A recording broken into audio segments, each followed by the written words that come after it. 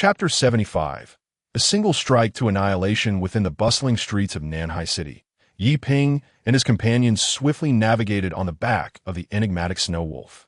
Under normal circumstances, the speed of the snow wolf would allow for even swifter movement. However, for reasons unknown, the majority of the road surfaces had transformed into loose sand. This sandy terrain seemed to possess a malevolent force, attempting to pull all living beings into its depths. Each time the snow wolf landed upon it, its four paws sank slightly into the ground. A sense of foreboding washed over Yi Ping as he bit his lip, a grave seriousness reflected in his eyes.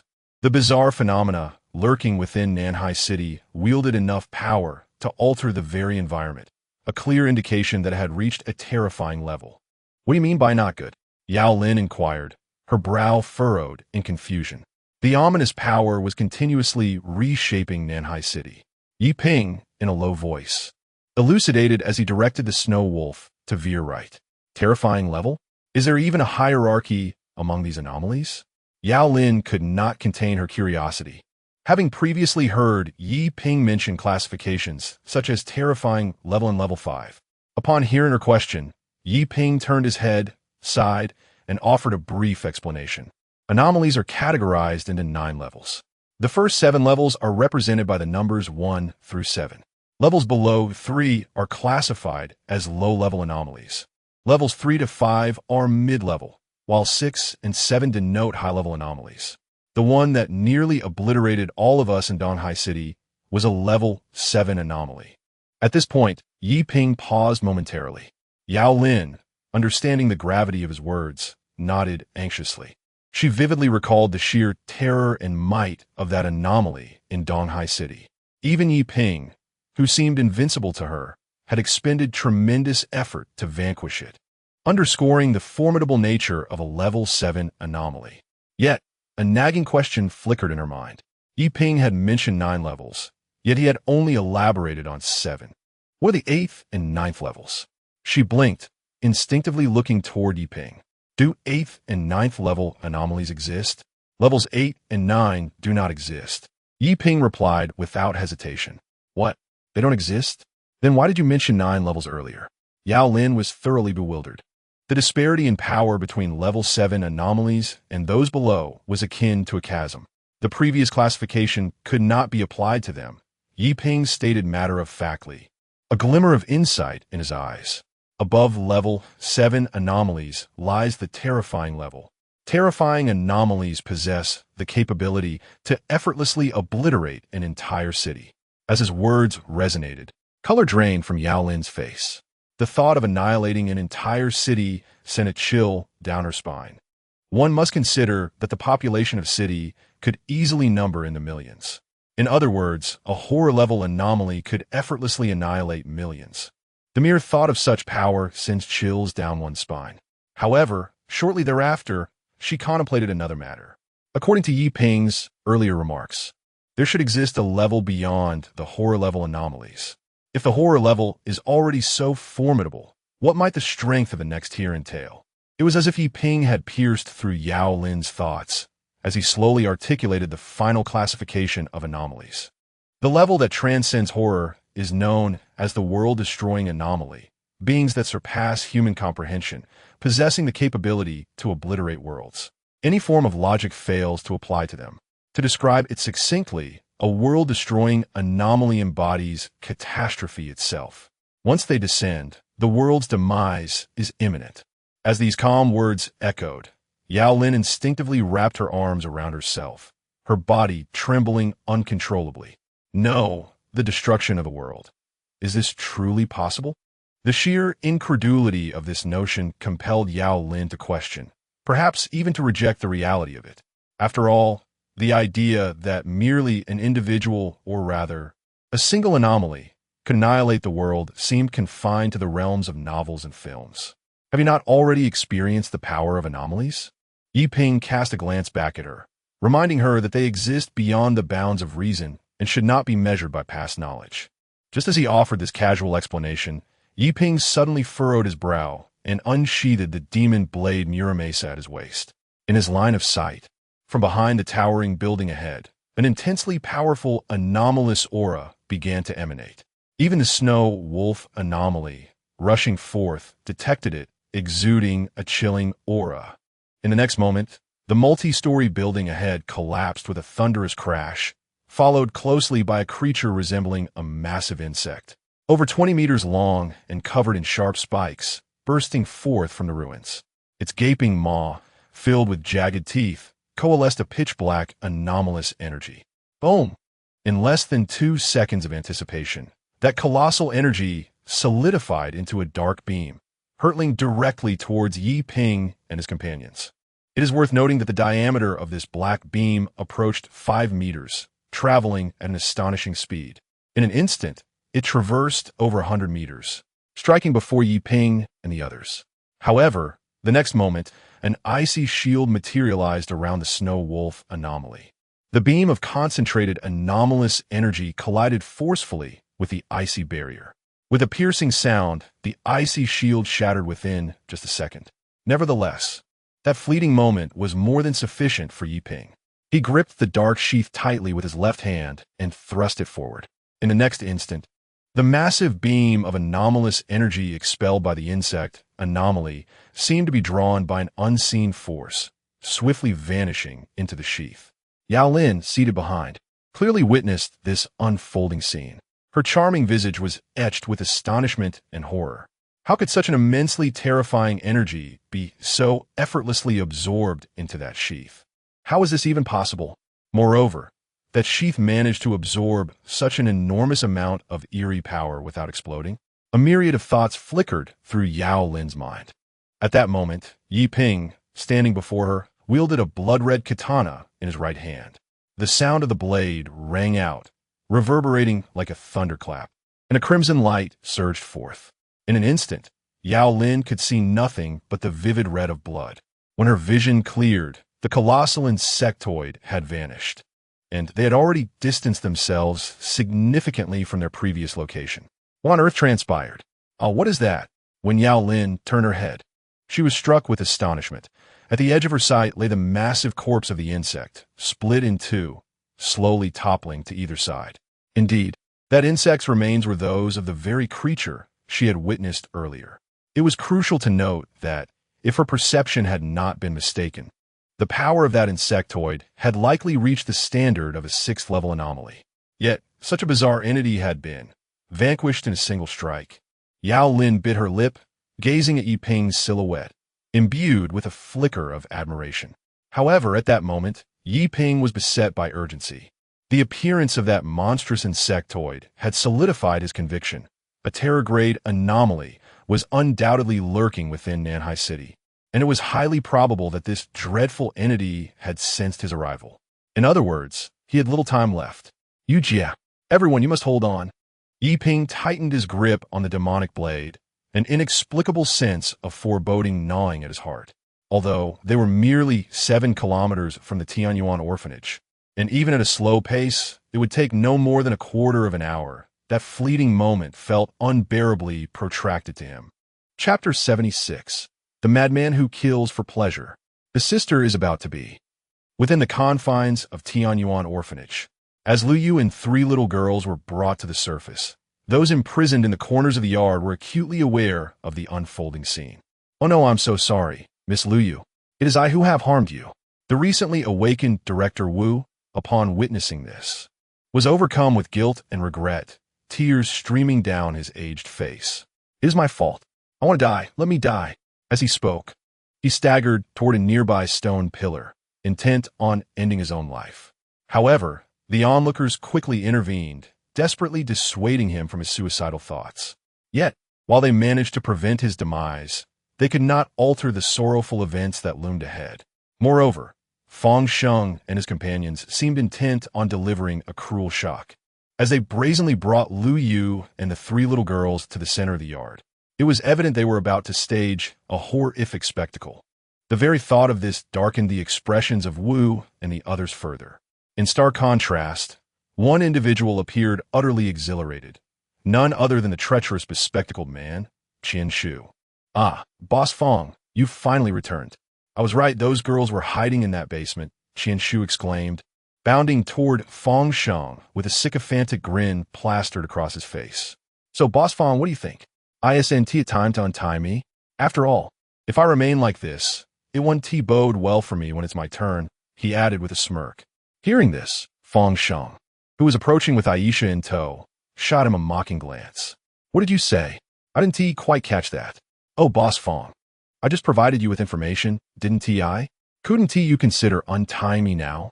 Qian Shu continued, his tone dripping with insincerity. "By the way, if possible, might I also sample the delights of those girls? After all, I contributed in some way, haven't I?" He leaned closer, his eyes behind the glasses fixated greedily on Aisha, his intentions glaringly apparent. "Of course, the larger girl could be shared with the others, but I find this little one quite appealing," he added, licking his lips, clearly lost in a fantasy of subjugating Aisha. However, at that very moment, Fong Sheng callously tossed Aisha aside and swiftly advanced, delivering a brutal kick to Qian Shu's face. "You think you are worthy to negotiate with me? To covet a woman I desire?" With a grim expression and a glint of menace in his eyes, Fong Sheng drew a knife from his waist and plunged it viciously toward Qian Shu's groin. The air was soon filled with his heart-wrenching screams, echoing through the yard for what felt like an eternity. At this moment, everyone present in the courtyard was rendered speechless by the brutal scene unfolding before them. Even Director Wu and others, who had recently been accusing Qian Shu of betrayal, were now pale and grim, turning away in horror, unable to bear the sight. Before Qian Shu could suppress the excruciating pain, Fong Sheng pressed the bloodied knife against his throat. Feeling the chilling cold against his skin, Qian Shu's cries were abruptly stifled, and he trembled as he pleaded, "Ah, Fong, Brother Fong, please forgive me, I beg you. I will do anything you ask. I." Tears streamed down his face, driven by overwhelming fear. Fong Sheng, standing there, smiled at that moment. Such an expression was fitting. Perhaps in his next life, he would gain a bit more insight. With those words, Fong Sheng slid the knife, sending Qian Shu to his demise. Blood gushed forth like a fountain, drenching Fong Sheng in its crimson tide. Covered in blood, he felt no revulsion. Instead, he seemed entranced as he licked the blade, exclaiming, "Ah, fresh blood truly has the finest flavor." His manic words instilled a deep-seated terror in all who were present. Though they knew Fong Sheng to be a remorseless villain, they had grossly underestimated the depth of his malevolence. He was a murderer who reveled in killing, an utter madman. Not only Director Wu and the others, but even Fong Sheng's subordinates revealed traces of fear upon witnessing his actions. In the unnerving silence that followed, Fong Sheng licked his lips, disregarding the blood on his body, and approached Aisha, who stood a short distance away. "Ah, what delicate skin! How beautiful it would be if it were stained with blood," he mused, pressing the knife against Aisha's cheek. Faced with such madness, even Aisha, whose psychological maturity matched that of an adult, could not suppress her fear and panic.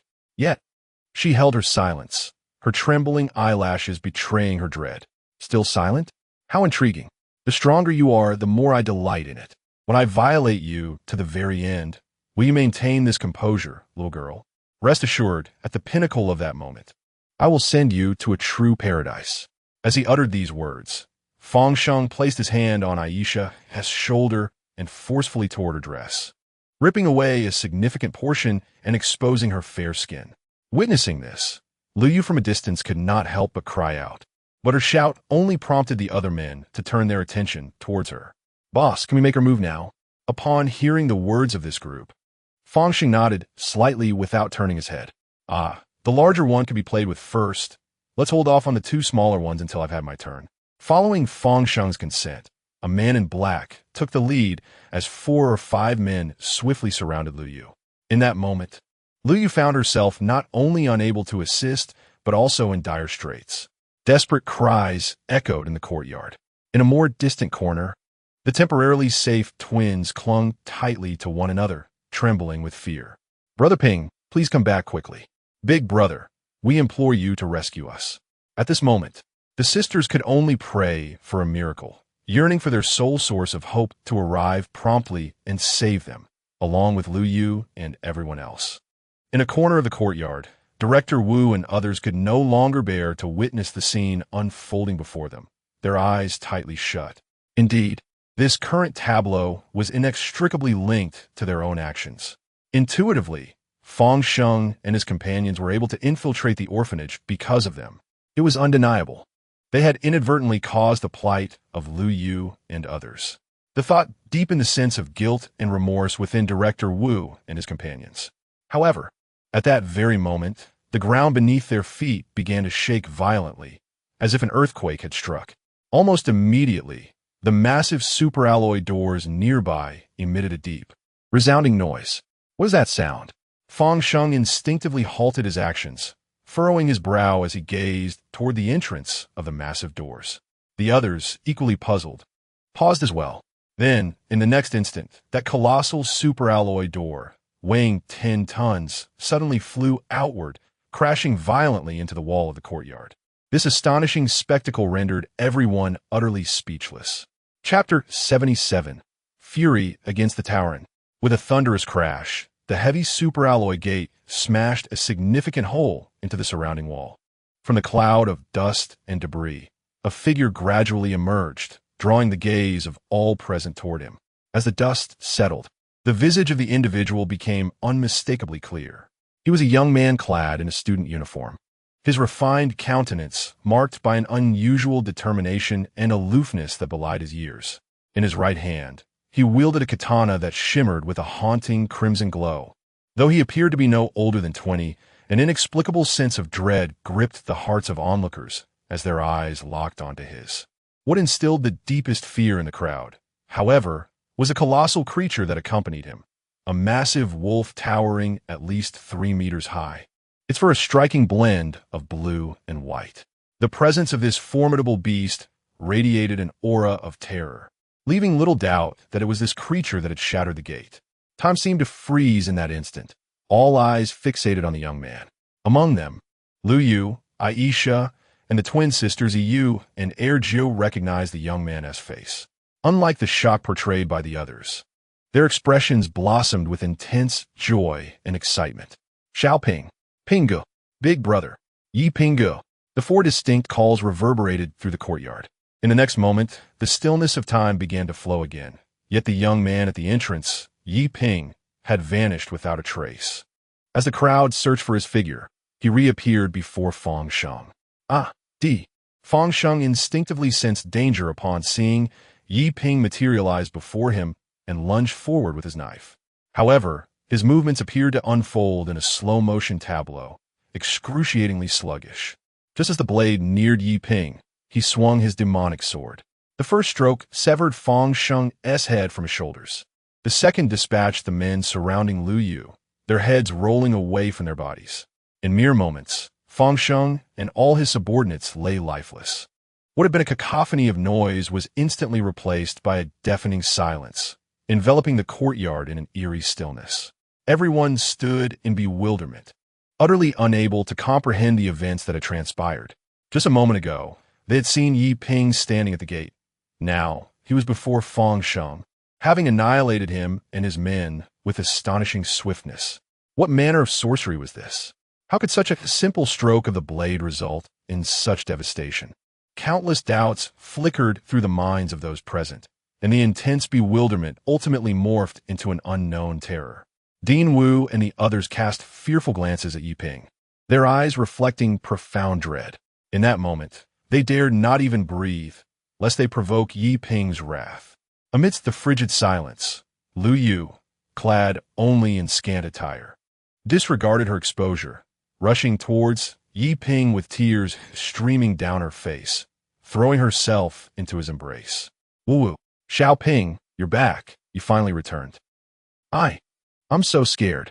Lu Yu clung to Yi Ping tightly, weeping openly. Her sorrowful cries tugged at the hearts of all present.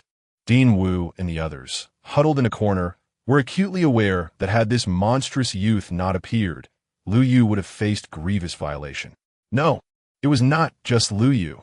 The 3 little girls would have suffered the same fate. It's all right, Yujie, it's all right. I'm sorry for being late. Yi Ping gently caressed Lu Yu's back, offering comfort before shedding his uniform to drape it over her. Now, rest for a moment. I shall check on the others. Ah. And Lu Yu nodded, suddenly aware of the boldness of her earlier actions. She hastily grasped the student uniform tighter and squatted down to prevent further exposure. At that moment, Yi Ping strode confidently towards Aisha. Are you all right? He inquired, bending down to scrutinize her for any injuries. If you had come a moment later, it would have been dire. However, Aisha bit her lip, an unusual blush blooming on her cheeks, before leaping into Yi Ping's embrace, holding him tightly. Can I stay like this for a while? Upon hearing her words, a flicker of surprise crossed Yi Ping's eyes. Yet, he did not refuse and gently stroked Aisha's small head. Of course, it's no trouble at all. We are family. Upon this reassurance, Aisha's tense form relaxed, her expression softening, her eyes shimmering with a peculiar sentiment. Before a minute had passed, she released her hold. Couldn't it be a little longer? Well, here. It's a privilege for a sister to act spoiled with her brother. Yi Ping cast her a surprised glance, chuckling as he replied, Let us skip that. You should go check on EU and Eerie. Aisha shook her head, covering her small chest, her lips pouting as she hurried towards the approaching EU and Eerie. Seeing this, Yi Ping smiled and said nothing further, swiftly moving toward the twin sisters. Pingage, big brother, they cried out, leaping into his embrace, their tears soaking his shirt. Woo-woo, Pingage, I'm so scared. Those bad people were truly frightening. But I must protect Eerie, so I can't show my fear. Yet, I'm still very frightened. Apologies, dear sister. It is my inadequacy that has caused this. Brother, it is not your fault. It is I who am lacking, for at that moment, I was utterly immobilized. Sobi. The two sisters collapsed into Yi Ping's embrace, weeping uncontrollably. Yi Ping remained silent, gently stroking their little heads, his eyes shimmering with tenderness. In this lifetime, he had succeeded in safeguarding his beloved sister and everyone from the orphanage. Although the danger had not been entirely vanquished, in this fleeting moment, Yi Ping felt his tightly wounded heart begin to relax. Wait, the others from the orphanage? Had he overlooked something? Yi Ping paused, surveying the surroundings and counting meticulously. Lu Yu, Aisha, EU, and Eerie. Yes, they were all present. But wait, there was one missing. Who was it? Roger. It suddenly dawned on Yi Ping. Indeed, Roger was absent. Sister Yu, where's Roger? Where is that little rascal? Yi Ping hastily turned to Lu Yu, who stood not far away. Upon hearing this, a trace of helplessness and sorrow flickered across Lu Yu's face as she gestured towards the distant basement. Roger, he has been confined there. Confined? Yi Ping was momentarily taken aback, puzzled. To him, Roger was merely a small boy of 7 or 8 years. Why would he be specifically locked away in a basement? Just then, Aisha stumbled over. Brother Yi Ping, actually, Roger has become somewhat unhinged. He has been acting like a wild beast. It took several adults to subdue him earlier. Those individuals appear to intend to exploit Roger's abilities, which is why they have imprisoned him. If you decide to go down, please exercise caution. After hearing Aisha's explanation, Yi Ping instinctively sensed a troubling possibility. Nodding, he gently pushed aside the sisters and made his way toward the basement. Chapter 78. The brother must educate his younger siblings as they approached the vicinity of the basement. A series of feral roars echoed from below, accompanied by the resounding thuds of the iron door being violently struck. The terrifying sounds cast a shadow of worry and fear across the faces of Lu Yu and her companions, who had followed Yi Ping closely. Is that truly Roger down there? Lu Yu bit her lip, concern flickering in her eyes as she instinctively grasped Yi Ping's arm. Xiao Ping. Perhaps we should wait a little longer before going down? Yu and Eerie, standing nearby, also expressed their apprehension. Yes, Brother Ping. It's possible that Roger has gone wild and may not recognize you now. The sisters, clearly frightened, remembered vividly the unsettling events that had transpired in the basement. The Roger they encountered was markedly different from the one they were accustomed to. He resembled a beast. Their fears centered on whether this altered Roger would pose a threat to Yi Ping. In stark contrast to the anxiety exhibited by the 3 girls, the youngest, Aisha, remained remarkably composed. It's all right, sisters. Although Roger seems a bit unhinged at the moment, he is no match for Brother Yi Ping. Aisha understood well that Yi Ping had grown immensely strong, though she could not ascertain the full extent of his power. Nonetheless, she was certain that the frenzied Roger could not contend with him. After all, she hadn't even witnessed the events clearly. In a mere second, the heads of those villains had been severed. Such occurrences, akin to scenes from a film, had indeed transpired. However, in this world, nothing seemed too strange anymore. After all, she too had begun to feel somewhat unusual. Upon hearing Aisha's words, Lu Yu and the others recalled the recent events, their expressions momentarily stiffening, and their faces losing color. As the initial excitement of their reunion faded, the girls regained their composure and reflected on what had just transpired. Even now, they could not fathom how Yi Ping had dealt with those adversaries in that fleeting moment. Curiosity piqued. Yu and Ergio turned their gazes toward the corpses of Fang Sheng and his ilk. However, their actions did not escape Lu Yu's notice. "Don't look. You're not ready for such things yet," Lu Yu exclaimed, covering the sisters' eyes with her hands. Though the sisters protested, they were powerless to resist. This scene, observed by Yi Ping, elicited a bemused smile. His elder sister had yet to shed her habit of doting on her younger siblings. However, such a tendency was ill-suited for the harsh realities of this post-apocalyptic world, and it would undoubtedly need to be addressed. As these thoughts crossed his mind, Yi Ping placed his hand firmly on the iron door of the basement and pulled with all his strength. Creak! The iron door swung open effortlessly. However, at the very moment the iron gate was pulled open, a pitch-black shadow sprang forth from the depths of the basement. It moved with astonishing speed, arriving before Yi Ping in the blink of an eye. Fortunately, Yi Ping had already been prepared for the shadow's assault, and the enigmatic power of time began to permeate the air. Under the acceleration of tenfold time, the shadow's velocity appeared to him as though it were captured in slow motion. Yi Ping raised his right hand and, with a gentle flick, sent the shadow hurtling towards the corner wall of the courtyard at an even greater speed than before. Bang! Time resumed its normal flow. The resounding crash echoed in the ears of all present, leaving them bewildered about what had just transpired. Soon, however, a roar akin to that of a wild beast emanated from the collapsed area in the courtyard. Following that, a small figure emerged from beneath the rubble. Upon recognizing the individual's appearance, everyone stood in astonishment. Roger? Lu Yu, covering her sister's eyes, was filled with shock and panic upon seeing Roger's current state. In contrast, Aisha, standing not far away, seemed to have anticipated this, revealing little surprise or alarm, only a faint trace of sorrow.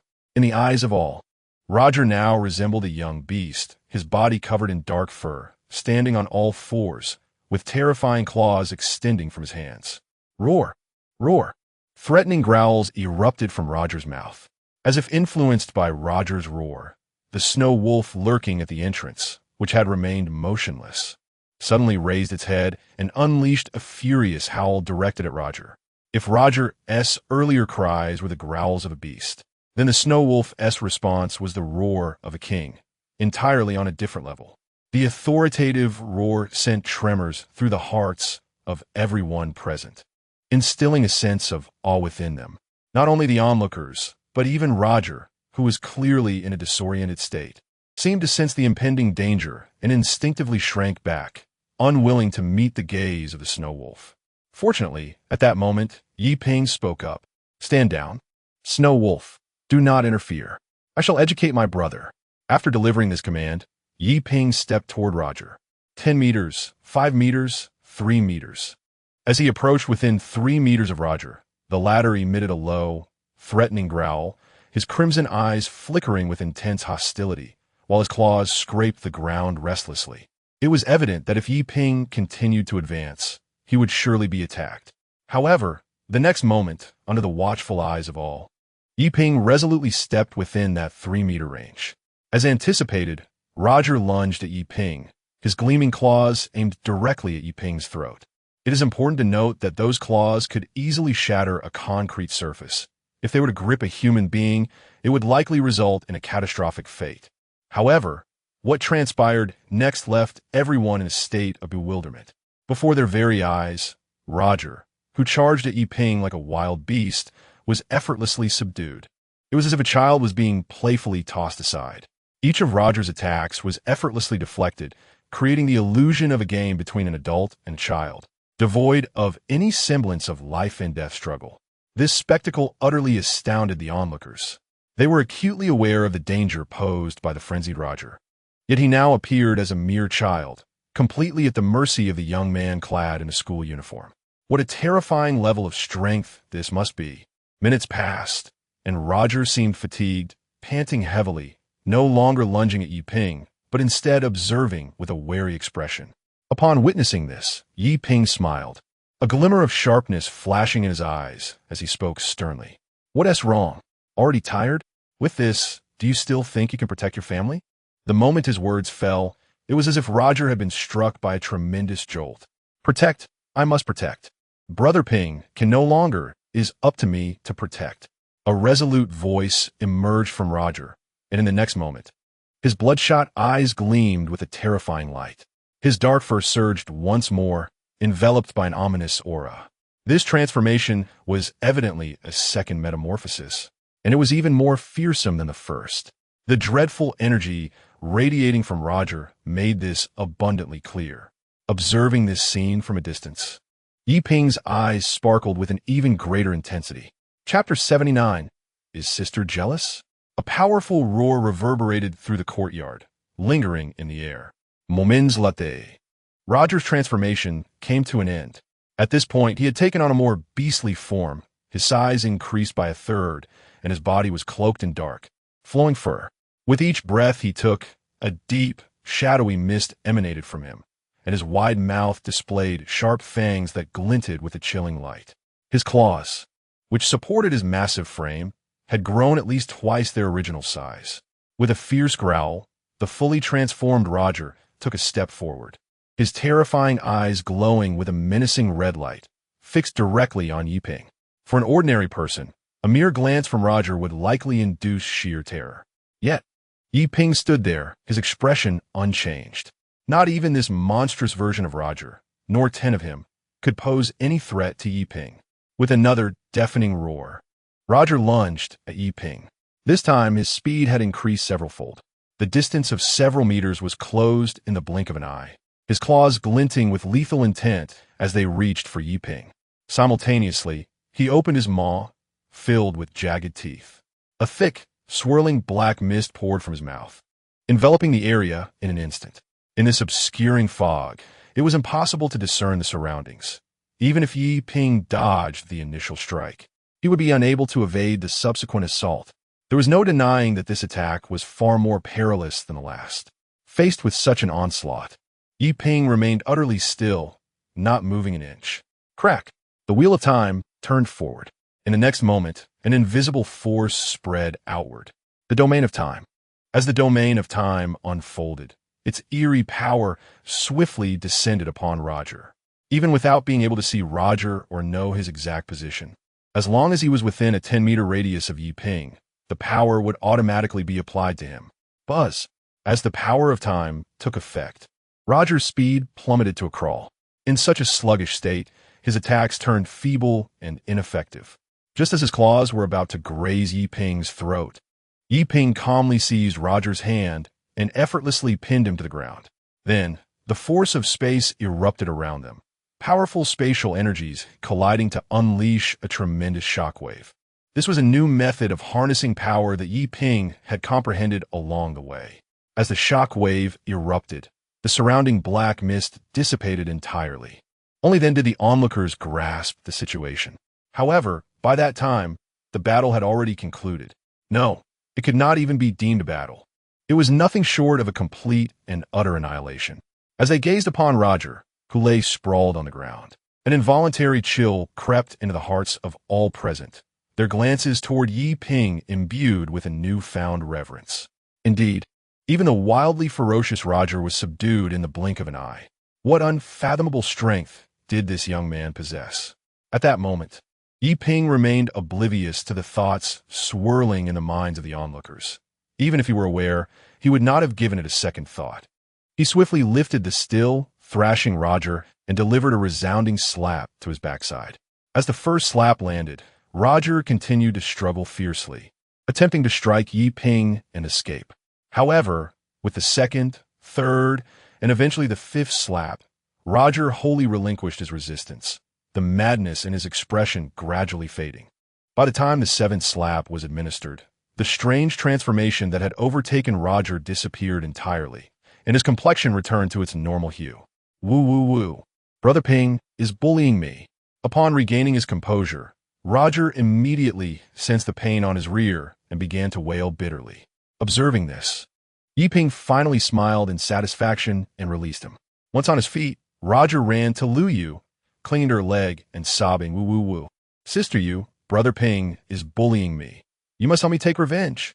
The little one's lament startled Lu Yu momentarily, but soon a warm smile graced her face. She understood that her youngest brother had reverted to his normal self. Oh, no problem. Cling to your sister. I shall give that despicable little Ping a good kick once I turn around. As she spoke, she affectionately ruffled Roger's hair. Yes, yes. Brother Ping must taste the bitterness of a spanking, and it must be one more than mine. All right, all right. Yi Ping, observing this tender scene from a distance, couldn't help but chuckle, scratching his head. Meanwhile, in a corner of the courtyard, Dean Wu and the others felt their hearts warm at such a heartening sight. Even in this chaotic world, there existed bonds that inspired envy. Just as the situation had somewhat settled, footsteps echoed near the entrance. Instinctively, everyone turned their attention toward the entrance, their vigilance heightened. Soon, the footsteps ceased as a young girl, appearing to be around 20, entered the courtyard. A gentle smile gracing her face, rendering her exceedingly adorable. However, the three flaming skulls floating ominously behind her sent shivers down the spines of Dean Wu and his companions. This bizarre sight nearly caused them to faint on the spot. Lu Yu and the others also caught sight of the girl. Oh, what a beautiful little sister. Lu Yu gasped, her eyes widening in surprise, seemingly less concerned about the three floating skulls. At that moment, the young woman briskly entered the courtyard, greeting Yi Ping with an air of familiarity. Yi Ping, has it been resolved? It seems that the Eerie group outside has quieted down for the time being, showing no signs of launching an attack. All right, I understand. Yi Ping nodded, a contemplative expression crossing his face.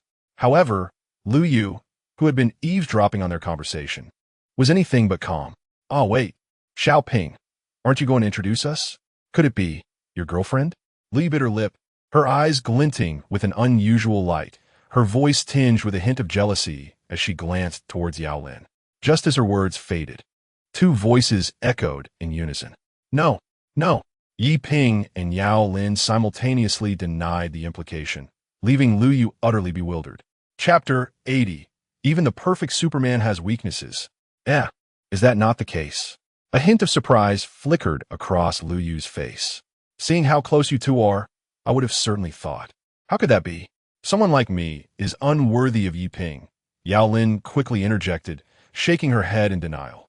She was acutely aware that with her abilities, she probably lacked even the qualifications to carry Yi Ping's shoes, let alone stand beside him. However, such words, when they reached Lu Yu's ears, carried an undertone of humility and bashfulness. In the past, Yi Ping might have offered an explanation, but now, the entire city was cloaked in danger. Each extra moment spent in this perilous city augmented the threat. If they were to encounter a terrifying anomaly now, even if he could escape, Lu Yu and the others might not even have the chance to flee. At that point, all their efforts would be rendered futile. All right, Yu Jia, this is not the time for idle chatter. Please tidy up a bit and change your clothes. We must leave this city immediately. Leave right now? But, Lu Yu was taken aback, her mouth moving as if to say more, when suddenly her body wavered and she began to topple towards the ground. In a swift motion, Yi Ping caught her, preventing her from crashing to the floor. Yu Jia, what's wrong? He asked, his expression fraught with concern. No, it's nothing, Xiao Ping. I'm just a little tired, just a short rest, and I should. Just as Lu Yu attempted to feign strength, her complexion turned crimson, and she fainted. Yi Ping looked down at the unconscious Lu Yu in his arms, feeling utterly helpless, unsure of what to do. What should I do? Is it the power of the anomaly? The power of time cannot resolve this. Why is her body so hot? What is happening? Has she awakened the anomaly? Or, Damn it. Why is this happening? It's all my fault.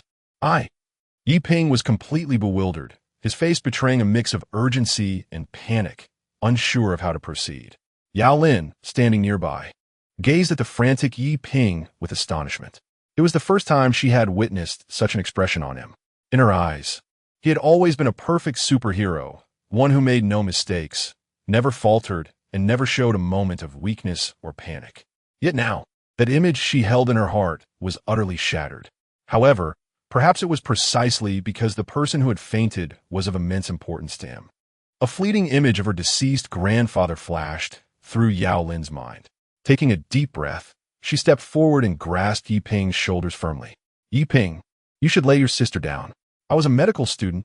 Let me take a look. Upon hearing this, Yi Ping regained a fragment of composure.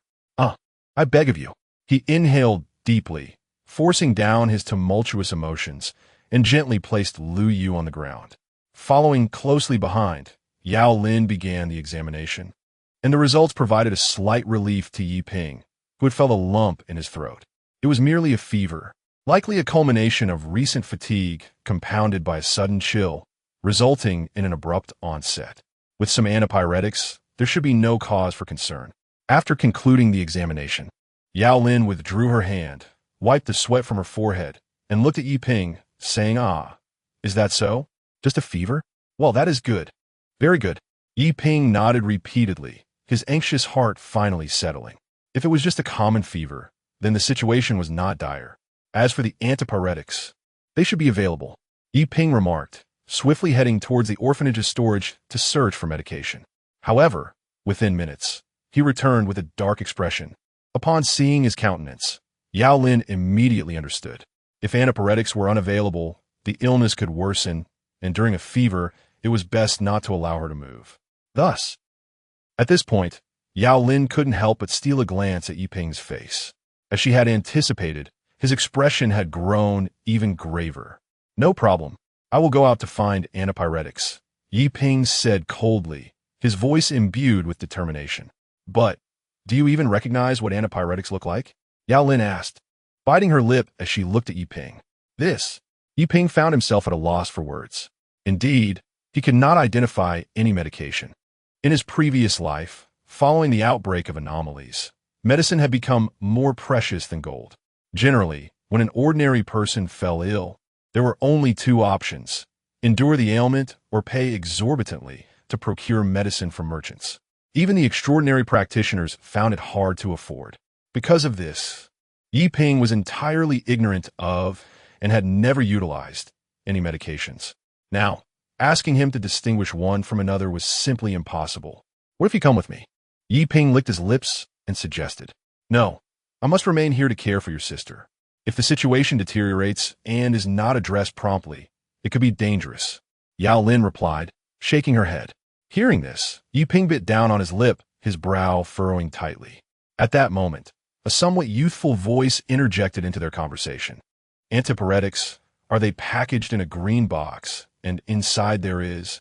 That's right, exactly that weight you are, Yao Lin instinctively affirmed. But before she could finish her sentence, she realized that the one describing the antipyretics was not Yi Ping, but rather a little girl. A child? Yao Lin blinked in surprise and exclaimed, Is that a problem? Aisha shrugged, looking at Yao Lin. Oh no, it's not that. Yao Lin stumbled over her words. Fortunately, at that moment, Yi Ping stepped in to ease her slight embarrassment. All right, Yao Lin. Well, my sister just described must be the antipyretics, right? Yes, that's correct. She is not mistaken at all. Wait, is this your sister? She doesn't resemble you at all. Yao Lin nodded, glancing at Yi Ping and then at Aisha, unable to fathom that such an adorable golden-haired girl could possibly be Yi Ping's sister. After all, there appeared to be no semblance of a blood relationship between them. Yi Ping chose not to address this matter. Instead, he picked up the recently dressed Aisha and made his way outside. As he departed from the orphanage, he cast a fleeting glance at the Snow Wolf. Snow Wolf, remain here and safeguard my sister and the others. Indeed, considering the current perilous state of the city, Yi Ping opted not to take the Snow Wolf with him. Given the Snow Wolf's formidable strength, it could easily handle any entity below level 7. After imparting his instructions, Yiping hurried towards a nearby hospital. Chapter 81. Do you believe in transmigration? Secrets revealed? However, by the time Yiping arrived at the nearest hospital with Aisha, what lay before them was a desolate ruin. Amidst the wreckage wandered a multitude of bizarre entities, ranging from ghostly bees to insect-like horrors, and even to the enigmatic magical flowers. Naturally, as soon as these uncanny beings lunged at the two, Yiping effortlessly dispatched them in an instant. For Yiping, these lower-tier anomalies were merely moving targets, incapable of posing any real threat. However, if they were to engage in a war of attrition, the sheer numbers could present a modicum of trouble. It was unfortunate that this hospital had been devastated by these anomalies. His phone was out of battery? How unfortunate to be perpetually beset by misfortune. Gazing at his unscathed phone, Yiping was tempted to smash it to pieces. Brother Yiping, are the anomalies you mentioned referring to those creatures earlier? Aisha's inquiry momentarily restored a semblance of calm in Yiping. Indeed, those are the anomalies. Although their appearances may differ, their essence remains the same. The peculiar power I wield also derives from these entities, Yiping explained casually. But then an idea seemed to strike him, and he looked at Aisha with a hint of anticipation. Aisha, do you know if there are any other places nearby, besides this hospital, where we might find fever-reducing medicine? Even if it's not a hospital, it would suffice. Upon hearing this, Aisha tilted her head thoughtfully. Well, if it's not a hospital, perhaps a pharmacy might have some. The nearest pharmacy is in that direction. She pointed toward the west. Without hesitation, Yiping swiftly tucked Aisha under his arm and made his way toward that direction. Along the journey, Aisha incessantly inquired about the anomalies. Although Yiping found it perplexing why she was so eager to learn about them, he acknowledged that a deeper understanding of these entities could indeed enhance their chances of survival. Thus, he answered her questions as they traveled. 15 minutes later, guided by Aisha, Yiping located the pharmacy. Fortunately, from the outside, it appeared to be intact. Although the interior lacked illumination, there remained a glimmer of hope. Yiping promptly set Aisha down. All right, go find a fever-reducing medicine. Brother Yiping, are you going to stay here? Aisha asked, tilting her head as she regarded him, noticing he had no intention of moving. Indeed, this area is exceedingly perilous. If anomalies were to approach, I must be here to confront them at once. Yiping replied matter-of-factly. However, Aisha's next statement almost shattered his authoritative demeanor. Then wouldn't it be better if I stayed by your side? Yiping's face flushed with embarrassment, as it seemed the incident with Lu Yu had caused him to lose his usual composure. Well, that is precisely what I intended to suggest, he stammered, attempting to regain his poise. Yes, indeed, that is it. Is that so? That's good to hear. I was worried that Brother Yiping's mind had turned to mush. Aisha gently covered her mouth and smiled. There's no need to be so concerned. Didn't Miss Yao say that as long as Sister Lu Yu takes the antipyretic, she will recover quickly? Upon hearing this, Yiping felt a slight jolt and bashfully touched his cheek. Indeed, I was a bit anxious. I apologize for letting you see such an ineffectual brother. No, you're not ineffectual at all. It's nothing of the sort. Without Brother Yiping, I fear that I would have. Let's hurry inside, Aisha said, halting her words as she headed towards the pharmacy. Yiping nodded slightly and quickly followed her. Upon entering the pharmacy, Aisha nimbly slipped behind the counter and soon emerged with a large bag of medicine in her arms. So much? Yiping questioned with curiosity as he gazed at the bulging bag, which was almost as large as Aisha's little head. In addition to the antipyretics, I also got some other medications that might come in handy. After all, we will need them more and more in the future. Aisha wiped her slightly dirty face and said earnestly. Hearing this, Yiping couldn't help but reach out to touch Aisha. I truly didn't expect you to be so thoughtful. He praised sincerely as he took the hefty bag of medicine from her. Not only was she able to swiftly adapt to the bizarre changes in this chaotic world, but she also faced the strange with remarkable composure.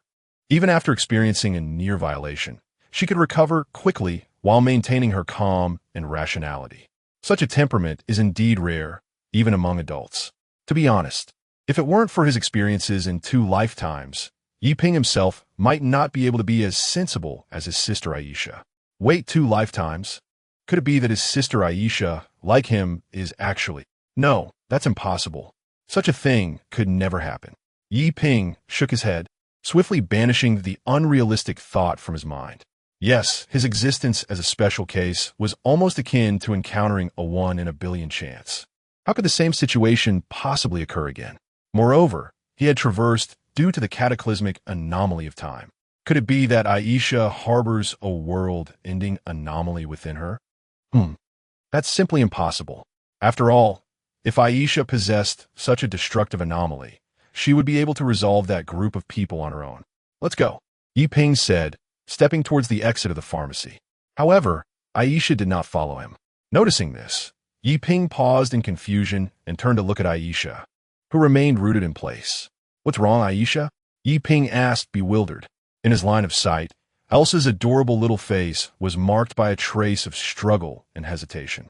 Finally, as if she had made a momentous decision, she took a deep breath, clenched her small fists, and stepped forward, her gaze fixed intently upon Yi Ping. Brother Yi Ping, do you believe in time travel? The moment her words fell, an eerie silence enveloped the pharmacy, the only sound discernible being Yi Ping's somewhat hurried and heavy breaths.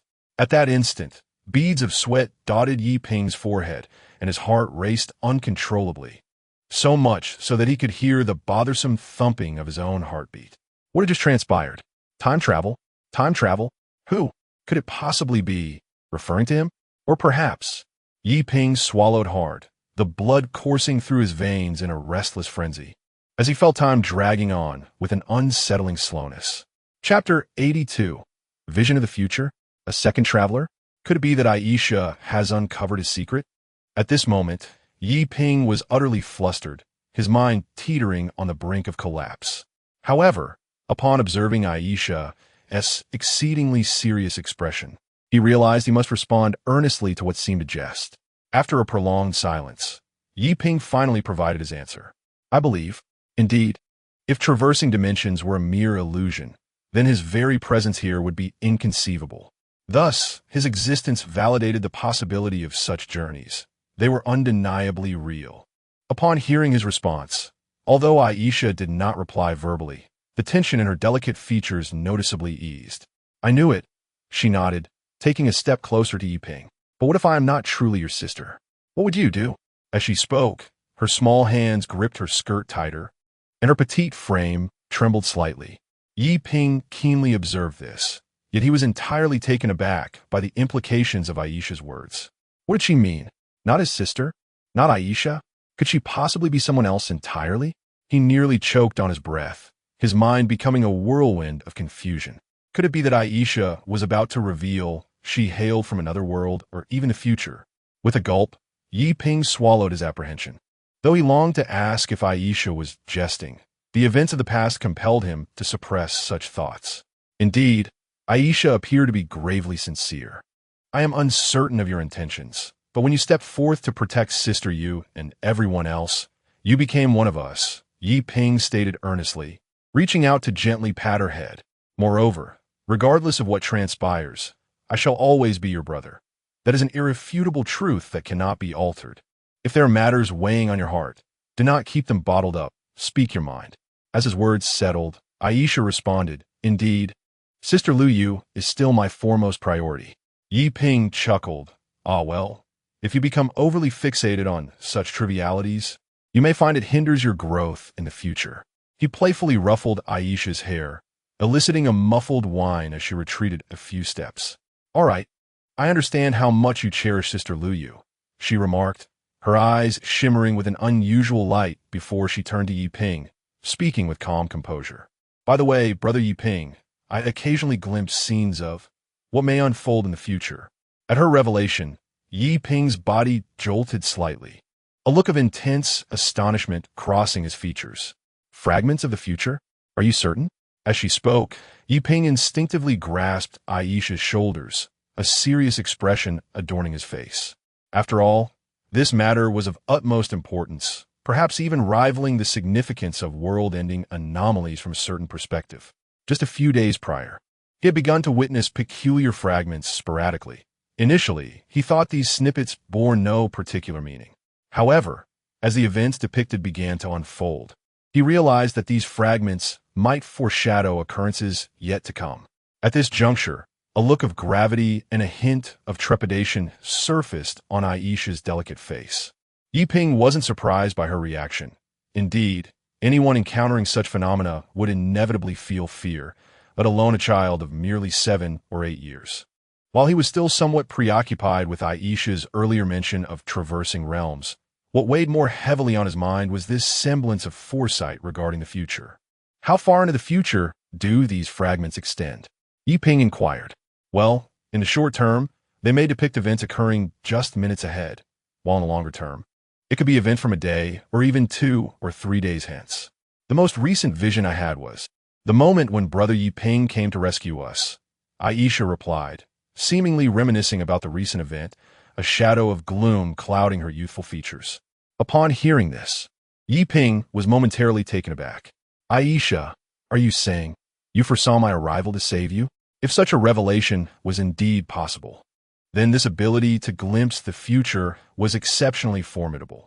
Strictly speaking, I could only ascertain that you would come, but the reason remains elusive. Whenever the content I perceive is intertwined with you, Brother Yiping, it morphs into a hazy image. Furthermore, the future I glimpse is subject to change, otherwise those individuals would not. Aisha's voice trailed off, her expression tinged with melancholy. Observing her demeanor, Yiping gently ruffled her hair in a comforting gesture. What responsibility do you bear for merely witnessing these events? Moreover, as you mentioned, the future is mutable, so the fragments you perceive need not come to pass. Thus, there is no need to fear what lies ahead. Indeed, Yiping was acutely aware of Aisha's apprehensions and fears. For one who can glimpse the future, it is all too easy to believe that their visions might be the catalyst for those very events occurring. Therefore, he understood the necessity of alleviating his youngest sister's worries.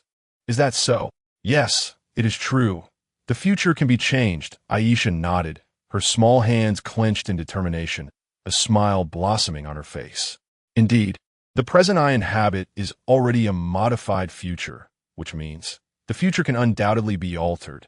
Furthermore, regardless of what transpires, I have the support of everyone at the orphanage, so there is no need for excessive concern. Yiping waved his hand and gently took Aisha's small hand. Well then, let us hasten back. We cannot keep Sister Yu waiting for too long. Indeed, Aisha nodded, a sly smile gracing her lips as she added, we cannot allow the woman whom Brother Yiping cherishes the most to wait unduly. Upon hearing this, Yiping's face flushed crimson, and just as he prepared to retort, he noticed Aisha, who had suddenly become still, standing there like a statue, frozen in place. This unexpected behavior sent a shiver of foreboding through Yiping's heart. In the next moment, he observed Aisha's body trembling uncontrollably, her delicate face twisted in distress, her eyes reflecting profound fear and anxiety. No, please, don't.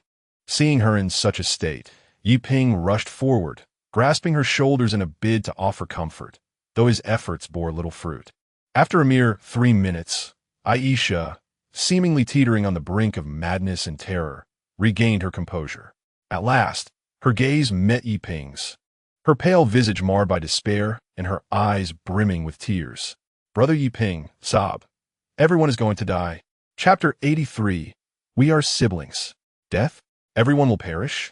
Upon hearing Aisha's words, Yiping was momentarily taken aback. What manner of event could lead to the demise of all? Even he was not exempt. Unable to contain himself, Yiping turned to the weeping Aisha, enveloping her in his embrace and gently stroking her small head. It's all right. I'm here. Speak slowly and do not cry. Ugh. Sniff. Yes, I'm sorry. Brother Yiping, I lost control a bit. Aisha wiped the tears from the corners of her eyes, sniffling as she gradually calmed the fear and panic within her. It's all right. Take your time. What exactly did you see? Why will everyone die? Yiping inquired solemnly, his expression laden with gravity. Well, Brother Yiping, what I just witnessed was... Aisha took a deep breath and began to recount the despairing future she had glimpsed mere moments ago. Despite Yiping's lingering suspicions, his countenance darkened further upon hearing of that bleak destiny, his demeanor more serious than ever. Should Aisha's vision of the future come to fruition, indeed, all the inhabitants of Nanhai City would face utter annihilation, with no escape in sight. After inhaling deeply, Yiping forced himself to regain composure. Yes, the future could be altered. This much was evident from Aisha's earlier remarks. Therefore, the future she had seen was not necessarily fated to occur. The task at hand was to avert such a fate. If avoidance proved impossible, then the utmost preparation must be undertaken. Regardless of the circumstances, Yiping was resolute in preventing that desolate future from manifesting. The journey home was shrouded in silence. Yiping contemplated the preparations and plans ahead, while Aisha remained lost in the haunting echoes of the despairing future she had witnessed, lacking even the energy to speak. In the northwestern direction of Nanhai City, what was once the city center had transformed into a bizarre realm. A multitude of anomalies congregated here. Even a miasma wafting through the air was enough to spell doom for an ordinary individual. Even those endowed with strange powers, the anomalous controllers, would find themselves affected by the eerie atmosphere, ultimately succumbing to madness. At the heart of this gathering of anomalies stood a towering spiral edifice, constructed of sand, soaring skyward. The air around the tower was thick with a peculiar energy, so potent that even the anomalies dared not approach too closely. At the base of the tower, countless grains of sand seeped forth, spreading in all directions. Wherever the sand traversed, the earth was consumed and assimilated, transforming into a barren wasteland. From a vantage point above, one could observe that a significant portion of Nanhai City had already devolved into a desolate desert, with numerous structures being gradually devoured. Around the towering edifice, colossal worms, stretching several dozen meters, occasionally emerged. Indeed, these were the very grotesque creatures that Yiping had encountered not long ago, albeit significantly larger in size. Each of these enormous aberrations emanated an eerie aura, approaching the pinnacle of level 6 anomalies. The number of such monstrous entities was well over 100. However, they seemed to have received some form of command, merely congregating around the sandy tower, endlessly circling as if guarding it. Within the orphanage, Yiping approached the door as Yao Lin emerged from the bedroom. "How is it, Yao Lin? Is the fever medicine effective?" he inquired earnestly. "It's working quite well. Miss Lu Yu is now asleep. It's best not to disturb her." Yao Lin gently closed the door and explained. "Is that so? As long as it's helpful." Yiping nodded, feeling a weight lift from his heart. "Let us not disturb Miss Lu Yu's rest any further. You've been busy for quite a while. You should take a break as well. If you become exhausted, it would truly complicate matters." Yao Lin grasped Yiping's hand, urging him, fully aware of the perilous situation in Nanhai City. If Yiping were to fall ill or become fatigued at this critical juncture, the consequences would be dire. "No, I can still." "Ah, very well, I shall rest, but first, I wish to take a glance at Sister Yu." Yiping recalled the vision of the future that Aisha had seen. If he were to succumb to fatigue and lose his combat capabilities, that despairing future might indeed materialize. "All right, I won't disturb you any longer." Yao Lin nodded and quickly departed. Once she was far enough away, Yiping opened the door and stepped inside, his gaze falling upon Lu Yu, who lay peacefully on the bed. At that moment, Lu Yu's exquisite face was adorned with a serene smile, as if she were lost in a beautiful dream, her lips curving in a radiant grin. That smile was as innocent and pure as that of child. Witnessing this, Yiping felt warmth in his heart, his eyes misting over. In his previous life, he had not even seen Lu Yu for the last time. In this life, he had finally managed to protect that smile with his own hands. "Xiaoping, stop it." "Ah, no, we are siblings, this isn't right."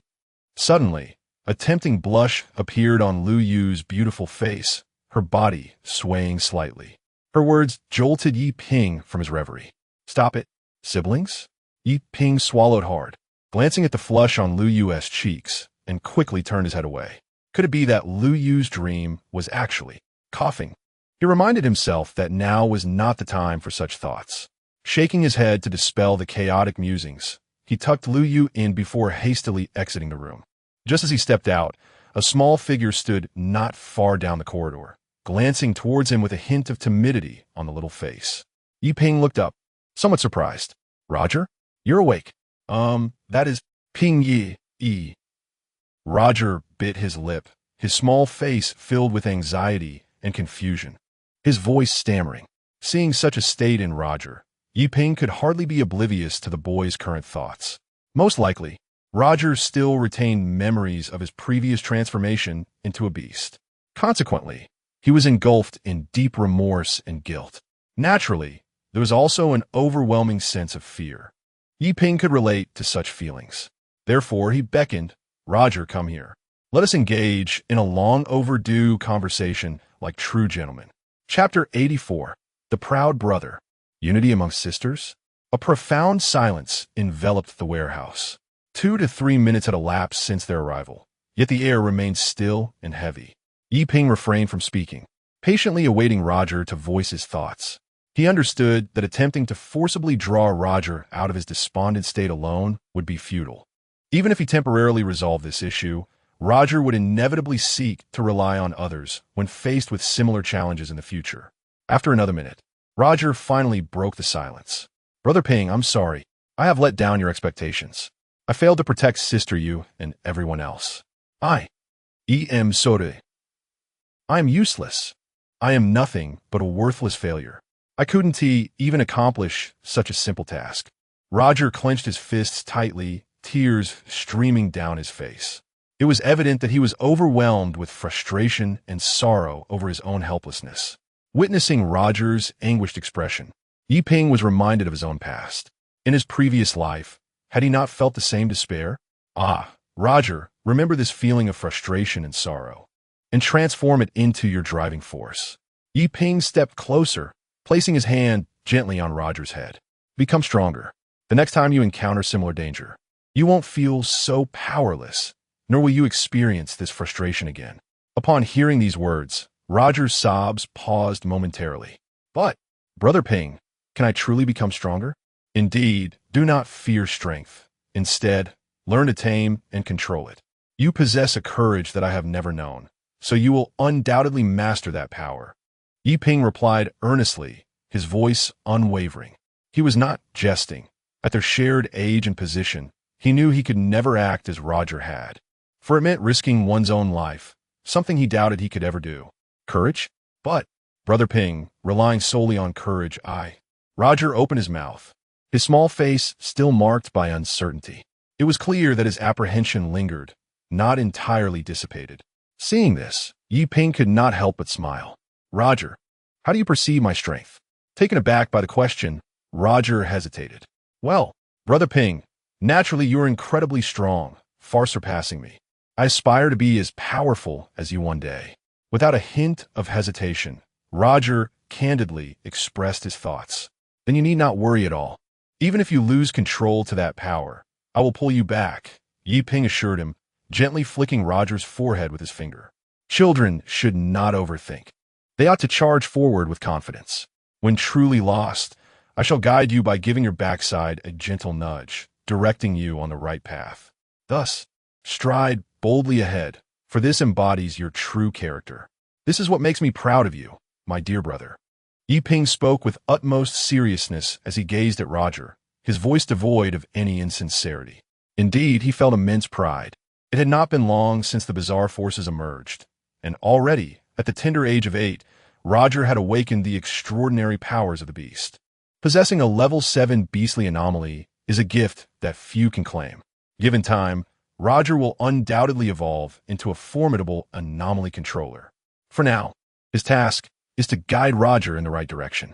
Upon hearing these words, the clouds of uncertainty dissipated from Roger's youthful face. I understand, Brother Ping, but rest assured, I have no desire to endure another spank, he replied, instinctively covering his backside, a hint of fear lingering on his cherubic visage. Observing this, Yi Ping chuckled softly and imparted further techniques on controlling the beastly powers before allowing him to depart. Shortly after Roger left, just as Yi Ping was about to take his leave, new guests arrived. You two have impeccable timing, he remarked with a smile, his gaze landing on EU and Eerie at the entrance. Brother Ping, is it inconvenient for you? Perhaps Eerie and I should return another time, EU suggested, a flicker of anxiety crossing her features at Yi Ping's words, instinctively preparing to leave. Since you're already here, there's no need to go. Watch as I devour you both, Yi Ping declared, swiftly positioning himself at the entrance, playfully adopting the guise of a villain. The twins could not help but burst into laughter at the sight. Puffed, Brother Ping, has anyone ever told you that you are utterly unconvincing as a villain? Right? Ergio? Yu giggled heartily, glancing back at Ergio. Oh, no sister, we mustn't laugh so hard. I'm sorry, big brother. I couldn't hold it back, Ergio said, initially trying to suppress her laughter, but ultimately succumbing. Witnessing the twins' mirth, a smile flickered in Yi Ping's eyes. As the atmosphere lightened, he turned to the twins and inquired, So, do you two have something you wish to discuss with me?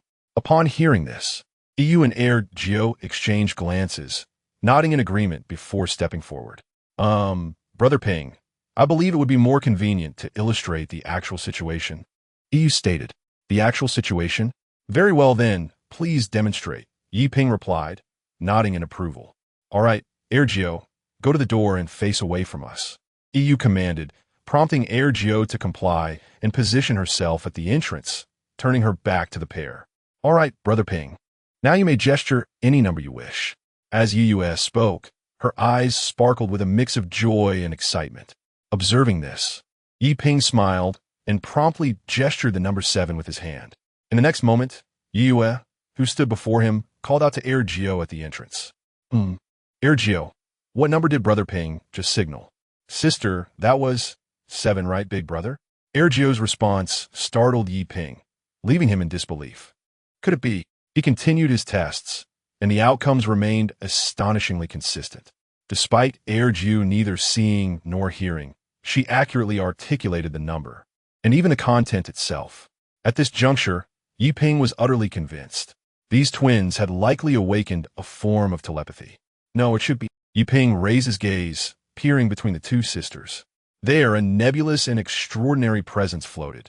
That was Chapter 85, Moral Coercion? Depart.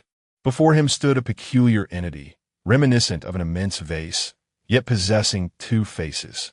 The left visage bore a smile, while the right wept, creating an exceedingly bizarre spectacle. Upon encountering this anomaly, Yi Ping's eyes flickered with astonishment, his heart swelling with profound shock. It was yet another oddity, and one of a particularly unique nature, the duality of a twin entity. Although its combat prowess scarcely matched that of advanced anomalies, its abilities were extraordinarily singular. In the mid to late stages of anomaly emergence, even wireless communication methods would become utterly ineffective. Moreover, within the anomaly's realm, all forms of communication would be obstructed, rendering them futile. Nonetheless, there existed a power impervious to such effects. The strength of this twin entity. A mother and child, even from distant continents, could share the intelligence they possessed. Furthermore, it is crucial to note that there exists only one such twin entity. In other words, once the first awakens, a second cannot emerge unless both the mother and child are annihilated. Due to this uniqueness, it is no exaggeration to assert that the capabilities of the twin entity could reach a strategic level. Beyond the peculiarities of this twin entity, what astonished Yi Ping even more was the question of why these twin sisters awakened as anomalies. More specifically, within the orphanage, aside from Lu Yu, everyone else had manifested anomalous powers. The probability of such a phenomenon is astonishingly close to 0. This is not something that mere coincidence can elucidate. In his previous life, individuals awakening to anomalous abilities were exceedingly rare, a mere 1 in 10,000. This rarity was even more pronounced in the early stages of anomaly emergence, where such occurrences were extraordinarily scarce. Yet now, in this small area, nearly everyone had awakened to anomalous power. This situation was undeniably abnormal. Could it be influenced by an apocalyptic-level anomaly? The powers of time and space anomalies that he possessed? Or perhaps the visage of Aisha fleetingly crossed Yi Ping's mind. Although he could not yet ascertain the nature of Aisha's anomaly, the ability to glimpse the future strongly suggested it was touching upon the realm of rules, indicating a high probability of being an apocalyptic-level anomaly. An apocalyptic anomaly could perceive fragments of the future and potentially influence those around it. Yi Ping was at a loss regarding the nature of this apocalyptic anomaly and was unable to make a judgment. In his previous life, he had only learned of 3 such anomalies. It was said that at that time, approximately 7 apocalyptic anomalies descended upon the world. Brother Ping, why have you fallen silent? Mou inquired with concern, her small hands clenched tightly. Could it be that this power is a taboo of sorts, requiring the sacrifice of our lifespans for its utilization? Sister, are we perhaps nearing death? Amidst her tears, the young girl lamented about the countless delicacies she had yet to taste. Beside her, Ergio could not contain her sobs, her petite face etched with fear. Upon hearing their words, Yi Ping promptly regained her composure and rushed to console them, elucidating the nature of their newfound abilities. Upon understanding, the sisters' faces blossomed with intense joy and excitement. This meant that their powers were devoid of any distance limitations. How extraordinarily convenient. The notion of telepathy appeared remarkably impressive, and Luo Jie would undoubtedly be envious. How wonderful! Exclaimed EU, her face alight with exhilaration, unable to suppress her grin. It's fantastic that it doesn't consume our lifespan. After all, there are still so many delectable treats I have yet to savor. Erju nodded in agreement, exhaling a long sigh of relief. Observing the expressions of the 2 girls, Yi Ping smiled gently, offering a few words of advice before allowing them to depart. Once the 2 had completely withdrawn, she retreated to the courtyard. Initially, concerned about potential unforeseen events, Yi Ping had refrained from unbinding the group of individuals in the corner of the courtyard. Who could predict whether they might revolt or harbor ulterior motives? Now, with some time finally available, she approached them. However, upon her arrival, Yao Lin was already awaiting her, having just released the group from their restraints. What shall we do with these individuals? Yao Lin inquired, glancing back at Yi Ping. I have temporarily loosened their bonds. What else can we do? Yi Ping shrugged, casting a nonchalant glance at Dean Wu and the others. Tell them to leave. As those calm words fell, the expressions of Dean Wu and his companions shifted dramatically. They were neither foolish nor deaf. They had previously heard from Yi Ping about the perilous situation engulfing the city. Under such circumstances, venturing outside would be tantamount to courting death. Please, Mr. Yi, take us in. We are willing to do anything. We implore you. Dean Wu was the first to kneel before Yi Ping, with the others hastily mimicking his actions, uttering similar pleas.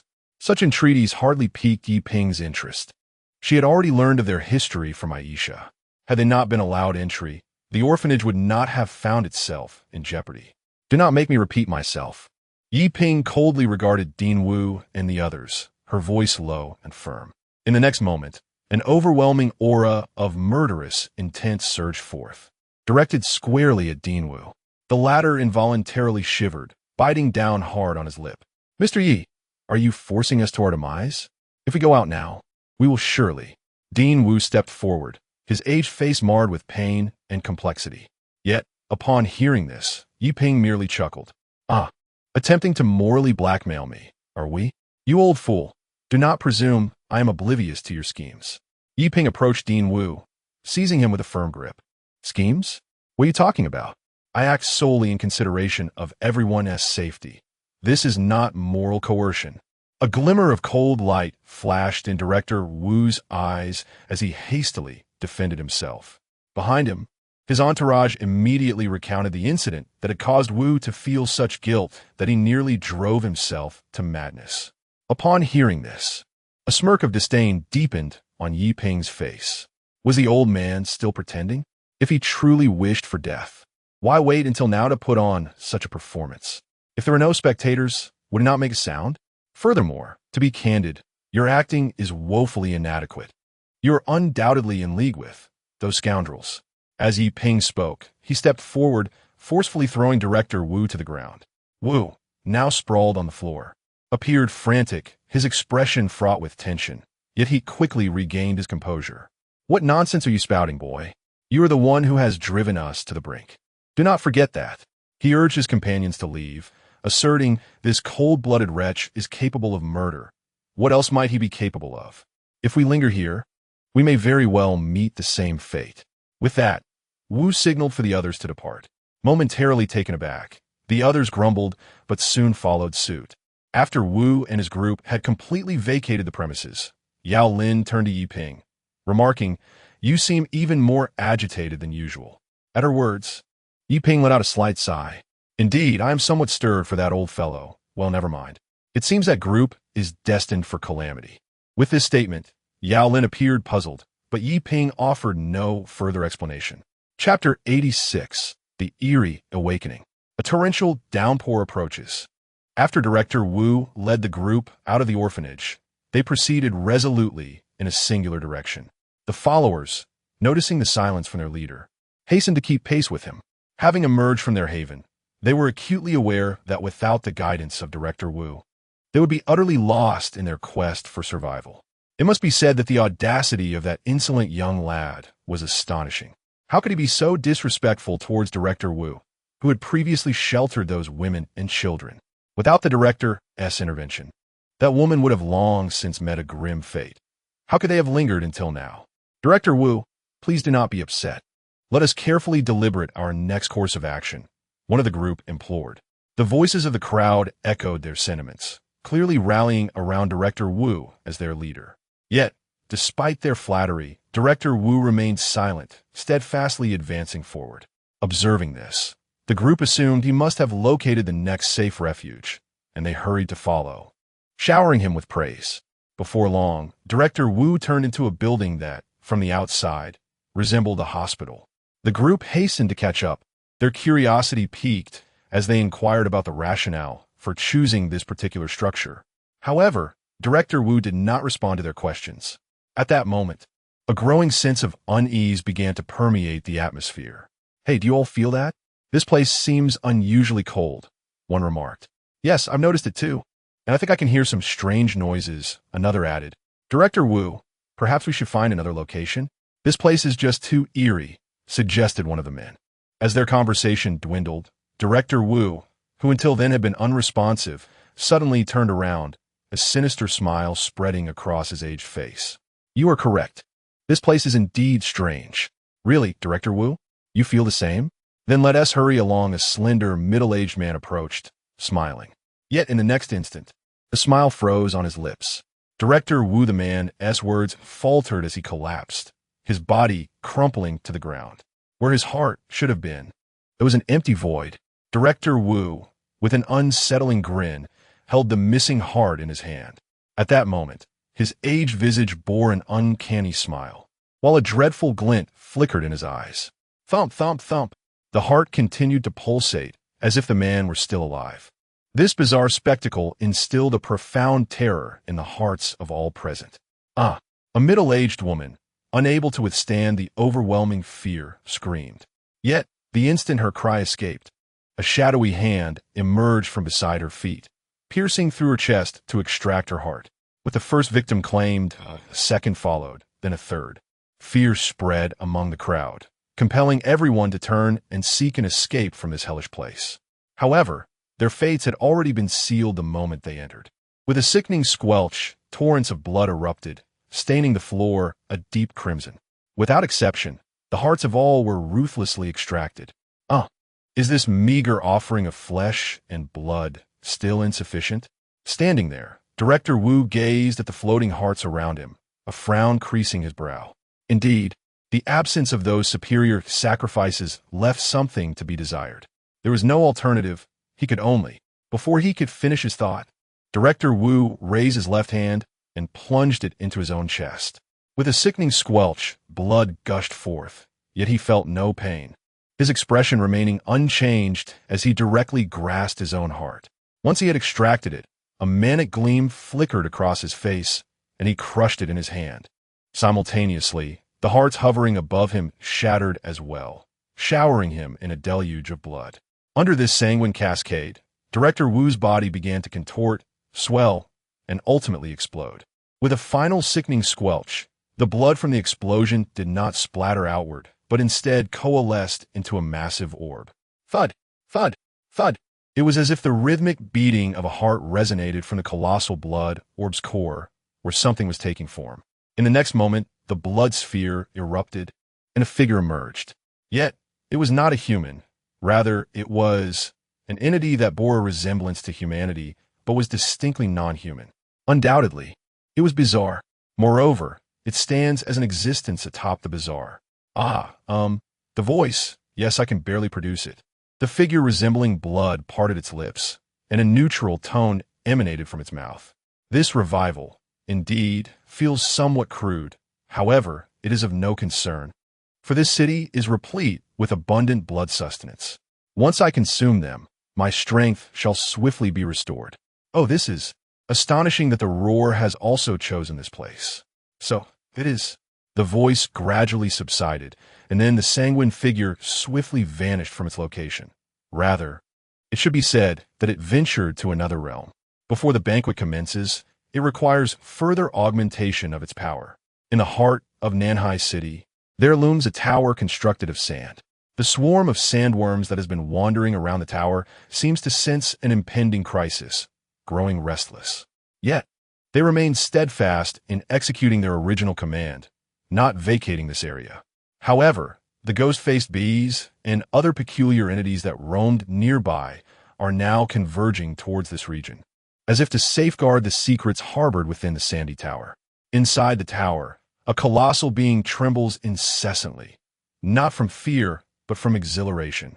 Indeed, that once formidable adversary has been resurrected. Now, it is merely a matter of awaiting the opportune moment to vanquish it completely. However, prior to that, it is imperative to transform this city into his dominion.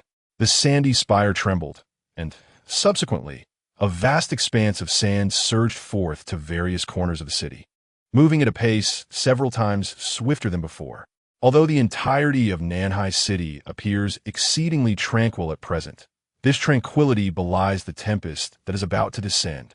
A torrential downpour is imminent. Chapter 87. The Special Envoy of Kyoto outside Nanhai City, within the military camp. What is the situation on your end? Back at the command center, the encroachment of sand has reached Area C of Nanhai City. At this rate, it is likely that within 3 days, the entire city will be transformed into a desert. Understood. Continue monitoring. After severing the wireless communication, Wang Long let out a long sigh. Although he was aware of the dire circumstances, it appeared that he had gravely underestimated the severity of the situation. Even a young man possessing extraordinary powers had made little improvement upon entering the city. Are we truly at a loss? Just as Wang Long's words faded, the tent flap was suddenly lifted and 2 figures swiftly entered. Instantly, Wang Long's expression darkened, a glint of chilling menace flashing in his eyes. This was a military base, and he was certain he had never encountered these 2 individuals before. Given the circumstances, they could only be intruders. This is a military base. Regardless of who you are, surrender now. With that, Wang Long sprang to his feet, drawing the dagger from his waist and entering a combat-ready stance. Upon witnessing this, the young man and woman who had entered the tent exchanged disdainful smiles. Are you really going to make a move against us? Do you dare? The woman on the right, dressed in an ostentatious dress, smirked dismissively at Wang Long. Are you the one in charge here? You look like someone destined for an early demise. The young man on the left, clad in a suit and wearing glasses, adjusted his glasses and scrutinized Wang Long before making such a remark. Wang Long's expression darkened further at these words. Not long ago, he had suffered a setback at the hands of a young man with special abilities, and he had been forced to swallow his pride. Now, 2 more youths had emerged to provoke him, and he could hardly contain his anger. The pent-up frustration from the previous encounter, combined with the dismal situation in Nanhai City, fueled his fury, compelling him to act against the 2 intruders. Rest assured, I will not kill you, but you will certainly endure some hardship. As his words fell, Wang Long surged forward, closing the 6-meter distance in just a second, demonstrating his remarkable explosive power. After all, his position as deputy commander had been earned through strength and achievements. He was confident that, given 3 more seconds, he could subdue the 2 audacious youths. However, this assumption rested on one crucial condition, that the 2 standing before him were ordinary individuals. Clang! The sound of metal clashing echoed within the tent. In the next moment, an astonishing event unfolded before Wang Long. The dagger he had hurled met with a metallic wall. What on earth is happening? How did this metallic barrier come into existence? Why did it appear so suddenly? Before he could fathom the situation, the wall abruptly vanished, only to be replaced by a golden fist, forged from metal, which struck him fiercely in the abdomen. Wang Long had intended to evade at the last moment, yet for reasons unknown, his body refused to obey, as if petrified, leaving him frozen in place. With a muffled grunt, Wang Long was sent hurtling backward, crashing into the tables behind him. Collapsing to the ground, he raised his head in disbelief, gazing at the young couple across from him. "Are you individuals with abilities?" As his words left his lips, the girl clad in a flamboyant dress chuckled. "Ah, only now do you realize? It seems rather late, doesn't it? Truly dull-witted." Her mocking laughter left Wang Long feeling humiliated. At that moment, the bespectacled young man in a suit added insult to injury. Well, one cannot blame him. After all, he is far too weak, which explains his lack of insight. Their banter ignited a fire within Wang Long. Yet the memory of the recent encounter made him aware that he was likely no match for either of them. Fortunately, just then, the tent flap was lifted, and a figure rushed in. It was Wang Long's aide, Lei Li. "Captain, I sincerely apologize for not informing you sooner. These two are envoys from the imperial capital." A fleeting smile flickered in Lei Li's eyes, revealing a hint of mischief.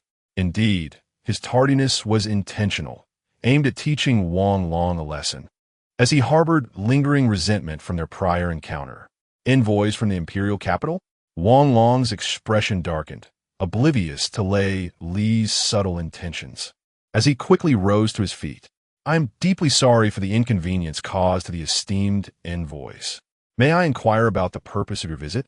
In response, the bespectacled young man stepped forward and matter-of-factly declared, "We will be addressing the anomalies in Nanhai City, and all of you are to cooperate with us." Wang Long's countenance shifted dramatically, his expression fluctuating. But that esteemed individual mentioned that the calamity in Nanhai City is exceedingly complex, and no current remedy exists. With all due respect, is it truly the case that you too will resolve the disaster, rather than work alongside us to ensure our defense? Wang Long, clearly no novice, astutely sensed the underlying insincerity in the young man's words. "If you doubt my words, feel free to return to Kyoto and seek clarification from that esteemed individual. However, I suspect you may find little time for such a journey now. You are presented with two options: cooperate with us or return to Kyoto at once." Standing beside, the woman in the flamboyant dress cast a cold glance at Wang Long and sternly admonished him.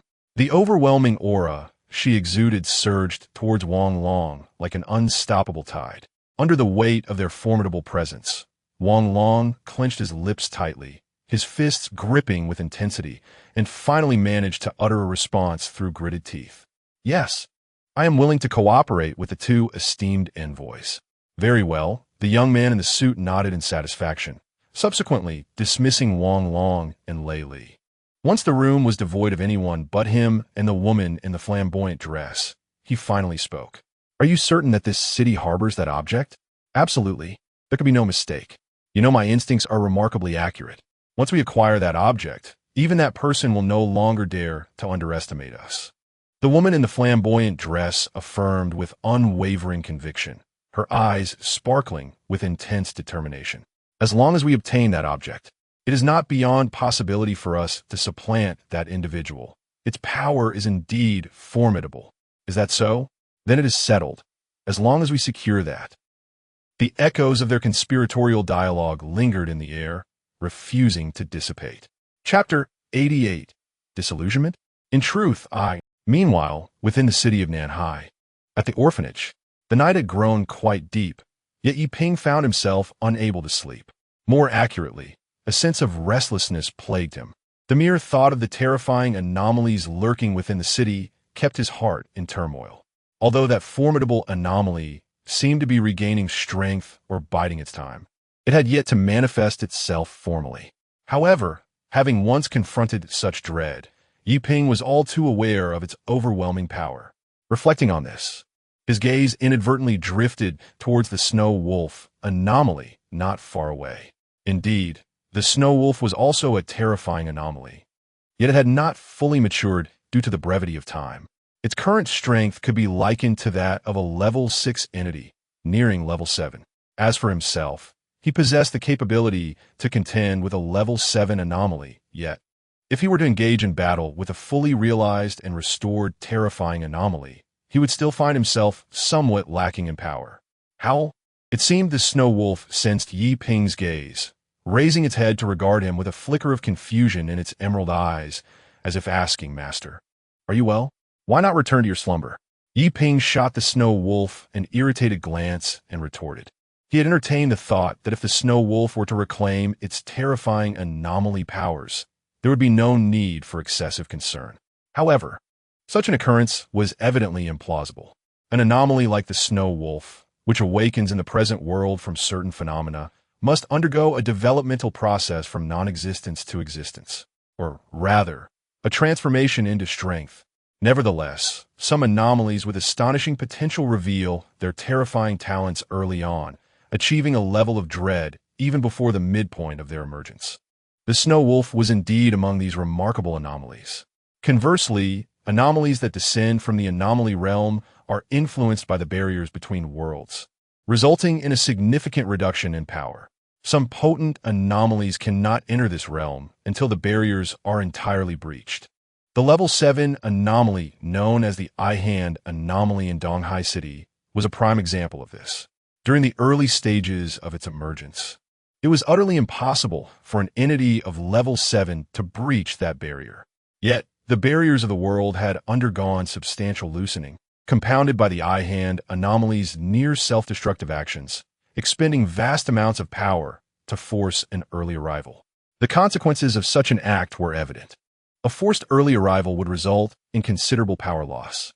In the face of such a decline, anomalies of the same level might find themselves outmatched by their equivalent anomaly controllers, provided the latter were in a state of diminished strength. However, should the prematurely arrived anomaly begin to restore its power by absorbing human vitality, the situation would indeed grow perilous. The ability to absorb the essence of the bizarre is a curious phenomenon. A typical entity of this nature would require the life force of hundreds to mend the injuries sustained while traversing the barriers of different worlds, followed by a period of 2 to 3 months for complete restoration of its powers within the bizarre realm. However, this pertains only to ordinary entities. Should we consider a level 7 or even a horror-level entity, the capacity to absorb life force will be magnitudes more potent than that of its ordinary counterparts. According to Yi Ping's deductions, the horror-level entity lurking in Nanhai City has yet to fully mobilize, likely engage in the assimilation of the life forces of hundreds of thousands. Once it has consumed such a vast reservoir of vitality and fully regained its strength, Yi Ping would be confronted with a fully realized horror-level entity. The mere thought of this made Yi Ping's grip on the demon blade, Muramasa, tremble slightly. A complete horror-level entity possesses the capability to effortlessly annihilate an entire city, its domain capable of enveloping urban areas in its eerie grasp. Should that time come, the battle would become exceedingly arduous. The most critical factor is that once its domain is unleashed, even he harbors no confidence in safeguarding all the children in the orphanage. At that moment, Yi Ping exhaled deeply, forcibly suppressing the unease within him. Indeed, this was not the time for such worries. The horror-level entity's complete consumption of the life forces of hundreds of thousands would not transpire swiftly. If they could endure this night, and once Lu Yu's body recovered, they would be able to vacate Nanhai City. Yes, merely persevering through one night would suffice. With this thought, Yi Ping's anxiety diminished somewhat. Just then, footsteps echoed behind him. Instinctively, Yi Ping turned around to find Yao Lin draped in a blanket. "The little ones are sound asleep," she remarked, quietly settling beside him. "Ah, thank you." Yi Ping nodded, realizing that Yao Lin had been instrumental in lulling them to sleep. Otherwise, it would have been quite troublesome. "It's nothing," Yao Lin shrugged nonchalantly. "Not just that, there are other matters." As Yi Ping shifted his gaze to the corner of the yard, he noticed a small mountain of charred ash, remnants of the bodies he had dispatched during the day, now incinerated by Yao Lin's eerie flames, reduced to charcoal and piled there. It was evident that Yao Lin had taken this measure to spare the children from witnessing such a brutal scene. Such subtle details had not escaped Yi Ping's notice. Rather, he was simply devoid of the luxury and energy to attend to these matters. However, upon hearing this, Yao Lin chuckled. You know, I have always believed you to be a flawless superhero, incapable of any errors or lapses, or even moments of complacency. Now, she paused, leaving her sentence hanging in the air. Has the illusion shattered? Yi Ping inquired. No, quite the opposite. I have come to understand why you are capable of achieving such heights. Everything happens for a reason. I truly envy you for having a clear direction in your efforts. As Yao Lin spoke these words, her small hands instinctively clenched the blanket around her, and a flicker of sadness shimmered in her beautiful eyes. How could Yi Ping be unaware of the thoughts swirling in her mind? Undoubtedly, she was stirred by her surroundings. He could not conjure up comforting words, nor would he utter them. Therefore, he could only voice what came to his mind, the things he was capable of doing. Rest assured, I promised your grandfather that I would protect you, so I will never leave you alone. As his words lingered in the air, Yao Lin, seated there, shuddered slightly, instinctively tightening her grip on the blanket and turning her gaze away. After a long while, her voice echoed softly, "Thank you." Though it was merely a pair of simple words, they conveyed profound emotion. The night had grown deep, and thereafter, Yi Ping and Yao Lin took turns keeping watch. Now, he could only hope that no unusual occurrences would arise during their slumber. Chapter 89. Battling Alone. The Growth of an Individual. In the stillness of the night, a jarring sound resembling something scraping against the ground pierced the quietude. Yao Lin, who was occupied with the tedious task of mastering her supernatural abilities, instinctively perked up at the noise. She stood up abruptly, her senses heightened, and peered cautiously towards the entrance of the courtyard, gazing into the darkness beyond. The inky blackness severely hindered her vision, rendering her unable to discern anything at a distance. Yet, she sensed an ominous presence lurking in the shadows, drawing ever closer. The exact nature of this entity, however, eluded her understanding. Soon, the unsettling sound grew louder, seemingly echoing right next to her. Simultaneously, she felt a tremor beneath her feet. Although the vibrations were not particularly strong, they were persistent, unmistakably signaling that something was nearby. At this juncture, Yao Lin realized with a sinking heart that whatever it was likely to be something sinister. Just as her expression darkened with gravity, the snow wolf specter, who was also on watch not far away, raised its head at that moment. A low growl reverberated through the air as the snow wolf specter gradually rose to its feet, its piercing blue eyes glinting with a menacing light. It was evident that the creature was preparing to confront the impending threat. However, Yao Lin intervened before it could act. "Hold on, Snow Wolf. This time, allow me to handle it," she said, clenching her fist, her delicate features etched with determination. Indeed, remaining sheltered under the protection of others would never lead to true growth. She was acutely aware of the terrifying nature of the unknown. If she did not confront it proactively and strive to enhance her strength, she would inevitably fall victim to the hands of an unseen horror. As if sensing Yao Lin's resolve, the snow wolf specter lowered itself once more, the fierce glint in its eyes dimming slightly. Though it did not resume its slumber, it also refrained from taking action. Observing this, Yao Lin understood the creature's intentions. "Thank you, Snow Wolf. I promise to groom your fur properly later," she said with a smile, turning her gaze back towards the encroaching darkness, her expression now one of solemnity and seriousness. Suddenly, a flicker of light ignited in the gloom. No, 5 flickers of flame. The source of this fire was 5 skulls suspended in midair, entwined in blue flames. Indeed, these were the fire specter skulls.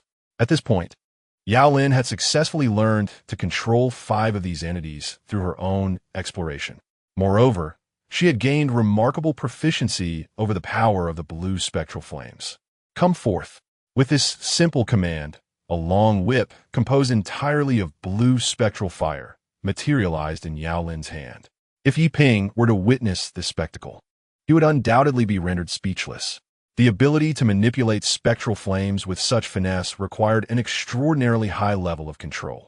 Such mastery was unattainable without profound familiarity with supernatural forces. Typically, an ordinary trickster requires 3 to 5 years to attain such a level of mastery. Even those endowed with innate talent need several months to achieve such precise control. Yet, not long after awakening the azure, ghostly flames, Yao Lin has already demonstrated such remarkable skill, showcasing her extraordinary talent. Is it over there? A fierce glint flickered in Yao Lin's eyes as she abruptly swung the whip fashioned from blue, ghostly fire. Crack! The ghostly flame whip mercilessly struck into the darkness. Upon retracting the whip, a portion of the flames entwined around it dissipated, clearly indicating that it had collided with something, consuming the fire in the process. Despite the impact, no trace of triumph graced Yao Lin's expression, as the sensation from the strike was rather subdued. As anticipated, shortly after the ghostly flame whip was withdrawn, a massive shadow emerged from the depths of darkness, revealing itself within the illuminated area cast by the fire skeletons. It was a bug. Yao Lin's heart skipped a beat, a flicker of surprise crossing her eyes. In the center of that area lay the very insect she had encountered not long ago. However, this time, the insect's size was far from the gigantic creature she had faced alongside Yi Ping. It was roughly 10 meters in length. Its insect-like form crawled along the ground, and the previous rustling sound had indeed emanated from this creature's movement. Upon closer inspection, Yao Lin's stomach churned with disgust. Such a bug, is it truly a phantom? After all, ordinary insects cannot grow to such proportions. Wait, what are those faces in its eyes? Oh no. As she scrutinized the insect, she could no longer suppress her nausea. She noticed that the enormous eyes of the insect were filled with various human faces. Undoubtedly, these must belong to the individuals devoured by this monstrous insect. The thought alone ignited a wave of revulsion and fury within her. After exhaling a deep breath, Yao Lin's expression darkened as she promptly commanded 5 fire skeletons to launch an assault on the insect. Swoosh! 5 pillars of blue flames surged toward the creature. Squeak! Amidst the inferno, the insect struggled desperately, evidently tormented by excruciating burns, its myriad human faces contorting in agony. Nevertheless, the insect's exoskeleton appeared remarkably resilient, exhibiting a notable tolerance to flames. Even under the terrifying onslaught of the azure, ghostly fire, it managed to remain mobile.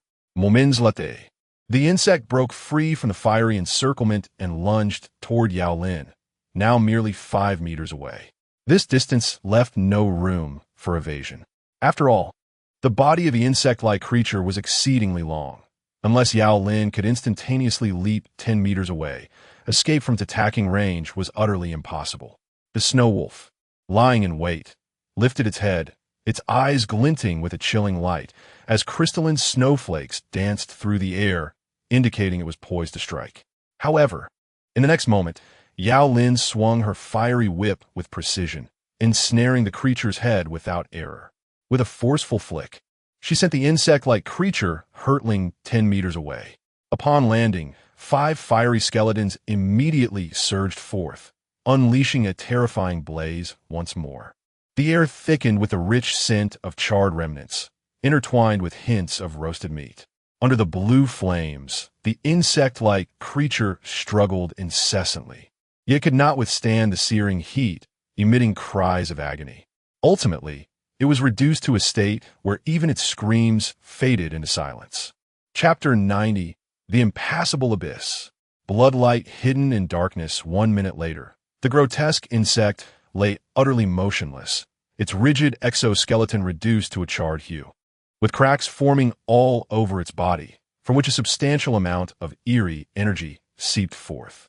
With a resounding crack, the insect disintegrated into a core of malice, dropping to the ground. Upon witnessing this, Yao Lin felt her heart, which had been lodged in her throat, finally settle. Had it been vanquished? She let out a slight sigh of relief and approached to pick up the core of malice. It was merely the size of half a palm. This is the core of malice. Observing the core in her hand, Yao Lin couldn't help but recall the enormous insect that Yi Ping had effortlessly annihilated moments prior. which had yielded a core several times larger and shimmering with a mysterious glow. Ah, is this the disparity? A bittersweet smile graced Yao Lin's lips, revealing a trace of sorrow and resignation. Not long ago, the insect measuring 2 to 3 meters had been dispatched by Yi Ping in an instant. Yet, the insect she had just dealt with was clearly much weaker. Yet she had expended nearly all her strength and taken a considerable amount of time to achieve this victory. Though she was already acutely aware of the vast chasm in power between herself and Yi Ping, the stark realization of this truth stirred a sense of unwillingness within her. However, before she could fully contemplate this feeling of discontent, the snow wolf beast in the courtyard abruptly stood up, its blue eyes glinting with a terrifying coldness. Yao Lin felt a wave of confusion wash over her. What is it, Snow Wolf? The grotesque creature has already been dealt with. She tilted her head, perplexed. After all, the insect that had approached this area had been eliminated by her. Why was the Snow Wolf now poised to confront an enemy? Could it be that there are more foes? Just as this thought flickered through Yao Lin's mind, the earlier piercing sound echoed once more. Swish, swish, swish. This time, the sound did not emanate solely from the front, but resonated from all directions, as if the darkness was teeming with those insects. A bead of cold sweat trickled down Yao Lin's forehead, and she instinctively swallowed a nervous lump in her throat, slowly turning to survey her surroundings. The fiery skeletal figure glided further away, illuminating an area within 100 meters. In the next moment, the sight that met her eyes caused her complexion to drain of color, her expression becoming exceedingly grim. In the illuminated expanse, countless insects crawled relentlessly. The numbers were staggering, easily amounting to hundreds. From where had such a terrifying swarm of insects emerged? No, the pressing concern should be how to escape if they all surge forward at once. Moreover, this swarm of bizarre insects has nearly encircled the entire area, covering the walls and streets alike. A shiver ran through Yao Lin as she stepped back, an overwhelming sense of dread blossoming within her heart. In the face of such a formidable multitude of the uncanny, only Yi Ping could possibly contend with them. However, at this moment, Yi Ping remained sound asleep. Would she have enough time to awaken him? Just as panic surged through her, a figure approached her side. It was the Snow Wolf apparition. Snow Wolf, you. Yao Lin hesitated, on the verge of calling out to the Snow Wolf apparition, only to realize it had already leaped into the very center of a swarm of insect apparitions. This was the heart of hundreds of insect apparitions. By jumping into the fray, was it not inviting the swarm to attack? Was this not a reckless gamble with death? Yao Lin fully understood the terror of these insects. Their exoskeletons were astonishingly hard. Even her flames required considerable time to ignite them. Yet, in the next moment, what transpired left her utterly astounded. A chilling cold swiftly enveloped the area, as if the temperature had plummeted below freezing. Countless snowflakes danced through the air, soon followed by a terrifying wave of frost radiating outward from the Snow Wolf apparition. All the insect apparitions that had lunged at the Snow Wolf apparition were suddenly halted in their tracks, rendered immobile, not out of desire to remain still, but because they had been frozen into exquisite ice sculptures. In an instant, hundreds of insect apparitions transformed into beautiful icy figures, standing frozen in place. Time itself seemed to halt at that moment. Gulping, Yao Lin pressed her lips together, feeling her heart racing uncontrollably. Although she had anticipated the Snow Wolf apparition's remarkable prowess, she had never imagined it would be to such an extraordinary degree. Its power rivaled that of Yi Ping, if not exceeding it. Moreover, Yao Lin's gaze fell upon the half-meter stretch of ground before her, crystallized into a floral pattern of ice. Indeed, the icy wave had accurately halted before her, sparing her from its effects. Clearly, this was due to the Snow Wolf apparition's restraint. This indicated that not only did the Snow Wolf apparition possess such terrifying strength, but it also wielded that power with remarkable precision. As this realization dawned upon her, the flicker of pride within Yao Lin dissipated. In every aspect, she found herself woefully lacking. This signified that her journey was far from over. Oh, the Snow Wolf apparition, having approached from the midst of the ice sculptures, tilted its head in confusion upon seeing Yao Lin rooted in place. Hearing its call, Yao Lin smiled gently and reached out to stroke the snow wolf apparition's fur. Oh, it's nothing. I'm merely envious of you. Although the snow wolf apparition comprehended her words, it was at a loss for a response. After a brief moment of hesitation, it extended its tongue and gently licked Yao Lin's cheek as if to offer encouragement. Realizing this, Yao Lin could not help but beam with a radiant smile. Ah, indeed, one must not succumb to despair. There shall come a day when I shall catch up with all of you, Yao Lin declared, her fist clenched tightly, her eyes shimmering with unwavering determination. It is true that she had only just awakened her peculiar powers a few days prior. Given a little more time, she might very well grow to become a formidable master of the arcane, akin to Yi Ping. Very well, let us continue our vigil. With that, Yao Lin returned to the entrance, and upon her arrival, the snow wolf spirit resumed its original position. Meanwhile, far above on the rooftop of a towering edifice, a shadow gradually emerged. It was a figure composed of blood, its gaze fixated solely upon Yao Lin and the snow wolf spirit. A growl emanated from a small creature exuding a unique aura, mingling among humans. That human is no ordinary being, possessing an extraordinary power that resonates with our own. Furthermore, this particular power is rather intriguing. How fascinating. It seems this city harbors a plethora of captivating secrets. However, before delving into those mysteries, it would be prudent to regain some strength, as engaging in conflict with that little creature at this moment could lead to complications. As the words faded, the blood figure vanished, leaving behind only the heavy scent of blood lingering in the air. Chapter 91. Master of Time and Space. The dawn had broken. When Yi Ping awoke from his slumber, he felt an unprecedented sense of ease coursing through his body. It was hardly surprising, considering he had not enjoyed such a restful sleep in several days. Knock, knock, knock. Suddenly, a series of urgent knocks echoed from outside the door. Yi Ping yawned, rose, and opened the door. Standing there was Roger, his face alight with excitement. Ping, come quickly. Yu Jie has woken up, Roger exclaimed, grabbing Yi Ping's arm and pulling him outside. With a smile, Yi Ping allowed himself to be led to the dining hall. Inside, everyone had gathered, and it was clear that had it not been for the immense size of the snow wolf, which could not possibly squeeze through the doorway, it would have been present as well. At the head of the long table, savoring her meal, was Lu Yu. As if sensing Yi Ping's gaze, she set down her chopsticks and waved cheerfully at him. Xiao Ping, over here. Upon hearing her call, Yi Ping hurried over. Are you all right now, Yu Jie? Ah, yes. Yes. As you can see, I am completely fine, Lu Yu replied with a smile, giving a victorious gesture. However, she then seemed to recall something, glancing curiously at her stomach. Speaking of which, ever since my recovery, I have felt rather hungry, and my appetite has significantly increased. I hope I won't gain weight. As her words faded, the twin sisters nearby quickly rushed to reassure her. You isn't gaining weight at all. With your constitution, no matter how much you eat, you won't gain a pound. It's truly enviable. Yes, yes, big sister. Your figure is indeed splendid. I often find myself envious. The younger girls chimed in. Their words alleviated Lu Yu's tension, though she soon turned her gaze toward Yi Ping, her expression clearly seeking his opinion. Seeing this, Yi Ping chuckled lightly and scratched his head. Ah, Yu Jie is definitely not gaining weight. If anything, you're so slim that you should eat more. Upon hearing this, Lu Yu's face blossomed with a radiant smile, and she returned to her culinary battle with renewed vigor.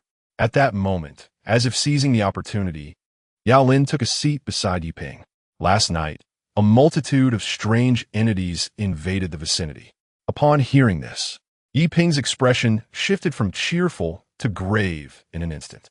Although he had anticipated that the terrifying entity would not remain idle, he had not expected them to act so swiftly. Was anyone injured?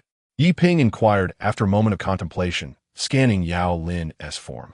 Last night, he had slept rather soundly and had not heard any unusual disturbances. Thanks to the snow wolf, I emerged unscathed, but there were quite a few of those strange entities, more than the insect-like ones we encountered before. Yao Lin explained, shaking her head. Oh, I see. I shall reward the snow wolf later. Yi Ping nodded, casually responding. Since the snow wolf can handle the current situation, it indicates that there have been no anomalies of level 7 or higher. However, this state of affairs is unlikely to persist for long. It is believed that when the terrifying anomaly realizes the significant reduction of its subordinates, it will likely dispatch a level 7 anomaly, or even its own avatar, and may perhaps take matters into its own hands. The city of Nanhai is becoming increasingly perilous. As these thoughts flashed through Yi Ping's mind, he involuntarily raised his head to gaze across the table. In his line of sight, Lu Yu and the other little ones were joyfully enjoying their breakfast together.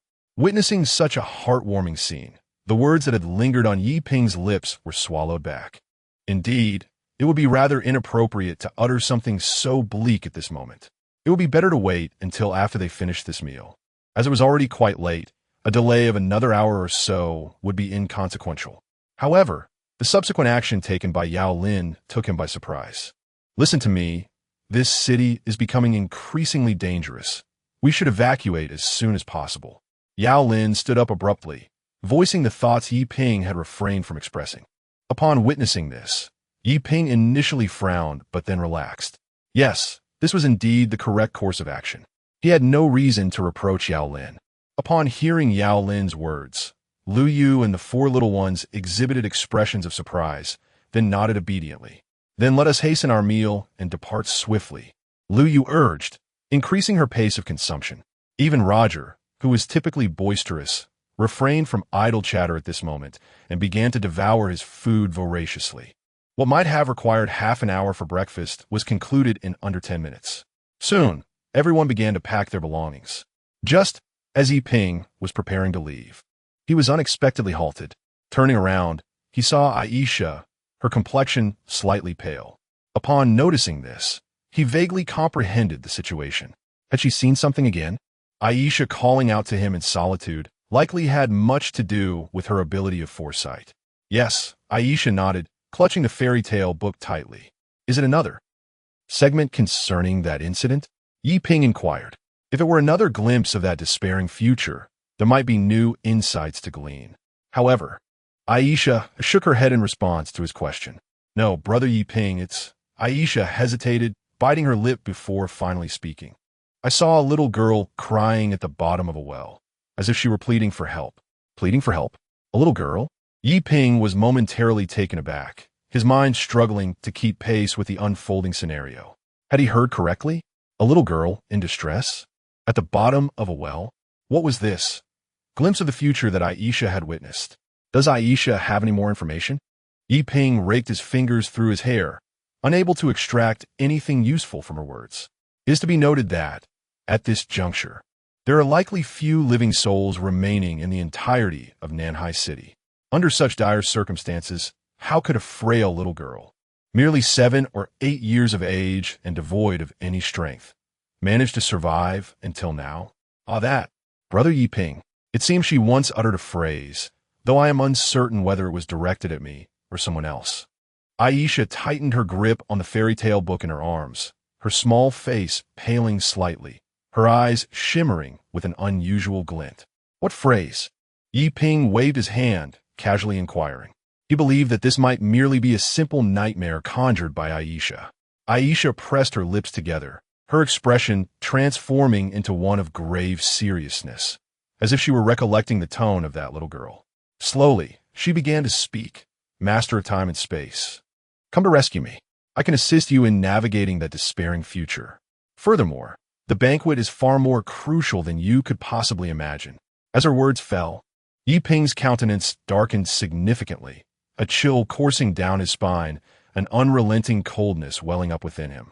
Chapter 92. Two Paths. Gulp. Yi Ping felt an intense dryness in his throat, his breath quickening unbearably. Coincidence? No, there could be no such coincidence. This implied that the girl was aware of his existence. Otherwise, how could she have accurately uttered the terms of time and space? In other words, this little girl, who seemed to convey a dream to Aisha, or rather, was eerily similar to the intervener, most likely possessed knowledge of the temporal and spatial anomalies surrounding him. She seemed to be fully aware of even the contact between the intervener and himself. How else could she have spoken so precisely about the banquet? At this thought, Yi Ping's expression darkened. The implications of her words were overwhelmingly significant. This little girl even knew of the despairing future that Aisha had witnessed. This realization sent a tremor through Yi Ping's heart, as if all secrets had been laid bare before him. What manner of existence was this girl? How could she possess such extensive knowledge? No, the crucial question was, should he intervene to save her? Indeed, upon regaining his composure, Yi Ping recognized that he had only one matter to deliberate: whether to rescue this little girl. It was highly probable that she was also an anomaly, and a rather formidable one at least of a terrifying caliber. Likewise, this girl must have found herself in dire straits, requiring his assistance to escape. If even a being of terrifying might could not confront the trouble she faced, it was very likely that they would pose a significant threat to him as well. In other words, if he chose to help, he might perish. So what of not intervening? To simply depart from Nanhai City? Analyzing the situation rationally, this would indeed seem the most prudent course of action. After all, once he left Nanhai City, no matter what kind of anomaly that girl represented or what secrets lay hidden within the city, they would no longer concern him. Even if he could not unravel the secrets of the banquet, it would matter little. However, Yi Ping bit his lip tightly, his eyes glimmering with intense struggle and hesitation. He could not shake off the weight of the girl's words. That being was even aware of the future Aisha had glimpsed. This meant that it was certain of his inability to confront the imminent crisis brewing in Nanhai City. But even if a terrifying anomaly truly lurked within the city, it should not be. Wait one. Suddenly, Yi Ping's thoughts sparked with realization, beads of anxious sweat forming on his forehead. Yi Ping, brother? Aisha, noticing Yi Ping's peculiar demeanor, reached out to tug at him, her voice laced with concern. Oh, no, it's nothing. Yi Ping shook his head, taking a deep breath. Yes. His thought process had unconsciously slipped into the trap of habitual reasoning. Indeed, after hearing about the disturbances in Nanhai City from the military, he instinctively believed that the situation was caused by a terrifying anomaly. This line of thinking was not inherently flawed. In fact, it was quite normal. However, from that point onward, his thought process began to revolve entirely around the premise that there existed only one terror-grade anomaly in Nanhai City. This, evidently, had led him into a cul-de-sac. What if, in fact, there were not merely one, but two, or perhaps even more? At the very least, judging from the desolate future glimpsed by Aisha, one terror-grade anomaly would not suffice to ensure the demise of everyone, including himself. However, the situation would be entirely different if there were two. Furthermore, the little girl who had visited Aisha in a dream last night seemed to possess knowledge of the banquet, indicating that her origins were far from simple. She was likely another terror-grade anomaly, if not something even more formidable. If that were the case, Nanhai City would be harboring three terror-grade anomalies.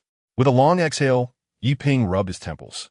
The evolution of events had surpassed his imagination. The circumstances in Nanhai City were exceedingly intricate. Therefore, a decision had to be made.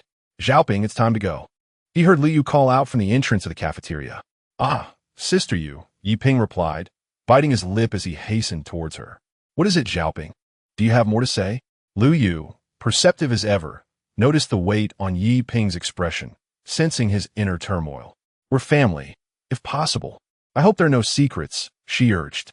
Although Yi Ping wished to agree, the secrets he harbored felt akin to a colossal bomb, not easily divulged. Yet, not everything was beyond sharing. Sister Yu, please call everyone over. I have something to announce. Taking a deep breath, he looked at Liu Yu and spoke in a grave tone. Understanding the seriousness of his demeanor, Liu Yu nodded and quickly summoned everyone. Upon entering, Yao Lin noticed Yi Ping's solemn expression and instinctively sensed something amiss. Without a word, she merely nodded from a distance, silently conveying her support for whatever decision he might reach. Once everyone had gathered, Yi Ping expressed his thoughts. As it stands, we cannot leave this city just yet.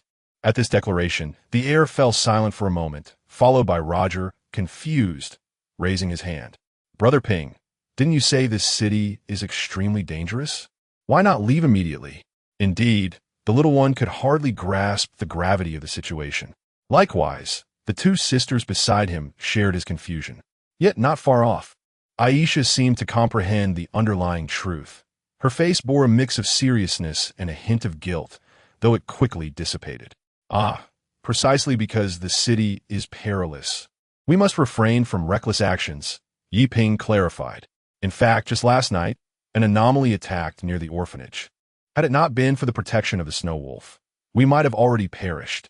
Yi Ping spoke with an expressionless demeanor, uttering words that instilled a sense of unease among the crowd. Roger's small face was also marked by fear, yet he clenched his fists and gazed at Yi Ping.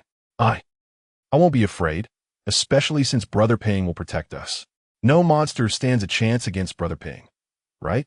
Faced with Roger's hopeful gaze, Yi Ping managed a bittersweet smile and shook his head. While I possess some strength, I am not invincible. It is impossible to protect everyone. Furthermore, the tasks I am about to undertake are perilous, and I wish to seek your opinions. Upon hearing this, the atmosphere fell into silence, and everyone present turned their eyes towards Yi Ping. Although no words were spoken, their expressions and gazes conveyed everything. Realizing this, Yi Ping let out a slight sigh and rose to his feet. Very well, I shall ensure your safe passage out of this city, no matter the cost. Yi Ping vowed passionately. Chapter 93. Each one's calculation. The terror begins to spread as Yi Ping and his companions departed from the orphanage. A gathering of military personnel amassed outside the city of Nanhai, where one would expect a lockdown. However, it was not merely soldiers who congregated. An array of weaponry and equipment was being loaded onto armored vehicles, including tanks. Such a formidable assembly would raise no suspicions if they were preparing for battle. Nevertheless, despite this daunting display, Wang Long felt a lingering apprehension. It was understandable, for the masses remained oblivious to the true horror of those monstrous entities. According to the two envoys, these creatures, referred to as the strange, were born from the fears lurking within the human heart and possessed terrifying power. In truth, most conventional weaponry proved ineffective against these aberrations. The two envoys were evidently aware of this fact. Understanding the situation, they still summoned such a large contingent of personnel. Thus, the conclusion was inescapable. They were mere cannon fodder. Wang Long clenched his fists tightly, a flicker of intense resentment gleaming in his eyes. Indeed, those two special envoys likely regarded them as expendable pawns, discardable after use. Wang Long was profoundly unwilling to accept this fate. Yet those two acted under the directive of their superior. Had his own standing been a touch higher, perhaps. Captain, what are you contemplating? At that moment, Layli approached from behind and gently tapped Wang Long on the shoulder. Oh, it's you, Layli. Wang Long retracted his thoughts and shot him a glance. You must have known they would come. Recalling recent events, Wang Long felt an unsettling realization. Ah, my apologies, Captain, yes. But what difference does it make that I knew? Layli took a step forward, grinning as he fixed his gaze upon Wang Long. To be honest, I've never liked you much. It's quite satisfying to see you in a predicament. Upon hearing this, Wang Long's expression remained unchanged, merely casting a cool glance at him. So, you intend to drag everyone down with you? At this, Lei Li's countenance darkened momentarily, but then a glint of cunning sparkled in his eyes as he licked his lips. Don't frame it so negatively. This is about eliminating the source of calamity, a noble endeavor. Rather than dragging anyone down, we should speak of glorious sacrifice. Until this point, Wang Long had only harbored some doubts. Now, he was utterly convinced. Does that not weigh heavily on your conscience? Conscience? Don't be ridiculous, Wang Long. Layli retorted, casting a disdainful glance at him. In this frenzied world we inhabit, what use is conscience? If these individuals can die for my cause, they hold value. Once I ascend to a higher position, I shall ensure they receive a proper burial. Wang Long did not respond to this statement. Instead, he clenched his fists even tighter, an intense fury flickering in his eyes. Were it not for the presence of others around them, he might have struck Lei Li squarely in the face. So, you have become a lapdog to those two envoys? I truly misjudged you. Wang Long inhaled deeply, suppressing the fury within him. What a farce. Those two individuals were merely collaborators. Once the calamity in Nanhai City was resolved, they would naturally become obsolete. What could two recent graduates do? There were countless methods to deal with them. Laley grinned, a glint of cold malice flickering in his eyes. Ah, is that so? Then be wary of capsizing in the gutter. Capsizing? What are you talking about? This time, we have even brought out that thing. Even those bizarre monsters cannot withstand it. If all else fails, we shall resort to that. As Laley spoke, he turned and strode towards the location of the two emissaries not far away. Left behind, Wang Long glared at Lee's retreating figure, gritting his teeth and clenching his fists. He was all too aware of what Laley referred to as that thing. It was a last resort, and once invoked, there would be no turning back. Yet now, he seemed devoid of the power to prevent this. Moreover, would that thing truly be effective against those strange entities? Wang Long's mind involuntarily recalled the several teams he had dispatched to Nanhai City, all of whom remained unreachable. The enigmatic and formidable power of the unknown was daunting. Perhaps this time, while Wang Long pondered these thoughts, the two emissaries in the distance had begun issuing commands. All forces advanced towards the city, Gao Shun declared coldly, adjusting his glasses while standing atop a tank. As his words echoed, the entire army surged forth towards Nanhai City. Huh, how many of these people do you think will return alive? The elegantly dressed Lu Fongfong remarked, wrapping her arm around Gao Shun's. Roar, are you feeling sympathy for them? Lu Fongfong? Gao Shun asked, surprised by his companion's sentiment, for he believed this enchantress could harbor no such emotions. How could that be? Lu Fongfong shrugged, flashing a smile.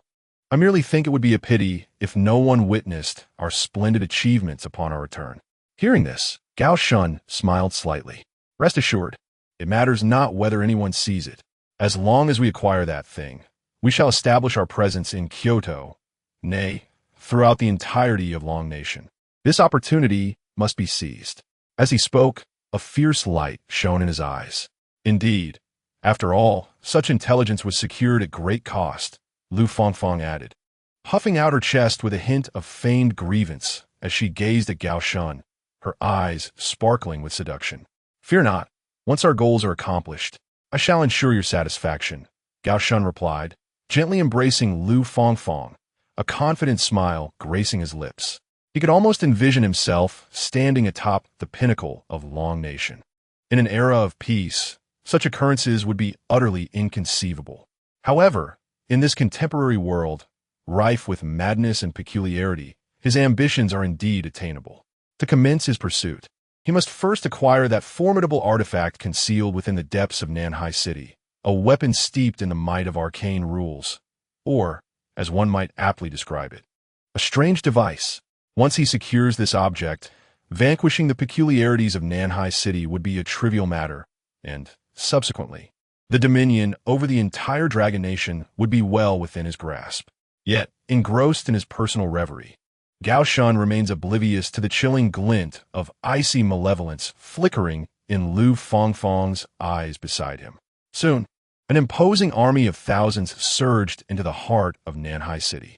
However, upon their entry, a shroud of ominous black mist began to envelop the city, cloaking it in terror. The dread was poised to spread. Chapter 94, Ambushed, growing stronger. In the northwest direction of the city center of Nanhai, within a park approximately 5 kilometers away, a group of individuals hurriedly traversed through. At the forefront was a colossal wolf king, its fur a striking blend of blue and white, upon which a mature woman sat alongside 3 young girls. To the right of the giant wolf, a young man clad in a school uniform wielded a blood-red katana, guiding a small boy who appeared to be around 7 or 8 years old. On the left stood a tall and alluring woman, surrounded by several skulls engulfed in blue flames. This peculiar ensemble comprised Yi Ping and his companions. After acquiring provisions for merely 2 or 3 days, Yi Ping led the group away from the orphanage. However, rather than heading directly outside Nanhai, he steered them towards the city's central region. The inherent dangers of this course of action were not lost on Yi Ping, yet he understood the necessity of such a choice. Failure to do so could very well result in a dire future. According to Aisha's recollections, the little girl she had seen in her dream was at the bottom of a well. From her vantage point, she could observe a towering building topped with a penguin emblem. Combining this fragment of information with the insights provided by Aisha and Lu Yu, Yi Ping deduced the probable location of the well, which was likely situated in a park near the Penguin Tower. Through his assessments, he identified 3 parks that met this criterion, the one they currently occupied being the second. The atmosphere was palpably oppressive, and silence enveloped the group. Initially, the younger ones had contemplated breaking the silence to alleviate the tension, but upon encountering the grotesque visage of a human-faced ghost bee and an insect longer than a python, they fell silent, fearing to utter a sound that might attract such aberrations. In truth, these entities primarily detected the life force of creatures to ascertain their location, rendering the impact of sound relatively minimal. Nonetheless, Yi Ping found solace in the quietude of the children, as it allowed him to concentrate more fully. After all, they were now perilously close to the city center. Based on his deductions, it was highly likely that a terrifying anomaly lurked within the heart of Nanhai City. This notion was reinforced by the increasingly soft, sandy ground beneath their feet. While the terrain near the orphanage had seemed relatively normal, the closer they approached the city center, the more it resembled arid desert land. Such a phenomenon could not have arisen spontaneously, nor could it be attributed to natural causes. The conclusion was evident. It was the influence of an anomaly. The formidable entity that loomed over the center of Nanhai City had begun, perhaps was accelerating, the spread of its power. It seemed intent on transforming the entirety of Nanhai into its own dominion. The thought of this made Yi Ping's breath quicken. A vast and eerie domain looms, one so immense that it engulfs the entire city, far surpassing any mere illusion. Once within the city's confines, there will be no sanctuary to be found. It is not merely a matter of safeguarding Lu Yu and the others. He may struggle to protect even himself, for he could find himself at odds with the entirety of the city. Suddenly, a piercing sound reverberates through the park. The snow wolf specter at the forefront halts, baring its teeth and casting a fierce gaze toward the small river ahead. In the next moment, a multitude of colossal insects burst forth from beneath the water's surface. Indeed, these are true giants, their sizes dwarfing those that Yao Lin encountered the previous night by threefold. The swarm of these enormous insects charges forward, while the skies above teem with ghostly-faced bees, their numbers nearing 10,000. In an instant, even the path to escape is obstructed.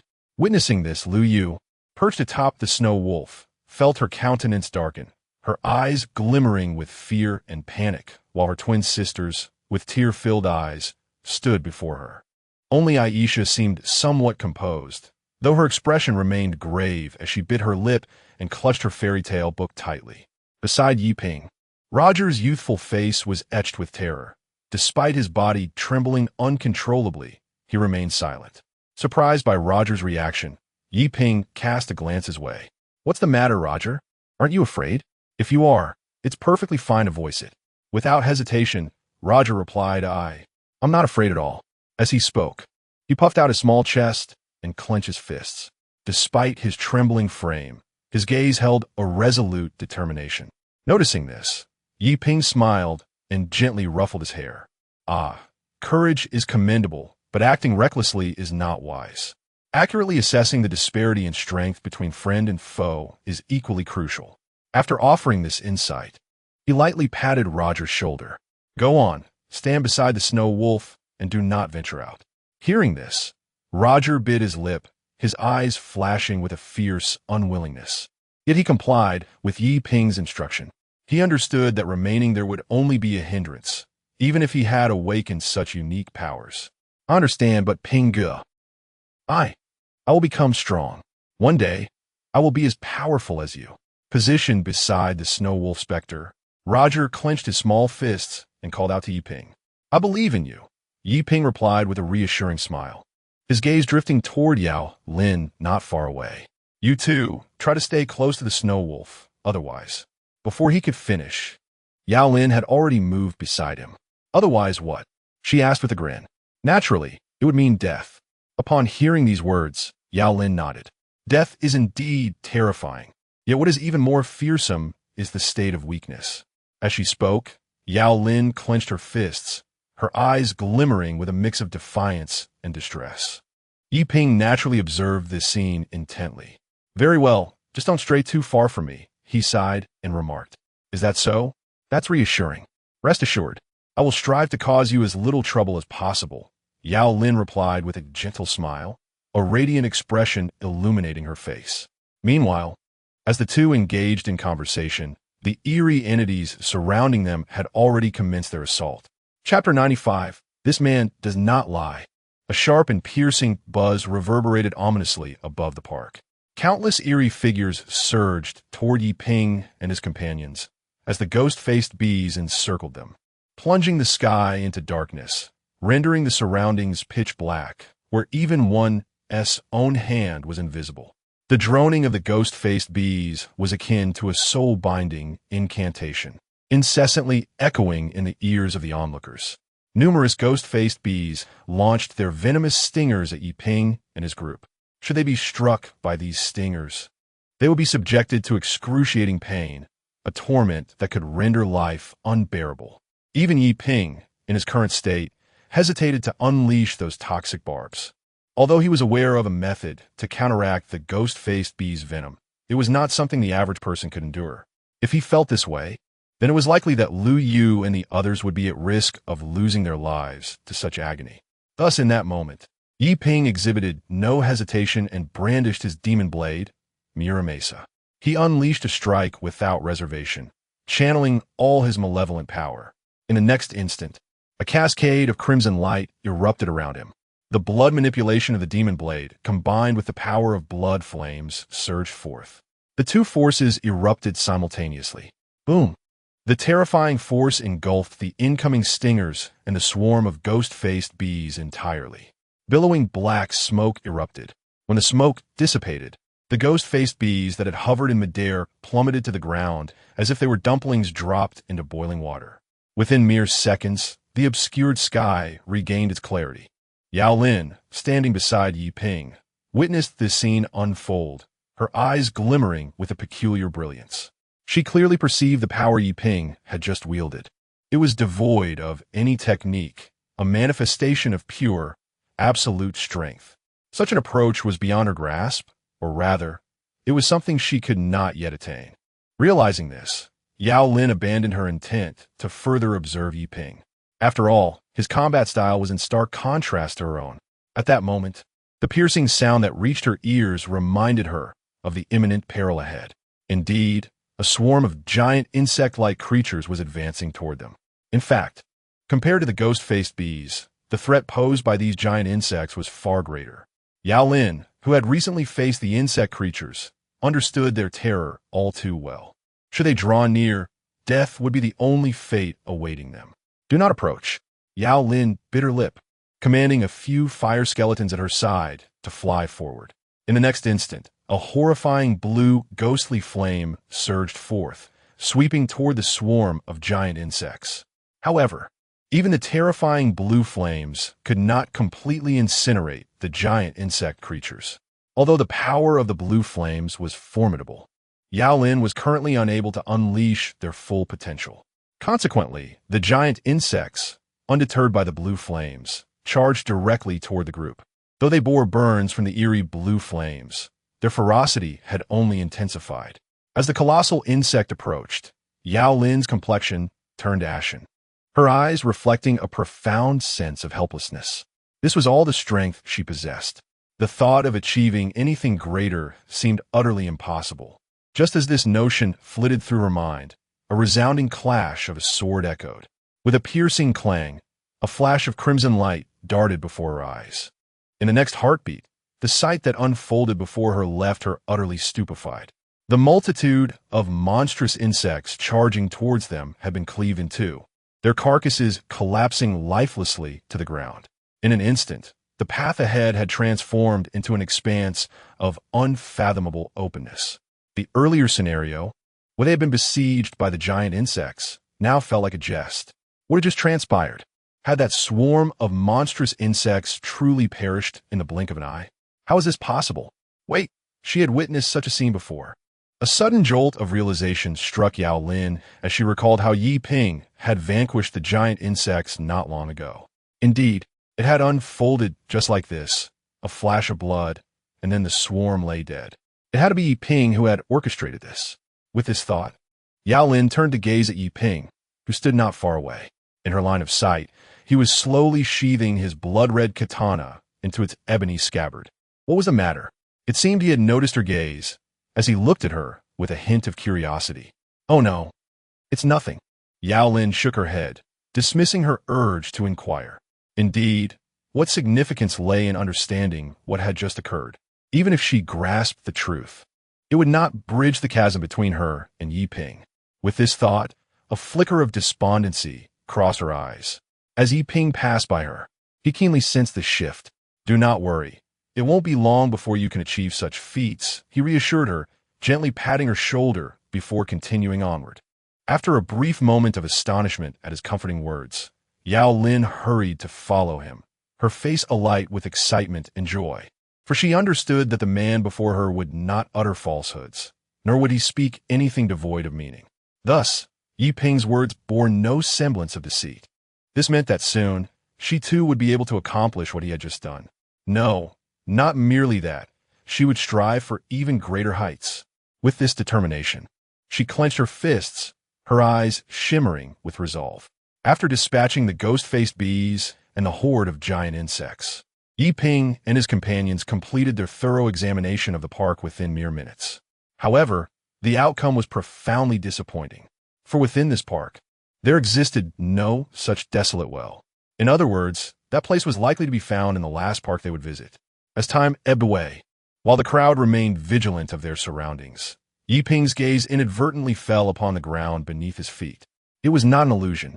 The sandy earth subtly revealed streaks of a bizarre, crimson hue, reminiscent of blood.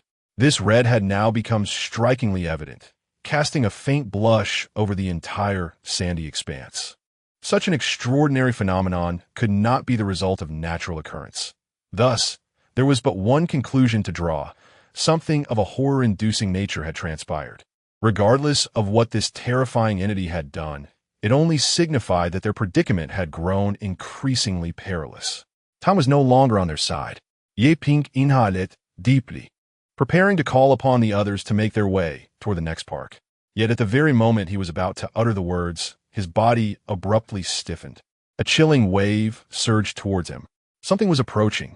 Chapter 96. The blood-red giant worm boom. Boom! Boom! The terrifying roar reverberated in the ears of the crowd, accompanied by a violent tremor of the earth. As the intense shaking subsided, the ground before them cracked open inch by inch, and a colossal shadow emerged from the depths below.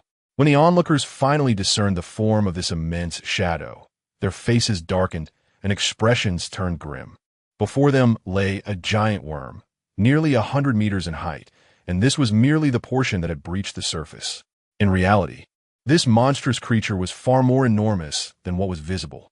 Unlike its counterparts, the scales of this giant worm glimmered a vivid red, undoubtedly boasting a defensive capability several times that of the black giant worms. Hiss! The crimson giant worm opened its gaping maw, revealing a multitude of sharp teeth writhing within. The horrific screech it emitted carried an unsettling power, causing eardrums to thrum painfully, leaving consciousness teetering on the brink of oblivion. Sister, are we going to die?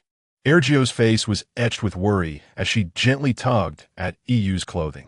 It will be all right. We will be safe. Brother Ping will definitely protect us, EU reassured, tightening her embrace around Ergio, though her own face betrayed a deep-seated anxiety. Behind them, Lu Yu found herself devoid of the energy to comfort the two. Her hands clenched tightly as she cast a worried glance toward Yi Ping, who stood not far away. In her eyes, Yi Ping appeared so slender and fragile, yet he stood resolutely, as if no tempest could bend his will. Though she was the eldest, meant to bear the responsibility of protecting everyone, she felt inexplicably transformed into the one in need of protection, even a burden. The thought pierced Lu Yu's heart with a pang of pain. Why, as the elder sister, did she feel so powerless, relegated to a position of reliance? Equally serious was Aisha, nestled in Lu Yu's arms. Her lips moved slightly, as if she wished to voice something, yet the words remained unspoken. In the current dire situation, her abilities felt insufficient, leaving all hope resting upon Yiping. As this realization dawned, Aisha's gaze fell squarely upon Yiping, her eyes flickering with a blend of helplessness, sorrow, and hope. Meanwhile, Roger, leaning against the snow wolf, gripped its long fur tightly, his eyes reflecting intense fear. Yet, despite his trepidation, he did not avert his gaze. Instead, he fixed his eyes upon the looming red giant worm. Clearly, the little one was striving in his own way, aspiring to one day stand before them, just like the man who now shielded them from the storm. After the appearance of the colossal red worm-like creature, Yao Lin, who stood beside Yiping, could not help but tremble, her body betraying an overwhelming sense of fear. She acutely sensed that the nearby red giant was entirely distinct from other grotesque entities. The oppressive aura emanating from it was on an entirely different scale. Initially, Yao Lin struggled to discern the peculiar forms, unable to differentiate between them. However, as her mastery over her own eerie powers grew, she gradually began to perceive the subtleties that set these anomalies apart. Recently, she had even been able to visually distinguish between their ranks, based on the intelligence gathered from Yiping and her own deductions. Yao Lin could now vaguely classify the levels of these peculiar beings. The insect-like aberration she had faced alone that night was approximately at a level 4 in terms of power. Meanwhile, the giant worm-like creature exceeding 20 meters in length possessed a strength equivalent to level 5. As for the current red giant, its prowess likely approached the threshold of level 7.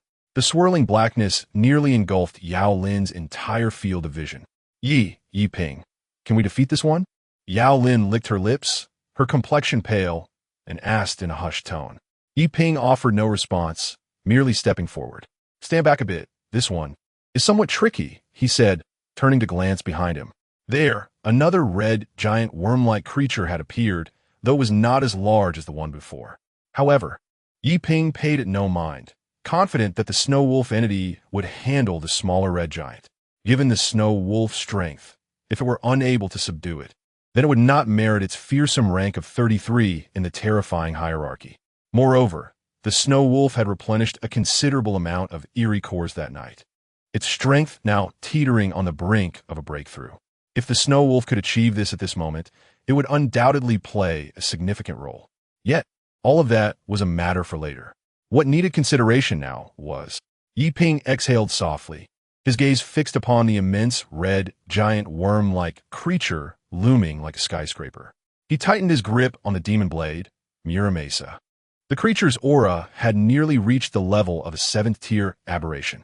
To confront it, certain strategies would be required.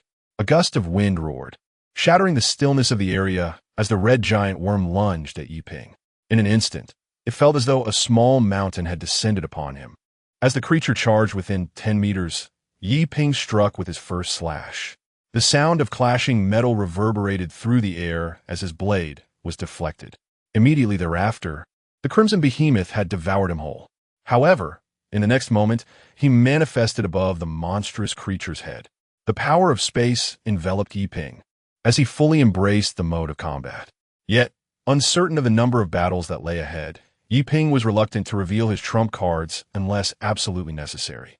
Nevertheless, the formidable strength of this crimson leviathan left him with no choice but to deploy one of his hidden tactics.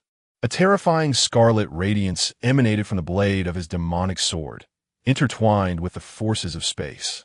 Yiping then unleashed another strike, and this time, his attack did not recoil. Chapter 97. The gateway to hell with a sudden burst. Blood gushed forth as a segment of the crimson giant worm's peculiar head shell shattered, releasing a torrent of crimson fluid. It seemed as though the wound had provoked the creature, which immediately burrowed into the ground. Concurrently, the surrounding sanguine mist thickened ominously. At that moment, Yiping descended to the earth, burrowed into the ground. This blood fog is.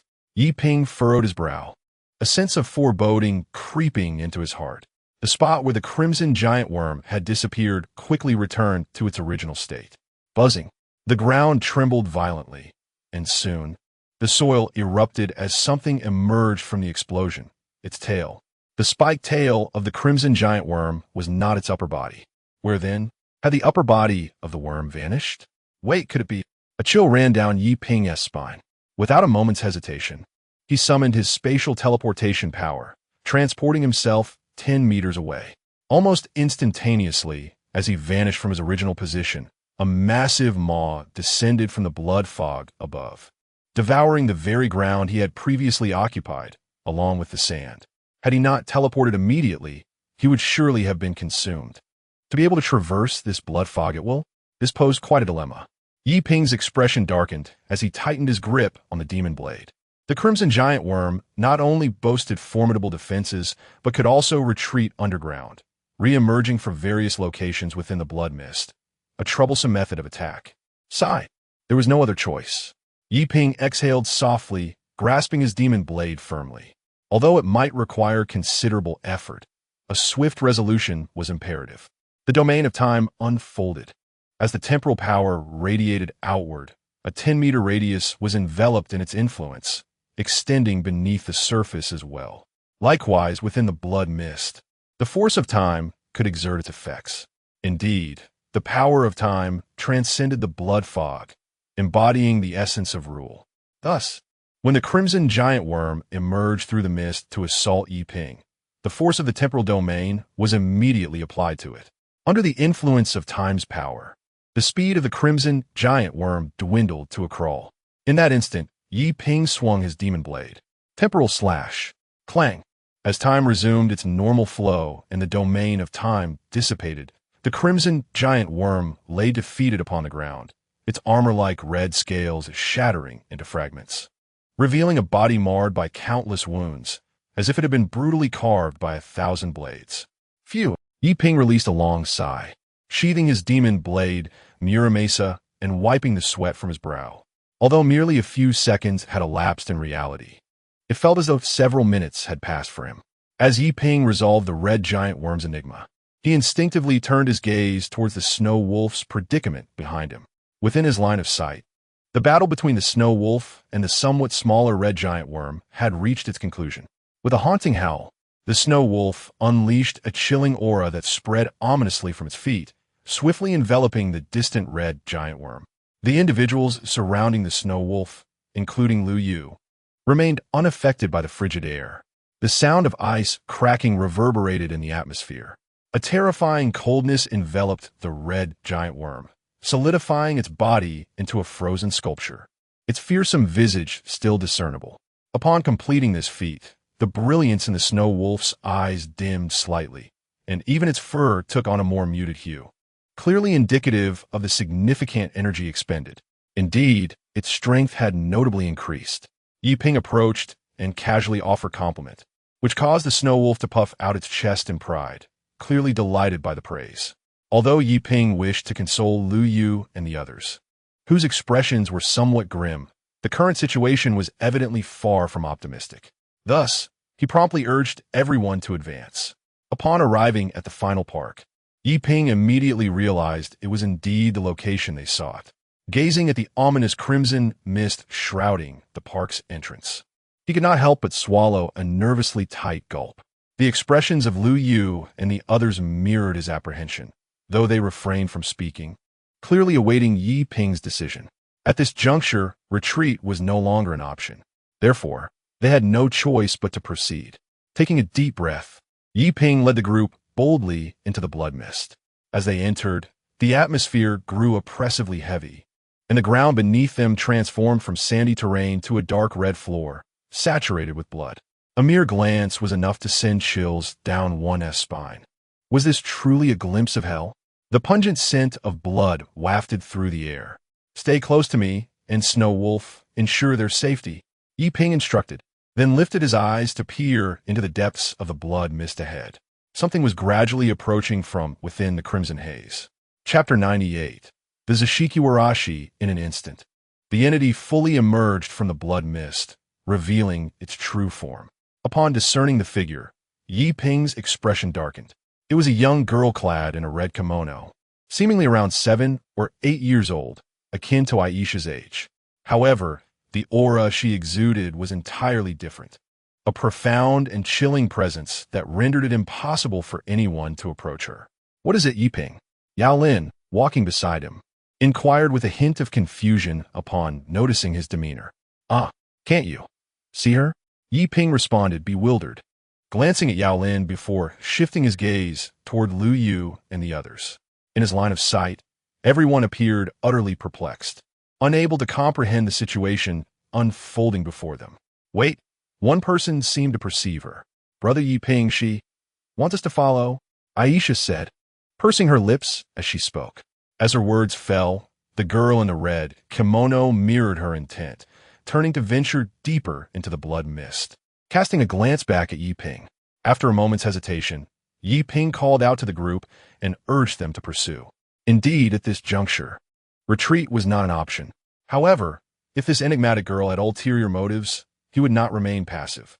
Following closely behind the kimono-clad girl, they soon found the surrounding blood mist thinning, leading them to a spacious area. Before them, by a well, another girl in a kimono awaited. Upon seeing Yi Ping and the others approach, she waved her small hand in greeting from a distance. This is... Yi Ping's heart raced as he realized the girl who had led them was now nowhere to be found. No, it would be more accurate to say she had returned to her original form. At this moment, not only he and Aisha, but everyone could now perceive the presence of the kimono-clad girl. Finally, you have arrived. A cheerful smile graced the adorable face of the girl in the kimono as she fixed her gaze on Yi Ping. Is it you who called me here? Yi Ping stepped forward, gripping the demon blade tightly, his eyes locked on the girl, while he sensed no hostility emanating from her.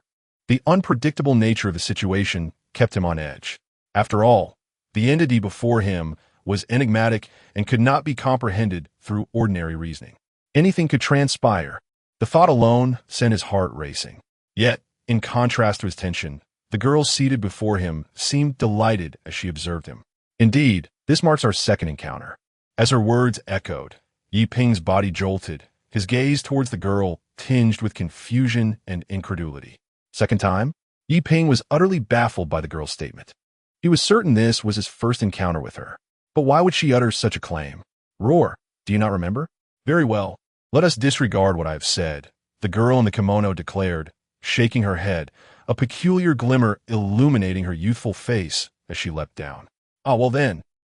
Yi Ping nodded slightly, poised to utter a few words when a vivid image suddenly flashed through his mind. In this vision, beneath a grand cherry blossom tree, a little girl clad in a kimono joyfully bounced a ball. Although he was certain this was the first time witnessing such a scene, an inexplicable wave of familiarity washed over him. Concurrently, the girl's appearance was distinctly etched in his memory. Then, a name surfaced in his consciousness. Chimi? As soon as Yi Ping's words echoed, the girl in the kimono trembled slightly, her delicate face registering a fleeting expression of shock intertwined with a barely perceptible joy. Yet, it vanished almost instantaneously. We ought to discuss the matter at hand, she continued, but before that, allow me to introduce myself. With a gentle wave of her hand, she proclaimed, my name is Zashiki Warashi. The moment her words fell, an eerie silence enveloped the air. Everyone stood in stunned disbelief. It was not just Yi Ping who heard this declaration. Lu Yu and the others were equally astonished. Isn't the Zashiki Warashi a spirit? One questioned. Sister is not a spirit. A Zashiki Warashi could be considered a deity, another corrected. A Zashiki Warashi? This girl is... What? Shock painted their faces, their minds grappling to comprehend the unfolding reality. Of course, Yi Ping was even more taken aback. A Zashiki Warashi? A spirit from the land of cherry blossoms? But you are peculiar. He furrowed his brow and fixed his gaze upon the girl who identified herself as a Zashiki Warashi. He could ascertain that she was indeed strange. The aura of enigma surrounding her was undeniable. Strange? Ah, I see. Is that how you perceive us? Indeed, we might be considered peculiar. The Zashiki Warashi smiled faintly, then began to walk alongside Yi Ping, her small steps light and airy. Spirits, deities, oddities, or perhaps enigmas. These are merely labels for beings such as us. However, such distinctions hold little significance. We have existed since time immemorial. The truth is, humanity remains oblivious to our presence. Her tone shifted as she turned to face Yi Ping. her voice chillingly devoid of emotion. At present, your unique existence has disrupted the original balance. The original balance? Yi Ping's brow knitted tighter as he instinctively tightened his grip on the demon blade in his hand. What was this Zashiki Warashi insinuating? A unique existence? Him? Furthermore, what was the meaning behind the fleeting images that had crossed his mind? Yi Ping found himself utterly bewildered by the events transpiring around him. Nonetheless, one thing remained clear to him. Can you assist me in escaping this city? Yi Ping gazed intently at the Zashiki Warashi, articulating the question that weighed heavily on his mind. There was no doubt. He only sought to ascertain whether this spirit could assist them in their escape from Nanhai City. Beyond that, the nature of the Zashiki Warashi, its peculiarities, and its identity were of little consequence. Regardless of its motives, if it could aid him, what harm was there in collaborating with the enigmatic? As soon as Yi Ping's words fell, the Zashiki Warashi smiled. That smile seemed to suggest that it had anticipated Yi Ping's inquiry from the very beginning. Certainly. Of course, it replied, lifting a hand to point towards a nearby dry well. However, before that, you must first assist me in unraveling that. Constraint. Chapter 99. Infuse your seed into me. My true self is bound there. I require your assistance. As the words of the Zashiki Warashi fell, a glimmer of brilliance flickered in Yi Ping's eyes. How can I be assured that you will not act against them while I descend? Yi Ping fixed his gaze upon the Zashiki Warashi, questioning earnestly. In response to this inquiry, the Zashiki Warashi approached Yi Ping and extended a hand. If you are apprehensive, you may infuse your seed into me. The Zashiki Warashi's declaration was uttered without any attempt to lower her voice. Thus Lu Yu and the others heard it distinctly. Sister Yu, what does it mean to infuse a seed? Big sister, could it be something inappropriate? Truly impressive, Brother Ping. Even the bizarre cannot escape your grasp. Ahem, Yi Ping, regardless. I feel such matters are rather inappropriate. Xiao Ping Yu. The children are watching. Lu Yu's face flushed crimson as she hurriedly covered the eyes of Yu and Ergio, casting an indignant glare at Yi Ping. Ahem, Sister Yu. Have misunderstood. Yi Ping's face turned red, scratching his head in embarrassment, and quickly grasped the hand of the Zashiki Warashi, exclaiming, Let us clarify this, lest the misunderstanding escalate. The Zashiki Warashi tilted her head slightly, speaking in a calm tone. But is that not the truth? As long as you are within my body, infusing a spiritual seed would render me unable to disobey your commands. Upon the conclusion of the Zashiki Warashi's statement, the tension that had gripped Lu Yu and the others dissipated. Their hearts no longer lodged in their throats. I see, it is a spiritual seed, I thought. Lu Yu gently patted her chest, her gaze towards Yi Ping softening.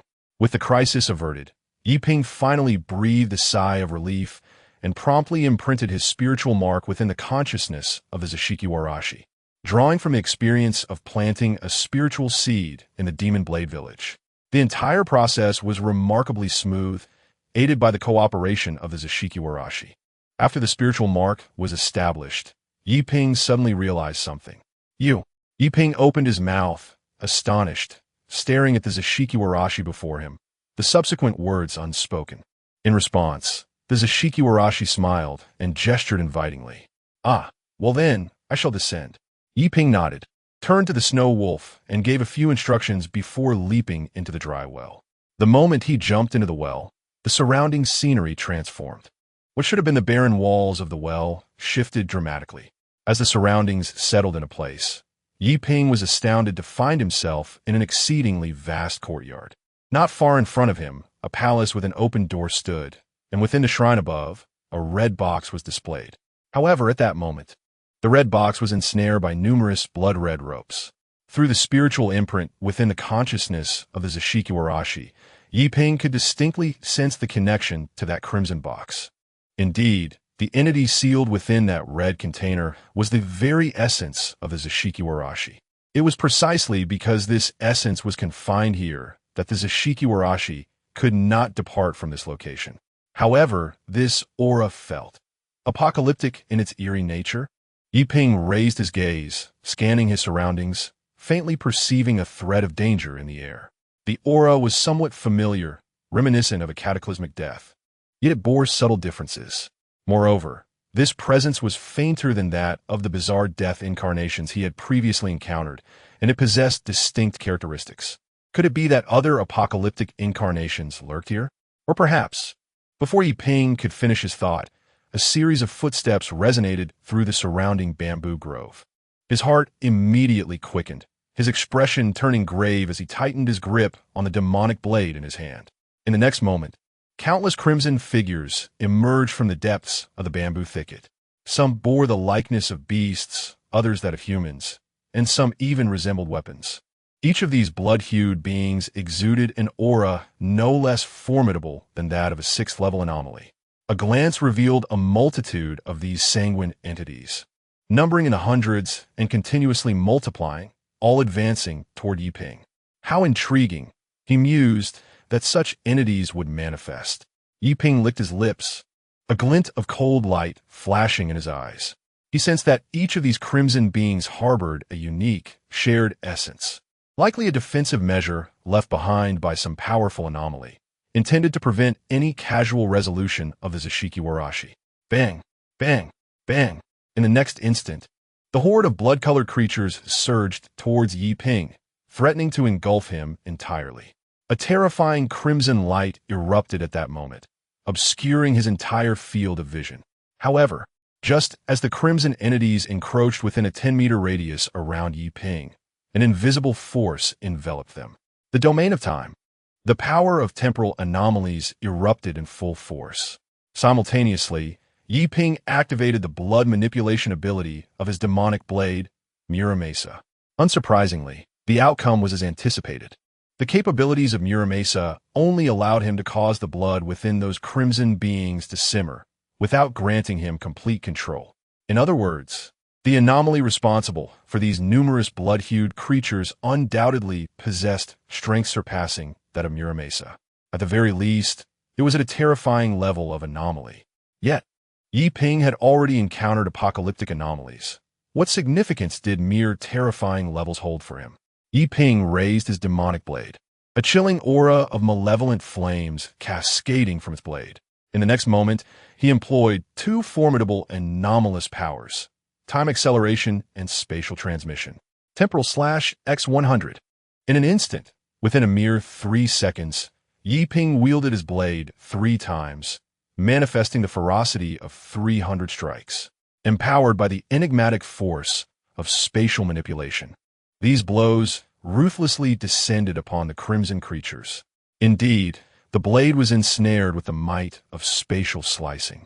Although the blood-hued entities swiftly began to amalgamate upon being struck, seemingly intent on restoring themselves to their former state, it is essential to note that the demonic blade was imbued with the essence of blood-fiend flames, akin to a lethal poison, rendering the crimson beings utterly incapable of healing.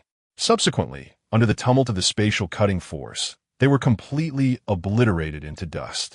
3 seconds later, all the crimson creatures had vanished, leaving behind only vast pools of blood and Yi Ping, who was gasping for breath. Even with his current prowess, the exertion of such formidable energy in one breath left him feeling somewhat drained. Chapter 100. Another cataclysmic entity? As Yi Ping gasped for breath, he remained vigilant, wary of the blood-hued entities potentially re-emerging. To his slight relief, such an occurrence did not transpire. It seemed that the bizarre phenomenon had merely left behind those remnants. Exhaling softly, Yi Ping tightened his grip on the demonic blade and strode forward with determination. He did not believe that the previous blood entities were the entirety of the threat. The peculiar entity was at least of a terrifying caliber, and it was clear that it could not have left behind merely those manifestations. Most likely, even more dreadful challenges awaited him ahead. However, retreat was not an option. With a resolute breath, Yi Ping charged directly towards the altar within the Grand Hall. 20 meters, 15 meters, 11 meters.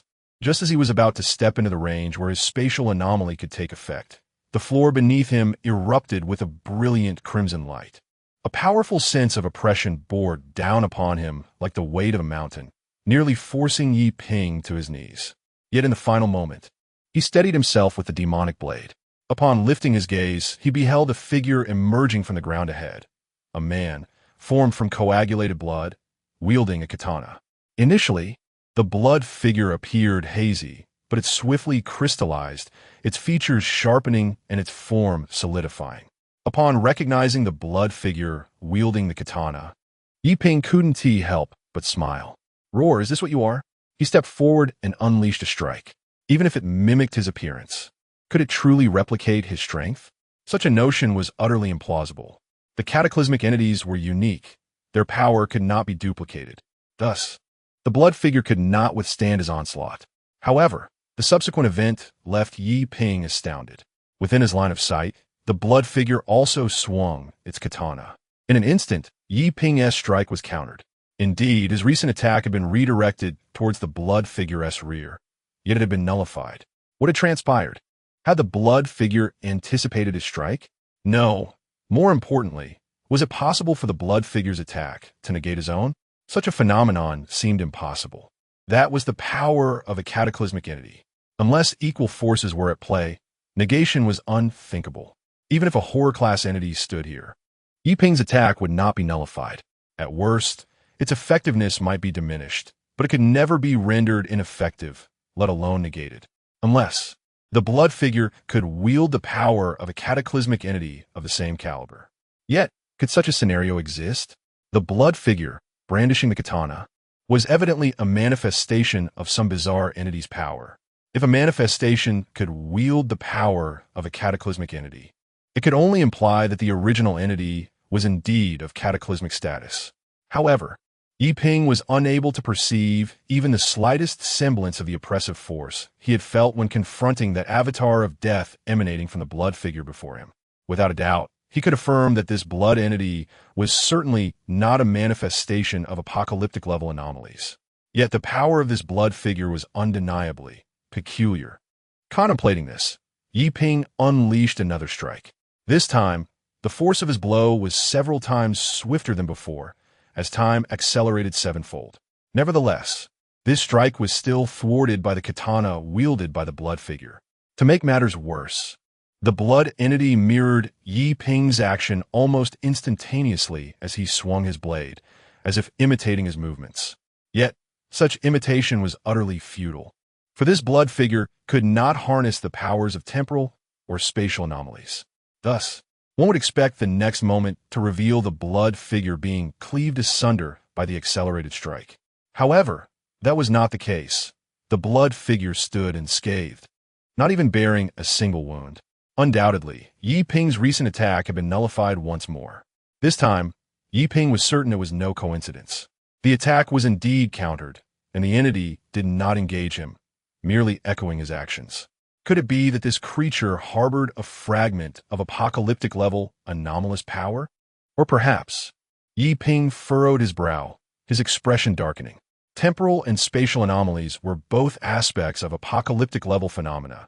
A second instance could not possibly exist. Yet, the power of that blood figure was undeniably real. Otherwise, how could it have negated his assault? Then, it was time to experiment. Yiping exhaled softly, opening a spatial rift beneath his feet. In the next moment, he materialized 10 meters away, a mere meter from the shrine. Or so it should have been. However, the reality was quite different. Yiping looked down at his current position, then glanced at the shrine not far off, his expression turning grim. He found himself standing 5 meters away from the shrine. The power of the spatial anomaly had indeed been exerted. However, after its activation, it had been interfered with by some unseen force, resulting in this outcome. He had indeed teleported, but not to the destination he had intended. In other words, this blood figure, or rather, this place, was under the influence of apocalyptic-level anomalous forces. Gulp! Yiping swallowed hard, his gaze fixed intently on the blood figure brandishing the katana.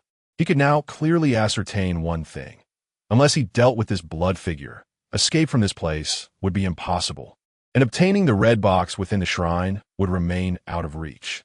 With this thought, a glimmer of determination sparkled in Yiping's eyes as he locked his gaze on the blood figure across from him. At that moment, within his line of sight, the blood figure, which had remained utterly motionless until now, suddenly sprang into action, charging directly towards him. Gazing upon the visage that mirrored his own, Yi Ping's countenance shifted to one of dismay.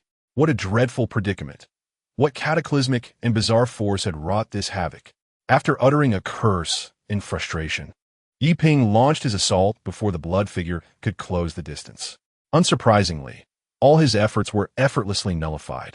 The blood figure, wielding a katana, advanced straight towards him, delivering a fierce strike. In a moment of urgency, Yi Ping hastily raised his enchanted blade to defend himself. Clang! A tremendous force reverberated through the blade, causing his entire body to sink slightly, nearly bringing him to his knees. The power was overwhelmingly immense. Before he could regain his composure, another attack was already upon him. Chapter 101. Who are you? The clang of metal reverberated through the air as Yi Ping deftly parried the assault of the blood-clad warrior with his enchanted blade. However, what transpired next sent a chill racing down his spine. The spatial cutting force entwined around his weapon began to dissipate. No, rather it was being countered. The warrior's katana seemed to harbor a peculiar power that, upon contact with Yi Ping's spatial slicing ability, rendered it utterly nullified. As the spatial cutting force vanished, the warrior's katana mercilessly struck Yi Ping's blade. In the next instant, the overwhelming force transmitted through Yi Ping's weapon sent him, along with his sword, hurtling backward until he collided with an invisible wall 5 meters away, where he finally came to a halt. Gritting his teeth, he wiped the blood from the corner of his mouth and slowly rose, casting a glance at the unseen barrier behind him, a faint smile creeping across his lips. Ah, so that sword possesses an intriguing quality. Indeed, though their contact had been brief, the eradication, no, the cancellation, of his spatial cutting power had been evident. His earlier suspicions were now confirmed. The katana wielded by the blood-clad warrior contained a world-destroying, enigmatic power. To be precise, it likely comprised a fragment of such cataclysmic energy. This was the reason his cutting force had been nullified, and even the spatial enigma was not spared. Knowing that the katana was infused with such overwhelming power simplified his response. A terrifying glint flickered in Yi Ping's eyes. In a battle against world-destroying forces, it boiled down to a clash of sheer might. Thus, he charged once more towards the blood warrior, the power of spatial transmission propelling him behind the foe. With his enchanted blade raised, he unleashed a similar strike upon the warrior. This time, however, the spatial cutting force coiling around his blade was colossal. Visible to the naked eye, the air trembled with the horrific spatial fluctuations emanating from the immense energy he commanded. With a sharp hiss, Yi Ping aimed directly at the katana. As his attack landed, a cacophony of harsh sounds echoed from the blade. Yet he did not pause after that singular strike. Instead, he relentlessly launched a barrage of attacks against the blood warrior, denying him even a moment to breathe. Though the warrior possessed greater strength, he was outmatched in speed. Accelerated by the power of time, Yi Ping transformed into a flurry of afterimages, continuously assaulting the blood warrior. The persistent sounds of impact resonated through the air. When a shattering noise finally pierced the atmosphere, Yi Ping ceased his onslaught, retracting his blade to observe the blood warrior from a distance. In his gaze, the warrior appeared oblivious to any shift in the tide of battle, tightly gripping his katana as he charged at Yi Ping once more. As the blood man took his first step, intricate, spiderweb-like cracks appeared on the surface of his katana. In the next moment, these fissures spread across the entire blade, ultimately shattering into fragments that fell to the ground. The blood man, seemingly taken aback by this unforeseen development, stood there in a daze, glancing at the remnants of the sword in his hand. Just as he was lost in thought, Yi Ping swiftly thrust his demonic blade, which upon vanishing from sight, accurately pierced the blood man's heart. With a sickening sound, a gaping wound opened in the blood man's chest, followed immediately by a torrential spurt of blood. He stared blankly at the large hole in his chest, but it was of no avail. With a resounding thud, the blood man exploded, transforming into a spray of crimson liquid. After witnessing the demise of the blood man, Yi Ping did not move immediately. He paused for a moment longer to ensure there were no other anomalies before advancing toward the shrine in the Grand Hall. This time, he encountered no invisible barrier and approached the shrine directly. At that moment, The blood-red box within the shrine was devoid of the crimson cord he had previously observed. It appeared that the binding had dissipated with the blood man's death. Yi Ping reached out to grasp the red box, taking it into his hands before gently opening it. At the center of the box lay an exquisitely crafted comb. Could this be the essence of the Zashiki Warashi?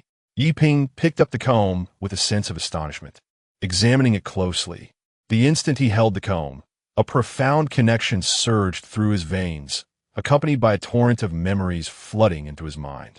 These were the memories of the Zashiki Warashi. Countless recollections detonated within his consciousness like a bomb, the overwhelming influx of information causing him to collapse to the ground. Clutching his head in agony, decades, centuries, even millennia of memories surged in his mind all at once. An ordinary person would have been unable to withstand such a colossal weight of memory, resulting either in becoming a vegetable or descending into madness. Even with the memories of 2 lifetimes, Yi Ping found himself overwhelmed, as the sheer volume of recollections was far beyond what he could bear. Could it be that the Zashiki Warashi had summoned him for this very purpose? Was the intent to lead him to his demise? Coherent thought eluded him entirely. The onslaught of memories rendered Yi Ping incapable of rational contemplation, his consciousness unable to penetrate the chaos.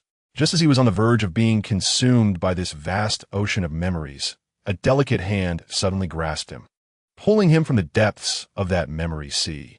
With a gasp, Yi Ping regained his awareness, realizing that the comb had fallen from his hand to the ground, though he could not recall when. What had just transpired in that fleeting moment? Yi Ping rubbed his head, momentarily at a loss.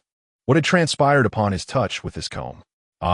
Yes, he was nearly engulfed by the vast sea of memories belonging to the Zashiki Warashi, to the point where he almost lost his sense of self. Ultimately, a small hand pulled him from that ocean of recollections. So, who was it that saved his life? Just as this thought flickered through his mind, the comb that had fallen to the ground began to levitate, transforming in a dazzling light into the form of the Zashiki Warashi. Instinctively, Yi Ping took a step back, his eyes wide with astonishment as he gazed directly at the Zashiki Warashi, unable to suppress his question. Who are you? Chapter 102. The annihilation that exists in the past. As the words fell, the air fell into a profound stillness. Time seemed to suspend at that very moment. In response to Yi Ping's words, the Zashiki Warashi remained silent, a flicker of a smile gracing her small face as she waved her hand. Have you not already seen? Yi Ping pressed his lips together, hesitating to respond immediately. The Zashiki Warashi was indeed correct. Amidst the vast ocean of memories, he had glimpsed the past of the Zashiki Warashi. In a sense, he had come to understand her true identity. However, the revelation left him in disbelief, or perhaps unable to accept it as truth. From the depths of the Zashiki Warashi's immense memories, Yi Ping discerned that she was, at her inception, a human being. Indeed, at that terminus, she was a child of merely 7 or 8 years, resembling her present form closely. Yet, following that, she was sacrificed to the so-called deity. This deity, in reality, was an aberration from ancient times. Subsequently, the Zashiki Warashi merged with this anomaly, gradually becoming an entity of the uncanny, forsaking her human form to reside within an object. That object was the comb. According to the memories, that comb was a precious gift from the most significant person in her life. Strangely, within that ocean of memories, the visage of this pivotal individual appeared exceedingly blurred, as if shrouded by a veil, rendering it impossible to discern his features. The only detail Yi Ping could ascertain was that this individual was a man of a height comparable to his own. Yi Ping found it exceedingly unsettling that he could not perceive the man's appearance. For within the span of a millennium in the ocean of memories, the Zashiki Warashi had not forgotten him, underscoring the man's immense significance to her. Yet, in such circumstances, her inability to recall his visage seemed inherently irrational. It was indeed peculiar, profoundly so. Should the Zashiki Warashi have retained a vivid memory of the man's features, yet he, as an outsider or voyeur, could not discern them? Such an explanation would hold considerable merit. If that were the case, it would imply a singular truth. The important man within the Zashiki Warashi's memories was an extraordinarily unique entity. Even he, possessing world-ending anomalies, could not reveal his visage through her recollections. This man was likely designed thus, or perhaps established such a rule. Undoubtedly, this man of profound importance to the Zashiki might have once harbored world-ending powers, or perhaps he was the embodiment of such an anomaly. As time slipped away, Yi Ping opened his mouth, uncertain of what words to utter. He had never anticipated that the entity behind this Zashiki was connected to a world-ending anomaly. Moreover, it seemed likely that it was not alone. The being that had bound and sealed the Zashiki in this place was, with great probability, a terrifying anomaly, possessing a fraction of the powers of a world-ending entity. In other words, the terrifying anomaly was intertwined with the world-ending one. At that moment, Yi Ping felt an unsettling thought arise. Was this world-ending anomaly becoming too commonplace, as if he encountered it at every turn? Nevertheless, he decided it was not the time to dwell on such matters. Shaking his head, he cast aside the chaotic thoughts swirling in his mind. Well, I have fulfilled my promise by rescuing you. Now it is time for you to honor your part of the agreement, he said, turning his gaze towards the Zashiki opposite him.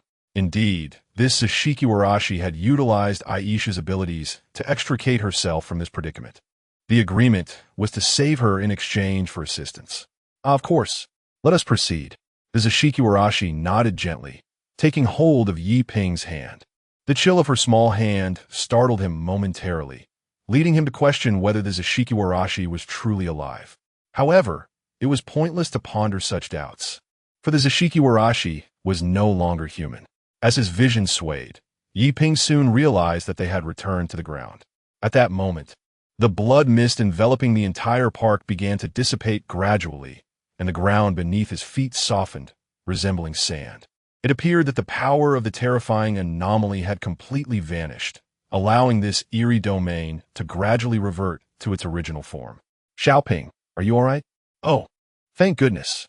Lu Yu breathed a sigh of relief upon seeing Yi Ping emerge, the tension easing from her face. Yi Ping nodded from a distance before turning his attention back to the Zashiki beside him. Now, you must tell me about the terrifying anomalies hidden within this city and how we can escape. Upon hearing this, the Zashiki nodded slightly, a hint of seriousness appearing on her delicate features.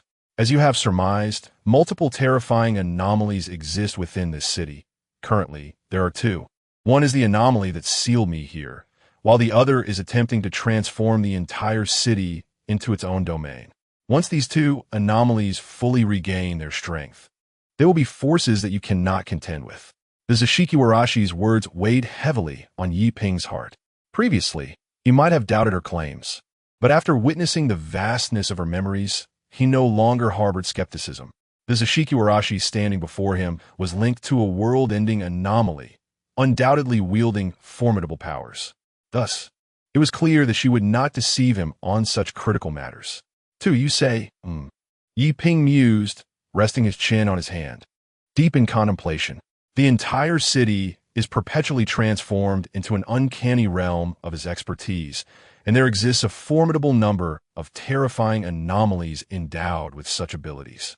Based on the intelligence he possessed in his previous life, there are three that meet the current criteria. Among them, two anomalies are ranked beyond the 50th position, while the most menacing one holds the 33rd rank. As for the other terrifying anomaly, it is the one that has sealed the Zashiki.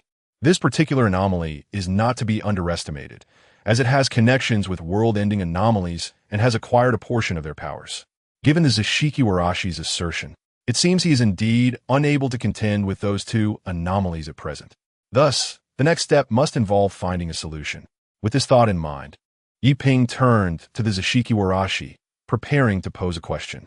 Suddenly, from behind the dissipating blood mist, a cacophony of sounds emerged, followed closely by the approach of numerous footsteps. Yi Ping was compelled to abandon his inquiry, his expression shifting to one of vigilance as he gazed toward the source of the commotion. Soon, the group of individuals emerged from the blood mist, and Yi Ping instinctively focused his attention on them. Upon recognizing their appearance, a flicker of surprise crossed his eyes, for among the group, he beheld a familiar figure. It was himself. Chapter 103. Sacrificial Pawns, Desperate Counterattack. Do not retreat. Everyone, charge forward. Fear not. That peculiar group is of no significance. The voices of Gao Shun and Lu Fongfong reverberated through the air. As Wang Long observed his subordinates leaping into the fiery abyss ahead, his heart plummeted, and a fierce anger flickered in his eyes. Upon entering Nanhai City, anomalies had begun to manifest incessantly. Although Wang Long was acutely aware of the city's abnormality and peril, it was only upon delving deeper that he realized he had grossly underestimated its severity. The atmosphere was oppressively heavy, akin to being enveloped in layers of miasma. Merely inhaling it induced a palpable discomfort. Moreover, the ground beneath him felt distinctly wrong. Was this sand? Before Wang Long could fully comprehend the situation, a piercing sound shattered the air. In the next moment, he witnessed a horrifying sight that sent chills down his spine. Countless grotesque creatures, resembling bees, yet possessing human faces and the size of large dogs, were surging toward them. Their numbers were not in the hundreds or thousands, but in the tens of thousands. A dark mass blanketed the street, overwhelming everything in sight. In the subsequent quarter of an hour, Wang Long realized just how powerless humanity was against this horde of aberrations. Firearms had no effect on these bee-like monstrosities, whether machine guns or artillery. The damage inflicted was minimal. Although they had initially managed to stretch their line of defense, as time wore on, their ammunition dwindled, and soon the first casualty emerged. A soldier, struck by the sting of one of these creatures, visibly rotted away at an alarming rate. Many were directly assaulted by the swarm, their screams silenced before they could even escape. What instilled even greater dread in their hearts was the grotesque sight of the deceased, their faces grotesquely appearing on those of the creatures. Even in death, they found no rest. Fear and despair spread like wildfire among the ranks, shattering their composure and rationality. As they frantically fled backward, many were trampled by their own comrades in the chaos.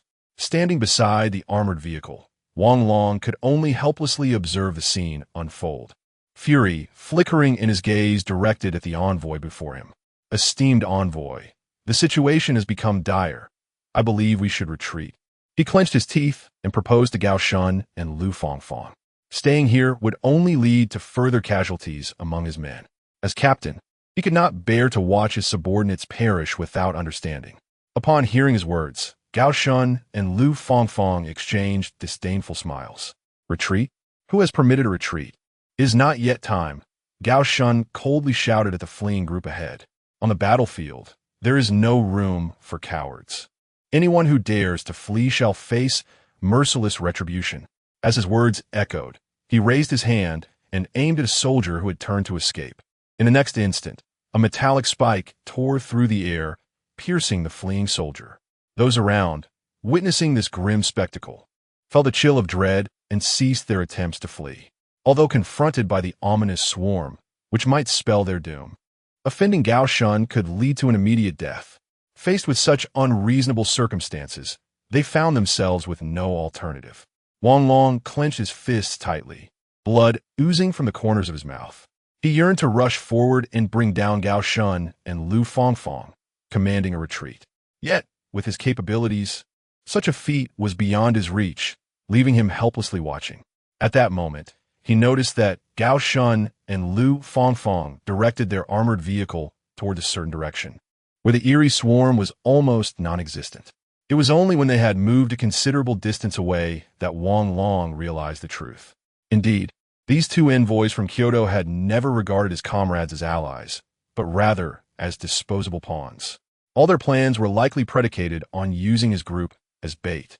A grim expression crossed Wang Long's face as he turned to shout at those still engaged in battle with the swarm. Everyone, follow the envoys quickly. After issuing the command, he urged the armored vehicle's driver to pursue Gao Shun and Lu Fongfong. It became painfully clear that escaping the city was no longer an option.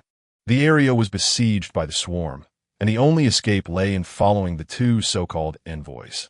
Reluctantly, Wang Long accepted this course of action, fully aware that the strength of those two surpassed that of the entire group.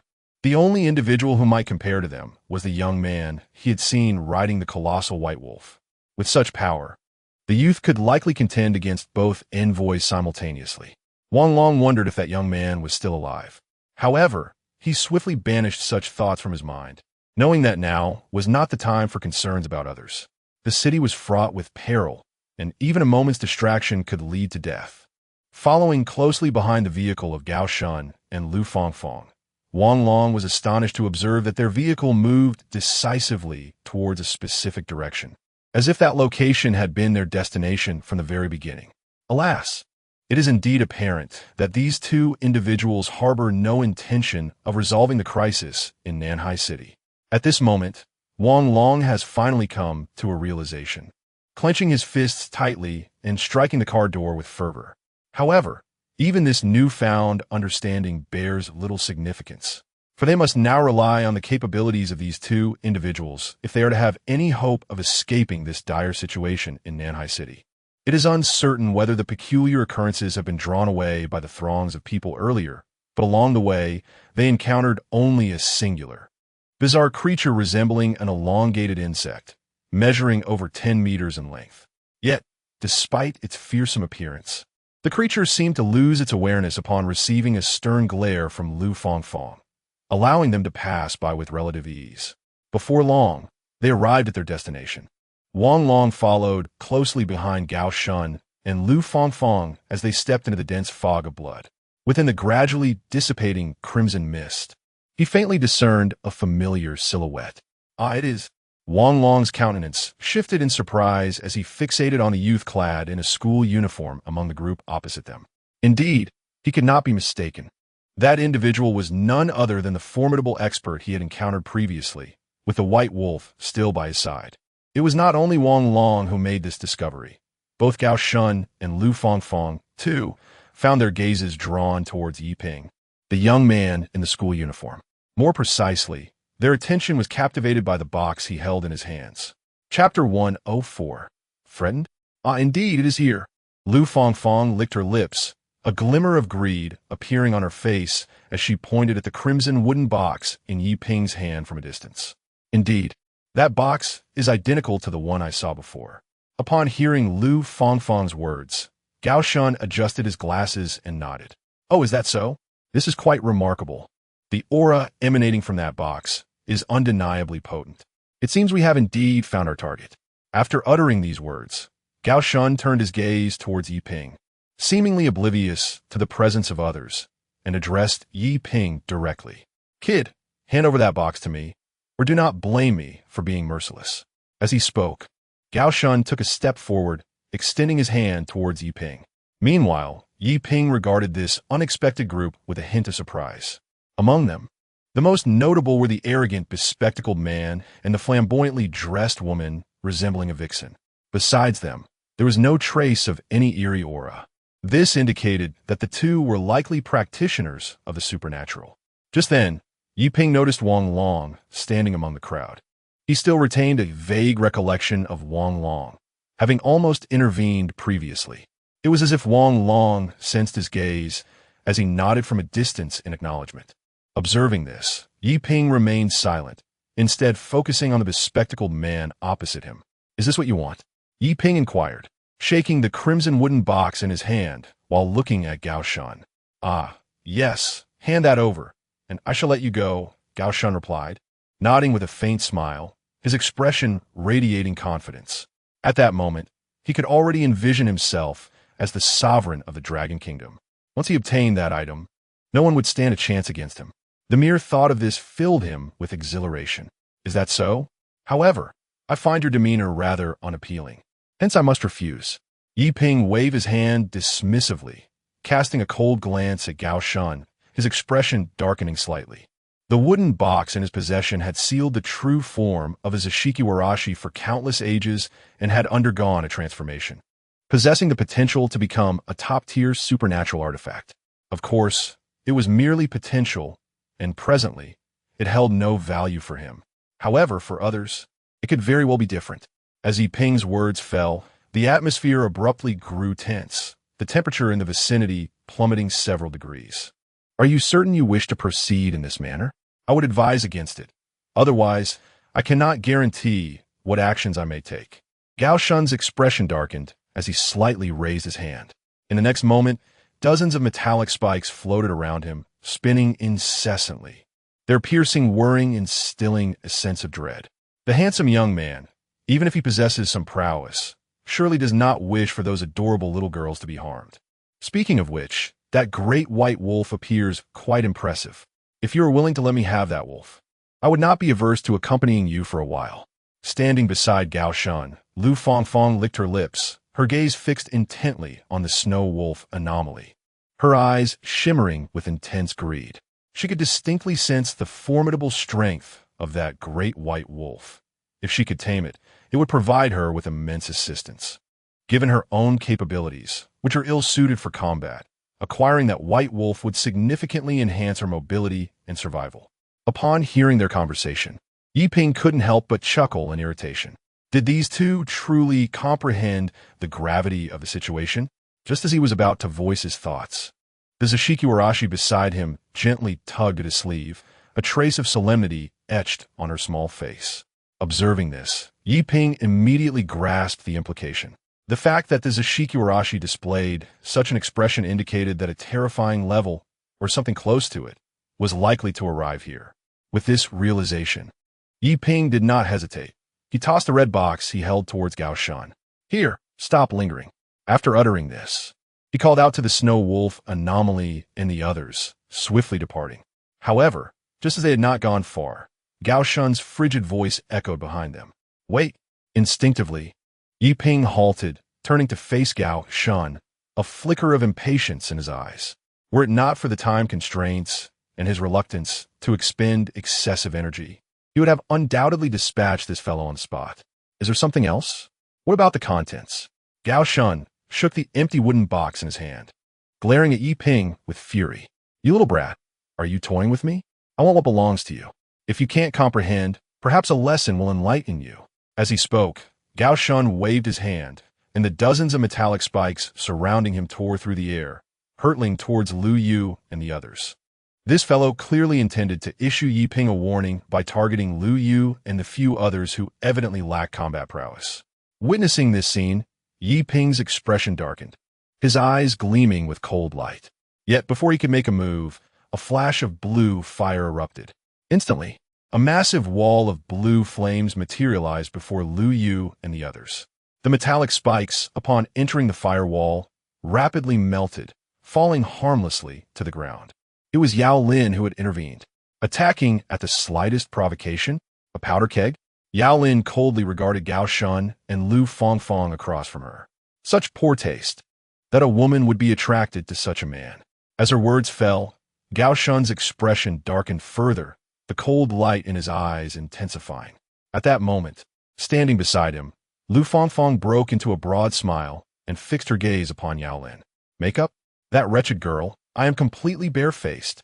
As Lu Fangfang's words echoed, a pink glimmer sparkled in her eyes, and an unusual force manifested within her gaze. Come here. In the next instant, Yao Lin astonishingly realized that her body was moving uncontrollably towards her. Chapter 105. Self-destruction. Yao Lin immediately realized a crucial fact. The woman clad in a flamboyant dress was likely endowed with the bizarre ability of mental manipulation. It was precisely this power that allowed her to commandeer Yao Lin's body. Unfortunately, Yao Lin's realization came rather belatedly. What further unsettled her was the revelation that, at this very moment, the bespectacled man had once again unleashed the same attack as before. As she beheld the rapidly approaching metallic spike, her heart raced with trepidation. In her current state of control, she found herself utterly incapable of harnessing any other power. In the next instant, the sound of a sword's whistle resonated in her ears. To her astonishment, Yao Lin witnessed the metallic spike hurtling toward her being cleaved in two, falling directly to the ground. Stunned by this sight, she suddenly recalled something. It was Yiping who had intervened. Indeed, the swift, sudden strike mirrored the circumstances of Yiping's previous attacks. What surprised Yao Lin even more was the realization that her body had inexplicably regained mobility. Just a moment ago, she had been under control, yet now she could move freely. This turn of events was unexpected. Could it be that Yi Ping had done something? Yao Lin turned back, gazing intently at Yi Ping. Her eyes filled with deep confusion and curiosity. She found it difficult to comprehend how Yi Ping possessed such extraordinary power. More specifically, she had yet to discern the true nature of Yi Ping's enigmatic abilities. Perhaps she should seek an opportunity to inquire further. I had given you a chance, yet you failed to seize it. Yi Ping stepped forward, casting a cold glance at the duo of Gao Shun and Lu Fangfang across from him. Indeed, he had not intended to expend much energy on these two worthless individuals.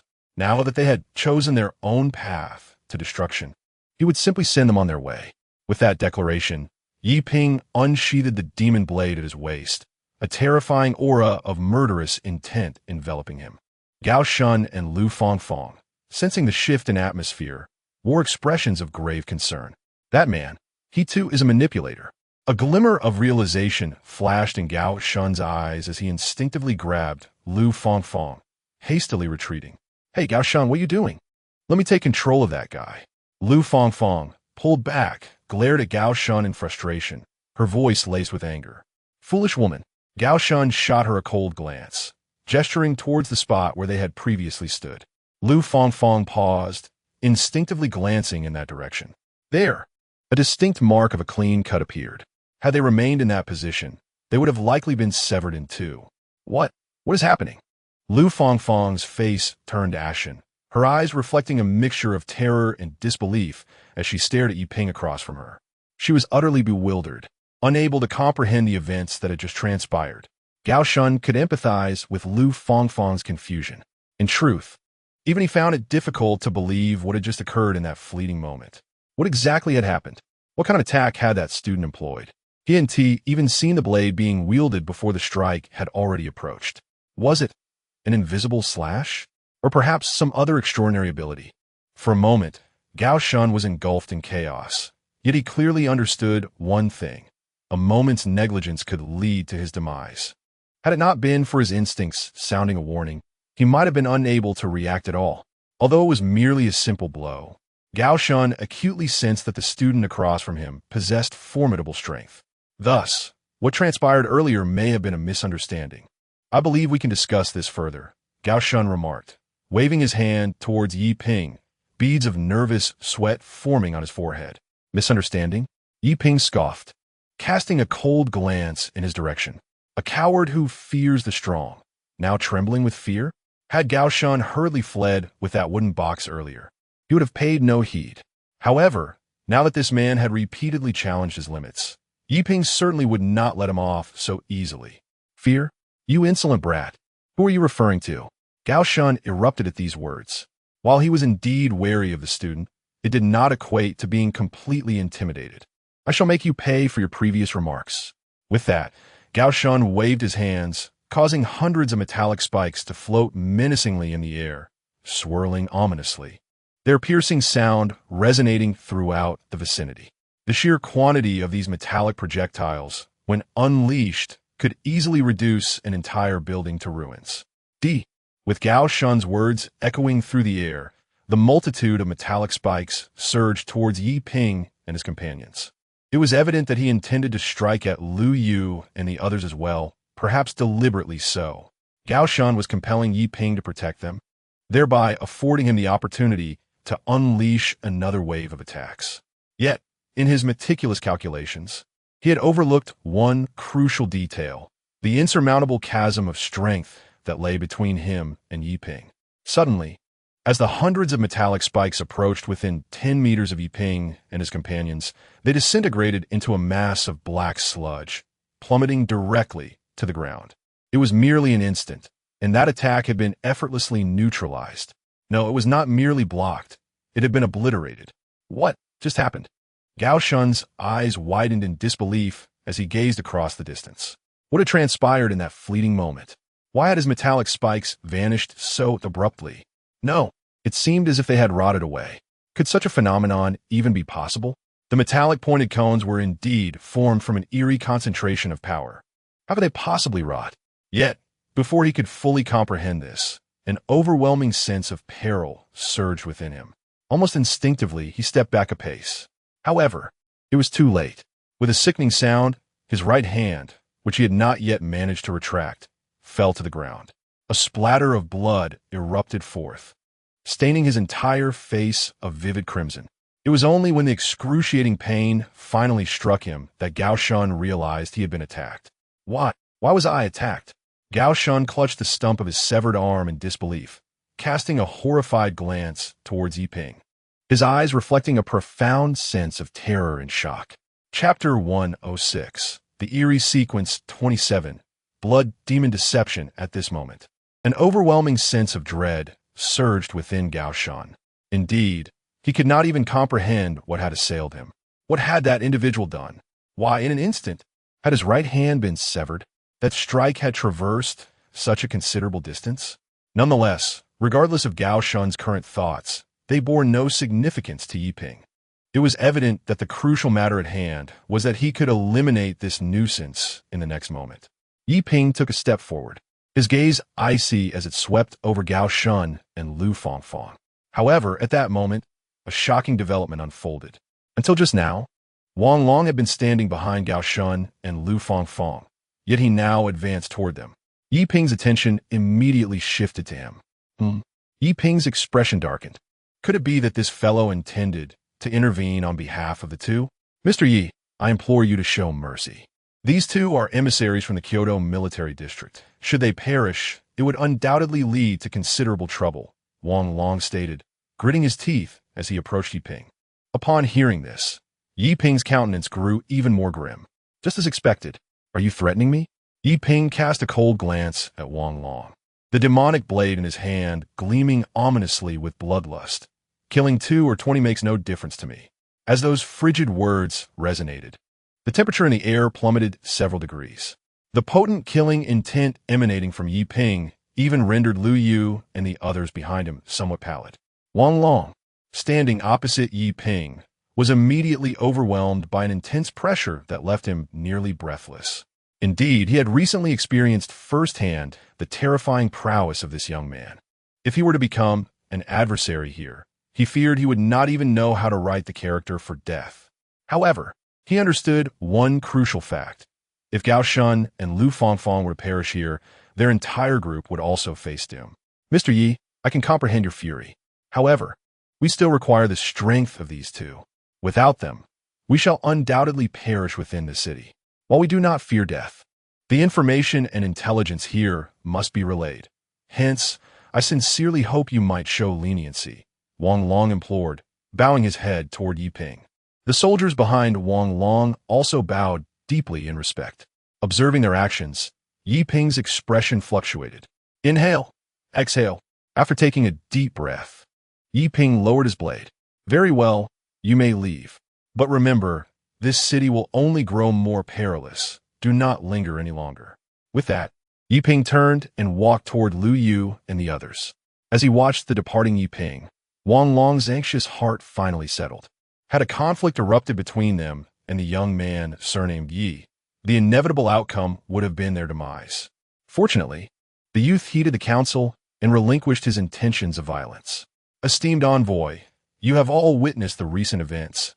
It is prudent to depart swiftly, Wang Long urged, turning to High Commander Gao Shun and Lu Fangfang. Upon hearing these words, Gao Shun's facial muscles twitched with frustration. Though he yearned to express his anger, he ultimately acquiesced with a nod. Lu Fangfang, standing beside him, comprehended that Yiping was beyond their capacity to confront and thus refrained from recklessly charging forward, lest she meet a fate akin to Gao Shun's. She had no desire to become a one-armed beauty. Just as the tense atmosphere began to dissipate and everyone prepared to leave, a voice laced with dissatisfaction resonated clearly in their ears. What? Is this how it ends? Where is the spectacle of your internal strife? Why not fight to the bitter end? As the words echoed, a wave of trepidation washed over the crowd. Yiping, who had not wandered far, halted in his tracks, his expression darkening. The Tsukumo, beside him, wore a tense and serious countenance, softly uttering, "They've arrived." What has arrived? Yiping's heart raced, his expression turning grave as his body tensed, instinctively tightening his grip on the enchanted blade. Muramasa. He was acutely aware that whatever could elicit such a reaction from the Tsukumo was far from ordinary. Moreover, he had failed to detect when the entity had drawn near. This indicated that the being who had just spoken possessed an extraordinary level of cunning, capable of evading his senses, coupled with articulate speech, suggesting an intellect of remarkable caliber. A seventh tier? No, a terrifyingly advanced anomaly. Yiping took a deep breath. Feeling the temporal wheel in his right, I shift forward as the domain of time unfurled around Lu Yu and the others. Indeed, against a horror-grade anomaly. Such preparations were imperative. Perhaps, even this would prove insufficient. So, it is the realm of anomalies, impressive indeed, to comprehend it at such a young age. The voice resonated clearly amongst the crowd once more. Following this, a figure descended from the heavens, landing in the center of their assembly. All eyes instinctively turned toward this being. Yiping, too, looked on, his pupils constricting sharply, his breath quickening. It was him. The figure was composed entirely of blood, its face obscured, yet exuding an air of mockery. Surrounding the sanguine entity, wisps of blood mist lingered in the air. At first glance, it appeared unremarkable, yet at that moment, a chill coursed down Yiping's spine. This was the 27th anomaly of the anomaly realm, Blood Demon Anomaly. Indeed, amidst the realm of horror-level anomalies, the Blood Demon Anomaly ranks within the top 30, surpassing even the Snow Wolf Anomaly, which possesses extensive offensive capabilities.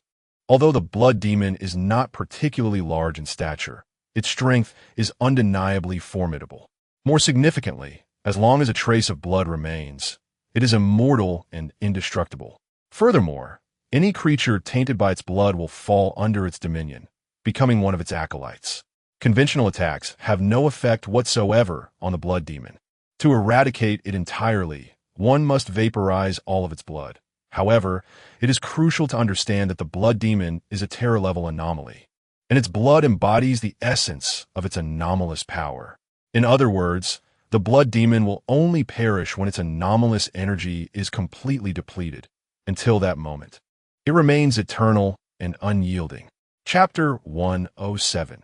The terrifying Blood Demon. Why has this exceedingly perverse Blood Demon appeared here? Yiping clenched his fists tightly, his gaze unwaveringly fixed upon the Blood Demon, not daring to divert his attention for even a moment. Despite possessing two world-destroying anomalies, he did not underestimate this Blood Demon. Currently, even if he could utilize the powers of time and space anomalies, he might barely harness a fraction of their true potential. Under such circumstances, engaging in combat with a fully realized terror-level anomaly would likely result in a greater likelihood of defeat than victory.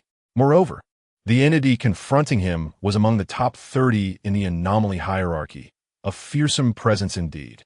Amidst the tense stillness, a sudden movement broke the silence. It was a soldier from Wang Long's group, seemingly unable to endure the oppressive atmosphere, who turned and began to flee. However, in the next instant, a gaping hole appeared in the man's chest, from which a droplet of crimson blood pulsated ominously. Indeed, it was merely a droplet of blood that had penetrated the man's chest. Gao Shun, not far away, witnessed this horrifying scene, his eyes nearly bulging from their sockets.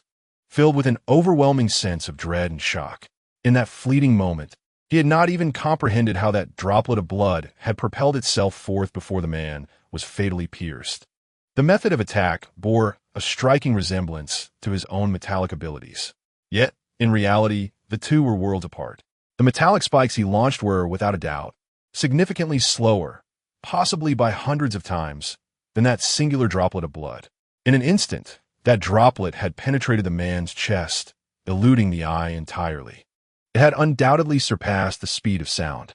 The most terrifying aspect was the sheer power exerted by just a single droplet of blood, and the quantity of blood surrounding that anomaly was staggering. Merely contemplating such a scenario left Gao Shun's scalp tingling with fear, an inescapable surge of terror flooding his senses. At this moment, Lu Fongfong, standing beside Gao Shun, was equally paralyzed by fear, too terrified to move.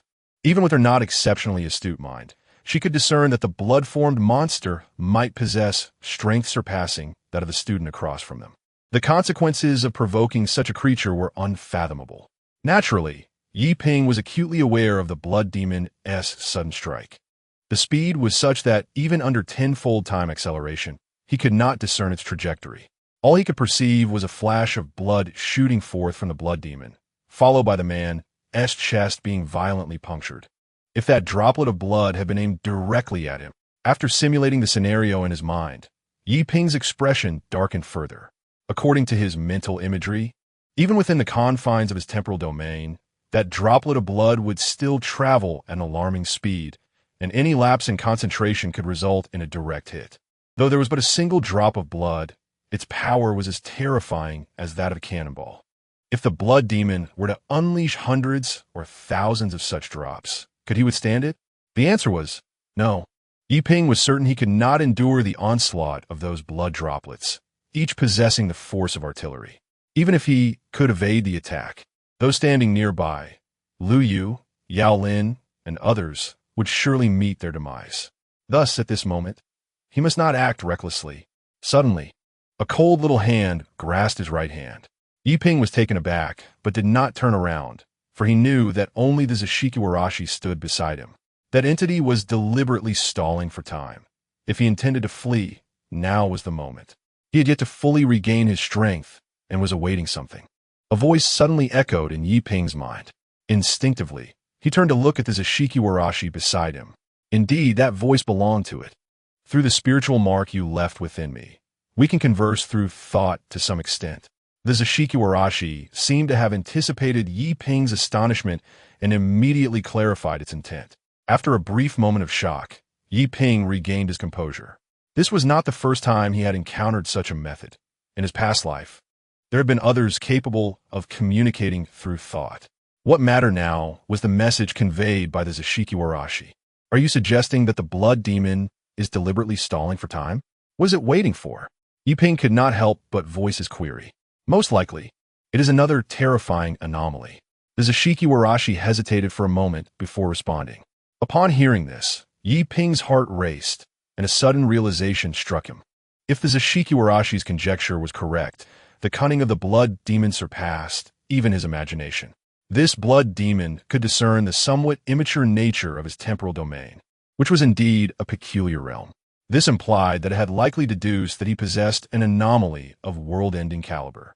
Consequently, the demon was not in haste to strike, but was instead waiting for another terrifying anomaly to arrive and join forces against him. At that point, victory would be nearly assured.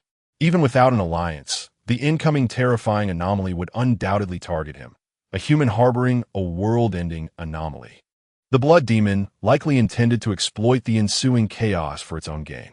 Should that scenario unfold, even if he managed to escape, others would be doomed. With such thoughts, Yi Ping's heart sank. Was there any way out? At this moment, he could only place his hopes upon the Zishikiwarashi. If this entity, once entwined with world-ending anomalies in a distant past, could alter the situation, then perhaps there was a chance. Conversely, if it could do nothing, Yi Ping would find himself in a dire predicament, as he had come specifically to rescue it, wasting precious time and resources in the process. Rest assured, as long as one is not simultaneously confronted with two bizarre assaults, self-preservation remains achievable. Furthermore, you may withdraw the domain of the strange realm to conserve some strength, while I shall safeguard the safety of your companions. The Zishikiwarashi promptly conveyed this message to Yi Ping. Upon hearing this, Yi Ping did not hesitate for a moment and immediately rescinded the temporal domain enveloping the surroundings. As he lifted the boundary, the blood demon, taken aback, cast a surprised glance in his direction. Roar, you've dispelled the strange domain? Do you not fear me, taking your life this very moment? With these chilling words, the temperature in the air plummeted several degrees. Chapter 108. The Eerie transaction. As if responding to the sinister utterances of the blood demon, the blood surrounding it danced incessantly. In an instant, the atmosphere fell into a profound silence, the scent of death lingering in the air. The blood demon's gaze, glimmering with a crimson light, fixated intently on Yi Ping. Suddenly, the space convulsed violently. An eruption of blood exploded around Yi Ping and his companions, as if colliding with an invisible barrier. Subsequently, the blood gradually trickled down to the ground. Gao Shun and the others stared in disbelief at the unfolding scene, their expressions contorted with shock. They were utterly bewildered by the occurrence, unable to comprehend what had just transpired and how the blood had erupted so suddenly. Could it be that this was the bizarre assault they had just witnessed? In that moment, they were completely at a loss. What was even more perplexing was how Yi Ping had managed to withstand such an attack. Yet, the truth was they were not alone in their confusion. Yi Ping himself was equally bewildered. It was clear that the blood demon had indeed struck, but all of its attacks had been thwarted. The question loomed, having retracted the domain of time, who had shielded him from the onslaught? After a brief moment of daze, Yi Ping turned his gaze to the Zashiki Warashi beside him. The Zashiki Warashi remained silent, gripping his hand tightly, while simultaneously pressing a small object into it. Yi Ping felt the shape of the object and instantly recognized it as the Zashiki Warashi's true form, a small comb. Why, he pondered, was the Zashiki Warashi presenting this to him at such a critical moment? As this thought flickered through his mind, a warm current flowed from the comb into his body. To his astonishment, he realized that the eerie power he had expended was being replenished. Moreover, this purest essence of eerie power, upon merging with his own, became even more formidable. Yi Ping exhaled softly, his eyes reflecting profound astonishment. The eerie power he had depleted in the depths of that desolate well had remarkably restored itself to a significant degree. He had never anticipated such an occurrence. The Zashiki Warashi could aid him in regaining his eerie power? Yet, the crux of the matter remained. How had the Zashiki Warashi withstood that attack? As Yi Ping contemplated these questions, a vivid image suddenly flashed through his mind. Upon witnessing this vision, he froze in place. He opened his mouth, only to quickly swallow back the words that threatened to escape. To utter them might attract the attention of the blood demon. Indeed, this was an opportunity. In that moment, Yi Ping grasped the Zashiki Warashi's intentions and discerned the means to break the deadlock. Though such a course of action might be deemed audacious, for the sake of a slim chance of survival, he had no choice but to take the gamble. Inhaling deeply, Yi Ping lifted his head and directed his gaze toward the blood demon, boldly articulating his intent. "Let's make a transaction." As the words fell, the blood demon glanced at him with a hint of surprise. "Huh? A mere human dares to propose a transaction with me? Do you truly believe you possess the qualifications?" At this point, the blood demon paused, shrugged slightly, and let out a somewhat resigned sigh. "Though I would love to dismiss you, you are distinctly different from other humans, and accompanied by several intriguing entities. Well, let's hear what you have to say." The blood demon fixed its gaze upon Yi Ping, as though attempting to pierce through him entirely. Upon hearing this, Yi Ping hesitated not for a moment. He swiftly retrieved an item from his possession. It was a black object resembling an invitation. Indeed, it was the invitation handed to him by the intervener. The moment the blood demon caught sight of the black invitation in Yi Ping's hand, it was momentarily taken aback. "You actually possess this?" The grotesque visage of the blood demon, composed of blood, contorted slightly, the crimson fluid quivering with the tumult of its inner emotions. It was clear that such a revelation had caught the blood demon off guard. Yi Ping, keenly aware of the blood demon's shifting emotions, recognized this as an opportunity to exploit. "I can hand this over to you, but you must guarantee our safe passage," Yi Ping declared, shaking the banquet invitation in his hand and staring intently at the blood demon across from him. "Huh, such a simple request." The blood demon eyed Yi Ping with a hint of surprise and casually waved its hand. "Ah, no problem. I can acquiesce to your demand. Rest assured, as long as you honestly surrender that item, not only will I allow you to leave, but I might even extend a favor." The blood demon's words sent a tremor through Yi Ping's heart. Had it not been for the vision shown to him by the Shikigami earlier, he might not have comprehended the true value of the item in his possession. Of course, Yi Ping was well aware that this invitation was anything but ordinary. Yet, it now seemed that its worth far surpassed his initial expectations. Even the bizarre entity ranked 27th, the blood demon, could not contain its excitement upon seeing the invitation. There was a distinct possibility that this banquet invitation was linked to the potential of becoming a world-ending anomaly. Why else would the blood demon exhibit such fervor? Or perhaps it could empower a terrifying anomaly even further. Regardless, it was evident that the blood demon had fallen into the trap. Very well, now clear the surrounding anomalies. We must take our leave, Yi Ping stated, waving his hand from a distance. Upon hearing this, the blood demon did not act immediately, but scrutinized him closely. I need to verify whether that item is genuine. After all, humans are notoriously cunning. As it spoke, the blood demon raised its hand, a droplet of blood floating within its palm. I require a sample of your blood to ascertain the authenticity of that item. You have no objections, I trust? In response to the words of the blood demon, Yi Ping did not answer immediately, but cast a cold glance in his direction. Do not attempt any tricks, otherwise. Do not harbor any illusions of obtaining this item. Yi Ping offered a friendly warning. Rest assured, how could I possibly engage in such foolishness? The blood demon repeatedly affirmed. Thus, the transaction was concluded, or so it appeared on the surface. In reality, after the conversation ended, Yi Ping's breath quickened, and a terrifying glint flickered in his eyes. For he understood that everything hinged on the next step. Should he fail, the consequences would be death. Chapter 109, Deceived. The power of the Zashiki Warashi. Well then, the item is here. Come and inspect it yourself, Yi Ping proclaimed, raising his hand to place the black invitation on the stone before him. Almost as soon as he set it down, the gaze of the blood demon fell squarely upon it. Tell that little fellow beside you not to harbor any underhanded schemes. I am well aware of her protective abilities. The blood demon cast a distant glance at the Zashiki Warashi beside Yi Ping, then raised his right hand. A blood sphere the size of a fist floating above it.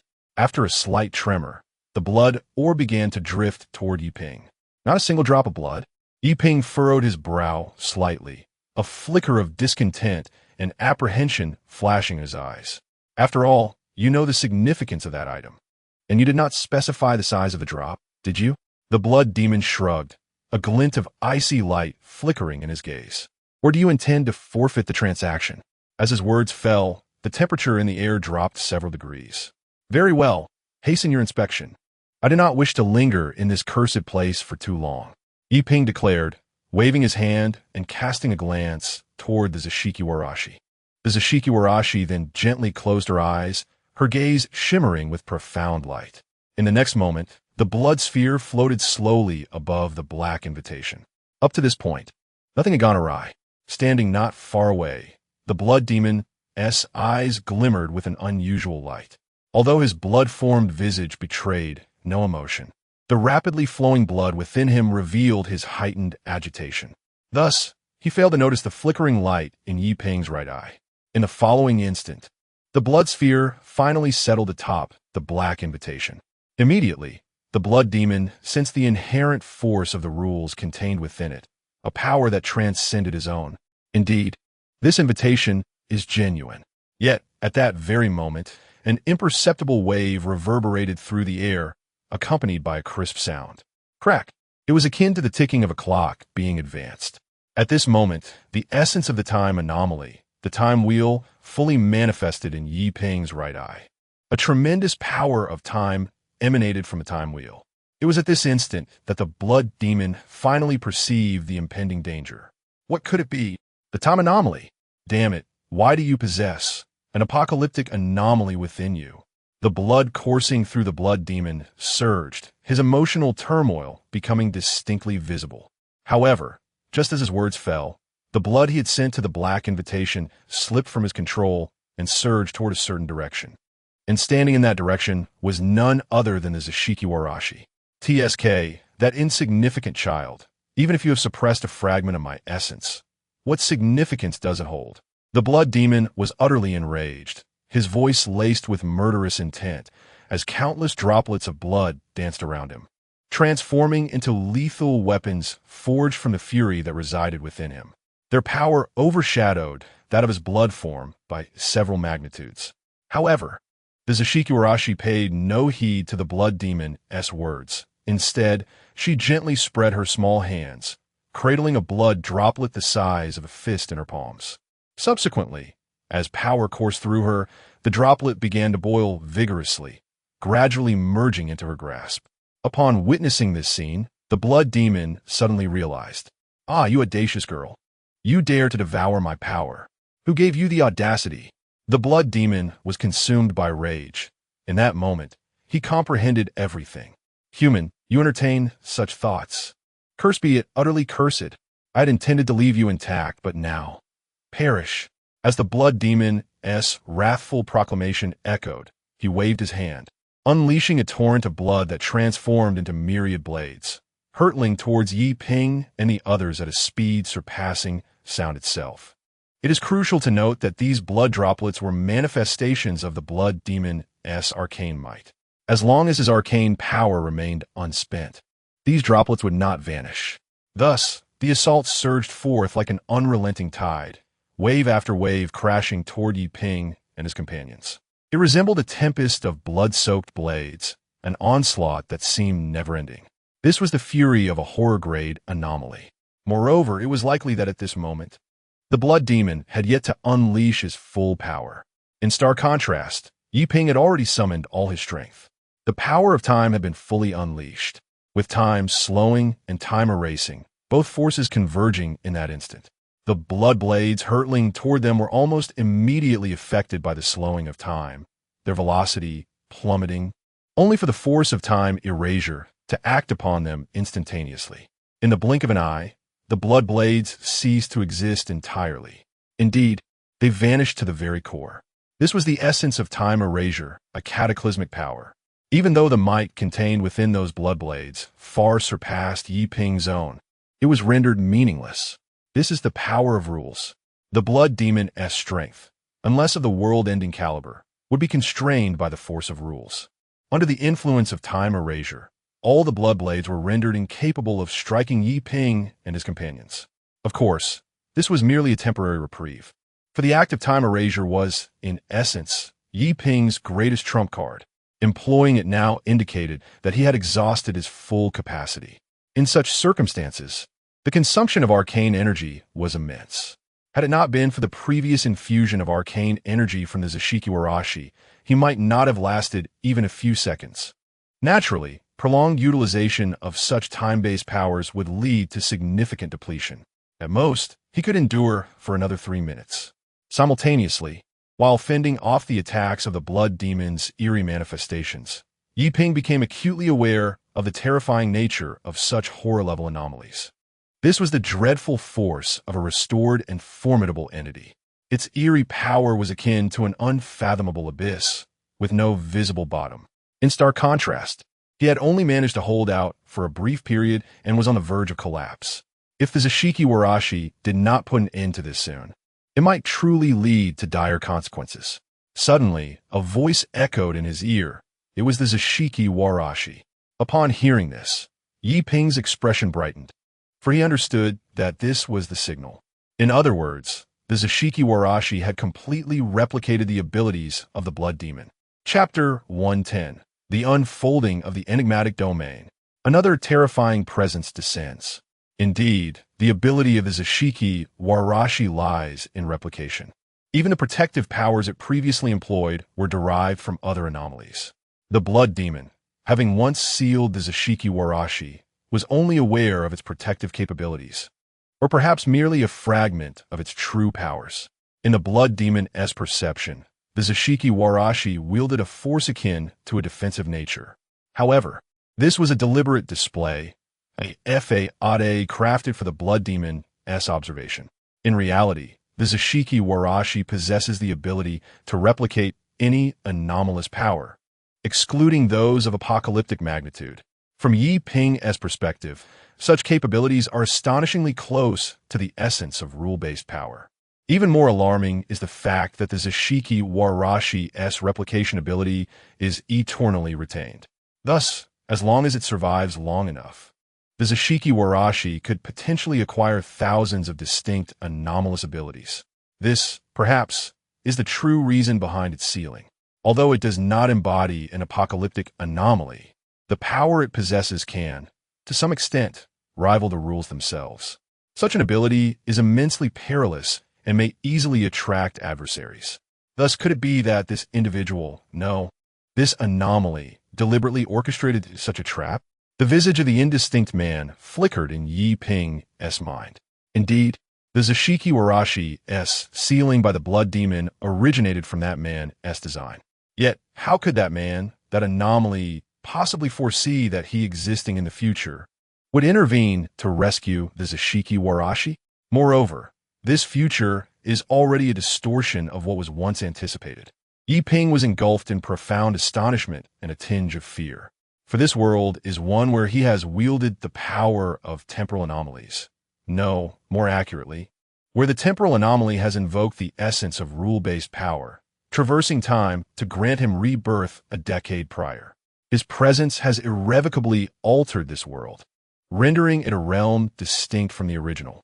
Even if the man in the Zashiki Warashi's memories truly possessed apocalyptic anomalies, how could he be privy to Yi Ping's transcendental journey? Even with foresight, it would be implausible for him to predict such an occurrence, unless he, like Yi Ping, wielded multiple apocalyptic anomalies. Under the augmentation of several rule-based powers, it is conceivable that he could indeed perceive the distortions arising from the changed future. Yet, the probability of such a scenario is nearly infinitesimal, although Yi Ping yearns to unravel the mystery of that man's existence. He recognizes that this is not the moment for such contemplations. It is time to depart. With a single utterance from the Zashiki Warashi, Yi Ping hesitated not for a moment, immediately withdrawing the power of the temporal anomaly. As the temporal influence dissipated, the domain of time vanished instantaneously. Without the influence of the realm of time, the assault of the blood demon surged towards Yi Ping and his companions like a relentless tide. The speed was such that it seemed to arrive before them in the blink of an eye. However, what transpired next left everyone in shock. The blades formed from coagulated blood inflicted no harm at all. Instead, like raindrops, they fell upon the crowd and vanished completely. This bewildering scene rendered Gao Shun and Wang Long, who stood at a distance, utterly dumbfounded. What on earth was happening? Had the attack been nullified? Wang Long bit his lip, his face a canvas of astonishment. At that moment, he could scarcely articulate his feelings. To a mere mortal like him, devoid of any arcane power, the earlier battle resembled a celestial conflict. In an instant, the terrifying assault of the blood entity had manifested. How could one possibly evade such a swift onslaught?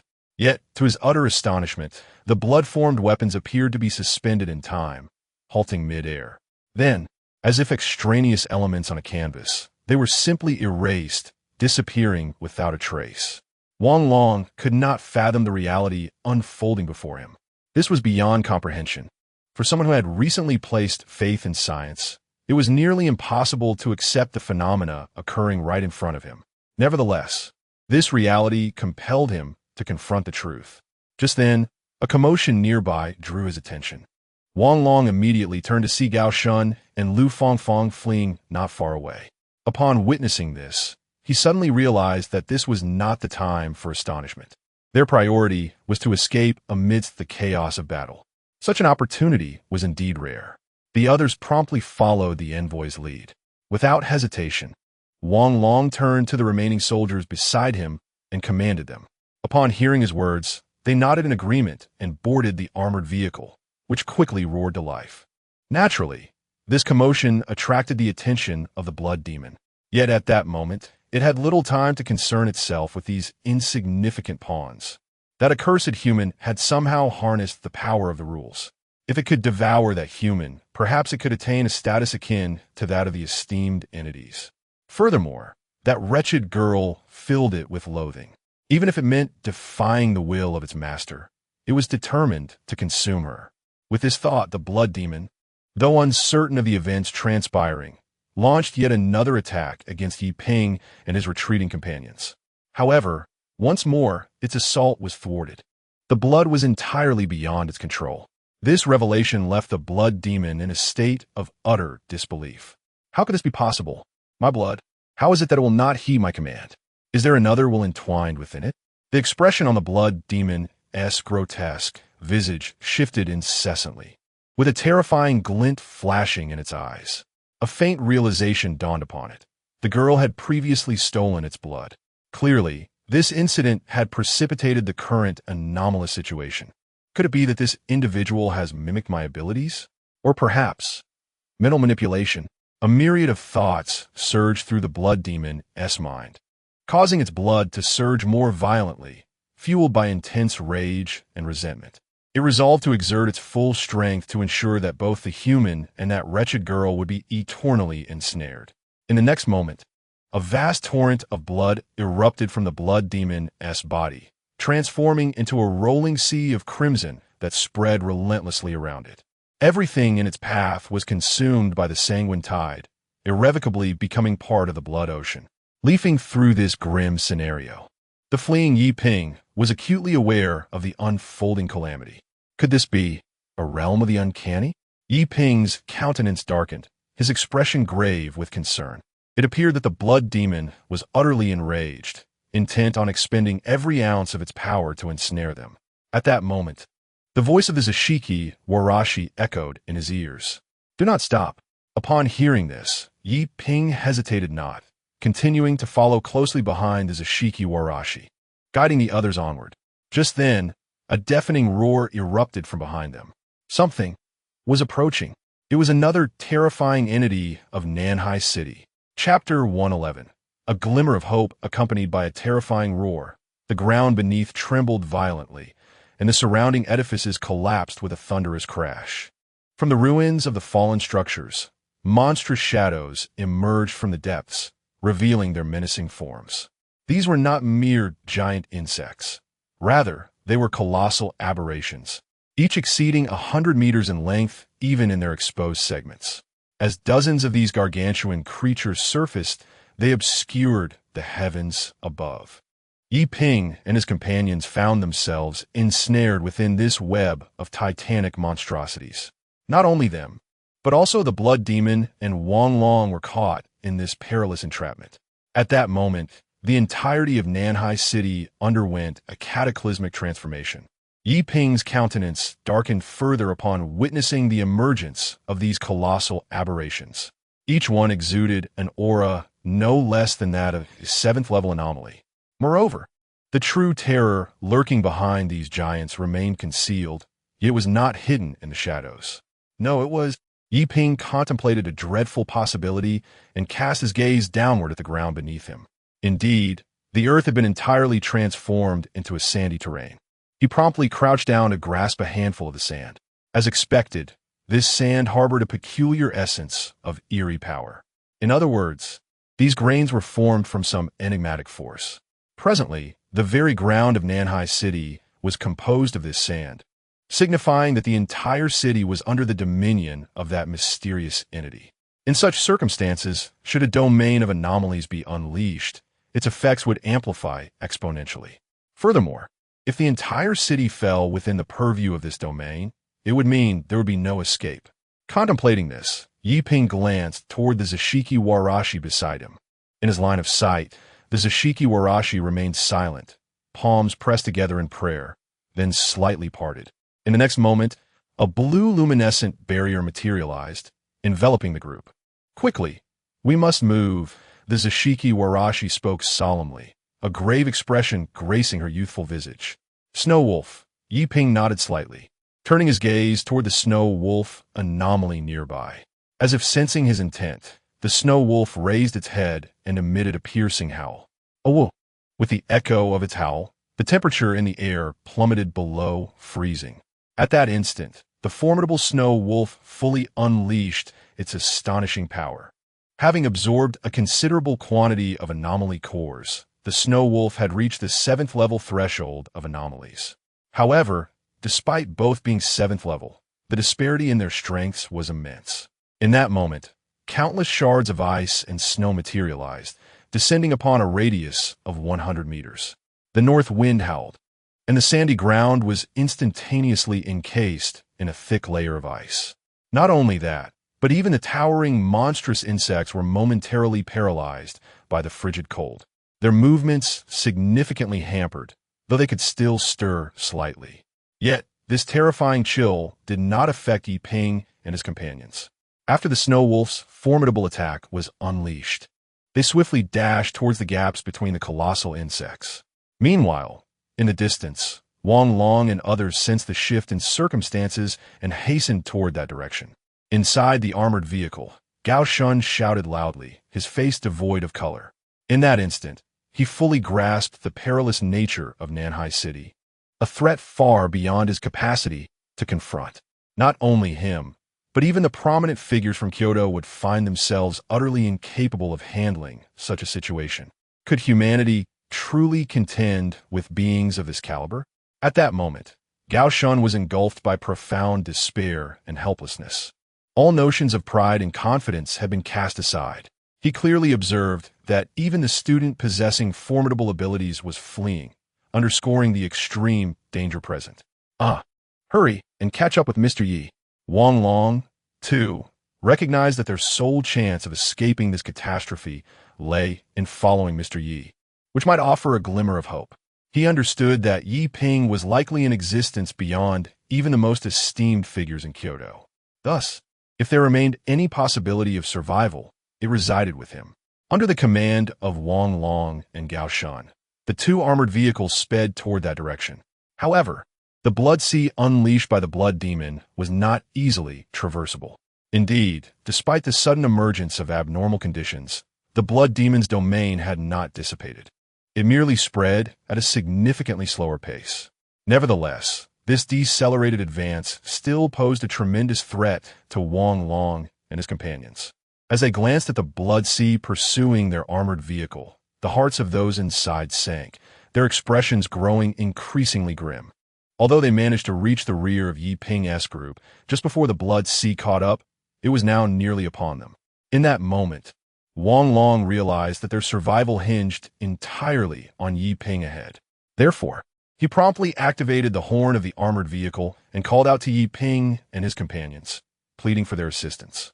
Emphasizing that there was still space in their vehicle, Wang Long was acutely aware that at this juncture, neither moral persuasion nor self-interest could sway the pragmatic and composed young man. The only leverage they possessed was their value. Indeed, their worth was encapsulated in the armored vehicle itself. He understood that Yi Ping and the others also desired to escape from this dire predicament. The colossal white wolf, though imposing, lacked the capacity to bear all of them. Their sole advantage lay in the armored vehicle. As Wang Long's words fell into silence, Yi Ping, who was walking ahead, clearly heard his statement. Yet, in that moment, Yi Ping chose not to turn back, continuing his forward march. Witnessing this, Wang Long and the others were enveloped in a profound despondency, their expressions darkening as despair clouded their eyes. Simultaneously, a towering wave of crimson, reaching a staggering 20 meters, surged towards them from behind. Should they be consumed by this sea of blood, their demise would be inevitable. In such dire circumstances, only despair and fear resided within their hearts. However, an unforeseen twist of fate unfolded at that very moment. Chapter 112. The Rising Undercurrent. Betrayal? A hum reverberated as unnecessary spatial fluctuations emanated beneath the armored vehicle occupied by Wang Long and his companions.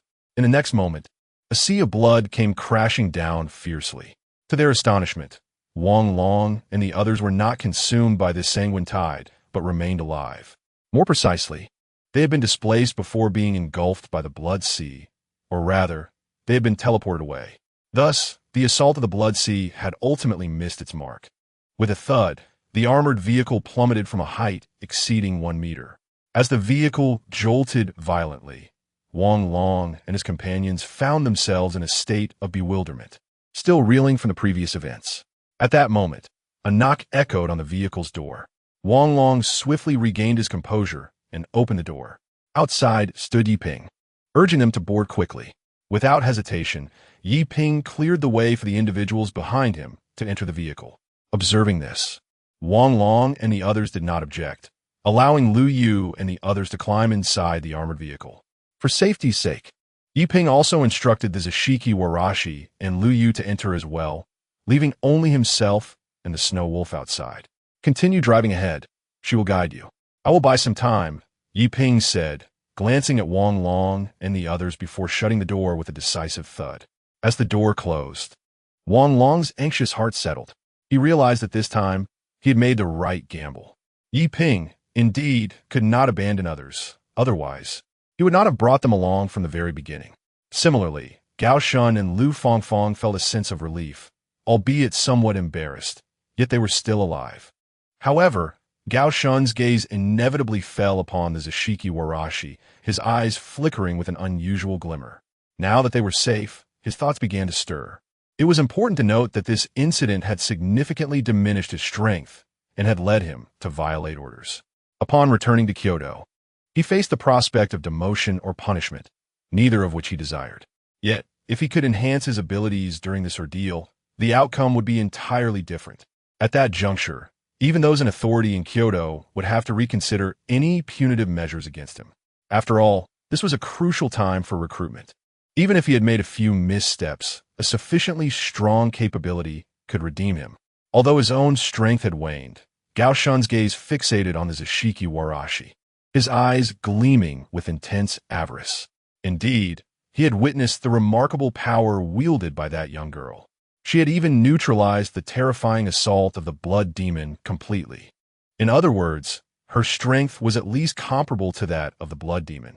If he were to gain control over the young girl, then... Just as Gao Shun pondered these matters, a sudden intense chill coursed down his spine. He involuntarily shivered, his mind snapping back to reality. At that moment, the girl was gazing directly at him. A jolt of fear surged within Gao Shun, as if his heart had been seized, an overwhelming dread beginning to manifest.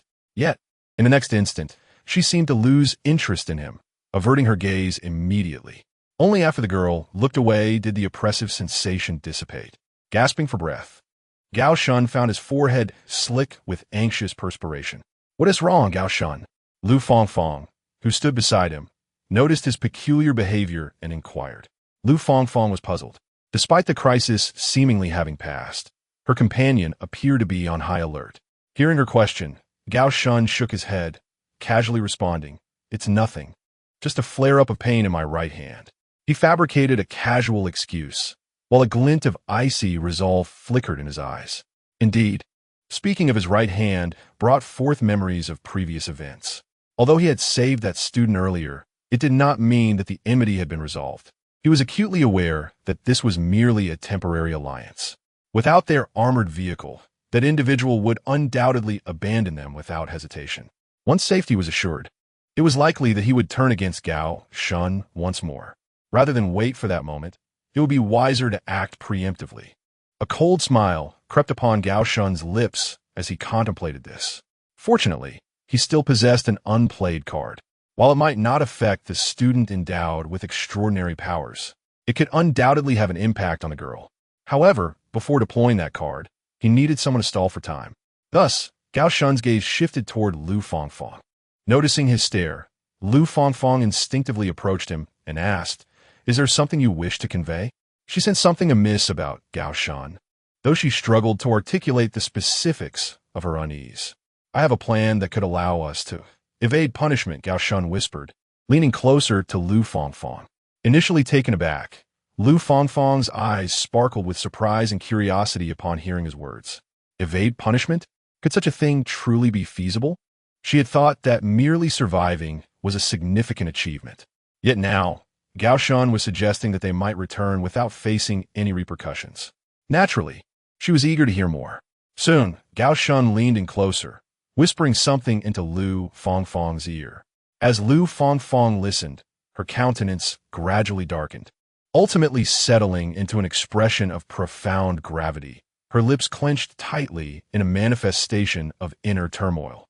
Observing such a visage, a glimmer of icy disdain flickered in Gao Shun's eyes as he sternly admonished, "Lu Fangfang, do not forget, you are equally implicated this time. Should we falter, the consequences. Need I elaborate?" Upon hearing these words, the conflict etched on Lu Fangfang's face transformed into resolute determination. I understand now, however, the plan must not falter." Lu Fangfang inhaled deeply, acquiescing while simultaneously articulating her conditions. She was acutely aware that failure would render her fate far more dire than death itself. Indeed, I would never embark upon an endeavor without assurance, Gao Shun nodded, a confident smile gracing his lips. Unbeknownst to them, standing amidst Lu Yu and the others, the enigmatic Zashikiwarashi cast a chilling gaze upon the pair, his eyes glimmering with a terrifying cold light. Chapter 113. The Sea of Blood and the Inferno. The mysterious domain emerges. As Yi Ping gazed at the armored vehicle gradually receding into the distance, his expression was imbued with profound gravity. From this moment onward, all that transpired diverged from the future fragments envisioned by Aisha. In other words, the future had been irrevocably altered. What lay ahead remained shrouded in uncertainty, known only to fate. Yet, before the Zashikiwarashi and the others could escape from the city of Nanhai, he must procure sufficient time. However, confronted by two terrifying anomalies, could he truly manage to seize that time? As Yi Ping pondered this pressing matter, the snow wolf anomaly seemed to sense his contemplation, gently nudging his head. With a low growl, the snow wolf anomaly emitted a series of sounds, seemingly conveying a message to Yi Ping. A sudden realization washed over him. Are you telling me that I am not alone? His heart jolted, and he glanced in surprise at the snow wolf anomaly, his earlier apprehensions beginning to dissipate. Indeed, he was not alone. Moreover, Yi Ping slightly opened his right hand, revealing a small cone that emanated a faint aura of power from his palm. Indeed, this was the gift left to him by the Zashikiwarashi, a fragment of its essence.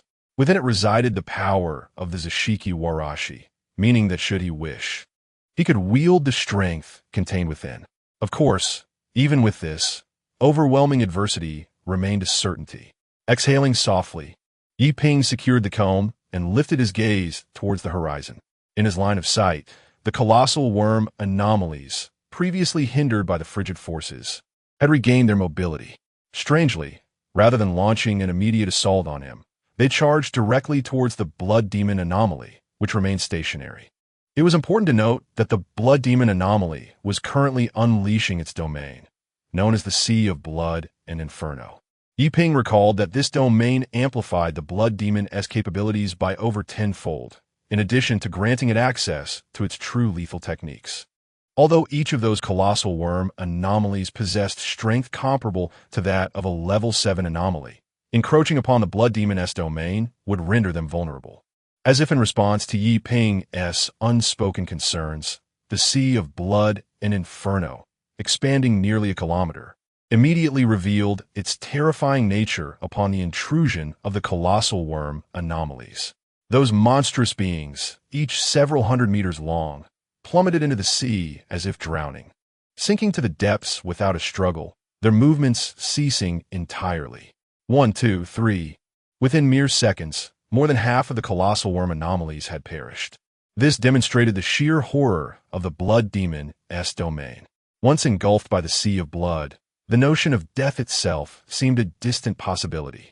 Indeed, the true terror of the Sea of Blood lay not solely in its capacity to consume all that ventured within. More crucially, it transformed those beings into the blood demon's minions. As the blood sea churned violently, colossal aberrations surged forth from its depths, their monstrous forms emerging amidst the splattering waves. Unlike before, however, these gargantuan creatures were now cloaked in a sanguine hue, transformed into the minions of the blood demon. The aura emanating from them was more terrifying than ever. In a surprising turn of events, the blood demon chose to retract its domain. This unexpected development caught Yi Ping off guard. Yet, as he beheld the legion of colossal aberrations, now loyal to the blood demon, charging directly towards him, the truth dawned upon him. This entity was not yet finished with him. Was the allure of that banquet invitation truly so irresistible? No, it was clear. Yi Ping's expression darkened as a realization struck him. Indeed, the blood demon had already been assaulted by another formidable aberration, yet had not abandoned its pursuit of him. Evidently, it sought more than merely the invitation. It intended to consume the apocalyptic aberration that resided within him. This peculiar behavior of the blood demon was thus elucidated. "Let us go, Snow Wolf," Yi Ping leapt onto the back of the snow wolf aberration, pursuing the armored vehicle where Fucko and the others had retreated. As he moved towards it, the blood demon sprang onto the head of a crimson, colossal aberration, relentlessly pursuing him. Along the way, any aberration that stood in the path of the dozen blood-hued creatures was mercilessly crushed. Though dozens of other colossal aberrations emerged from the ground, rushing at the blood demon, the crimson ones engaged them, delaying their advance while the blood demon maintained its relentless pursuit atop the blood-red behemoth. Despite the snow wolf's superior speed, a fierce sandstorm swept through the entirety of Nanhai City, as if it aimed to ensnare every soul within. The further one ventured outside the city, the stronger the winds became, laden with lethal force. Suddenly, a flash of cold light darted through the swirling storm. Instinctively, Yi Ping brandished his demonic blade, channeling the power of time. In the next instant, a massive spike shot towards him with alarming velocity, even under the deceleration effects of the time aberration. The spike's speed remained astonishingly swift. Yet, in Yi Ping's accelerated perception, it was still possible to react. Clang! The demonic blade descended. The spatial energies entwined around the blade erupted in a powerful display, cleaving the enormous spike in two, sending it spiraling away. Before the might of the apocalyptic aberration, even the highest defenses were rendered utterly futile. As the sharp spikes dissipated, the snow wolf, with an air of cunning, plunged into the tumultuous whirlwind of sand and dust. However, an ominous premonition began to rise within Yi Ping's heart. For reasons unknown, he sensed that if he did not vacate this place soon, he would meet his demise. Indeed, the intensity of this feeling was overwhelming. His instincts were issuing a dire warning. Even the right eye, which housed the essence of time, throbbed faintly at this moment, evidently alerting him to the impending peril. Yet, the previous threat had already been averted. The blood demon in the distance had yet to catch up. Furthermore, other colossal insect monstrosities were absent from this vicinity. So, from whence would the danger arise? Wait, there was one location that he had overlooked. Chapter 114. Incredibly enormous and strange. Underground. Indeed, the assault will emerge from below. The only question remains, how vast will its reach be? Even the time entity is compelled to issue a warning, for at that moment, not even its formidable powers could alter the unfolding scenario. With no hesitation, Yi Ping harnessed the power of time. He adjusted the shortest scale on the time dial in his right eye, advancing it by 20 ticks. This was the utmost degree of temporal acceleration he could wield at present. Moreover, he extended this temporal force to the snow wolf entity beneath him, ensuring it too would benefit from the acceleration. Under the influence of a 20-fold time acceleration, Yi Ping unleashed the domain of time. The boundaries of this domain swiftly expanded to a radius of 10 meters. Not content with merely that, as he poured forth his energy, the wooden comb left by the spirit child emitted an untainted aura of strange power, surging into Yi Ping's being. In an instant, the domain of time expanded to 20 meters. Although this expansive realm could only be sustained for mere seconds, it sufficed to reveal the nature of the impending subterranean attack, thus allowing Yi Ping to react in advance. After all, once any entity crossed into the 20-meter domain of time, Yi Ping would immediately perceive its presence. However, to his astonishment, within the 20-meter extension of his domain, he detected no anomalies whatsoever. There was not even a whisper of strange energy to be found. What would be the cause of this? Could his instincts have erred? Or perhaps his judgment was flawed? No, that was inconceivable. Even the time entity had issued a warning. Such occurrences could not be mere illusions. Thus, only one possibility remained. The forthcoming attack would originate from beyond the 20-meter boundary, deeper within the Earth. This explained the absence of any peculiarities within his domain. In other words, the range of the impending assault might very well surpass several dozen meters. Before Yi Ping could formulate a countermeasure, the ground quaked violently. He turned his gaze around, his expression darkening considerably. Not merely within 20 meters, but even 100 meters away, the earth trembled violently. Terrifying fissures rapidly spread across the surface. Was this a jest? An attack spanning nearly 100 meters? Yi Ping's countenance soured entirely. Time was not on his side. He had to escape post-haste. Snow Wolf. Yi Ping slapped the Snow Wolf entity beneath him, channeling the entirety of his temporal energy into it.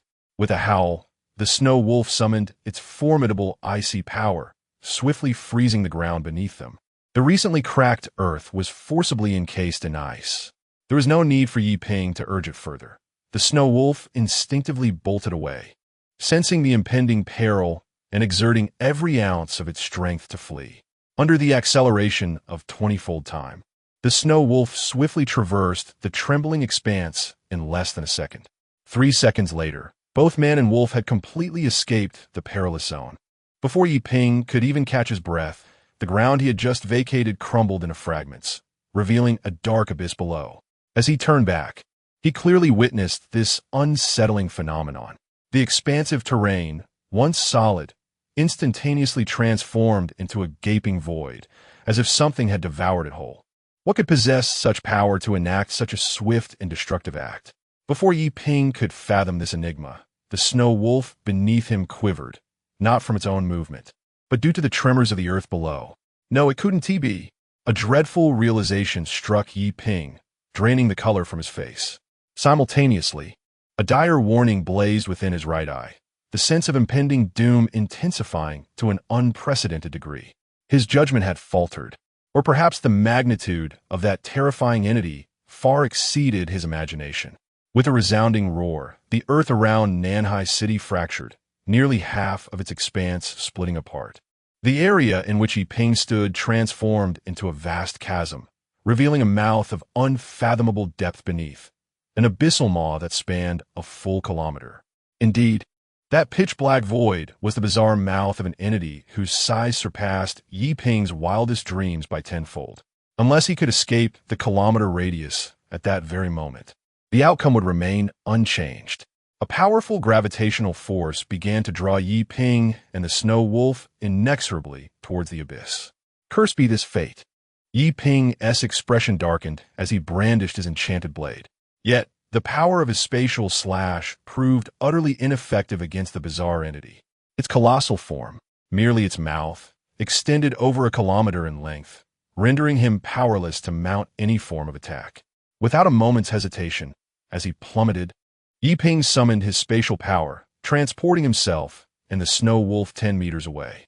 He activated the spatial force once more, but their descent only accelerated. The pull was not merely due to inertia. The immense mouth emitted a staggering force, akin to a black hole, threatening to consume everything in its vicinity. Just as Yi Ping completed another spatial shift, the speed of his descent multiplied several times over. The ground receded rapidly, now hundreds of meters below. In such dire circumstances, the inevitable conclusion loomed. He would surely be swallowed by this otherworldly entity of extraordinary proportions. Such a situation must never transpire. Yet, what could he possibly do? Suddenly, a radiant light erupted from his bosom. Yi Ping glanced down, and at that moment, the small comb nestled within began to levitate. Following this, a palm-sized Zashikiwarashi emerged from it, promptly alighting upon his shoulder. "It is not yet time to relinquish hope, my master." The Zashikiwarashi's voice resonated clearly in Yi Ping's ears. "There is still a glimmer of hope." Yi Ping was taken aback by the words of the Zashikiwarashi. On one hand, it was the title it bestowed upon him. On the other, did the Zashikiwarashi possess a means to shatter the current despair? Chapter 115. The fusion of time and space, my master. If you crush a part of my essence, the power within will erupt, likely allowing you to withstand the onslaught for a time. During this interval, you must escape. The Zashikiwarashi swiftly articulated a method for evasion. However, this solution seemed rather dubious. The crux of the matter was that there was no point of leverage. How could one escape? Yi Ping lamented helplessly, even while conversing with the Zashikiwarashi. He and the Snow Wolf-like anomaly were still plummeting. Had it not been for the acceleration granted by the power of time, combined with the spatial anomaly's continuous teleportation to stall for time, Yi Ping would have undoubtedly been devoured by that abyssal maw long ago. Yet, this stalemate could not persist much longer. Yi Ping had noticed that at the very edge of his vision, the abyssal mouth was slowly ascending. In other words, this colossal, grotesque entity intended to close its jaws, completely engulfing him. Once the maw was fully shut, death would be inevitable. A point of leverage? The Zishikiwarashi floated directly before Yi Ping, her gem-like eyes fixed intently upon him. Well, has the master of time and space ever been bound by convention? My master, you are certainly not destined to perish here. As her words fell, the Zishikiwarashi's form rapidly dissipated, and a small comb she possessed flew forth. In the next moment, an exceedingly brilliant light erupted from it.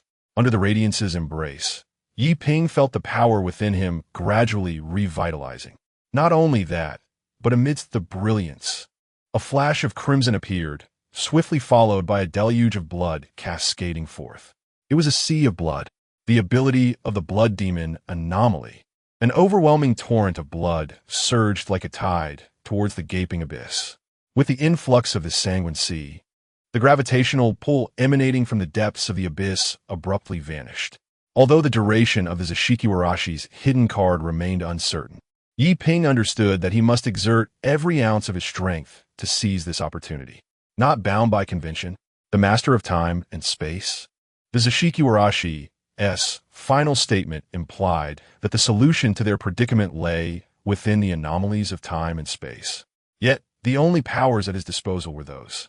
All skills seemed incapable of breaking the stalemate. Then why did the Zishikiwarashi speak in such a manner? Wait, was there something he had overlooked?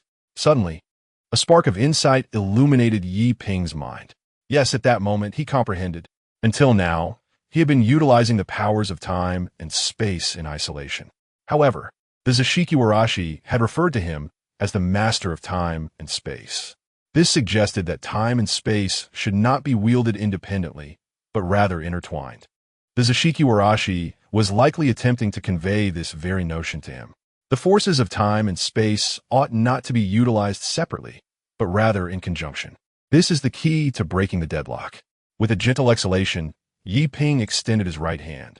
Although the momentum of his descent persisted, he no longer felt the same panic as before. Indeed, he was not dead, nor would he die. In this lifetime, he had resolutely decided that no strange entity nor human could dictate his fate. Therefore, he absolutely could not perish here. Crack, crack. The scales of the temporal wheel oscillated forward. 10 scales, 15 scales, 20 scales. At this moment, the power of accelerated time surged to its maximum. Yet, this was not the end. Buzz, buzz. A series of ripple-like waves swiftly spread in all directions. In the area where Yi Ping and the Snow Wolf dwelled, the fabric of space began to warp, and a massive rift materialized beneath their feet. It was the fissure that emerged during spatial teleportation. Indeed, Yi Ping intended to transport himself at this very moment. However, unlike before, when the spatial rift appeared, the temporal force within Yi Ping's right eye surged to its limit, fully infused into the very rift itself. This was the fusion of the powers of time and space. Yi Ping was uncertain of what would unfold next. However, he understood that if he did nothing, the only outcome awaiting him was death. Thus, he must take a leap of faith. With the greatest acceleration of time now bestowed upon the spatial rift, Yi Ping and the Snow Wolf plunged through the fissure, only to re-emerge once more. Yet this time, they did not appear merely 10 meters away. Rather, this was gazing at the abyssal maw merely a few hundred meters away. Yi Ping was utterly astounded. Indeed, under the effects of 20-fold temporal acceleration, the spatial rift had transported him and the Snow Wolf more than 200 meters away. This indicated that at that moment, the powers of space and time had fused, resulting in such astonishing consequences. Just then, the previously absent gravitational pull from the abyssal maw re-emerged. Moreover, the edge of that gaping mouth rose significantly, clearly indicating that this colossal, aberrant entity had sensed something amiss and intended to forcibly close its jaws, thereby thwarting Yi Ping's escape. Such an occurrence was something Yi Ping would never permit. Crack!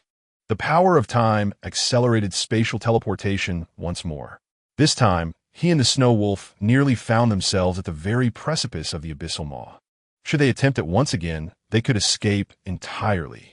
However, just at that moment, A colossal insectoid aberration suddenly emerged from a mouth. These monstrous creatures seemed acutely aware of their duty, directly ensnaring Yi Ping and the snow wolf. Their intent was evidently to delay them. Witnessing this scene, Yi Ping's countenance darkened ominously, his eyes blazing with fury.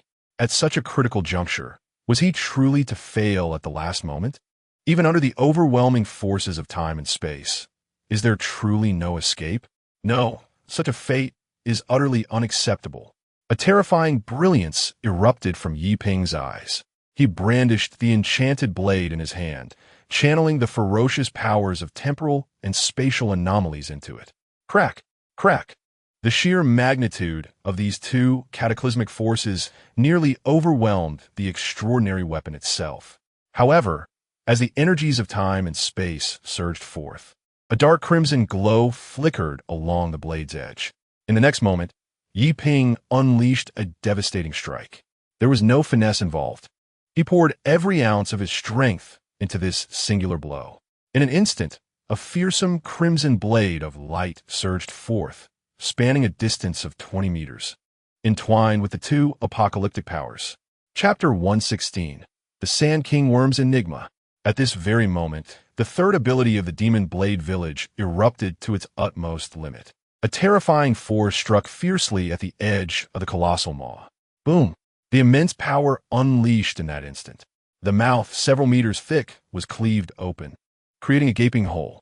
Seizing this opportunity, Yi Ping once more utilized teleportation, whisking himself and the snow wolf Enigma out through the aperture. In the blink of an eye, he found himself several hundred meters away. Behind him loomed the grotesque behemoth. The howling wind rushed past his ears as he soared at an altitude of approximately 300 to 400 meters. Of course, such a height posed no challenge to Yi Ping now. Merely 2 more spatial teleports would ensure a safe descent. However, before landing, he turned back to gaze at the monstrous Enigma. He sought to discern the true nature of this enormous entity. In his recollection, he had never encountered a creature with a head as vast as 1 kilometer. Soon, Yi Ping beheld the form of the colossal Enigma, or more accurately, its upper body. It was a monstrous being with a head resembling that of a malevolent dragon, while its body was segmented like that of a giant worm. In that moment, the titanic Enigma surged upward, akin to a fish leaping over the dragon gate. No, it was not merely that. It was him. Upon recognizing the immense Enigma, Yi Ping's countenance darkened further. Fortunately, the low growl of the snow wolf Enigma beneath him pulled him back to reality. Just before reaching the ground, he hastily employed teleportation once more, transporting himself and the snow wolf Enigma to a nearby expanse of ruins. Upon landing, he quickly turned to gaze at the colossal Enigma once again. Indeed, he confirmed with a second glance that the being leaping into the sky, obscuring much of it, was the Sand King Worm Enigma, the 31st entity in the Enigma sequence. A creature of size comparable to a city, the Sand King Worm Enigma stood as the singular entity among terrifying enigmas that approached the existential threat level. This was due to the Sand King Worm Enigma's capacity for limitless growth, provided it had sufficient sustenance. It could potentially reach a size akin to half of the Dragon Kingdom. Furthermore, its characteristic was to transform its surroundings into its territory. In other words, the more the Sand King Worm Enigma consumed, the stronger it became, simultaneously expanding its dominion. Undoubtedly, if left unchecked, the Sand King Worm Enigma could feasibly devour the entire Dragon Kingdom. Yet, why had such a being of this caliber manifested? Yi Ping's mind was beset by this perplexity. However, before he could contemplate further, the snow wolf Enigma beside him suddenly emitted a series of threatening growls. The sound was a harbinger, warning him of an approaching foe. Realizing this, Yi Ping promptly regained his composure and gazed intently in the direction that the snow wolf had indicated. There, a streak of crimson light surged toward him with astonishing velocity. Upon witnessing this sanguine glow, Yi Ping's countenance transformed drastically. The relentless specter lingered. The aura emanating from that crimson light unmistakably belonged to the blood demon. At this very moment, as the Sand King Worm wreaked havoc, the blood demon showed no intention of sparing him. A guttural roar erupted from the distance, as the colossal form of the Sand King worm writhed before plunging violently into the yellow sands below.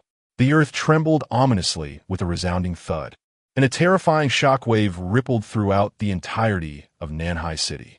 Concurrently, a multitude of sandstorms materialized in an instant. At this moment, Nanhai City had transformed into a veritable hell on earth. What further darkened Yi Ping's expression was the sight of a sand barrier slowly taking shape in the distance. This was a portent of the impending formation of a demon realm. In other words, the Sand King worm intended to convert the entire Nanhai City into its own domain, not merely territory, but a fixed realm. Once this occurred, the power of the Sand King worm within the confines of the city would amplify to a truly terrifying degree. In such a scenario, the chances of survival would plummet to an almost negligible level. He had to escape swiftly, yet he was uncertain of the other's fates. Yi Ping vaulted onto the back of the snow wolf and immediately directed it to sprint in another direction. The air above the city reverberated with the terrifying roars of the Sand King worm, echoing through every corner of the metropolis. At this juncture, Nanhai City had already succumbed to the dominion of the Sand King worm. The ground had morphed into a sea of yellow earth, and should the demon realm take form, all life trapped within the city would be relentlessly hunted to extinction by the Sand King worm. Moreover, the entirety of the city would lie within the creature's lethal grasp, offering no avenue of escape unless the Sand King worm was vanquished. To complicate matters further, the accursed blood demon still had its sights set on him, while the Sand King worm also targeted him, rendering the situation exceedingly dire. Meanwhile, in the northwest corner of Nanhai City, an armored vehicle struggled forward across the sandy terrain, beset by waves of sand crashing against it like the tumultuous sea. Despite being mere meters away from freedom, the occupants found themselves unable to advance any further. "The vehicle won't start," the driver lamented, his face a mask of despair. No matter how he maneuvered, it proved futile. The ground had succumbed entirely to sand, and the vehicle was hopelessly ensnared. Just as his words faded, the Zashikawarashi standing before Lu Yu and the other spoke up, urging, "Exit the vehicle and proceed on foot." Almost immediately after uttering these words, the Zashikawarashi pushed open the car door. Observing the scene, Lu Yu and the others did not hesitate for a moment and swiftly followed suit. Before departing, Yi Ping had instilled in them a belief in the Zashikawarashi. Thus, in such circumstances, they naturally exhibited no reluctance.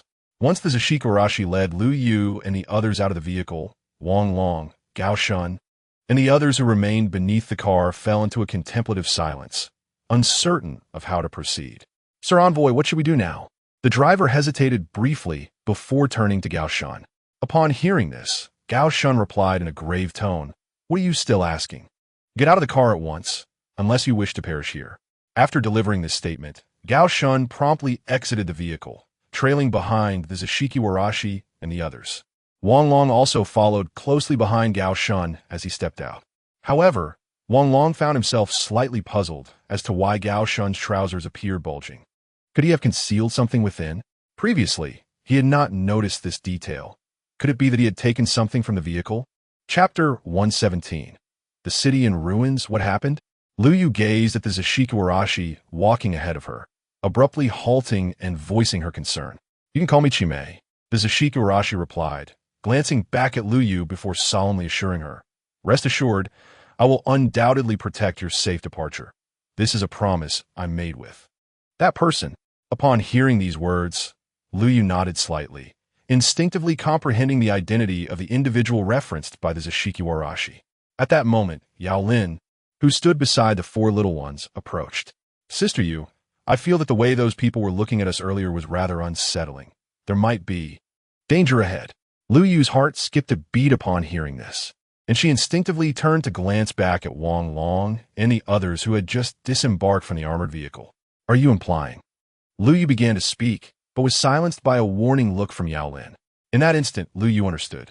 She was no longer the naive young girl she once was. The treachery of human hearts was, indeed, far more terrifying than the enigmatic and uncanny. Seeing that Lu Yu had ceased to speak, Yao Lin, evidently understanding her thoughts, returned to the side of the four little ones without uttering another word. Sister Yu, will we be all right? And when will Brother Ping return? A Yu asked anxiously, casting a worried glance at Lu Yu. Just as Lu Yu was about to offer reassurance, Roger, standing nearby, confidently declared, Don't worry, Brother Ping will be just fine. He will definitely return. Once we are safe, he will come for us immediately. Until Brother Ping returns, I will protect both you and Sister Yu. Upon hearing this, Eerie, who was hiding behind a Yu, expressed her confusion. But I saw you crying secretly before. At this remark, Roger's face flushed with embarrassment. That was then. I'm different now. I have grown stronger under Brother Ping's guidance. I'm not the same as before. Be quiet. I will ensure your safety. As he spoke, Roger clenched his fists, a hint of profound light flickering in his eyes, while dark, eerie energy coiled around his hands, transforming into two enormous claws. Indeed, this was the result of that night, when he resolved his inner turmoil and embraced the power within him, which he could now control to some extent. Witnessing this spectacle, the twin sisters exchanged surprised glances with Roger, their initial skepticism gradually giving way to admiration.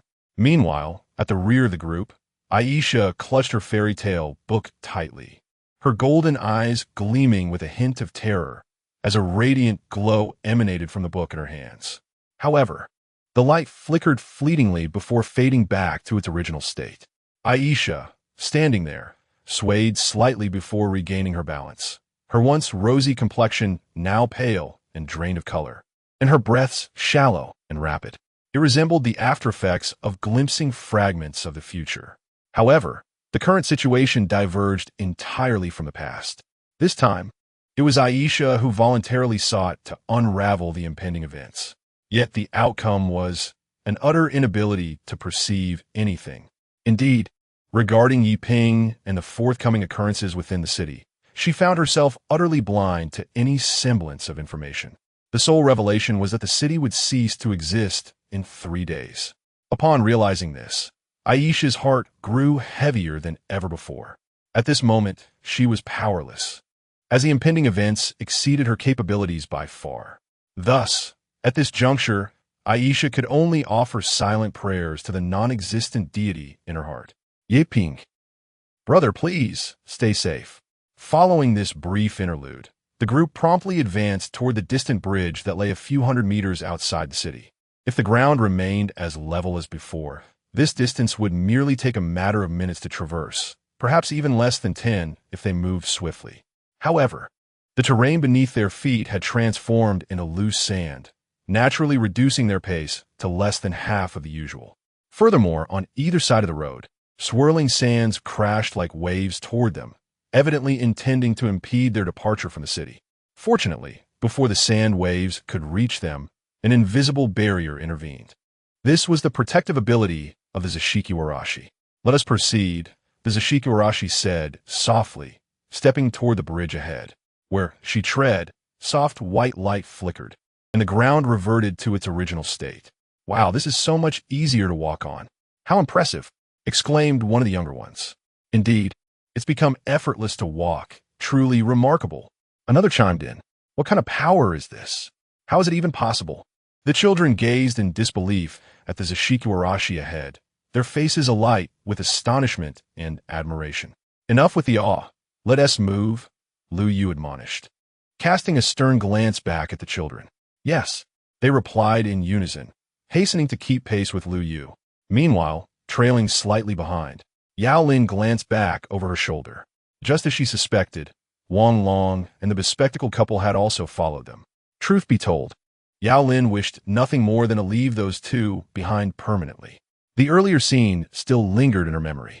The man with glasses was no harmless individual, and the woman by his side was equally cold-hearted.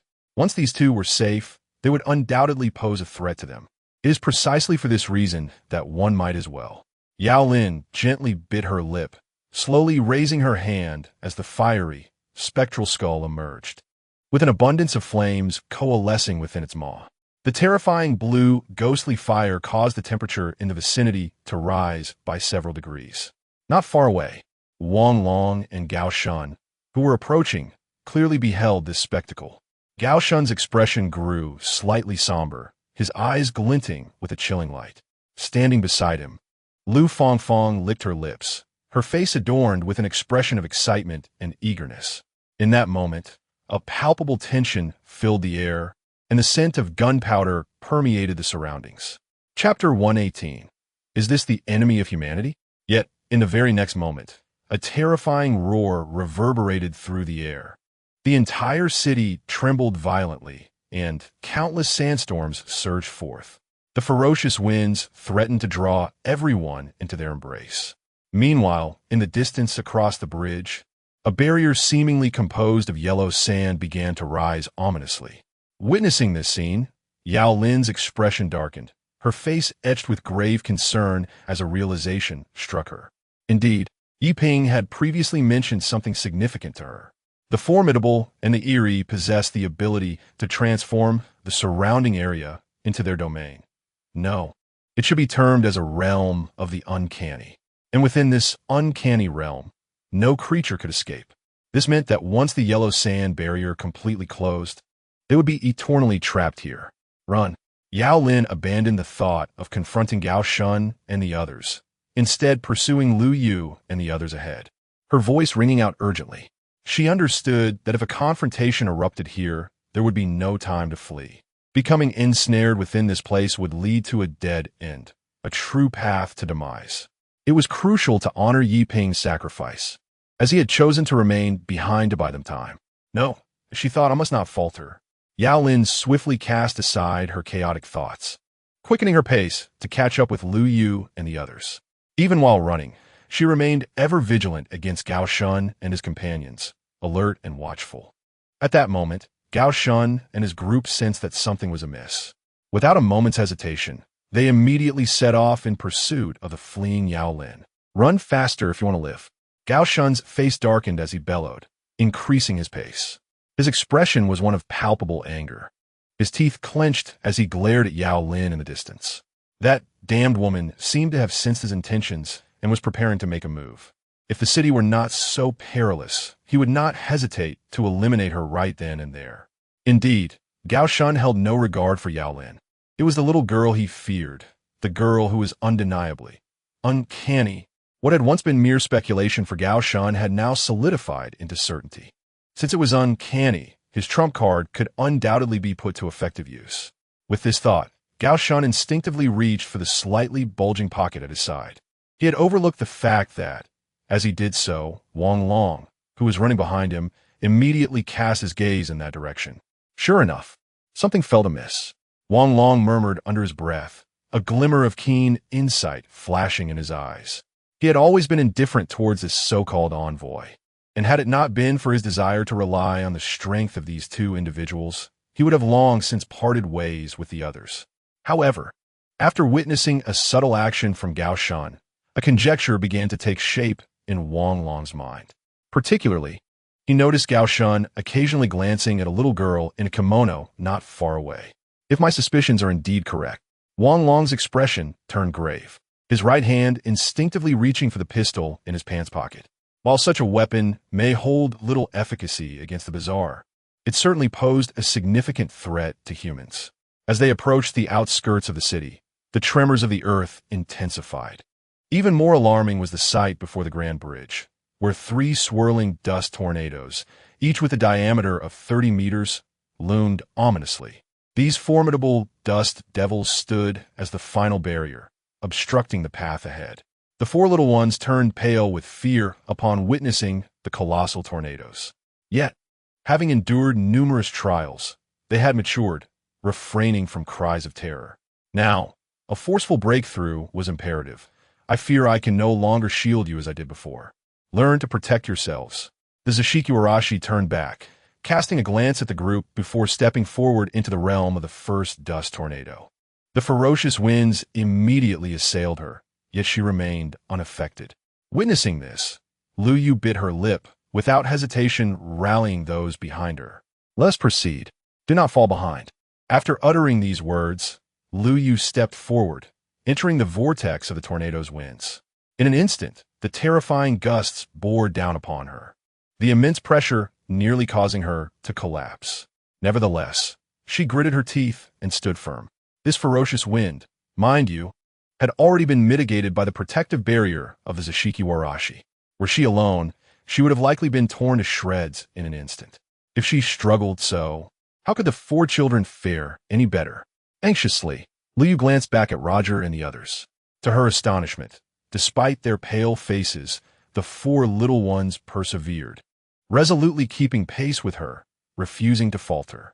Moved by the determination etched on their faces, Liu realized that these children were no longer mere dependents in need of her protection. In this chaotic world, they had swiftly matured, both in mind and spirit.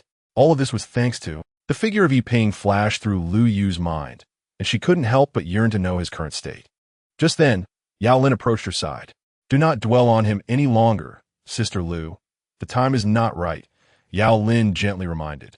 Upon hearing these words, Lu Yu's cheeks flushed slightly, and although she wished to retort, she found herself at a loss for words. With a reluctant acknowledgement, she swallowed her thoughts and quickened her pace to catch up with the 4 little ones who had already outdistanced her. After traversing through the fearsome winds, it was unclear how long they had been walking. Was it mere minutes or perhaps a dozen? For Lu Yu, that short stretch felt like an excruciating eternity, as if years had passed. However, at long last, they emerged from that harrowing tempest. Upon reaching the bridge outside the city, the oppressive pressure dissipated entirely. Lu Yu could no longer endure the strain. She sank to the ground, gasping for breath. Yet in that moment she noticed Yao Lin, who had exited slightly before her, standing there in a daze, as if confronted by a specter. "What is it, Miss Yao Lin? Could it be?" Lu Yu, puzzled, instinctively followed Yao Lin's gaze, only to be met with a sight that rendered her utterly motionless, a wave of terror washing over her. Before her loomed a colossal figure, obscuring the sun, reminiscent of a mythical beast beyond human comprehension. The mere portion that had leaped into the air appeared to rival the scale of half of Nanhai City. Is this the enigma faced by humanity? At that moment, a profound sense of dread and despair surged within Lu Yu. Chapter 119. Good news and bad news at this moment. In the very heart of the city of Nanhai, which had devolved into a desolate sandbar, the true form of the Sand King worm emerged. Its enormous eyes fixated upon Yiping, who was desperately fleeing, as well as the blood demon lurking behind him. With a thunderous roar, the Sand King worm opened its cavernous maw, producing a chilling sound that reverberated throughout the entire city, resonating clearly in every corner. As its terrifying roar echoed, the landscape of the sandbar began to transform. The sand on the ground, as if imbued with life, rapidly coalesced into various monstrous forms, charging toward Yiping and the blood demon. These creatures, half ethereal beings birthed from the amalgamation of the Sand King worm's sinister power and countless vengeful spirits, possessed an unfathomable strength. In that moment, both Yiping and the blood demon found themselves prey to the Sand King worm's relentless hunt. After summoning forth this legion of monsters, the Sand King worm twisted its colossal body and, with a powerful flick of its tail, vanished beneath the earth, leaving no trace behind. On the surface, the city of Nanhai, now a mere sandbar, appeared to return to tranquility, save for the relentless pursuit of the monstrous entities. Yet, if one were to gaze down from a great height, an utterly terrifying sight would become apparent.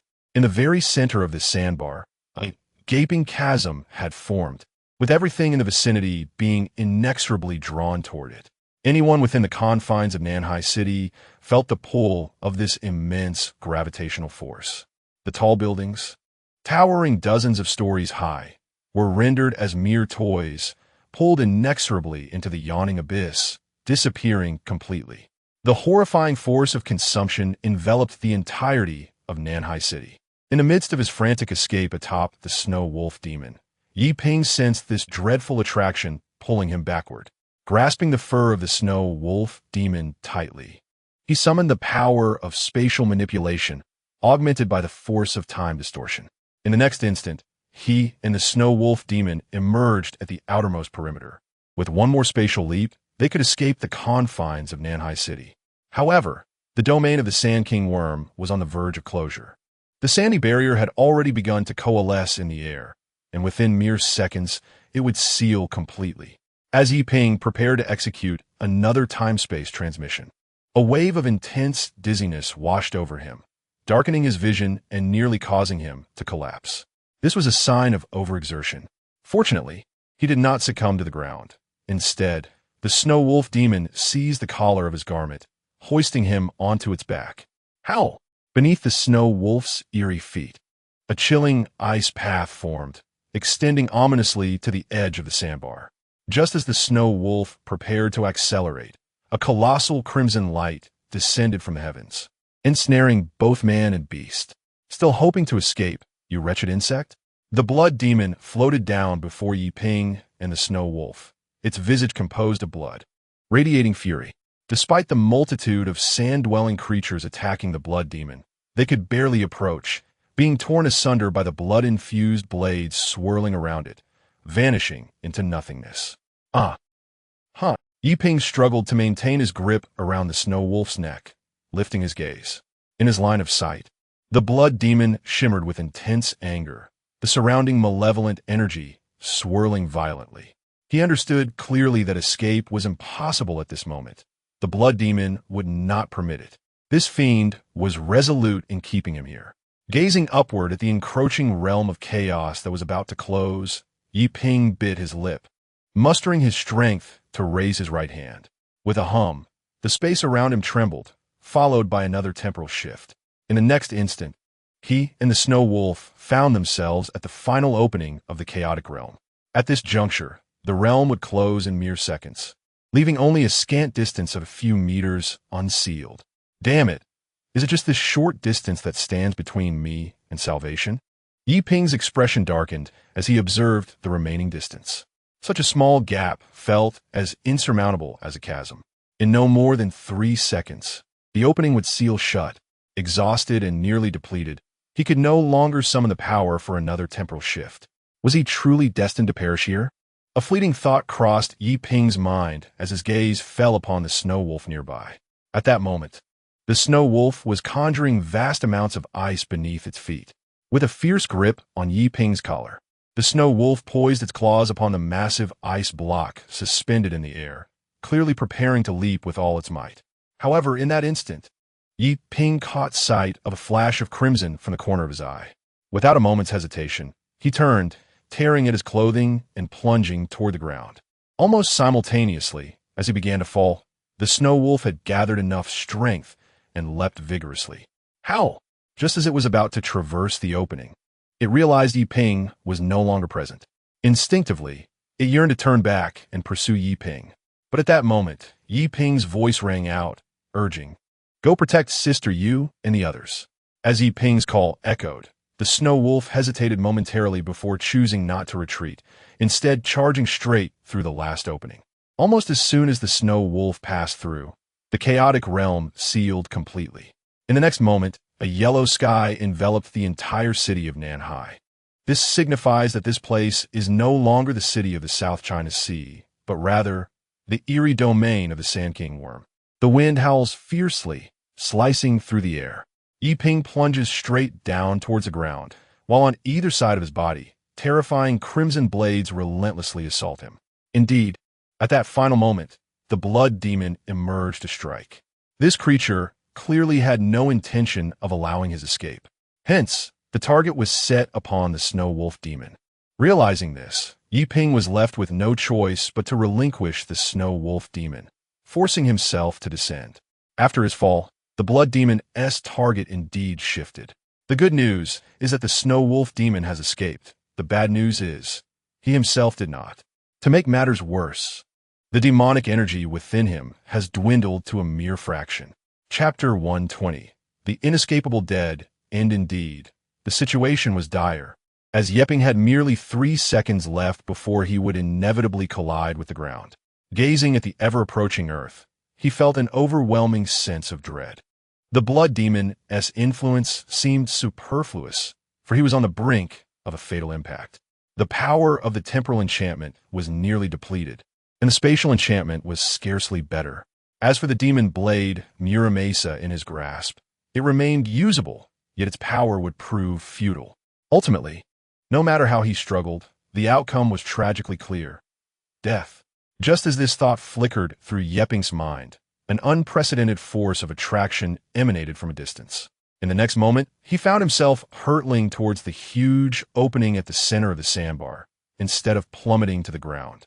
Witnessing this scene, a bittersweet and complex expression graced Yeping's face. Had the Sand King worm not intervened, he would likely have met his demise. However, the Sand King worm's intentions were evidently to consume him. Regardless of the circumstances, the conclusion remained the same: death. What a desperate predicament this was. Yeping sighed deeply, feeling a strange sense of calm wash over him.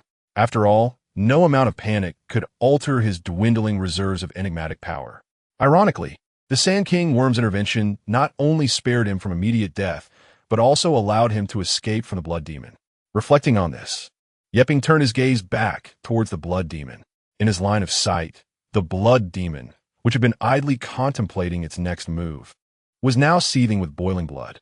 One could only imagine the turmoil it was experiencing at that moment. Observing this spectacle, Yeping felt a wave of relief wash over him. Perhaps, in a twist of fate, he would be offered to the Sand King worm, which could be considered a fitting conclusion.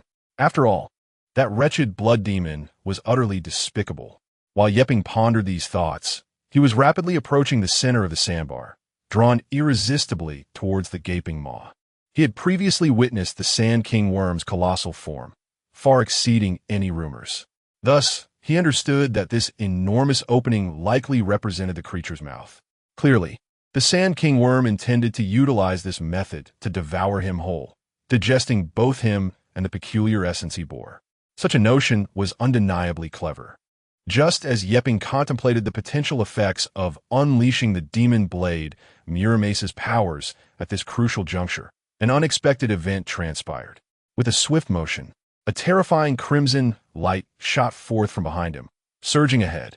It was a portion of the Blood Demon, compressed to its utmost limits.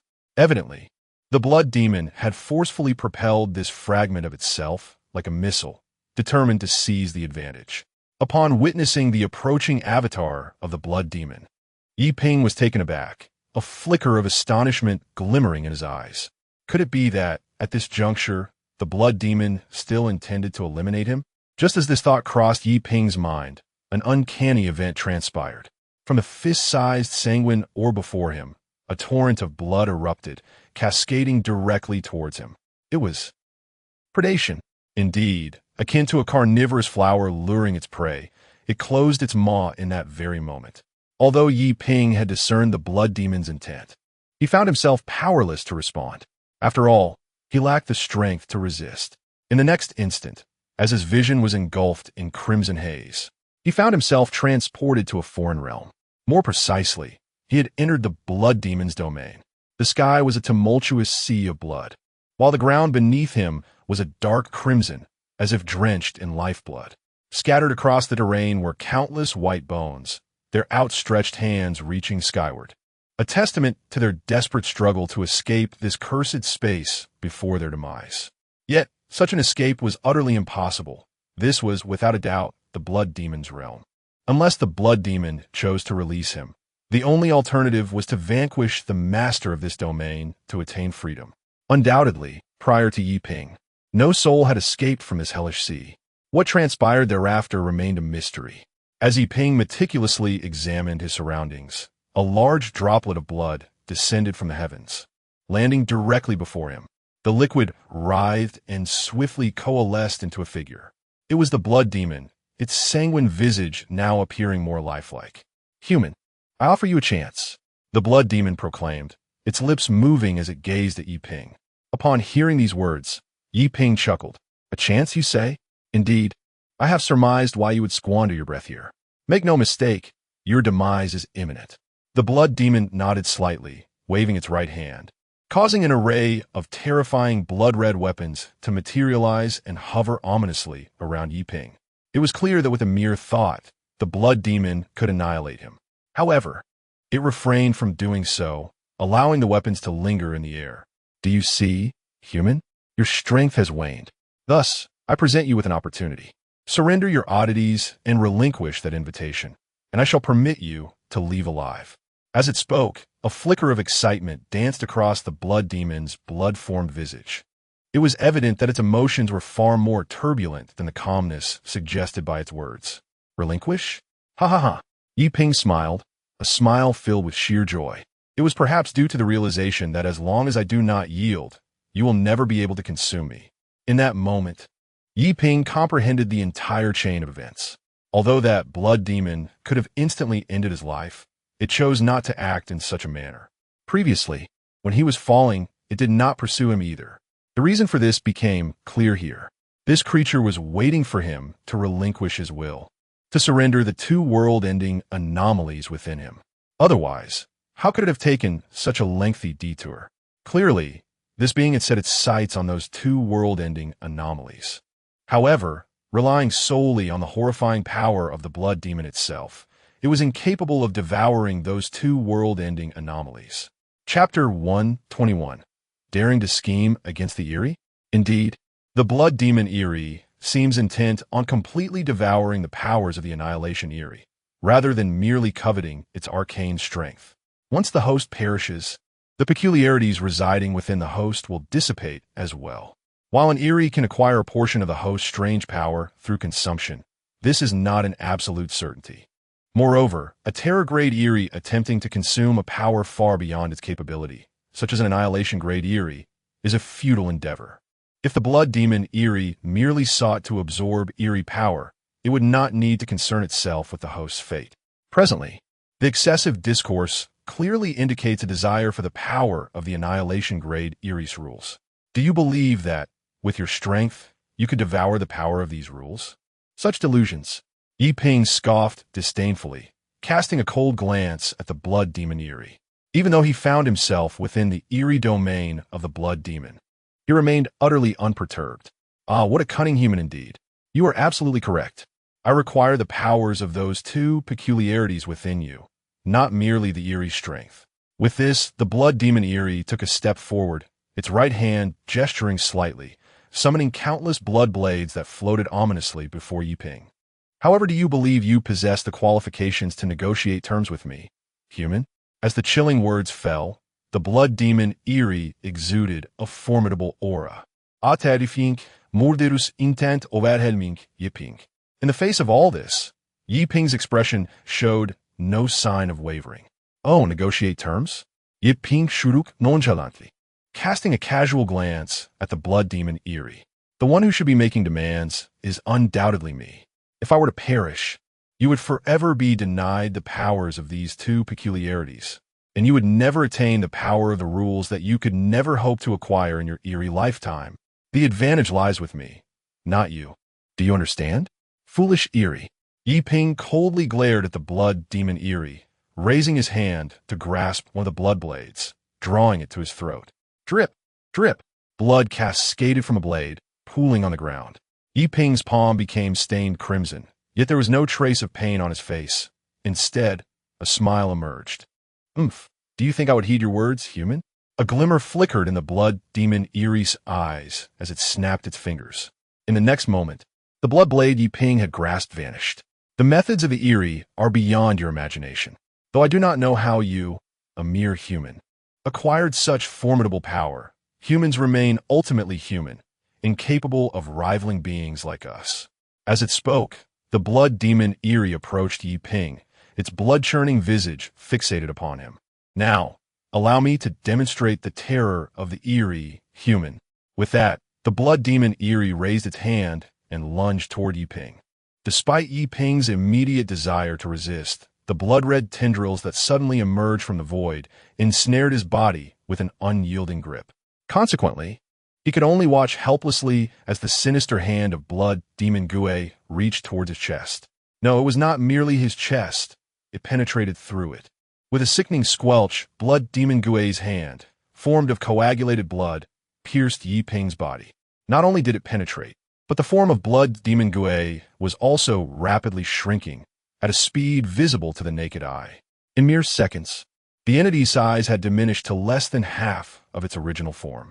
At this moment, Yi Ping, held in place, swiftly grasped blood demon Gue's intentions. A strange smile curling at the corners of his mouth. "Ha! You are truly walking the path of self-destruction. What an exceedingly foolish act." Blood Demon. As Yi Ping's voice, tinged with amusement, fell, Blood Demon Gue's form vanished entirely. No, it would be more accurate to say it merged with Yi Ping's very being. Thud! Accompanied by the thunderous rhythm of his heartbeat, Yi Ping's visage contorted grotesquely as an overwhelming surge of brilliant crimson erupted from his face, hands, and skin. From a distance, Yi Ping appeared akin to a diminutive figure drenched in red, his entire body seemingly punctured by a mere needle. In that instant, Yi Ping's mouth, beyond his control, began to articulate, "Foolish human, you shall regret this decision. Initially, I intended to grant you a painless demise, but you have squandered your final opportunity. I will utterly devour your will, occupying your body. Everything you are will serve my purpose. Ha ha ha! I shall systematically eliminate your kin. No one shall escape." Yet, the words escaping Yi Ping's mouth were those of Blood Demon Gue, laden with malice. The chilling echoes of its ominous declarations lingered in the air above this eerie realm. However, Yi Ping exhibited no trace of panic in response to this predicament. Rather, it was the onset of his resurgence. The foolish Blood Demon Gue had adopted a course of action that could only be described as profoundly unwise, bordering on utter folly. Indeed, this Blood Demon Gue intended to seize control of Yi Ping's body by devouring his will, thereby indirectly mastering the temporal and spatial anomalies. After all, it is not uncommon for an entity to inhabit a human form, becoming a hybrid of both. In his past life, such beings were plentiful. Now, it was evident that Blood Demon Gue aimed to employ this method to attain dominion over two cataclysmic anomalies.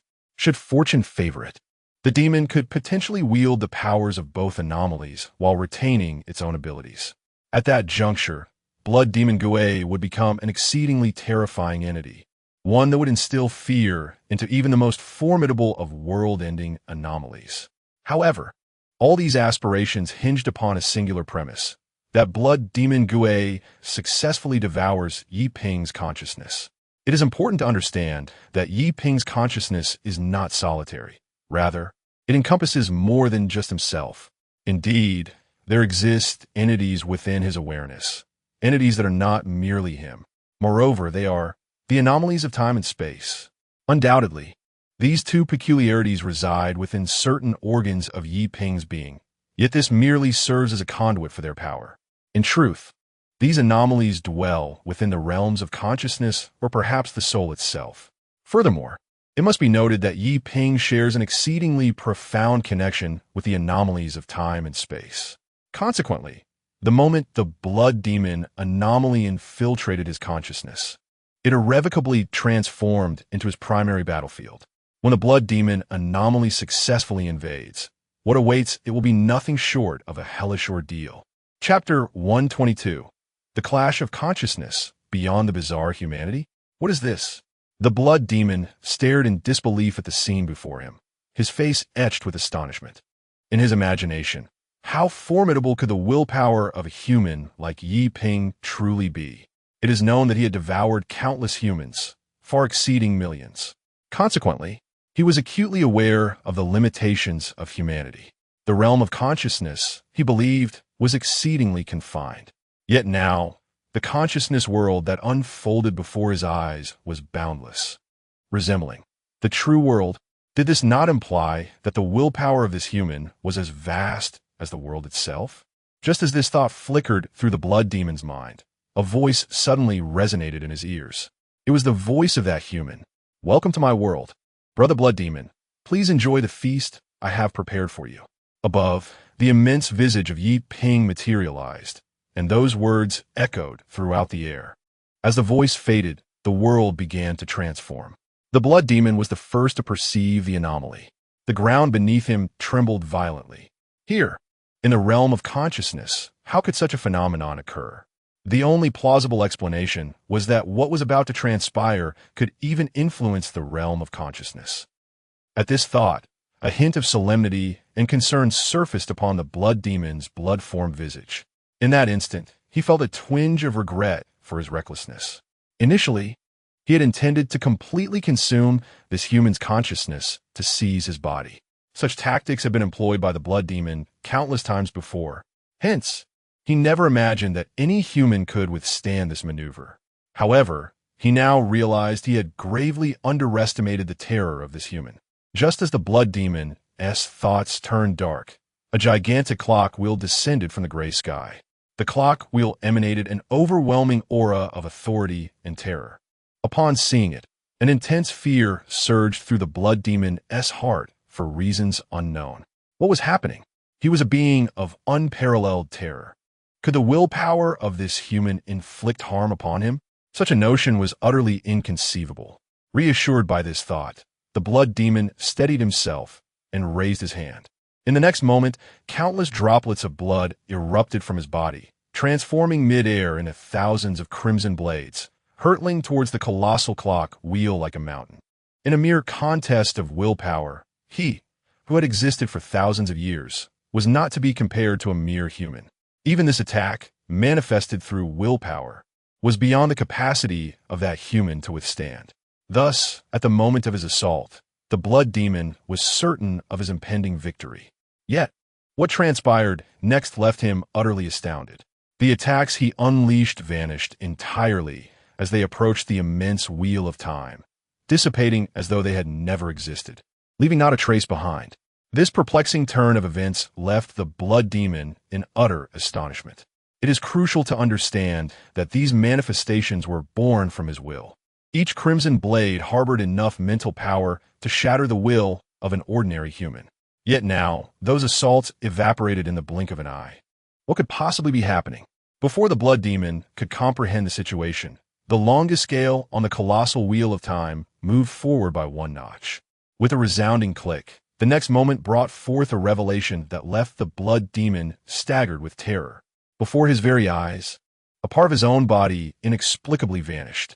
Indeed, half of his form simply ceased to exist without warning, as if it had been erased from reality.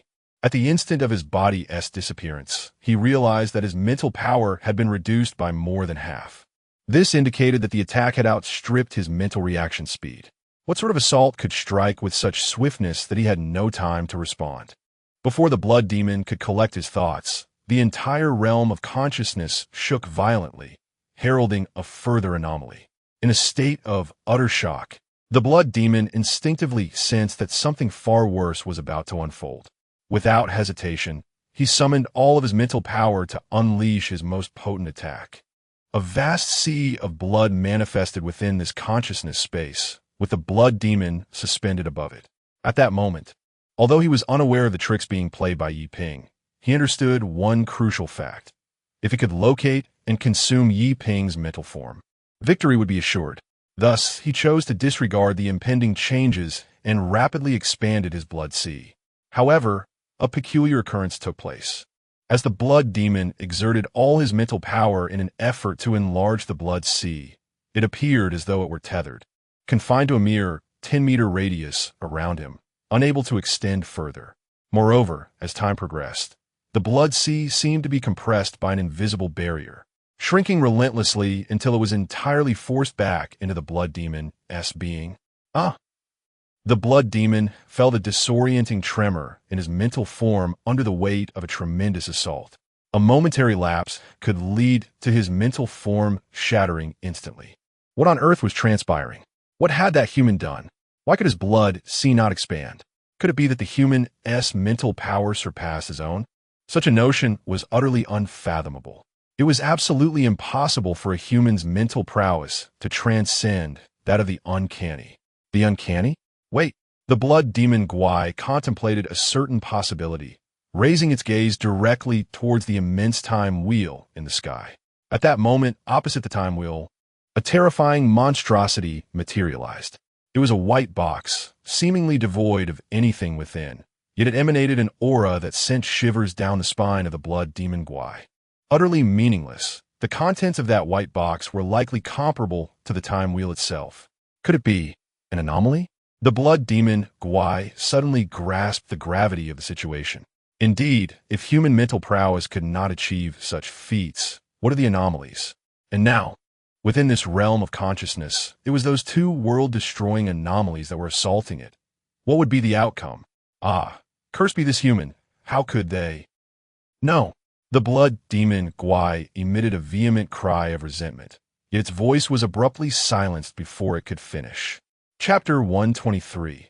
The Ascendancy of Space and the Unraveling of Temporal Anomalies, the Forces of Temporal and Spatial Anomalies, two paramount powers of the universe, were directly imposed upon the astral essence of the blood demon anomaly. As the cataclysmic energy descended, the spiritual form of the blood demon was utterly shattered, vanishing from this realm of consciousness. In the next moment, in the realm of reality, Yi Ping opened his eyes and extended his hand towards the blood demon before him. With a soft sound, his hand pierced through the blood demon's head. At that moment, the blood demon made no attempt to resist. As Yi Ping explored within the confines of its mind, his right hand soon encountered something hard. With another soft sound, he extracted the object. It was a crimson crystal, darker than blood itself. This was the core of the blood demon, a concentration of its anomalous energy. In other words, it contained the very essence of the blood demon's power. For an ordinary person, this would be lethal poison, yet for an anomaly, it served as the most exquisite sustenance. As for the anomalous guardians, who straddle the line between the bizarre and humanity, as long as they could withstand the spiritual taint contained within this anomalous energy, they could harness its power completely. Now, with the spiritual essence of the blood demon thoroughly obliterated by the two cataclysmic anomalies, what remained was the purest form of anomalous energy, known as the anomalous core. Thus, Yi Ping hesitated not for a moment. He opened his mouth and swallowed the anomalous core whole. Had he not awakened the spatial anomaly earlier, he might have allowed the temporal anomaly within his right eye to absorb it. However, now that the spatial anomaly resided within his heart, it was imperative to ingest the anomalous energy for it to be absorbed. Thump, thump, thump. The sound of his heartbeat reverberated in Yi Ping's ears. As the anomalous core was consumed, an immense wave of anomalous energy surged forth, nearly overwhelming him. His stomach expanded visibly, resembling a balloon, as the colossal energy could not be digested instantaneously. After all, this was a terrifyingly potent concentration of anomalous energy. To assimilate such power, even an anomaly of equal rank would require considerable time. Yi Ping's action of swallowing, it was akin to ingesting a bomb, the potential for detonation ever present. Yet, without such measures, the energy could never be fully absorbed. Yi Ping understood that if those two entities were to open their mouths, even the entirety of a terrifying anomaly-s energy would be inadequate.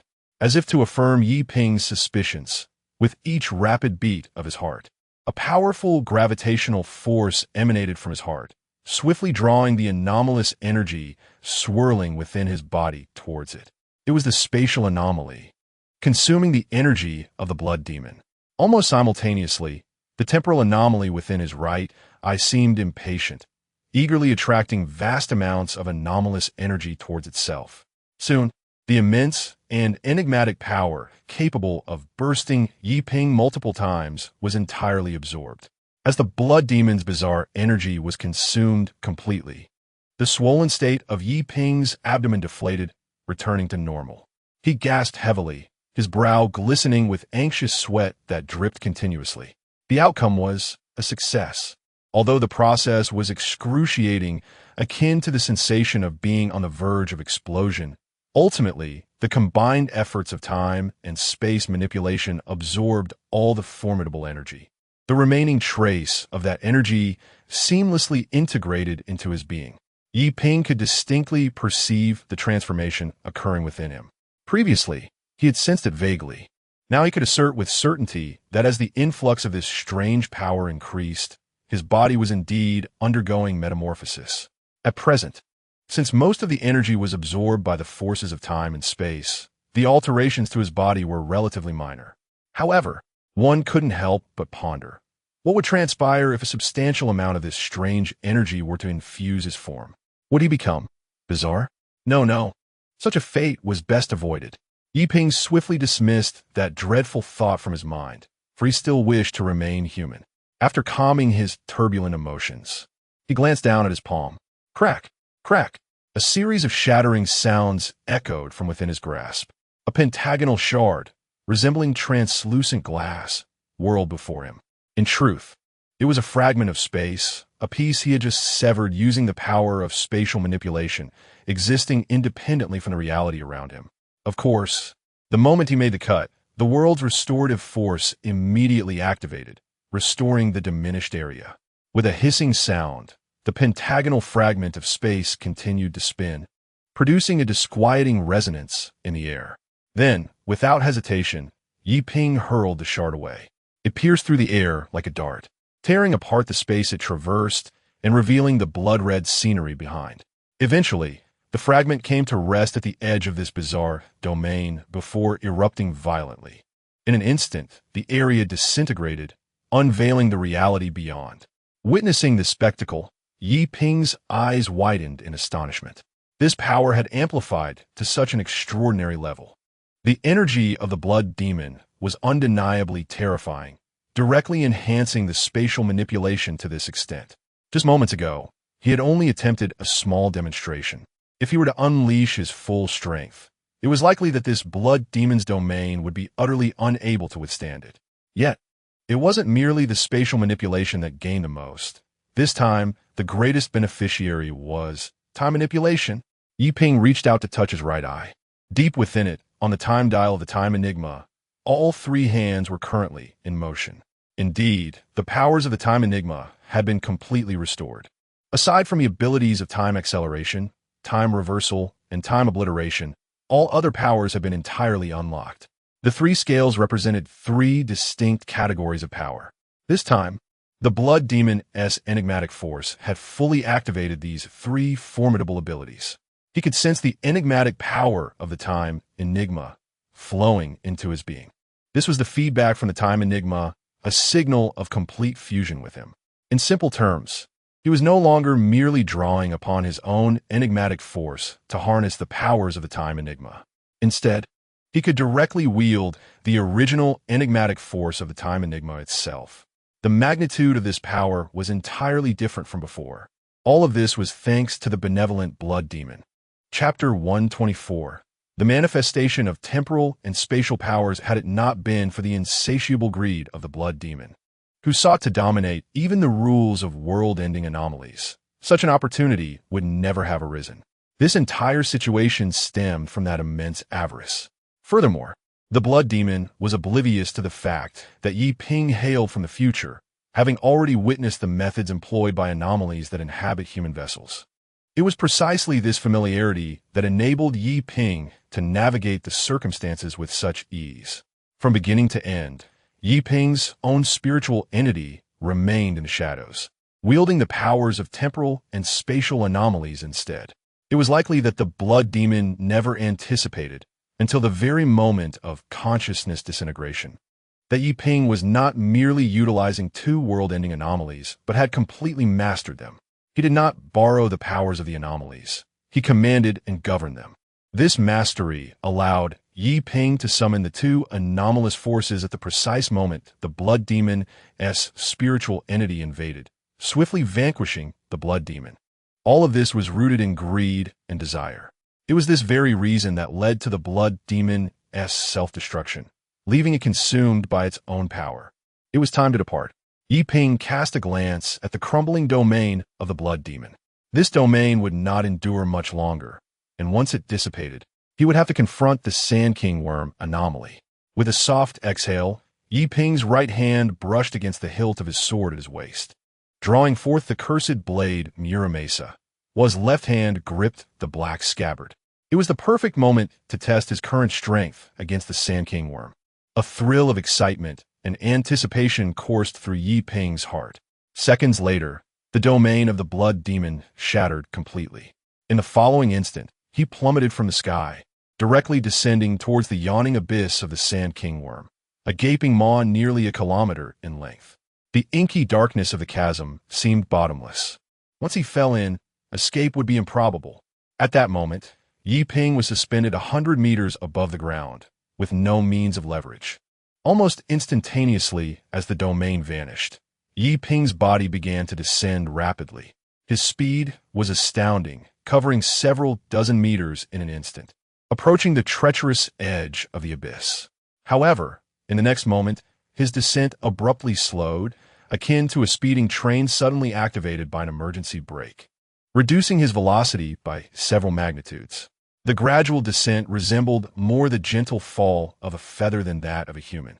Indeed, when a feather descends, it does so with such grace and slowness. Yet, it must be noted that Yi Ping was a living being, his mass far exceeding that of a feather. Nevertheless, this extraordinary phenomenon occurred. Roaring with triumph, he realized that he had succeeded. The connection of time and space had indeed manifested the true essence of power. Observing the scenery around him ascend at an excruciatingly slow pace, a smile flickered in Yi Ping's eyes. When the force of time is applied to the surrounding space, the resulting effect is an exceedingly gradual movement of that space, ultimately leading to a deceleration of his own descent.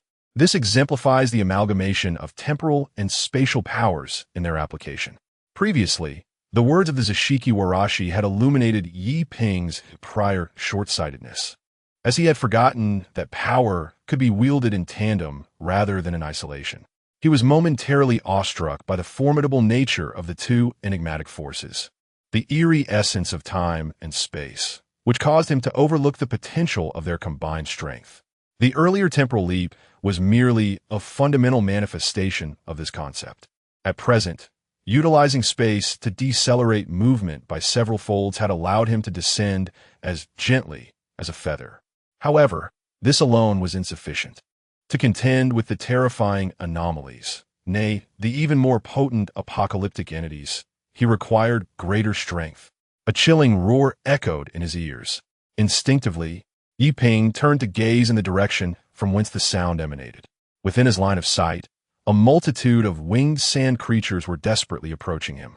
In mere seconds, this swarm of yellow sand monsters, a grotesque amalgamation resembling a fusion of insectoid and ghastly forms, surged towards Yi Ping. In the face of this onslaught, Yi Ping simply raised the enchanted blade Muramasa in his grasp. In the next instant, a crimson radiance swiftly spread forth, enveloping a radius of half a kilometer. Beneath that blood-soaked sky, an innumerable host of terrifying specters erupted from the blade Muramasa, all souls of the bizarre entities or humans that it had claimed. After being amplified by the power of the blade, these specters possessed strength comparable to 4th or 5th level anomalies. Moreover, these spectral entities lacked physical forms, rendering them immune to corporeal attacks. In an instant, as the wailing specters surged forth, numerous yellow sand creatures plummeted into the gaping maw of the abyss below. Yet, this was merely an appetizer. Yi Ping harbored no intentions of pausing. Whether for revenge or to test his might, he resolved to confront the Sand King Worm anomaly head-on. In the face of such a colossal entity, ordinary attacks bore no significance. Thus, subtle tricks were futile. What was required was sheer, unadulterated force to crush it. Yi Ping cast a glance downward at the Sand King Worm's abyssal maw, which was rapidly closing with alarming speed, signifying its intent to swallow him whole. Such tactics were straightforward and easily comprehensible. However, Yi Ping was no longer the same as before. A vast reservoir of spatial anomaly power surged forth from within him, pouring entirely into the enchanted blade Muramasa he wielded. At this moment, the demon blade Muramasa had liberated its third ability. Within this eerie domain, the slashing power of the demon blade Muramasa would be magnified 100-fold. On this foundation of amplification, the evolved strength of spatial anomalies would further augment the might of the attack. To what extent this power would reach, Yi Ping could not fathom. He only knew that even a horror-grade anomaly would undoubtedly suffer irreparable damage from such a strike. Contemplating this, a chilling light ignited in Yi Ping's eyes, as a more terrifying crimson glow erupted from the demon blade Muramasa. Following this, an immense infusion of spatial energy surged within it, and upon reaching its zenith, Yi Ping summoned all his strength and swung his blade toward the gaping abyss of the Sand King Worm. A fearsome arc of blade light, spanning several hundred meters, descended relentlessly. Moreover, at the moment the blade light manifested, the acceleration of time directly influenced that blood-red arc of light. Chapter 125. The existence beyond the city. A thunderous roar reverberated through the air, echoing with an almost deafening intensity. The crimson blade of light, accelerated by the power of time, mercilessly slashed towards the gaping maw of the abyss. Stretching hundreds of meters, the sanguine blade penetrated deep into the abyssal chasm. As the blood-red gleam vanished, the formidable gravitational pull emanating from the abyss abruptly faltered. In that fleeting moment, as the attraction dissipated, the colossal jaws of the abyss seemed to be ensnared by an immobilization spell, freezing in place. Even the swarm of airborne sand creatures above came to an abrupt halt. This unforeseen development left Yi Ping somewhat astonished. Could it be that the blade infused with spatial power had vanquished the Sand King worm? Such a notion was utterly implausible. Given the Sand King worm's immense size, even that strike, augmented by spatial energy, could not have delivered a fatal blow. It could only have inflicted a minor injury at best. The absence of any reaction from the Sand King worm indicated but one possibility. It was gathering strength in preparation for its next assault.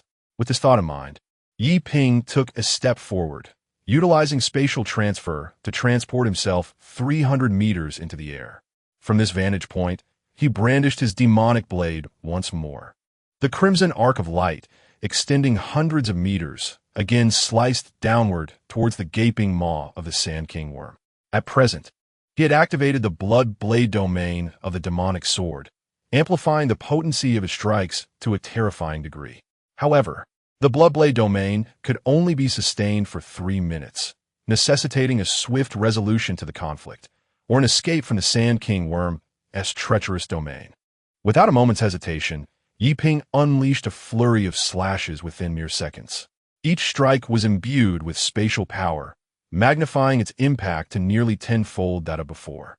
Under the enhancement of spatial energy, no entity could withstand the might of the blade. This was the terrifying essence of world-destroying anomalies. In the presence of such rule-bound power, any lesser anomaly would inevitably succumb to its influence. Defense was rendered futile. The only recourse was to mitigate the extent of injury. After a series of strikes, the previously silent Sand King worm finally reacted.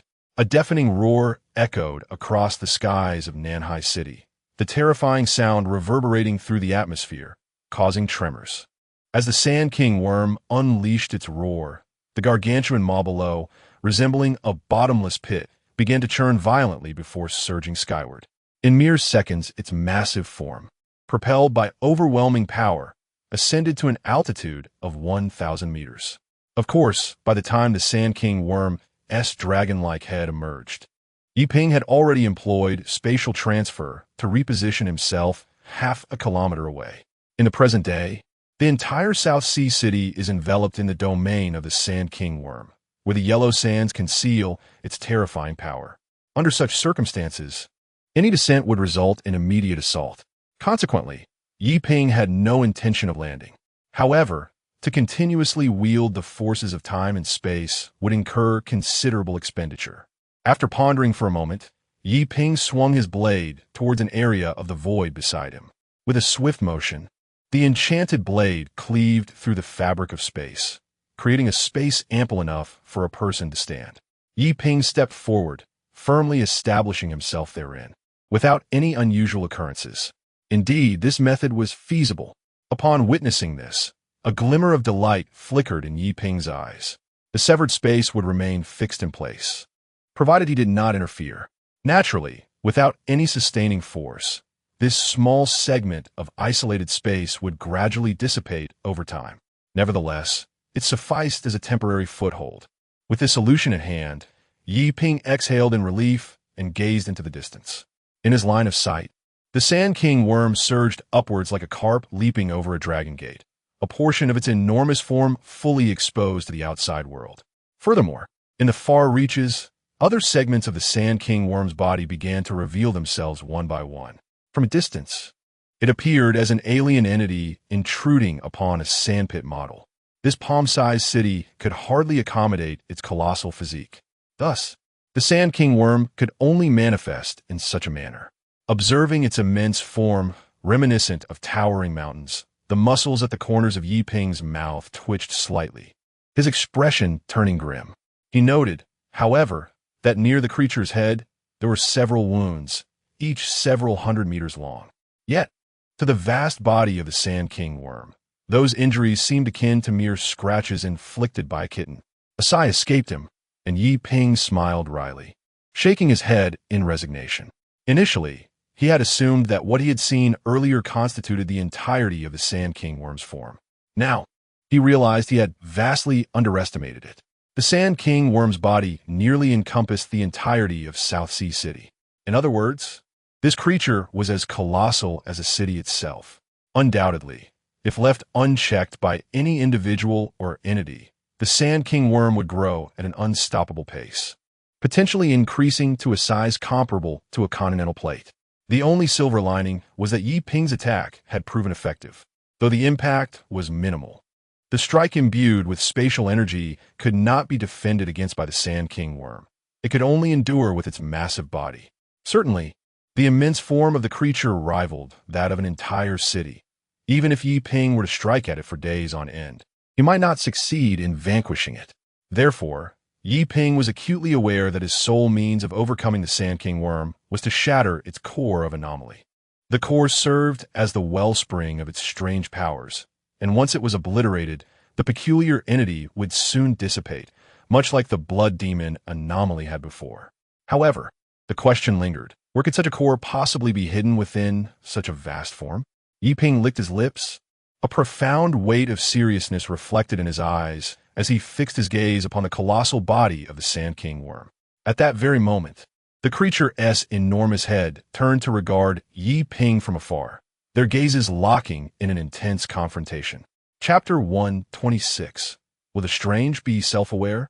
To Yi Ping's surprise, the Sand King bug, which was fixated on him, did not immediately launch an attack. Instead, it merely gazed at him intently. Within its enormous eyes, reminiscent of small mountains, a fierce cold light flickered. Under that penetrating gaze, Yi Ping felt an overwhelming sense of pressure, as if a tidal wave were crashing upon him. Just as he anticipated that the Sand King bug was about to strike, an unexpected occurrence transpired. Human, who is the esteemed figure behind you? From whom does your power derive? The Sand King bug's colossal voice erupted in Yi Ping's ears like a thunderclap, leaving him momentarily stunned. He could not fathom the meaning behind the creature's inquiry. An esteemed figure behind him? Who could possibly be regarded with such reverence by the Sand King bug? Could it be an apocalyptic anomaly? Indeed, only an entity of apocalyptic caliber could warrant such honorifics from the Sand King bug. And now, it was questioning him about this esteemed figure. Did it perhaps assume that his backing was an apocalyptic anomaly? This notion was not entirely unfathomable, considering that the power Yi Ping wielded was indeed derived from rules accessible only to such formidable anomalies. It was not surprising that the Sand King bug could misinterpret the situation. Yet, why was the Sand King bug posing this question at this particular moment? Yi Ping found himself perplexed by the creature's intent. If it were capable of speech, it would have been able to articulate its thoughts earlier. Why then? Did it choose this moment to speak? Was it wary of his strength? Or was it perhaps related to the recent demise of the blood demon anomaly? A myriad of doubts flitted through Yi Ping's mind. After a moment's contemplation, he delivered a rather cautious response. You're not entitled to know. The chilling words hung in the air, freezing the atmosphere.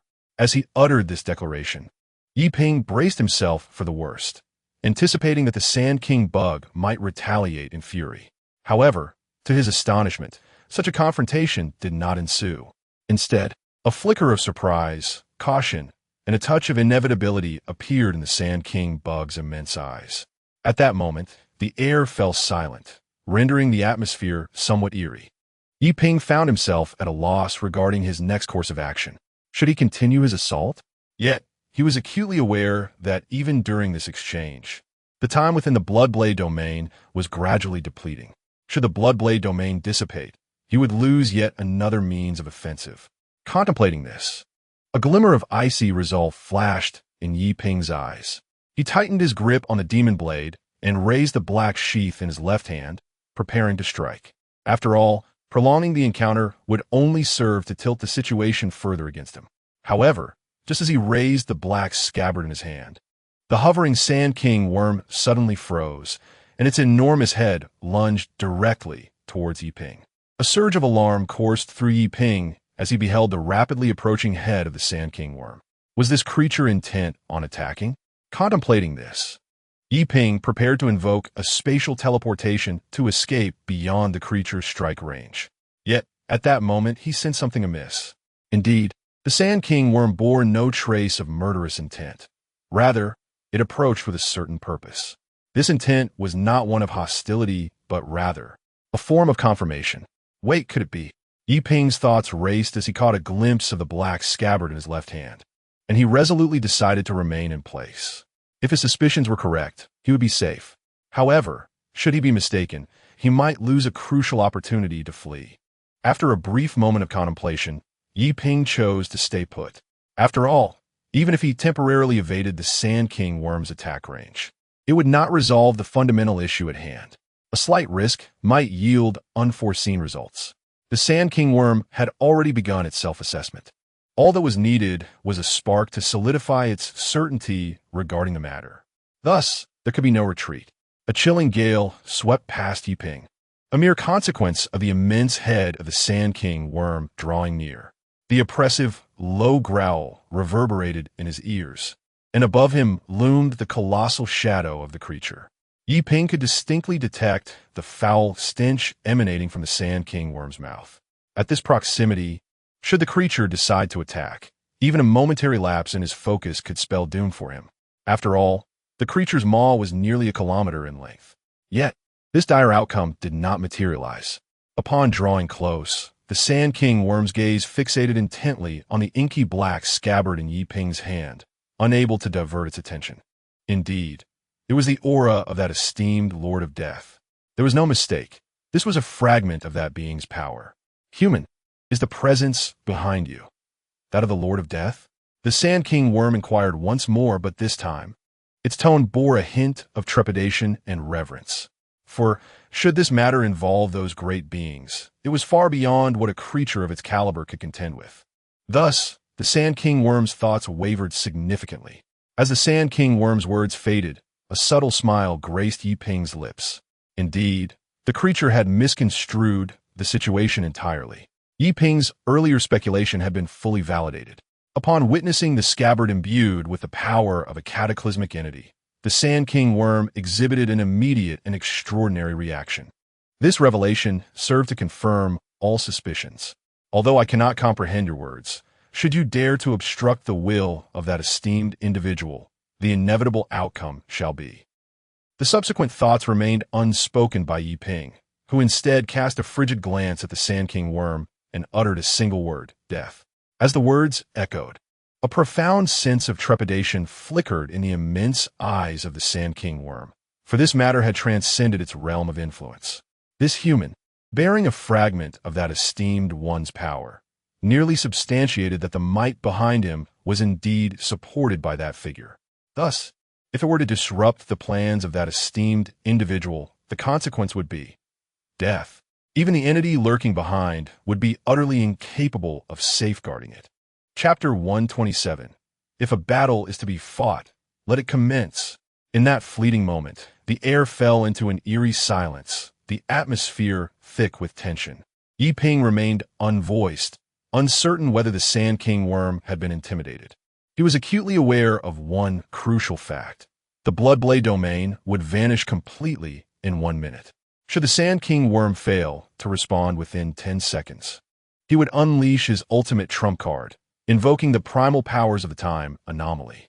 As the seconds ticked away and the 10-second mark loomed nearer, the Sand King worm finally spoke. Human, no, since you are the envoy of that esteemed one, I shall spare you. The frigid cadence of its voice reverberated in Yi Ping's ears, the force of its words nearly sweeping him off his feet.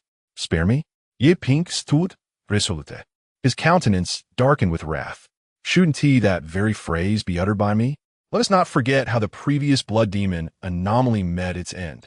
As the words faded, Yi Ping tightened his grip on the demon blade, Muramesa, and stepped forward. The powers of the time, anomaly and space, anomaly surged forth, enveloping him entirely. An overwhelming aura radiated from him, warping the space around. Indeed, Yi Ping was uncertain of the correct course of action. However, to retreat so easily in this moment would not embody the demeanor of an envoy of apocalyptic anomalies. At this juncture, he stood not merely as a human, but as the harbinger of annihilation.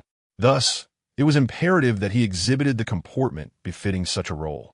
Though in his previous life, Yi Ping had never encountered the embodiment of annihilation. Had he done so, he might have perished without a trace. Nevertheless, from the singular instance in which death had manifested, it was clear that such a terrifying force would never bow to others or lesser anomalies. Consequently, as the envoy of that formidable anomaly known as death, he was compelled to project the gravitas of his station. With a fierce resolve radiating from Yi Ping, the Sand King worm tensed, its colossal eyes brimming with a terrifying intent to kill. Roar! You dare wish to engage me in combat? The Sand King worm's massive gaze fixed upon Yi Ping, its immense jaws slightly parting, exhaling a tempestuous breath that spiraled outward. Even if you are the envoy of that esteemed one, it does not necessarily convey the will of your master. Moreover, the entity behind me may not be intimidated by your master.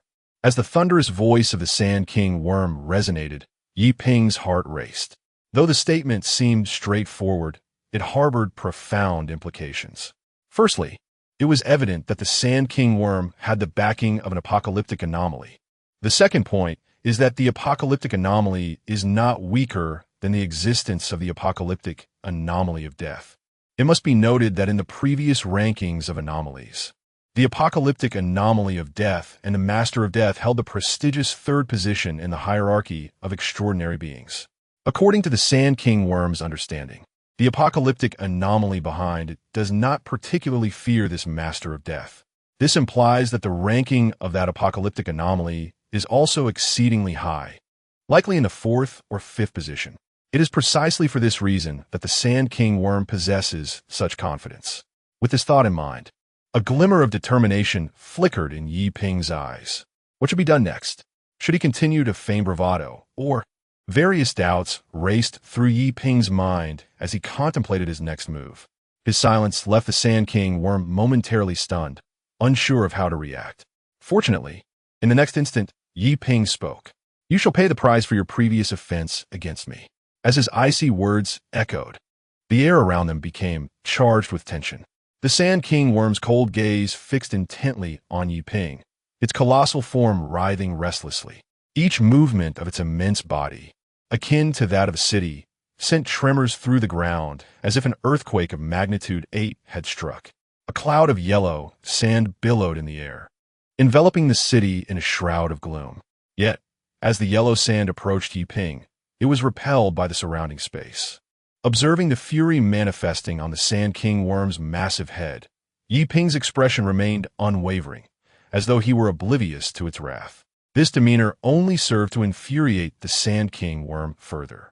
Human, do not misjudge your own existence, even if you have become the messenger of that great one. As long as you remain in human form, you cannot be compared to us anomalies. This is a warning. As the chilling words fell, the Sand King worm's abyssal maw slightly parted, revealing a terrifying surge of anomalous power within.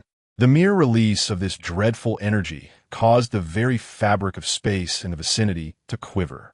It was evident that the Sand King worm had regained much of its strength. A full-force strike from it could easily obliterate an entire city. Clearly, this display was a message to Yi Ping. The Sand King worm's forthcoming actions would hinge upon Yi Ping's response.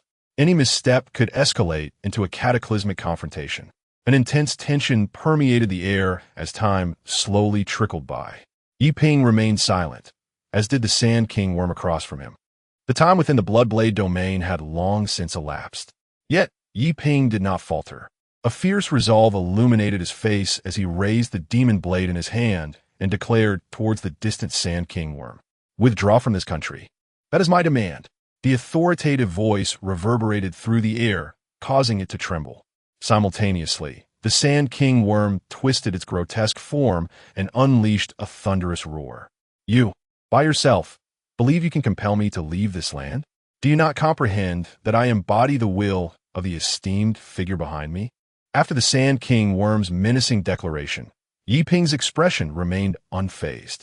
What concern is it of mine? Yi Ping replied coolly, casting a fleeting glance at the Sand King worm. If it is battle you seek, then let us engage. There is no need for superfluous words. He understood that at this moment, he was embarking on a perilous gamble. Yet, should he emerge victorious, not only would the crisis posed by the Sand King worm be averted, but he would also thwart the apocalyptic scheme lurking behind it. Chapter 128, A Veil of Mystery. The invitation unfolds. Yi Ping remained indifferent to the lives of others. However, he could not ignore those around him. At present, they were merely at the initial stage of an enigmatic arrival, yet the terrifying Sand King worm had already made its presence felt. Yi Ping could envision the apocalyptic force lurking behind this creature. Not just one, but a collective of world-ending entities orchestrating a grand scheme. In his current state, he lacked the stature to be a player in this game. Thus, before he could assume such a role, he would wield the imposing authority of the Death Controller. If the Sand King worm were to withdraw, at least for a time, the Dragon Nation would not become a target for these apocalyptic beings. Moreover, it was not solely the world-ending entity behind the Sand King worm that posed a threat. Yi Ping was suddenly reminded of the Blood Demon's apocalyptic power used in sealing the Zashiki Warashi. This suggested that the Blood Demon might also be linked to an apocalyptic force. Hence, the Dragon Nation was under the watchful eyes of more than one such entity. At that moment, the voice of the Sand King worm echoed in Yi Ping's ears, affirming his suspicions. To his surprise, that esteemed individual had also set sights upon the nation's dragon veins. In light of this, I shall withdraw, yet I will report this matter truthfully to my esteemed superior. The cold tone of the Sand King worm resonated directly within Yi Ping's consciousness. Furthermore, even if I were to withdraw from this nation, it does not imply that others will follow suit. This vast dragon vein is not so easily claimed, even by that esteemed individual. A hint of gravity flickered in the Sand King worm's enormous eyes. Upon hearing these words, Yi Ping's heart skipped a beat, and his expression darkened slightly. Indeed, his suspicions were validated. Multiple forces were set upon the Dragon Nation. Aside from the apocalyptic entity behind the Sand King worm, other mysterious forces had also taken notice. It was certain that another world-ending entity likely existed, if not more. From the Sand King worm's tone, Yi Ping discerned that this dragon vein was of immense value, even to apocalyptic entities. Otherwise, such beings would not manipulate their subordinates to advance into the Dragon Nation and secure a foothold. While Yi Ping was deeply curious about the nature of this dragon vein, now was not the time for inquiries. Given that the Sand King worm had declared its withdrawal, it was prudent to follow suit. At the very least, one source of danger had been temporarily alleviated. A wise decision, Yi Ping remarked coldly, maintaining his assertive demeanor. After all, he now represented the third-ranked world-ending entity, the Messenger of Death. The Sand King bug did not linger on the matter any longer, but cast a fleeting glance at Yi Ping, offering a reminder. Bear in mind, even though you are the envoy of that esteemed individual, your human identity will prove to be a hindrance. I advise you to deliver that invitation in your possession without delay. It is not something incomplete you are entitled to hold. Otherwise, they will undoubtedly seize this opportunity. As the words fell, the Sand King bug writhed its massive form and swiftly burrowed into the earth. A thunderous roar reverberated through the air. Soon after, the colossal figure of the Sand King bug vanished from sight at an astonishing pace. Minutes later, as the Sand King bug fully disappeared, the Eerie domain enveloping Nanhai City dissipated as well. Simultaneously, the yellow sand blanketing the city gradually faded, allowing Nanhai City to gradually revert to its former appearance. However, it cannot truly be described as such. Following the previous horrific onslaught of the supernatural, what remained after the sand's disappearance was a desolate wasteland. The once towering skyscrapers had long since vanished, replaced by a scene of devastation. The term collapsed city perfectly encapsulated the present scenario. Not a single intact place met the eye. After confirming that the Sand King bug had completely departed, Yi Ping let out a long sigh of relief. It appeared that the Sand King bug had not deceived him. It had indeed retreated. As for where it had gone, that was beyond Yi Ping's knowledge, nor did he desire to know. After all, behind that Sand King bug loomed another world-ending anomaly, a true minion of apocalyptic proportions. He was merely an individual possessing the rules of such a being, yet lacking the terrifying power capable of obliterating worlds. Even the identity of the Harbinger of Death was something he had manipulated. With a deep breath, Yi Ping finally felt his racing heart settle. At this juncture, the bleak future envisioned by Aisha had at last been averted. When he was ensnared within the blood demon's Eerie domain, Yi Ping had believed he was truly doomed. However, to his surprise, that entity was insatiably ambitious, attempting to entirely seize the power of the world-ending anomaly. It was this very greed that allowed him to exploit the rules of two world-ending anomalies, shattering the consciousness of the blood demon on a mental level. Yet, the dragon vein and the objectives of those world-ending anomalies. It seemed that the arrival of the anomalies was not mere coincidence. Yi Ping pondered it deeply, especially after delving into the memories of the 1,000-year-old Zashiki Warashi. The sense of foreboding grew even stronger. This time, the emergence of the anomalies was no mere happenstance. It is even possible that prior to this, the world had already undergone a bizarre arrival. And behind this peculiar occurrence lies a group of world-ending enigmas, or perhaps a contest ignited for the sake of the dragon vein. So what precisely is this dragon vein? Could it be akin to the extraordinary entities depicted in novels and films? A myriad of doubts and confusions flitted through Yi Ping's mind. Although the crisis had been temporarily averted, the areas of misunderstanding seemed to have multiplied. Additionally, there were the parting words of the Sand King bug before its departure. Reflecting on this, Yi Ping involuntarily retrieved the banquet invitation bestowed upon him by the intervener, intended for the enigmatic beings. As he produced the obsidian invitation, an unexpected occurrence transpired. That seamless black invitation, at this moment, inexplicably opened, or more precisely, a terrible slit manifested. Could this be what the intervener referred to as the arrival of the opportune moment? Chapter 129, The Eerie Banquet, the ticket, not yet concluded. After a brief moment of hesitation, Yi Ping tore open the invitation seal and unfolded it. Inside was a dark crimson slip of paper, devoid of any visible content. No, it would be more accurate to say that the content was obscured by some peculiar force, rendering it invisible. Yi Ping carefully ran his fingers over the paper and was immediately taken aback by a sudden realization. Ah, this is indeed intriguing. There exists a certain force upon this slip of paper, no ordinary supernatural essence, but rather the power of rules. Naturally, the rule-bound force adhering to this slip was not overwhelmingly potent. Even an entity of terrifying caliber could, with a modicum of effort, dispel its influence. For Yi Ping, who wielded two world-ending anomalies, unraveling this minor seal was a trivial task. As the forces of time and space were simultaneously applied to the dark crimson slip, a sharp crack echoed through the air. Under the impact of the two rule-based powers, the sealing force coalesced on the paper dissipated entirely. Subsequently, the contents of the slip were wholly revealed. What lay before him was a map. Yi Ping gasped in surprise, his eyes wide with astonishment. Indeed, the blood-red slip displayed a map, the destination of which was an underwater palace. The route leading to that palace was singular, or rather, it was the only means to access it. At the far left of the map, a train station was illustrated. Beside the station rested a section of train. Yet the location of this station was utterly indiscernible. What does this mean? Must one enter this station to reach that destination? But where is this station? Is there not a single clue? Yi Ping felt utterly perplexed, for the station bore no distinctive features. Could it be that any station would suffice? As this thought flickered through his mind, the map in his hand began to transform. Enveloped in a swirl of supernatural flames, the map was swiftly incinerated, leaving behind a singular ticket. Gazing at the ticket resting in his palm, Yi Ping was momentarily stunned. So, this is the means to board? Wait, let me see. Yi Ping mused, directing his gaze to the ticket and scrutinizing the annotations. Kyoto Station, Platform 3? The date is the 7th of July, 3 months hence? This, Kyoto?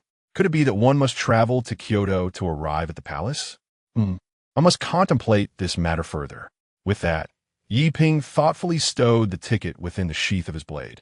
For the sheath's ability to absorb supernatural power also served as a temporary storage space. When the time comes, he will retrieve the train ticket. Initially, he had little interest or inclination to attend this bizarre banquet. However, after experiencing the events of the past, he found himself compelled to partake. He has now been ensnared in a vast whirlpool from which escape seems impossible, or perhaps even unthinkable. The entities possessing world-destroying abilities are evidently orchestrating a grand game. In a state of ignorance, one might remain oblivious to the reasons until the day of demise arrives. The arrival of the uncanny is certainly no coincidence, indeed. Even his own reincarnation may not merely be serendipitous. Those possessing cataclysmic powers are treating the world as their chessboard, and all beings within it, including the bizarre, might become mere pawns in the hands of these world-ending chess players. To alter this predicament, the first step must be to ascertain the motives of these world-destroying entities. For that purpose, he must harness even the powers of the uncanny. Regardless of the intentions behind the delivery of this invitation, or rather, this ticket, into his hands, he is determined not to let this opportunity slip away. Yes, Yi Ping is acutely aware that even the formidable Sand King bug, which has regained most of its terrifying power, cannot secure a stable victory. The prospect of confronting those world-ending beings seems daunting. If there truly exists a chance for empowerment at that banquet, then he is willing to take the risk, whether to alter his fate or to safeguard those around him. He is in dire need of strength. Though Yi Ping harbors no interest in the fate of the Dragon Kingdom or the deaths of others, the absence of existence itself renders life devoid of meaning. Therefore, he might as well endeavor to save the Dragon Kingdom in the process. He stroked his chin, murmuring to himself, and looked around. He wondered where they might be now. Are they still nearby? Right, he could use his phone. As he reached for his mobile device, he was met with a pile of fragments. Clearly, the immense power of the uncanny had shattered it beyond repair. In fact, even his clothing was in tatters. He could easily be mistaken for a vagrant at this point. He thought, perhaps it's time to consider a change of attire. Nevertheless, he decided to seek out Yu Jie and the others. He recalled that at that moment he was. Just as he prepared to head towards the outskirts of the city, a sudden wave of intense dizziness washed over him. Having taken only a few steps, he expelled a mouthful of blood. Immediately following this, a voice reverberated in his mind. Foolish humans, do you truly believe you have eradicated me? Do you think I could have endured for such an eternity with only such means? I am indeed immortal. As long as there exists a single drop of my blood, I can resurrect. Within your body, a drop of my blood has long been embedded. Hence, I have become an integral part of you. Even with the utilization of those two peculiar powers, you cannot expel me. Upon hearing that voice, Yi Ping was momentarily stunned, his expression turning exceedingly grim. For that voice was none other than the voice of the blood demon phantom. The source of the sound emanated from within his own body. This meant that the blood demon phantom had perished, yet not completely, and was now residing within him. What compounded the dire situation was the unsettling realization that a part of his body was no longer under his command. This suggested that in such a state, should he seek out Lu Yu and the others, an unimaginable tragedy could ensue. Contemplating this, Yi Ping's countenance darkened, and he relinquished the thought that had crossed his mind. For now, he could only pray for the safety of Lu Yu and the others. Until he could completely eradicate the blood demon phantom, he must remain here. Chapter 130. Betrayal time rewinds slightly to when Yi Ping was dragged into the Eerie domain by the blood demon. At this moment, outside Nanhai City, by the bridge leading to the outskirts, Lu Yu and her companions were resting, or perhaps more aptly, waiting for the faintest glimmer of hope to manifest. Not long ago, they had clearly witnessed a terrifying sight, a monstrous being, colossal like a mountain, leaping high into the air. Its immense form resembled the legendary Kuanpun. Could such a bizarre and gargantuan entity truly be confronted by humanity? Merely contemplating this notion weighed heavily on Lu Yu and her companions' hearts.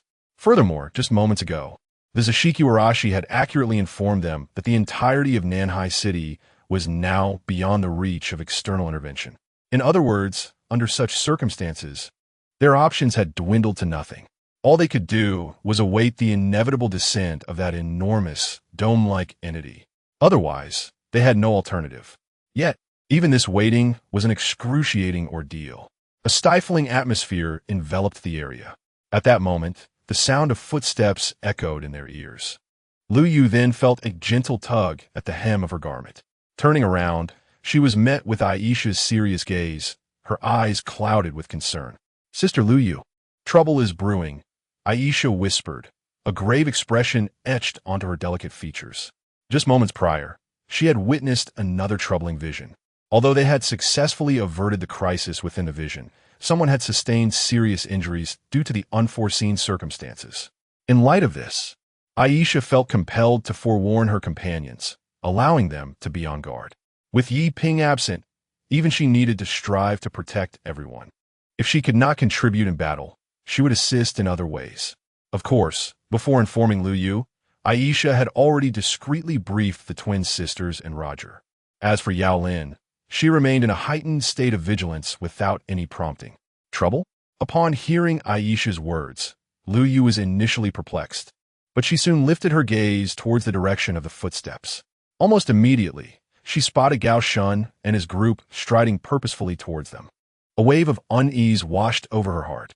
Could it be that those individuals intended to do something? While Lu Yu pondered these matters, Aisha had already made her way, taking small, quick steps to stand beside the Zashiki Warashi. Chimei, you must have sensed something, haven't you? Aisha inquired, her gaze fixed intently on the Zashiki Warashi. In truth, even now, Aisha was uncertain about the nature of the girl named Chimei, who appeared to be of similar age to her. If Yi Ping's assertions were to be believed, she too was an entity akin to the other terrifying beings. However, for reasons unknown, Aisha felt an overwhelming sense of familiarity with the Zashiki Warashi. It was as if an intrinsic connection coursed through her very veins. This sensation was undeniably peculiar. As Aisha scrutinized the Zashiki Warashi intently, the latter's gaze, akin to a pair of shimmering gemstones, was fixed upon her. In those radiant eyes, Aisha's figure was reflected, accompanied by fleeting shadows of desolation and sorrow. I understand now." The Zashiki Warashi nodded slightly and spoke. "Rest assured, I shall protect you until your master returns." The Zashiki Warashi harbored no concern for the two humans wielding strange powers. Thus, even without Aisha's caution, she would have safeguarded them from the very start. "Well, thank you, but you must be cautious. Their target is you." Aisha bit her lip, recalling a previous scene, and urged her warning. Upon hearing this, the Zashiki Warashi nodded slightly, understood. Their conversation came to a close, with no further words necessary. Both Aisha and the Zashiki Warashi exhibited a maturity beyond their years. Just then, footsteps ceased.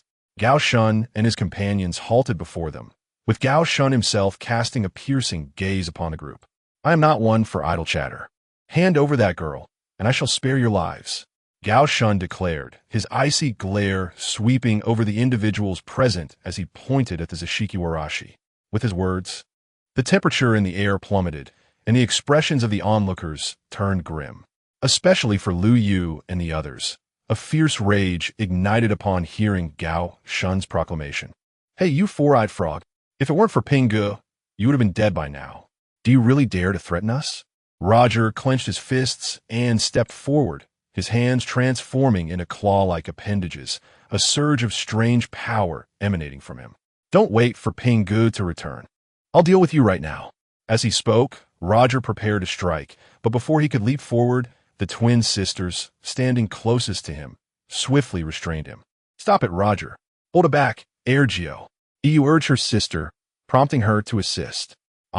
Yes, sister is right. Don't act impulsively." Eyuhuaritli chimed in, helping to restrein Roger. The twins understood that charging at this moment would only lead to futile demise, fully aware of the strength displayed by the bespectacled man earlier. Thus, they were determined to prevent Roger from recklessly throwing his life away. At that moment, a figure stepped in front of them. Yao Lin. If I knew it. Someone like you is bound to betray a heart. Yao Lin cast a cold glance at Gao Shun and spoke in a low voice. At the moment her words fell, a terrifying spectral flame suddenly materialized, directly obstructing the crowd before them. The menacing spectral fire rendered Gao Shun's expression exceedingly grim, for he was acutely aware of its formidable power. However, Lu Fangfang, as Gao Shun's words lingered in the air, Lu Fangfang, standing beside him, stepped forward, her eyes shimmering with an otherworldly glow. Look at me. With the utterance of Lu Fangfang's voice, an invisible wave of force began to permeate the atmosphere. Yet, this time, it bore no effect.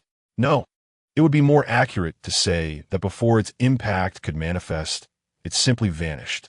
Chapter 131, could it be that he is a person from the future? What on earth is happening? Lu Fangfang exclaimed in shock, her gaze fixated on Yao Lin not far away. In her line of sight, Yao Lin's face was enveloped in a layer of eerie blue flames, giving the impression that her entire head was ablaze. No, it would be more accurate to say that she wore a mask composed of these blue infernal flames. Is she insane, setting herself on fire? Lu Fangfang gasped in disbelief. The terror of those blue flames was something she had witnessed firsthand. That fire could effortlessly melt even the metal of Gao Shun. If it were to touch a human body, it would likely reduce them to a pool of blood on the spot.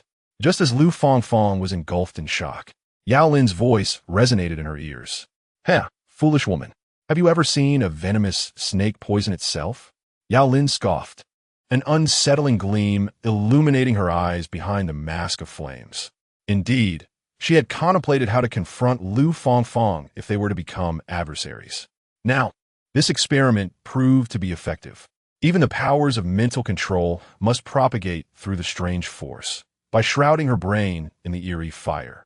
Such mental abilities could not affect her. The mental waves would be incinerated the moment they touched her mind.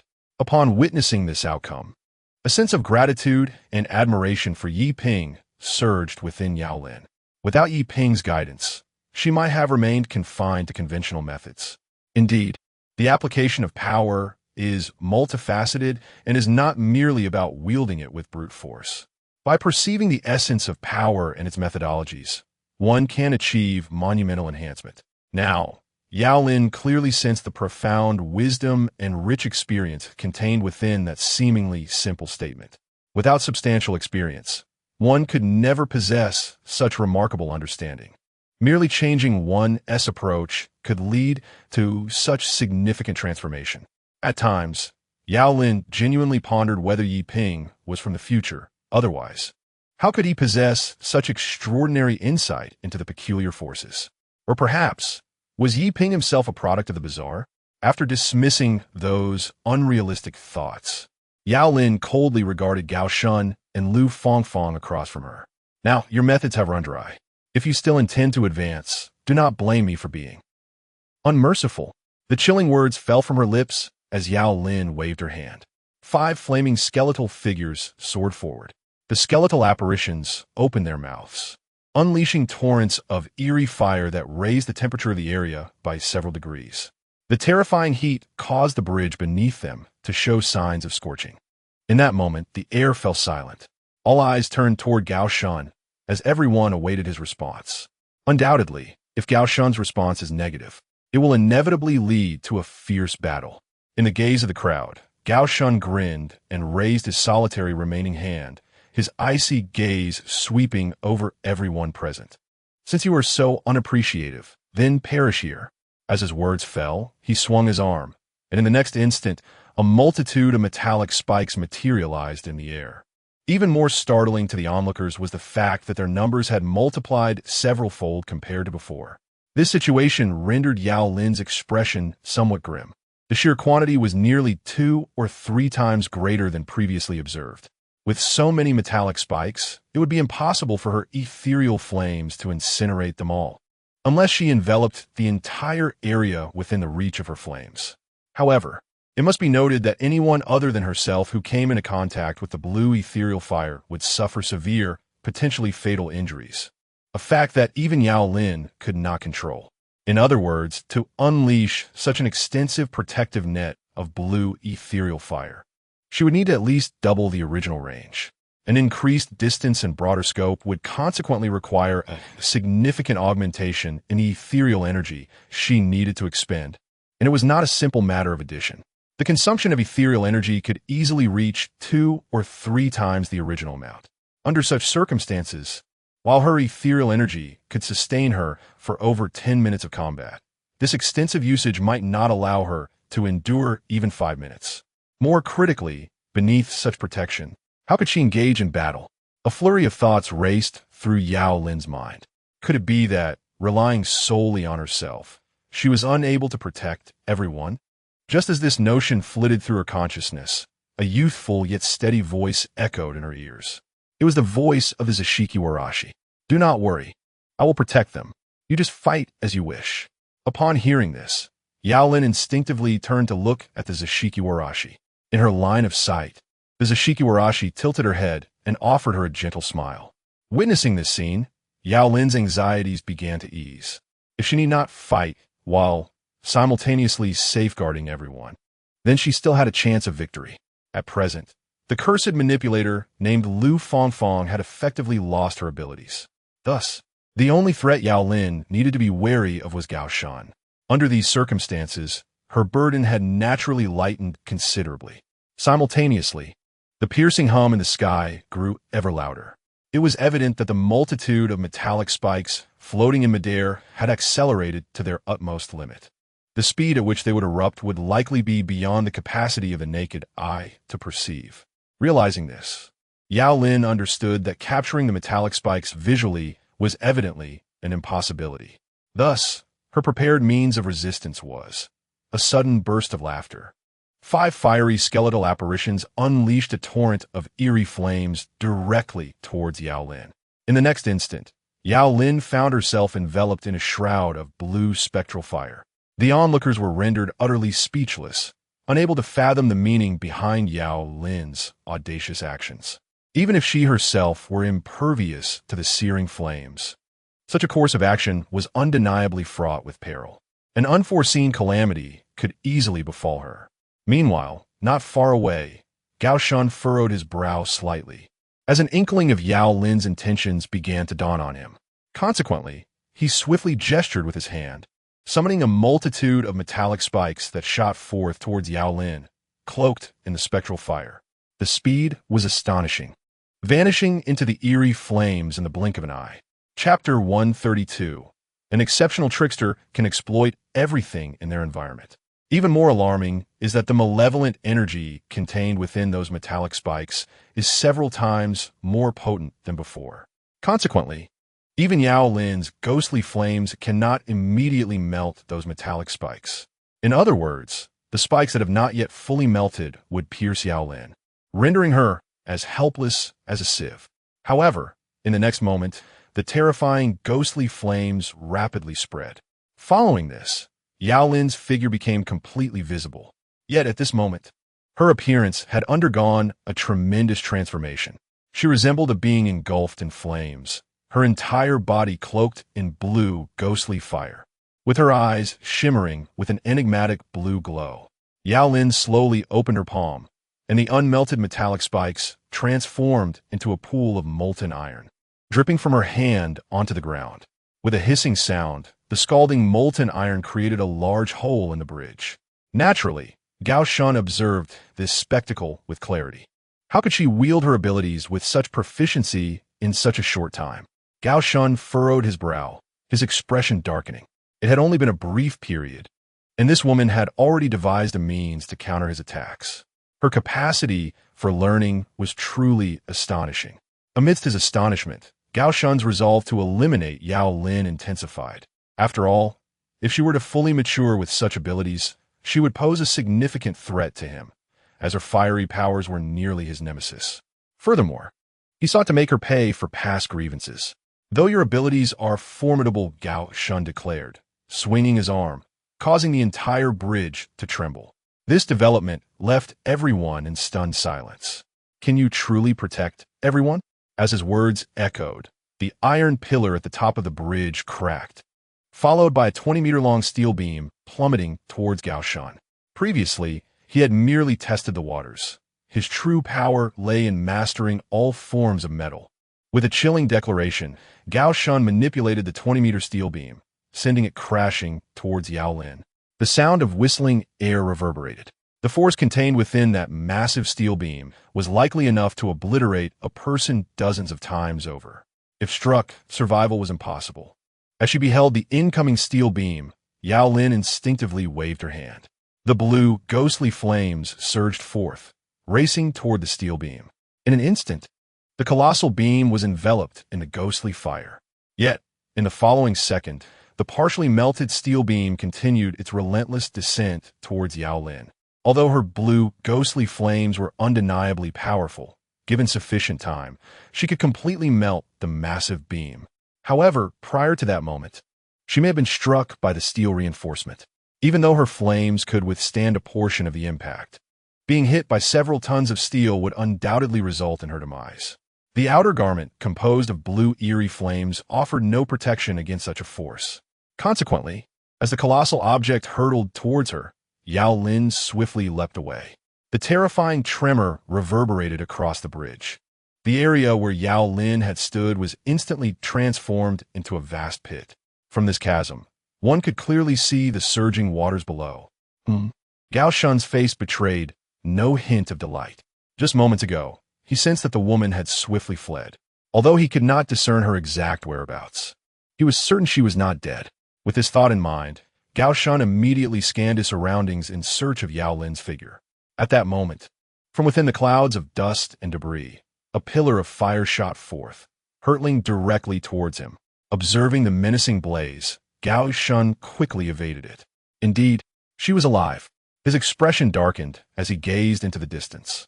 Amidst the dissipating haze, Yao Lin stood resolutely at the edge of the immense pit.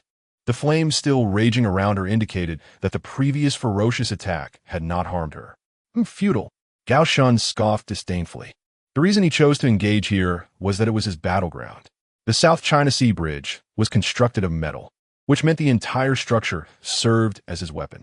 Even if that woman possessed the ability to melt metal, such power had its limits. This was evident from her inability to completely dissolve the reinforcement bars earlier. After merely 2 encounters, Gao Shan had surmised the capabilities of Yao Lin's blue Eerie flames. Thus, he felt confident in his ability to prevail. With both time and terrain in his favor, how could he possibly lose? Just then, Gao Shan was abruptly alerted by Lu Fangfang's anxious shouts. Above, above. Stop him, Gao Shan. Lu Fangfang exclaimed desperately. Upon hearing her voice, Gao Shan instinctively looked up, and the scene on the upper section of the bridge immediately caught his eye. Soon, he witnessed a sight that caused Lu Fangfang's complexion to change drastically. The support columns of the arch bridge were engulfed in blue flames. Indeed, those flames were Yao Lin's Eerie fire. Under the Inferno's relentless assault, the columns of the arch bridge began to melt. With a thunderous roar, the unsupported section of the arch bridge plummeted downwards. That segment of the bridge spanned over 50 meters in length and was as wide as the bridge itself. Moreover, for Gao Shan, the situation became increasingly precarious, as the arch bridge was composed of stone. In other words, that arch bridge was beyond his control. It was an element impervious to his metal manipulation abilities. Fool! Perish! At that moment, transformed into a fiery figure, Yao Lin cast a distant glance at Gao Shan and Lu Fangfang, then raised her middle finger. Almost instantaneously, as her words fell, the immense arch bridge came crashing down upon the very area occupied by Gao Shan and Lu Fangfang. This scenario had long been orchestrated by Yao Lin. Indeed, from the very beginning, it had all been within her strategic design. Just as Gao Shan had discerned Yao Lin's capabilities, so too had she unraveled his strengths. It was precisely for this reason that her objective from the outset was the stone arch of that bridge. The result was the predicament they now faced. An adept trickster can harness everything in their environment. Ah, was that not his assertion? Yao Lin mused, stroking her chin as she spoke to herself. Chapter 133. Approaching an eerie posture boom. A terrifying roar resonated through the air, echoing persistently. Standing behind Yao Lin, Lu Yu and a few others cast their gaze toward a distant point, their faces etched with astonishment and admiration. The entire sequence unfolded as if orchestrated by divine machinations, appearing remarkably formidable. In truth, it was indeed impressive. Gao Shun and his companions only sensed the impending peril when the stone arch bridge collapsed, leaving them unaware of the precise moment when calamity struck. However, from Lu Yu's perspective, the events were vividly clear. As the eerie flames grazed past Gao Shun, the originally linear trajectory of the flames inexplicably veered in mid-air, landing with pinpoint accuracy on the iron cable at the apex of the bridge. Such a phenomenon could easily be deemed magical. Haha, Aunt Yao Lin, how remarkable! Those two villains must surely be dead now, Roger exclaimed, his small hands waving excitedly. Huh? Who are you calling Aunt, little boy? Yao Lin squinted, turning to glare at Roger. Do you believe I would burn off all your lovely hair? Startled, Roger quickly covered his hair and retreated hastily. No. I didn't mean anyone specific. Oh, right. I was talking about that foul woman. She's indeed an aunt. In a moment of panic, Roger sought to shift the blame onto the already deceased Lu Fangfang. However, before he could finish his sentence, a terrifying explosion erupted from the site where the stone arch bridge had collapsed. Bang! The shockwave from the explosion rippled beneath their feet. Yao Lin realized something and instinctively looked ahead. As the smoke enveloping the area dissipated, she beheld an astonishing sight. Gao Shun and Lu Fangfang, who should have perished beneath the falling debris, were alive and unharmed. The reason for their survival was a metallic sphere that surrounded them. More accurately, it resembled a colossal metal dome, encasing both individuals entirely. The dome was evidently of exceptional defensive quality, having withstood the impact of the massive stone bridge without sustaining any damage. With a faint hum, the surface of the metallic dome rippled, soon forming a crack akin to a shattered eggshell. The fissure widened, revealing Gao Shun and Lu Fangfang standing within. However, at that moment, both bore a strikingly altered appearance. If they had once resembled ordinary humans, they now approached a grotesque form, verging on the bizarre. At this moment, Gao Shun's body had become completely swollen, expanding 3 to 4 times its original size, resembling a 400-pound behemoth. What was even more disconcerting was his face, with small eyes and covered in various fleshy lumps, giving him an appearance akin to that of a frog. Even his limbs had taken on a grotesquely similar aspect. Were it not for the glasses perched on Gao Shun's face, Yao Lin would have been unable to associate this frog-like creature with the person she once knew. Beside Gao Shun, Lu Fangfang had transformed into a bizarre entity, her upper body human, while her lower half morphed into that of a serpent, reminiscent of a mythical snake demon. Her long hair cascaded forward, and her once pretty face was now adorned with scales, her tongue extending a good dozen centimeters. What truly sent shivers down Yao Lin's spine was the aura emanating from these two, now possessing an eerily enhanced presence, far more terrifying than before. In her eyes, the sinister energy radiating from them resembled a dark cloud, hovering ominously above. She was oblivious to what had transpired to transform them. Yet one thing was certain. Their power had magnified exponentially compared to earlier. After a moment of contemplation, Yao Lin made a swift decision. With a whoosh, a horrifying blue, ghostly flame erupted from within her. Boom! 5 fiery skeletal figures sprang forth, unleashing even more flames towards the grotesque forms of Gao Shun and Lu Fangfang. However, just as the blue flames were about to reach them, the bridge beneath everyone's feet began to distort, followed by a violent tremor. A section of the bridge suddenly rose up, forming a barrier between Yao Lin and the two transformed beings. As a result, the terrifying flames were effectively obstructed. With a whoosh, the menacing blue fire burned through the bridge, creating a gaping hole. Yet behind that opening, there was no sign of Gao Shun and Lu Fangfang. More precisely, they were no longer in that location. Where could they have gone? A wave of intense anxiety surged within Yao Lin as she quickly scanned her surroundings in search of their figures. But to no avail. Just then, A powerful sense of impending doom washed over her. Instinctively, Yao Lin began to retreat. Almost simultaneously, as she leapt away from her original position, a terrifying shockwave descended from above, crashing down upon the very spot she had just vacated. Crack! Web-like fractures spread across the ground, even extending to where Yao Lin's feet now stood 5 meters away. Had she remained where she was, she would have undoubtedly been obliterated by that fearsome force. Gazing at the crater left in the ground, Yao Lin felt a surge of trepidation. The source of that devastating shockwave had come from above, which meant Yao Lin immediately lifted her gaze towards the ceiling above her. Within her line of sight, at the crooked apex of the bridge, a figure lay prostrate. Indeed, it was the transformed Gao Shun, resembling a frogman. Guh! Guh! After a couple of movements, Gao Shun's mouth opened wide, unleashing a sudden blast directed at Yao Lin. In the next moment, akin to the previous shockwave, an invisible force surged forth instantaneously. This ethereal wave obliterated the column standing in its path, fragmenting it into mere dust. Were it to strike a human, the consequences would undoubtedly be catastrophic. Yao Lin instinctively sought to unleash the blue Eerie flame to shield herself. However, a wave of dizziness surged within her, causing her reaction to falter. It feels like the end. Chapter 134. The true purpose, a low hum resonated in the air. In the next moment, the anticipated assault did not materialize. The terrifying shockwave failed to strike Yao Lin. Startled, she instinctively turned her head. In her line of sight, the Zashiki Warashi extended its right hand, reaching out towards her from a distance. Indeed, the invisible protective barrier had originated from her own power. Witnessing this, Yao Lin's heart, which had been in suspense, finally found solace. Phew! Ultimately, it was once again your strength that prevailed. A wry smile crossed Yao Lin's lips as she shook her head. She was acutely aware that, given her capabilities, this was the utmost level she could achieve.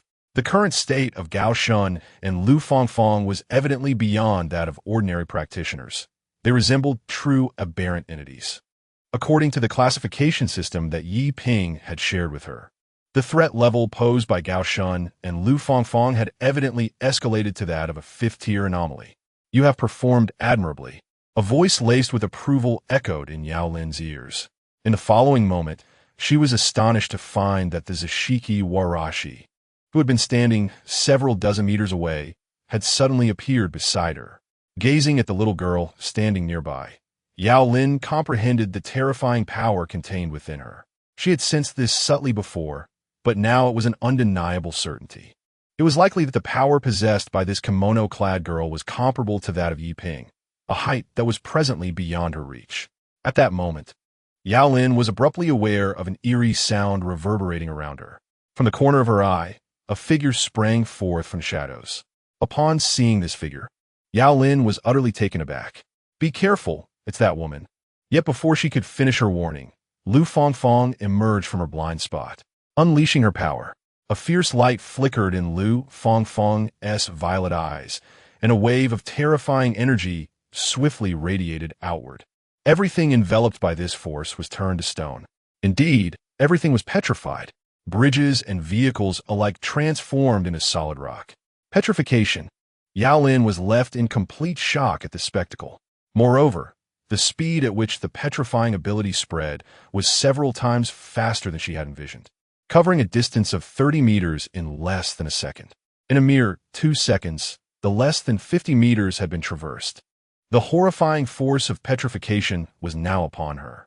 It was evident that the steel reinforcements in that area had become stone. However, at that moment, Yao Lin noticed the little girl raising her other hand and gently waving it. In an instant, the terrifying, petrifying force dissipated like smoke, leaving not a trace behind, completely vanishing into thin air.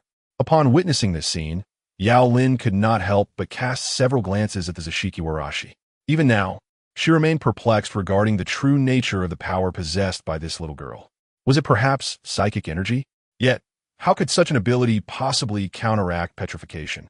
In that moment, Yao Lin's curiosity surged uncontrollably. Just then, the Zashiki Warashi made her move.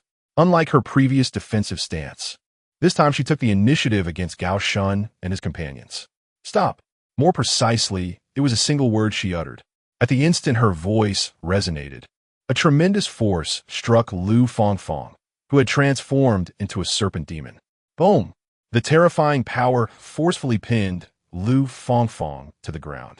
The shattered earth surrounding her bore testament to the sheer ferocity of the impact. Under such overwhelming force, a normal individual would likely have been reduced to a mere puddle of flesh. However, Lu Fangfang, in her serpentine form, withstood the onslaught. Although her body was bloodied and battered, she did not perish immediately.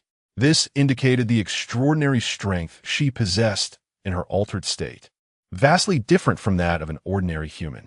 It was precisely this resilience that allowed her to endure the horrific shockwave. Beneath the pressure of the impact, Lu Fangfang struggled desperately, emitting piercing cries. She found herself utterly unable to utilize her petrification ability, let alone her mental control powers. In such dire circumstances, it was only a matter of seconds before Lu Fangfang would face imminent death. However, at that moment, an unexpected turn of events transpired. The bridge, already on the brink of collapse, finally gave way. The ultimate cause lay in the deformation of the metallic pillars supporting the structure. Or rather, it could be said that a person had deliberately caused the metal pillars to warp. Indeed, it was Gao Shun. At that moment, he lay atop the bridge, exerting every ounce of his strength. Under the amplification of his metal manipulation abilities, the pillars shattered completely. The bridge, stretching for hundreds of meters, crumbled inch by inch, plummeting straight into the sea below. Consequently, those on the bridge, including Lu Yu and her companions, could not escape their fate. Accompanied by the sensation of weightlessness, the group let out screams, utterly unprepared for such an unforeseen predicament. Faced with this sudden crisis, even Yao Lin had not anticipated it and was left helpless to respond. More accurately, even if she had foreseen it, there was little she could do. After all, her abilities did not grant her the power of flight, let alone the capacity to rescue others. To make matters worse, she was a poor swimmer. With these overwhelming factors at play, the current situation could only be described as utterly catastrophic.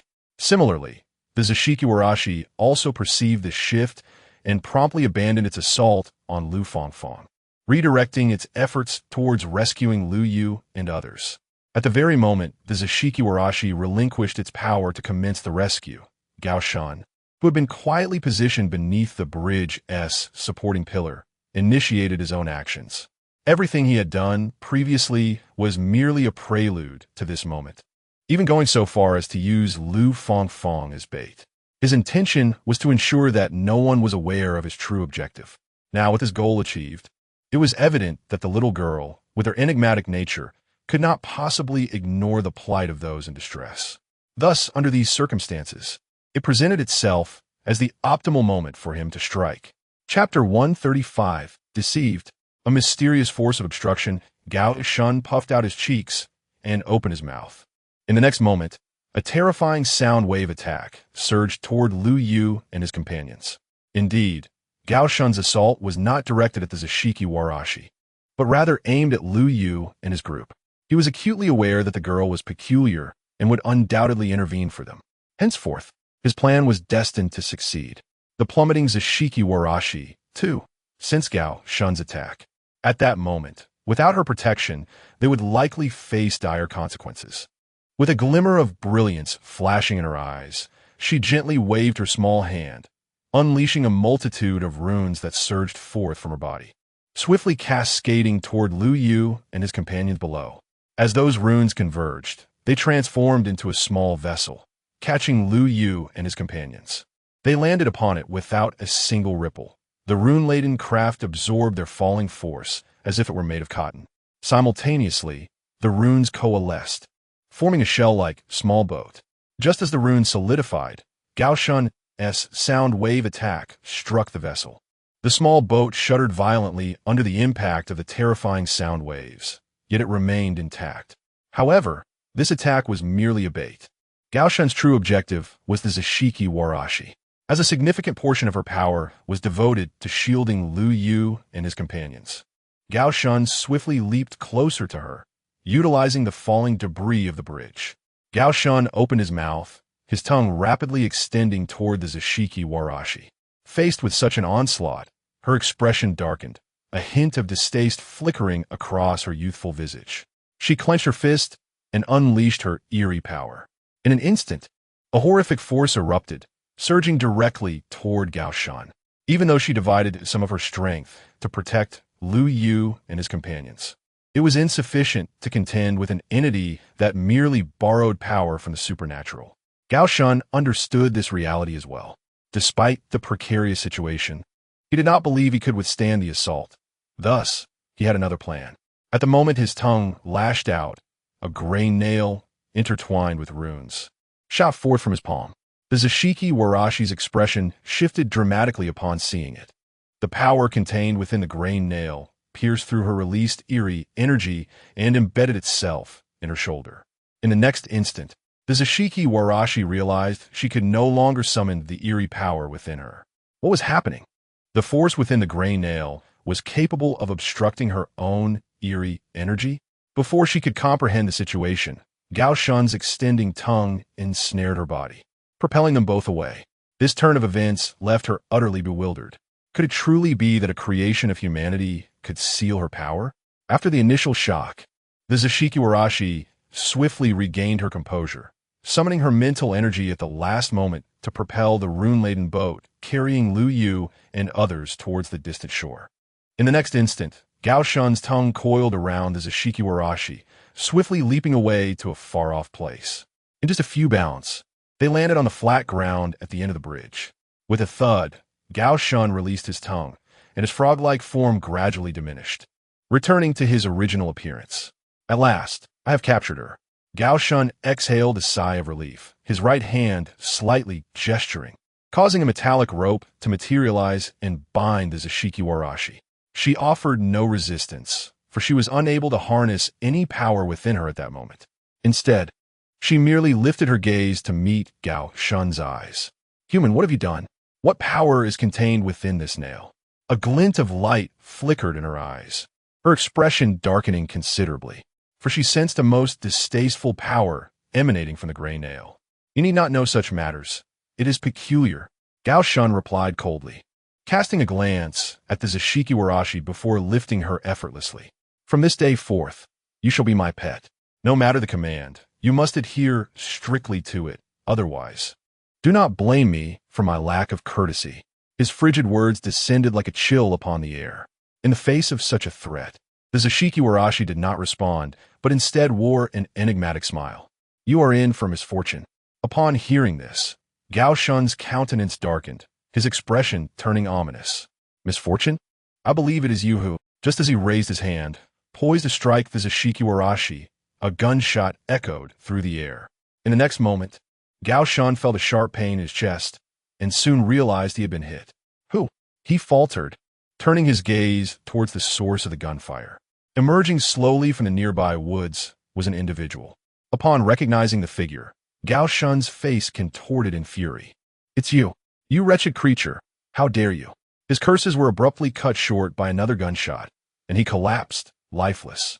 Once it was confirmed that Gao Shun was truly dead, the individual approached the Zashiki Warashi. "Are you unharmed? I will remove it now."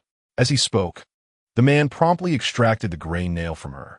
Once freed from the nail's grasp, the Zashiki Warashi felt a renewed connection to the eerie power within her. However, she was perplexed as to why this man would assist her, recalling that these individuals were not allies. As if perceiving the thoughts of the Zashiki Warashi, Wang Long broke into a bittersweet smile and shook his head. Previously, he had harbored a dislike for this fellow. Assisting them was merely a matter of convenience, and such actions were all he was capable of at the moment. "You should return now," Wang Long said, waving his hand to signal the Zashiki Warashi to leave promptly. Observing this, the Zashiki Warashi did not respond but turned and departed. Once she had completely vanished from sight, the smile faded from Wang Long's face, and a glimmer of brilliance sparkled in his eyes. Indeed, he had 3 compelling reasons for his intervention. Firstly, this incident would likely reach the ears of the young man, surnamed Yi, which meant he could secure a favor from him. Given the influence of that young man, it wouldn't be long before he stirred considerable turbulence in the Dragon Kingdom, and the heights he could achieve were unfathomable. By allowing him to owe a debt of gratitude now, it would undoubtedly prove advantageous in the future. Secondly, eliminating Gao Shun was also a means of self-preservation. After all, with Gao Shun's vengeful nature, he would certainly not spare Wang Long upon returning to the capital. Thirdly, and most importantly, had that girl perished here, the young man surnamed Yi would undoubtedly seek him out, and then it would lead to his demise. It was precisely for these three reasons that Wang Long chose to act. However, the fact that Gao Shun had managed to bring this object out of the capital was alarming. Wang Long's gaze fell upon the gray nail in his hand, his expression grave. It was entirely possible that the entire capital could be thrown into chaos because of this upon his return. He feared he might not even have a moment's respite. At that moment, a resounding roar echoed from afar. Wang Long suddenly recalled something and lifted his gaze toward the distance. Before him, the enormous barrier enveloping Nanhai City vanished. Stunned by this sight, Wang Long was left speechless. Could it be that the crisis in Nanhai City had been averted? That young man surnamed Yi is indeed formidable. Chapter 136. The Soul Escape route. At the very center of the desolate Nanhai City, Yi Ping knelt upon the ground, blood incessantly gushing forth from his lips. The crimson stream had thoroughly stained the earth beneath him, rendering it a vivid scarlet. The sheer volume of blood lost would have been fatal for most. Yet, Yi Ping remained alive, his body trembling violently as blood continued to pour from his mouth. A raucous laughter echoed through the air, emanating from Yi Ping himself. Woman's rage, lament, and feel sorrow for your own folly.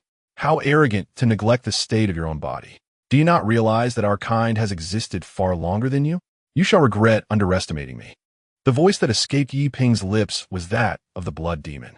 Once your consciousness completely shatters, this body will fall under my dominion. At that moment, I shall wield the powers of two world-ending anomalies. Yi Ping, however, was too preoccupied to respond to the blood demon's taunts. Indeed, he had been arrogant, failing to consider that the blood demon had secretly left a drop of its blood within him. This drop harbored the essence of the blood demon's consciousness. Consequently, even after Yi Ping's own mind began to disintegrate, the blood demon was able to revive itself, posing an imminent threat to Yi Ping's very existence and aiming to obliterate his consciousness altogether. Moreover, the blood demon had no intention of engaging in another mental confrontation. In such dire circumstances, even Yi Ping found himself powerless. Unless he summoned the powers of the two world-ending anomalies, there was little hope. Yet, such an act was clearly impossible. His body was still merely that of an ordinary human. Under these conditions, he could not withstand the overwhelming forces of the anomalies. Even though the spatial anomaly residing within his heart protected him from death, should his blood be completely drained, he would perish. No, it was more accurate to say that just before death, his consciousness would collapse, allowing the blood demon to seize control entirely. It is vital to understand that the blood demon, being an anomaly, could survive even within a deteriorating vessel. Yi Ping found himself cornered, teetering on the brink of despair. Damn it, what should I do? My consciousness is slipping away. Yi Ping felt his awareness on the verge of dissolution. A momentary lapse in focus could spell his end. The only recourse left to him was to recklessly harness the powers of time and space anomalies to forcibly expel the blood demon's consciousness from his body. However, if his body were to succumb before that moment, he would perish prematurely. Thus, it was a gamble of great magnitude. After a brief moment of hesitation, Yi Ping resolved to proceed, for he had no other choice left. Of course, this did not come without its chances of success. At present, he had begun to harness the fundamental power of the temporal anomaly, wielding the cataclysmic force of the universal rules. Such power, however, was not easily borrowed. Crack, crack. The crisp sounds echoed through the air. A terrifying brilliance erupted from Yi Ping's right eye, and in that instant, the wheel of time manifested before him. The true essence of the temporal anomaly's power revealed itself at that moment. This formidable force was directly imposed upon Yi Ping's body. Excruciating pain surged from every corner of his being. Yi Ping's already pallid complexion turned ghostly white, resembling that of a corpse. Even more alarming was the distortion occurring within his body. Under the influence of the temporal anomaly's power, parts of Yi Ping's form began to vanish, while others aged rapidly. This horrifying spectacle seemed akin to a curse, signaling the activation of the temporal anomaly's might. Of course, the effects of the temporal anomaly's power did not solely impact Yi Ping's physical form. The consciousness of the blood demon anomaly, which clung to Yi Ping, was also affected by the temporal force. Human, have you lost your mind? Continuing down this path is nothing short of self-destruction. The blood demon anomaly was thoroughly alarmed, for the power of the temporal anomaly had begun to encroach upon its spiritual essence. It bore noting that it was merely a fragment of its consciousness, lacking the strength of its true form. Moreover, in a bid to prevent previous calamities from recurring, it had fully fused its consciousness with Yi Ping's body. In this predicament, as Yi Ping's body sustained damage, the spiritual essence of the blood demon anomaly naturally suffered as well, even facing potential annihilation. Human, cease this madness. You are merely inflicting harm upon yourselves, leading to mutual destruction. There are no victors here. Human, you are courting death. Do not continue, please. How infuriating. I shall fight you. The voice of the blood demon anomaly gradually faded, as Yi Ping was now nearly unleashing the full extent of the temporal anomaly's power. The terrifying cataclysmic force enveloped him completely. He understood that should he cease here, only death awaited him. His sole path to survival lay in utterly erasing the blood demon anomaly's consciousness, and then immediately employing the fundamental rules of the temporal anomaly to restore his shattered form to its original state. Only in this manner could he hope to endure. Domain of time, unfold, unleash the full power of the temporal anomaly. Chapter 137. The Enigma of Time. Ding, ding, ding. The deep, resonant chimes of the clock reverberated throughout the skies of Nanhai City, echoing with a lingering intensity. At this moment, every corner of the city could distinctly hear the weighty toll of the bell. Above the city, a colossal clock face materialized, and with each resonant chime, the hour hand began to shift. This immense clock face was, in essence, the embodiment of the enigma of time. More accurately, it was the projection of its true form. This time, the realm of time unleashed by Yi Ping not only encapsulated his own power, but also bore the essence of the enigma's true nature. Consequently, the projection of the time enigma manifested at this juncture. As the hour hand turned on the time wheel, each increment forward expanded the realm outward by a kilometer. After the hour hand completed a full revolution, nearly the entirety of Nanhai City found itself enveloped within the confines of this temporal domain. Within this realm, countless clocks were in motion, with time accelerating, reversing, or vanishing entirely. Chaos reigned supreme in this temporal expanse. Similarly, this phenomenon was mirrored within Yi Ping himself. His body, on the brink of collapse, oscillated between restoration and dissolution, parts of him fading away while others were reborn. His visage transformed from that of a youthful student to that of an elderly man in his 70s or 80s, only to revert once again to his original appearance. After all, Yi Ping stood at the very heart of this realm brimming with temporal power, subjected to the greatest influence of time's force. At present, Yi Ping had relinquished control to the enigma of time, allowing it to act autonomously. Thus, what would transpire next remained a mystery to him. In truth, after releasing the consciousness of the time enigma, Yi Ping's own awareness slipped into a state of unconsciousness. The overwhelming power of time exerted an immense psychological impact upon him. In an instant, he transformed from a teenager to an elderly man on the brink of death, only to return once more to his youthful form. This transformation was not merely physical. It also profoundly affected Yi Ping's psyche. Each cycle of transformation brought with it a significant psychological shock, as the vast torrents of temporal information etched themselves deeply into his consciousness. It is crucial to understand that the time enigma is of apocalyptic caliber, wielding the power of rules, a force akin to the laws of the universe. Thus, each time Yi Ping transitioned from youth to age, he genuinely traversed decades of existence. The immense influx of information inevitably inflicted a tremendous impact on his spirit, and conversely, the relentless cycle of this torment bore heavily on his mental fortitude. Even with the memories of 2 lifetimes, Yi Ping could only endure through 2 cycles before succumbing completely, his consciousness plunging into an abyss of oblivion. What lay ahead remained a mystery to him. He was only certain of one thing. The feeble mental essence of the blood demon, Gu, could never withstand the formidable power of Time Gu. The sole concern that lingered in his mind was whether Time Gu would seize control of his body or ultimately restore it to its original state. However, before Yi Ping could fully comprehend this dilemma, his consciousness sank deeper into an unfathomable void, never to resurface. Simultaneously, the temporal domain enveloping the entirety of Nanhai City ceased its expansion, maintaining its current dimensions. Within this domain, under the immense influence of temporal forces, Nanhai City was caught in a cycle of time. The desolate ground transformed intermittently into a lush, vibrant landscape, only to revert to barren wasteland. Countless clocks, forged from the essence of time, floated above the city, giving it the appearance of a colossal temporal prison. From a distance, it resembled a world crafted from the gears of a grand clock.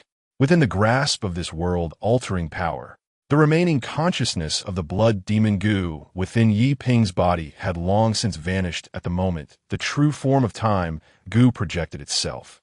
Under the dominion of the world-destroying time Gu, the foreign presence of the blood demon Gu had completely dissipated. Yet, even with the eradication of the blood demon Gu's consciousness, Yi Ping was not poised to awaken immediately. His mind had succumbed to a slumber, burdened with the overwhelming influx of information accumulated over centuries, an amount far beyond the capacity of an ordinary human to bear. It would not be an exaggeration to say that he could emerge from this ordeal as a simpleton. Nonetheless, the vast information did not vanish simply because Yi Ping's consciousness lay dormant. Upon awakening, he would inevitably confront the onslaught of that immense knowledge. Unless he could fully assimilate this overwhelming influx, he would either become a vegetative state or lose his sanity. As Yi Ping's consciousness drifted into slumber, the cycle of time upon his body came to a halt. More precisely, an awareness not belonging to him manifested within his form, simultaneously halting the temporal cycle. With the cessation of this cycle, Yi Ping's body reverted to its original state. Shortly thereafter, he awakened. No, it would be more accurate to say that he awakened. As if experiencing corporeal existence for the first time, Yi Ping curiously examined his body, exploring every facet of it. Should anyone have witnessed this scene, they would likely have suspected him of harboring some peculiar inclination, regarding him as a monster and instinctively recoiling. After a thorough exploration and complete satisfaction, Yi Ping finally paused and withdrew an item from his bosom. It was a ticket concealed within the enigmatic invitation to the bizarre banquet. Casting a glance at the ticket in his hand, Yi Ping smiled. He had not anticipated becoming entangled with that individual. It appeared that this person had also discerned the uniqueness of the young lad, which explained. This was indeed intriguing. With that individual's involvement, the game would be infused with an array of uncertainties. So, where shall you tread next, my dear master? As the words, laced with a hint of mirth, fell from his lips, Yi Ping lightly tapped the ticket and subsequently found a clean place to recline.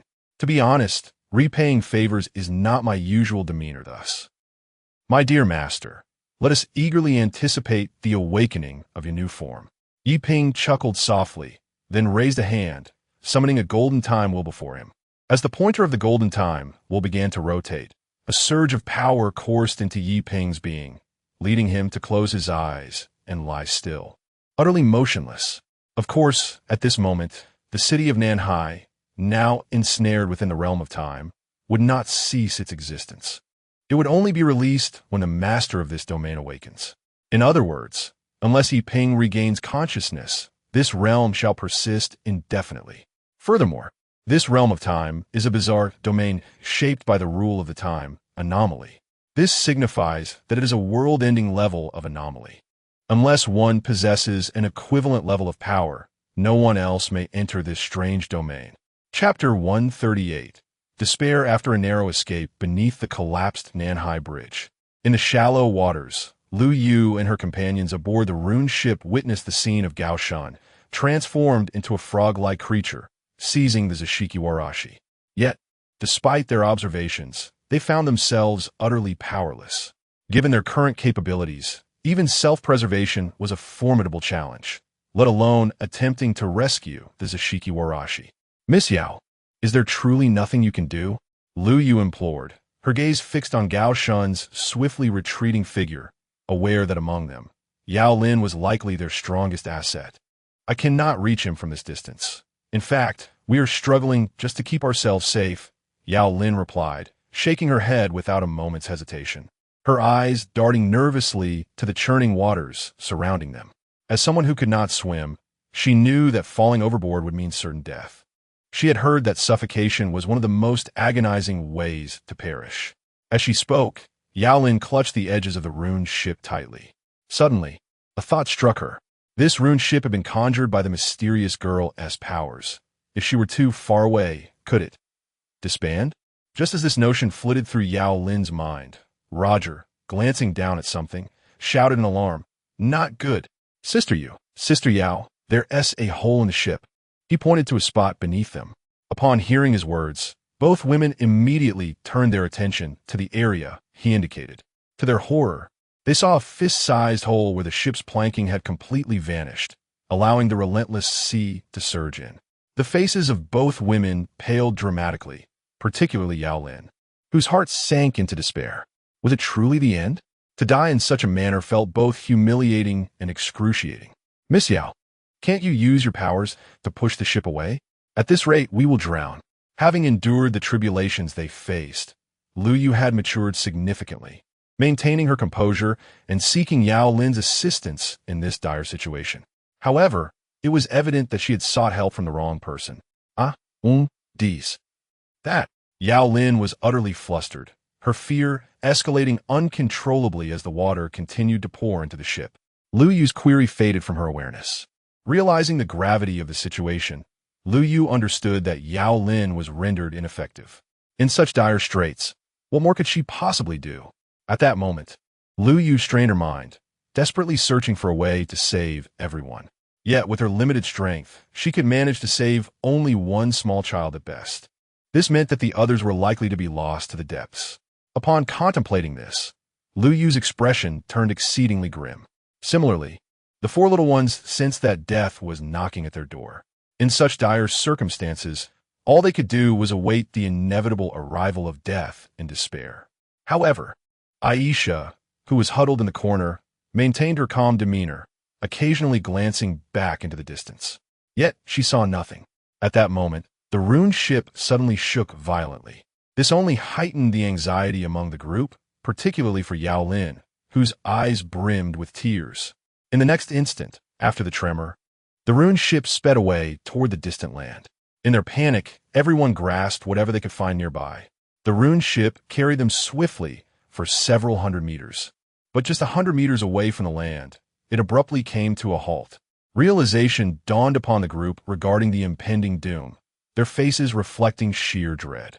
In the following moment, the ruins that constituted the ship rapidly dissipated into specks of light. Naturally, those aboard the ship were no exception, plummeting into the frigid sea. The bone-chilling waters engulfed them entirely. At that instant, a profound despair enveloped their hearts. They were powerless, left only to endure the agony while awaiting death's arrival. Yet, in the next moment, a glimmer of cold light flashed above their heads. Immediately thereafter, an eerie chill spread, and countless shards of ice erupted in the waters.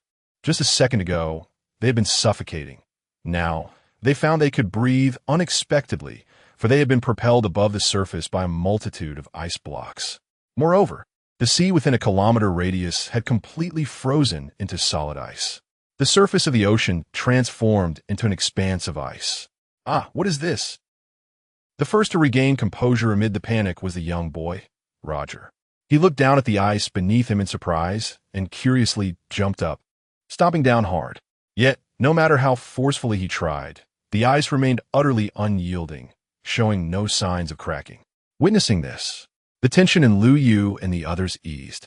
Yao Lin, who had been clutching an ice pillar, finally placed her feet on the ice surface. As they collectively sighed in relief, they were left bewildered, pondering who might have instantaneously frozen such a vast expanse of ocean and saved them in the process.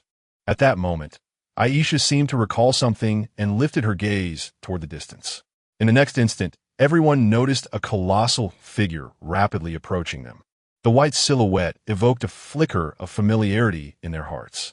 Indeed, the immense white figure was none other than the snow wolf Gwai. Upon seeing the snow wolf Gwai, a wave of relief washed over them, their faces lighting up with joy and excitement. A few little ones at that moment cried out in unison, "Ah, it must be Brother Ping's wolf. There is no doubt Brother Ping has arrived." It turns out that Brother Ping has come to our rescue. Indeed, Brother Ping is the most formidable of all. I always knew that he would surely save us. As the little ones shouted, their eyes sparkled with excitement as they gazed intently at the distant snow wolf. However, upon discerning the situation on the back of the snow wolf, a look of bewilderment and shock surfaced on their small faces. Similarly, Lu Yu and Yao Lin wore expressions of concern, for within their line of sight, there was no one atop the snow wolf. It was utterly empty. Chapter 139. A difficult decision, an ominous premonition spread among the crowd. Could it be that Yi Ping had encountered some misfortune? Otherwise, why was it that only the snow wolf spirit appeared here? Just as Lu Yu and Yao Lin felt their hearts plummet into despair, the snow wolf spirit approached them. Howl! The sound of the wolf's howl echoed through the air. In the next moment, a flurry of snow rapidly enveloped the area. The chilling cold swept towards Lu Yu and the others. Just as they feared they would be frozen into ice sculptures, something astonishing occurred. The pervasive cold transformed into layers of snow mist, lifting the crowd and carrying them toward the nearby land. Upon landing, everyone exhaled deeply in relief. The snow wolf spirit leaped gracefully to a spot not far from them. Lu Yu glanced at the snow wolf spirit, biting her lip, and took a step forward. Xiao Ping, where's he gone?" As her words fell, silence enveloped the air. The snow wolf spirit offered no reply. Indeed, it was incapable of speech. However, a flicker of desolation gleamed in its azure eyes, a sight not lost on Lu Yu. A wordless silence hung in the atmosphere, and the crowd understood that the situation was likely dire. As the oppressive air lingered, Yao Lin suddenly recalled something and hurriedly approached the snow wolf spirit. "Snow wolf, please go save that child." Indeed, if it had been just her before, she would have been powerless. However, with the snow wolf spirit present, it was an entirely different matter. Yao Lin was well aware of the snow wolf spirit's formidable strength. If anyone could confront the frog-like Gao Shan, it would undoubtedly be the snow wolf spirit. Howl!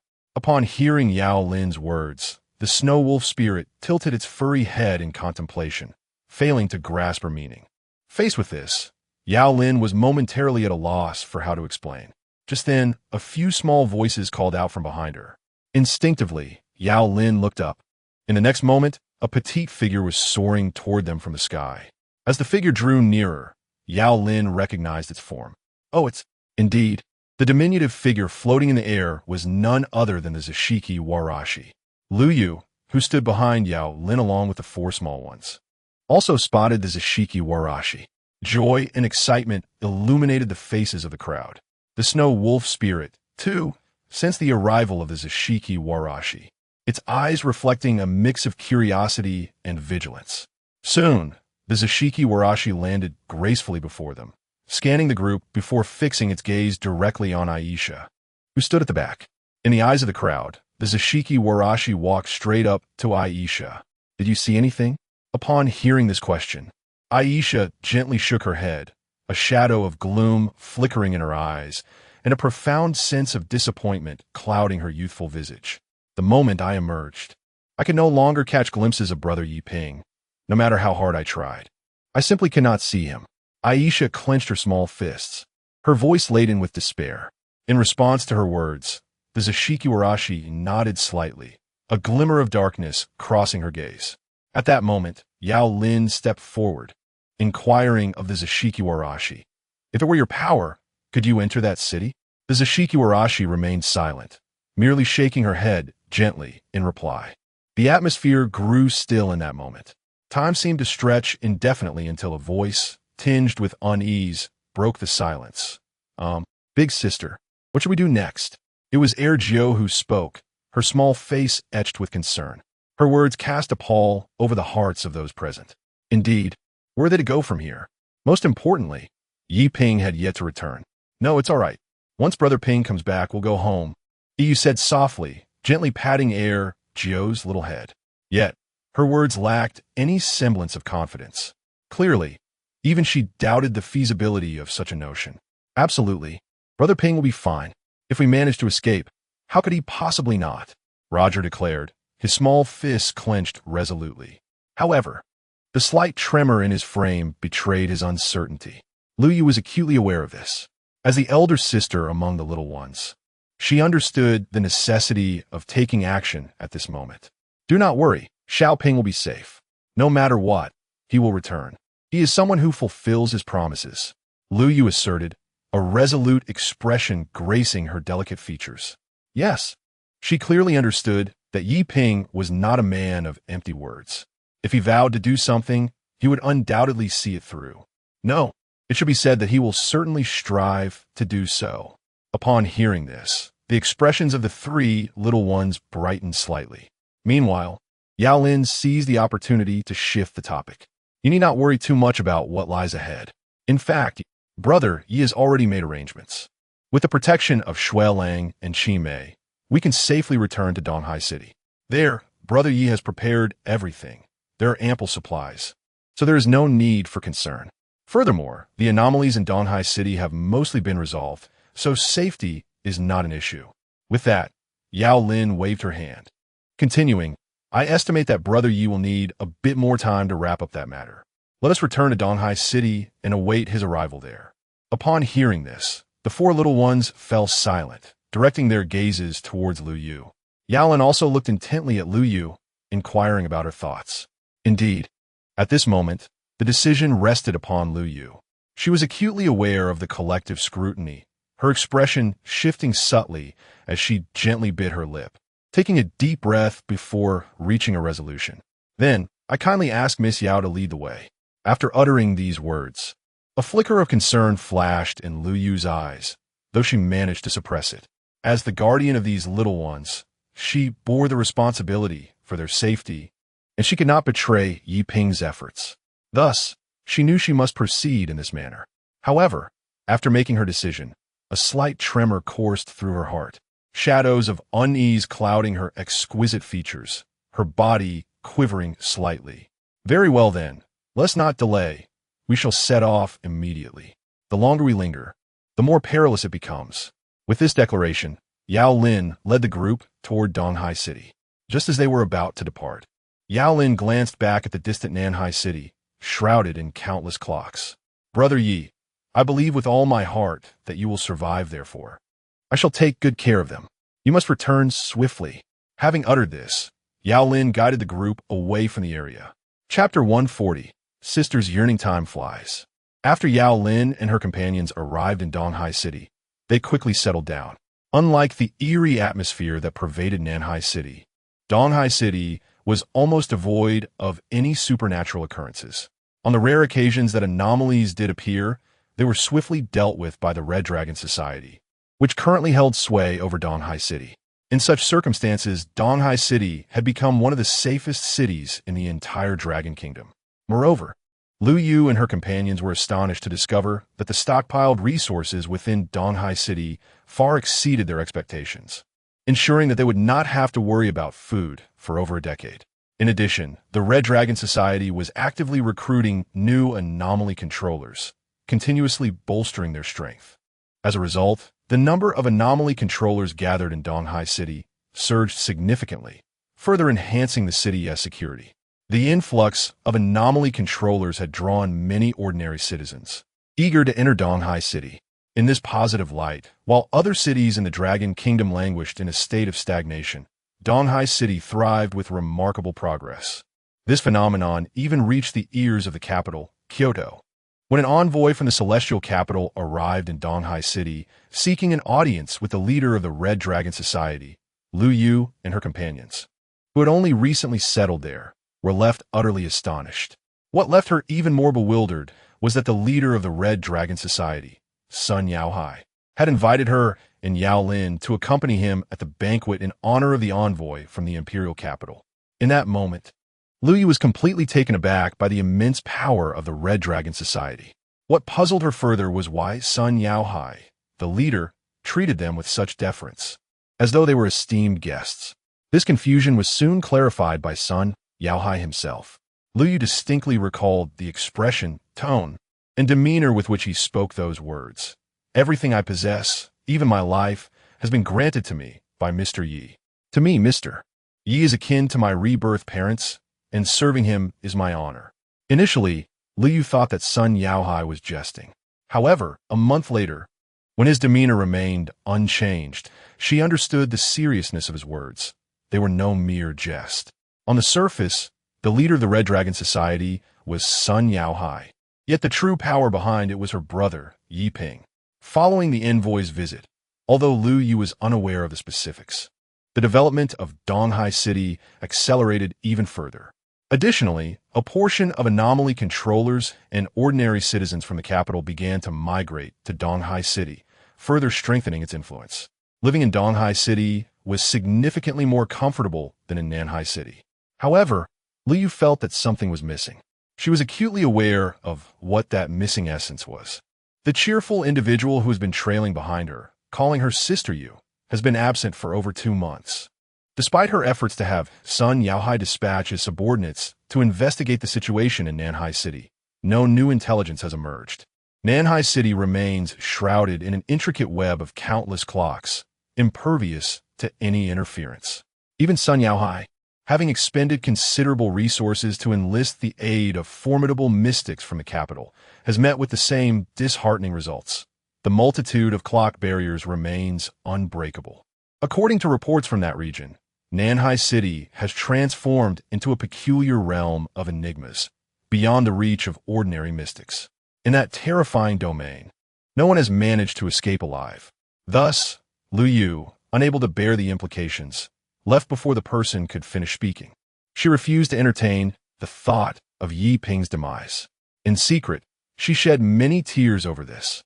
What she found particularly enviable was that the children believed wholeheartedly in Yi Ping's survival. When would she, too, be able to choose to believe with such unwavering conviction as those children did? As the 3rd month drew to a close, Lu Yu felt an unsettling numbness within her. Perhaps she had relinquished all hope. 3 months was a span of time too great for even the most formidable mystics to endure within such a realm of anomalies. Rationally, the probability of Yi Ping's survival had dwindled to nearly 0. Yet, in some hidden recess of her heart, Lu Yu clung to the belief, or perhaps the hope, that Yi Ping would return alive.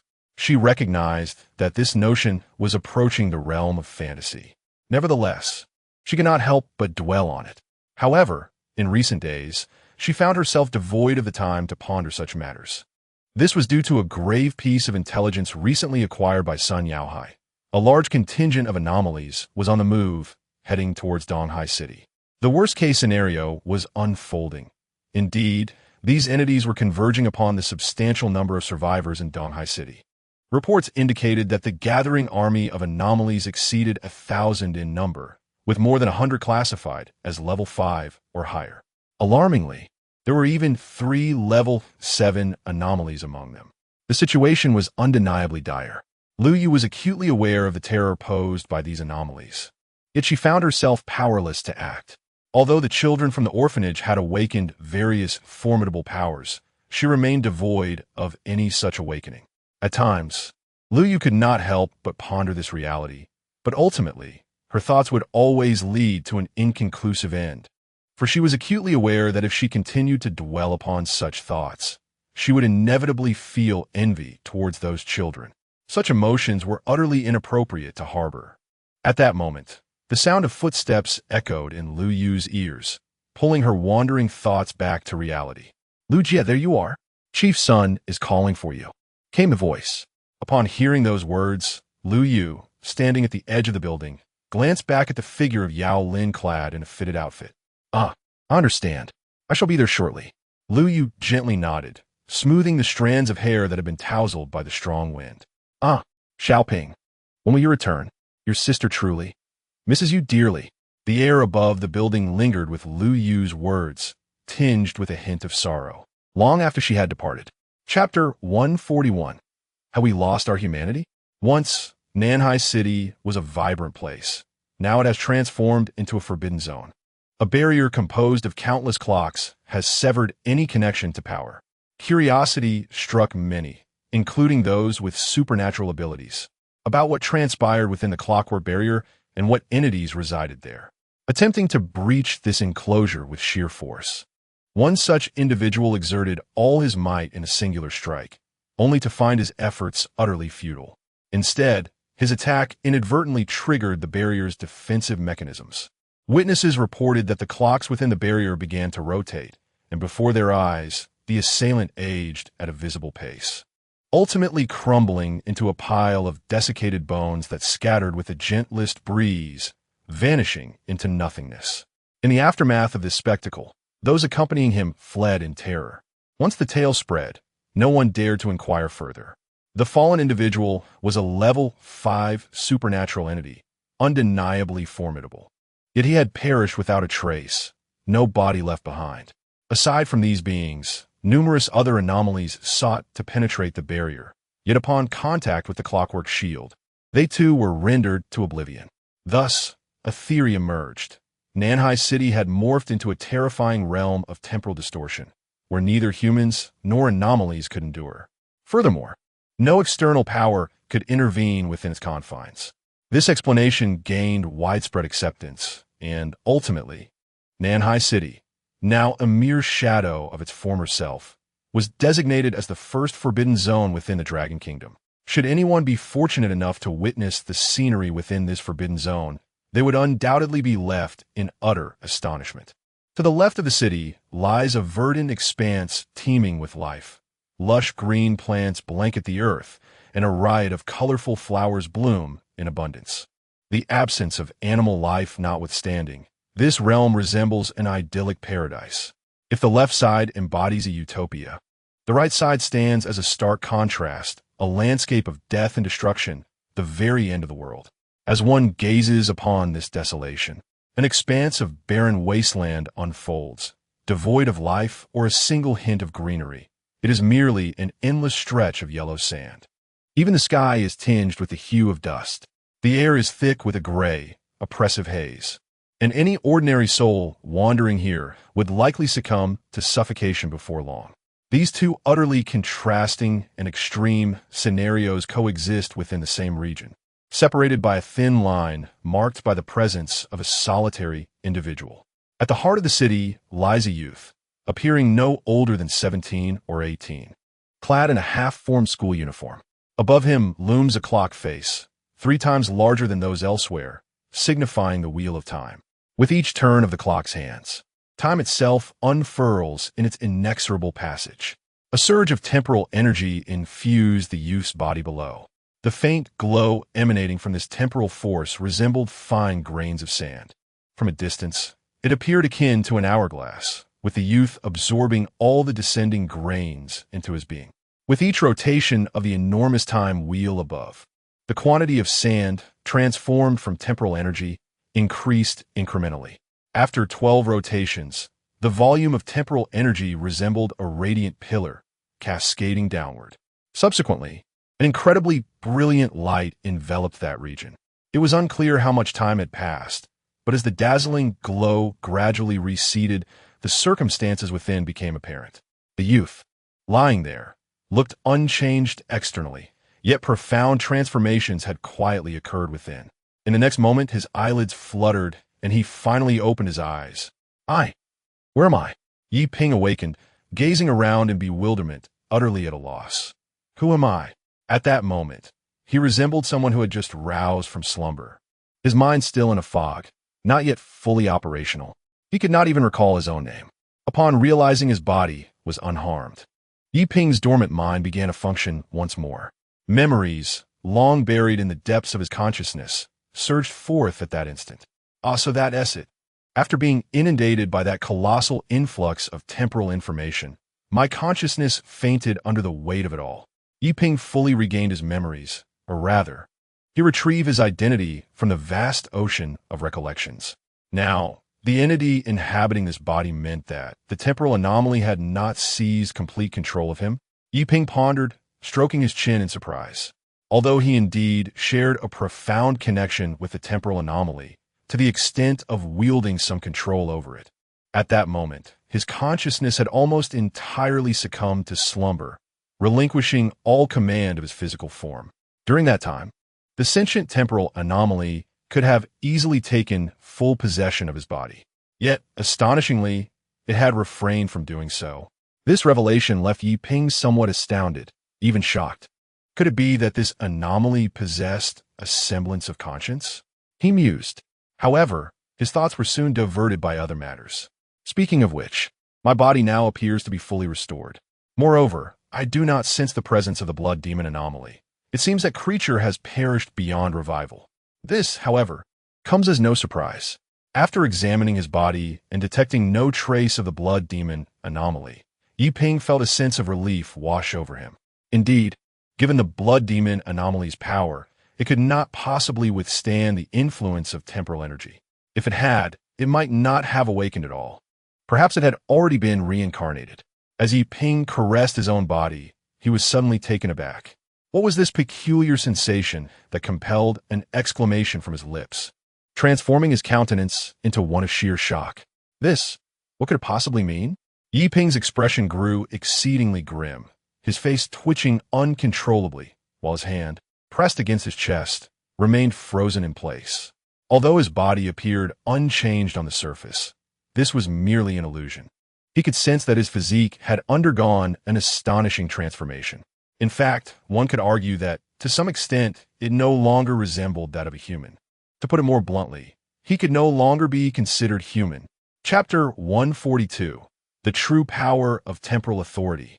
Yiping could sense that his body had transformed into a void, an expanse of nothingness. No, it would be more accurate to say that apart from a core resembling a heart, everything else had vanished. All internal organs, all blood, had dissipated into oblivion. Except for the heart, which had become a crystalline nucleus, nothing else existed. In essence, he had strayed far from the realm of normalcy. From a certain perspective, aside from the fact that his exterior still bore resemblance to that of human, his internal structure had long surpassed the confines of humanity. This, even if deemed bizarre, it defies explanation.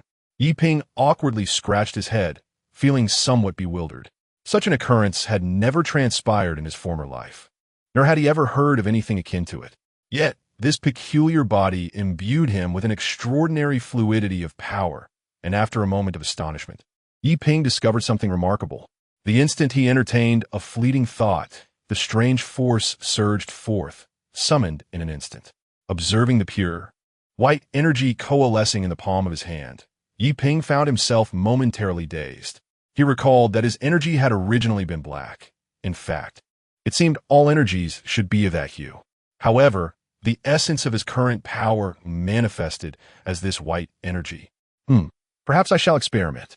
After a moment's contemplation, Yiping concentrated this orb of energy into a sphere and hurled it into the distance. The next instant, upon striking the ground, nothing occurred. What? Is that all? Staring at the suddenly vanished energy, Yiping was utterly bewildered. After all this, his power had seemingly undergone no transformation? Wait, that is not right. At that moment, Yiping noticed something and lifted his gaze toward the spot where the white energy had landed. Within his line of sight, a pit with a diameter of 0.5 meter and a depth of 1 meter had formed in the area where the white energy had made contact. Everything within that pit had disappeared, leaving only emptiness. It was as if the earlier white energy had obliterated everything within that space. The sensation was akin to the power of temporal obliteration. Upon witnessing this scene, Yiping involuntarily murmured, his eyes shimmering with traces of astonishment. Within his energy, there resided the characteristics of temporal power. Alternatively, it could be said that the power of time had entirely fused with his energy. It was precisely this fusion that had precipitated the change in his energy. Wait, If the force of time is integrated, could it be that the power of spatial anomalies also? Yi Ping pondered a certain notion. For within his being resided not just one peculiar force. If the power of time had thoroughly merged with his body, the earlier fusion of spatial anomalies has likely left its characteristics embedded within the anomalous energies. Contemplating this, Yi Ping conjured a sphere of anomalous energy once more. As before, he formed a white energy orb approximately the size of his palm. However, this time he did not cast it aside. Instead, he cradled it gently in his palm while envisioning its manifestation at a distance of 30 meters. Almost instantaneously, as this thought flickered through Yi Ping's mind, the orb vanished from his grasp, only to reappear in midair 30 meters away. Yet, due to his failure to envision subsequent events, the floating orb quickly plummeted to the ground, creating a massive crater upon impact. Witnessing this spectacle, Yi Ping comprehended the truth. Indeed, the characteristics of spatial and temporal anomalies had fully integrated with his own anomalous powers. Henceforth, whenever he unleashed his energy, it would inherently possess these two peculiar attributes. Unless confronted by a force of equal annihilation caliber, his current energies would hold the upper hand against the vast majority of anomalies. Gazing at his palm, Yi Ping could hardly contain his exhilaration. This meant that in battles against other anomalies, he naturally held a distinct advantage. The temporal and spatial forces woven into his energies would facilitate his dominance. Consequently, those anomalies would be compelled to expend significantly more energy to withstand this infused power. It appeared that forsaking his humanity had indeed rendered him stronger. A bittersweet smile graced his lips as a flicker of astonishment illuminated his eyes. Although a tinge of disappointment lingered in his heart, it did not weigh heavily upon him. As long as his exterior resembled humanity, he remained human. Moreover, having gained such formidable strength would enable him to better protect those he cherished. With this realization, Yi Ping felt a profound sense of relief and lifted his gaze to survey his surroundings. Almost immediately, he became aware of the peculiar nature of his current position, specifically, the contrasting environments flanking him. To his left lay a vibrant realm teeming with life, while to his right sprawled a desolate wasteland devoid of vitality. He stood precisely at the juncture of these two worlds. Could this be the power of time? Observing the starkly divergent scenes, Yi Ping was momentarily taken aback. He could sense the abundant temporal energy saturating both realms. Indeed, it was the force of time that had engendered this extraordinary phenomenon. Oh, what was that? Upon raising his gaze, Yi Ping noticed the enormous clock looming overhead, the wheel of time. His pupils constricted in astonishment. He was naturally no stranger to it. The immense time wheel was none other than the embodiment of temporal enigmas. No, it would be more accurate to refer to it as a projection of that essence. At this moment, within his line of sight, the time wheel was gradually dissipating. Was this the exhaustion of power? As he gazed at the time wheel retreating into nothingness, Yi Ping found himself momentarily stunned. Just as the time wheel was on the brink of complete disappearance, Yi Ping suddenly sensed a flicker of clarity in his mind, swiftly followed by a surge of memories emerging from the instinctual depths of his being. Was that a memory of the temporal enigma? No, rather it was a method for utilizing and controlling the powers of time. After examining that vast expanse of memory, Yi Ping stood utterly transfixed. Within that recollection lay the genuine techniques for wielding and mastering the true might of temporal authority. Chapter 143. The world composed of rules, whether it be the acceleration of time, the reversal of time, or even the dissolution of time. They all fundamentally represent a mastery over time itself. The distinction lies merely in the direction, clockwise or counterclockwise. Yi Ping took a step forward, entering the desolate and lifeless expanse of land. Above him, a time wheel appeared, its pointer rotating counterclockwise.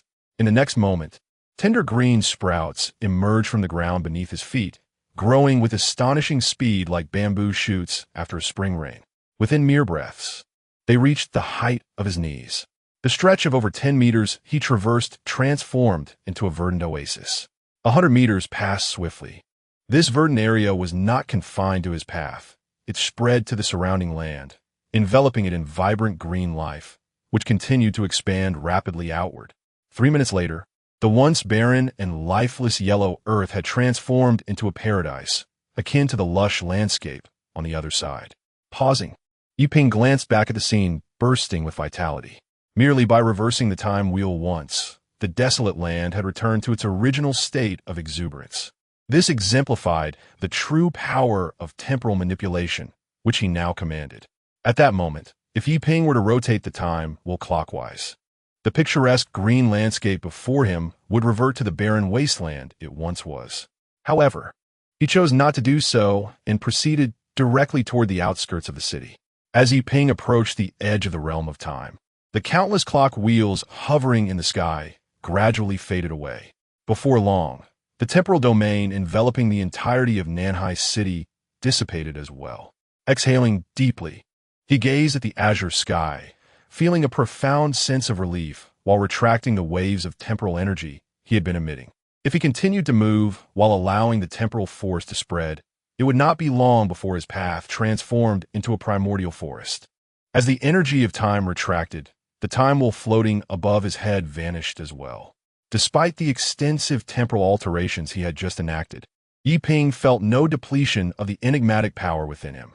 Beyond the augmentation of his strength, this was likely due to his newfound ability to directly wield the power of the rules that governed his temporal essence. There is no longer a need to rely on substantial infusions of energy to effect change. A mere thread of rule-based power could invoke significant transformations. To put it more plainly, he had woven the rule of time reversal into the fabric of the World-S rules within that area. Following this, the World-S rules began to alter autonomously, initiating a series of reactions. The temporal power he wielded was but a spark igniting a firecracker. If we were to speak of more recent times, it seems that in order to achieve such a situation, Yiping would have to foolishly employ a substantial amount of the enigmatic power infused with the essence of time, injecting it into this area to effect a transformation. However, now, by directly manipulating the rules, altering the regulations of this domain, he could attain the same outcome. This is the advantage gained after mastering the authority of time. Once he retracted those thoughts, Yiping instinctively began to sense the presence of Lu Yu and the others. Yet, within the vicinity, there was nothing. Under such circumstances, he turned to summon the Snow Wolf spirit, to which he shared a bloodline connection. Through his mental link, Yiping swiftly detected the aura of the Snow Wolf spirit. However, that essence emanated from an exceedingly distant location, far beyond the range of his perception. Moreover, due to the vast distance, the Snow Wolf spirit had not sensed Yiping's call, or could it have ventured to, that it surpasses the limits of my mental awareness. Yiping pondered, stroking his chin, with a flicker of confusion and astonishment in his eyes. It is noteworthy that his mental strength had significantly increased, now capable of covering a radius of 10 kilometers. The location from which the mental fluctuations of the Snow Wolf spirit originated was far beyond this perceptual range. This indicated a separation of at least 100 kilometers. Nonetheless, he had a general idea of the direction. Yes, it was to the east, which meant Donghai City. Yiping mused, contemplating a possibility. It seems that I have slumbered for quite an extended period, allowing them to arrive at Donghai City ahead of me. With this realization, Yiping no longer hesitated and swiftly made his way toward Donghai City. With a single step forward, he found himself 100 meters away in an instant. Not only the power of time, but this time, the force of space had also completely melded with his being. With merely a thought, the power could be automatically unleashed. There is no longer a need to create a spatial rift as he had done previously for spatial traversal. Now, Yiping simply needed to envelop his body with a layer of spatial energy, enabling him to perform feats akin to teleportation. With each step he took, the spatial energy adhering to his surface would alter the rules of the surrounding area, thereby propelling him 100 meters away. The force acted directly upon his form, eliminating the necessity for a separate passage. Consequently, the efficiency of spatial transmission had increased exponentially compared to before.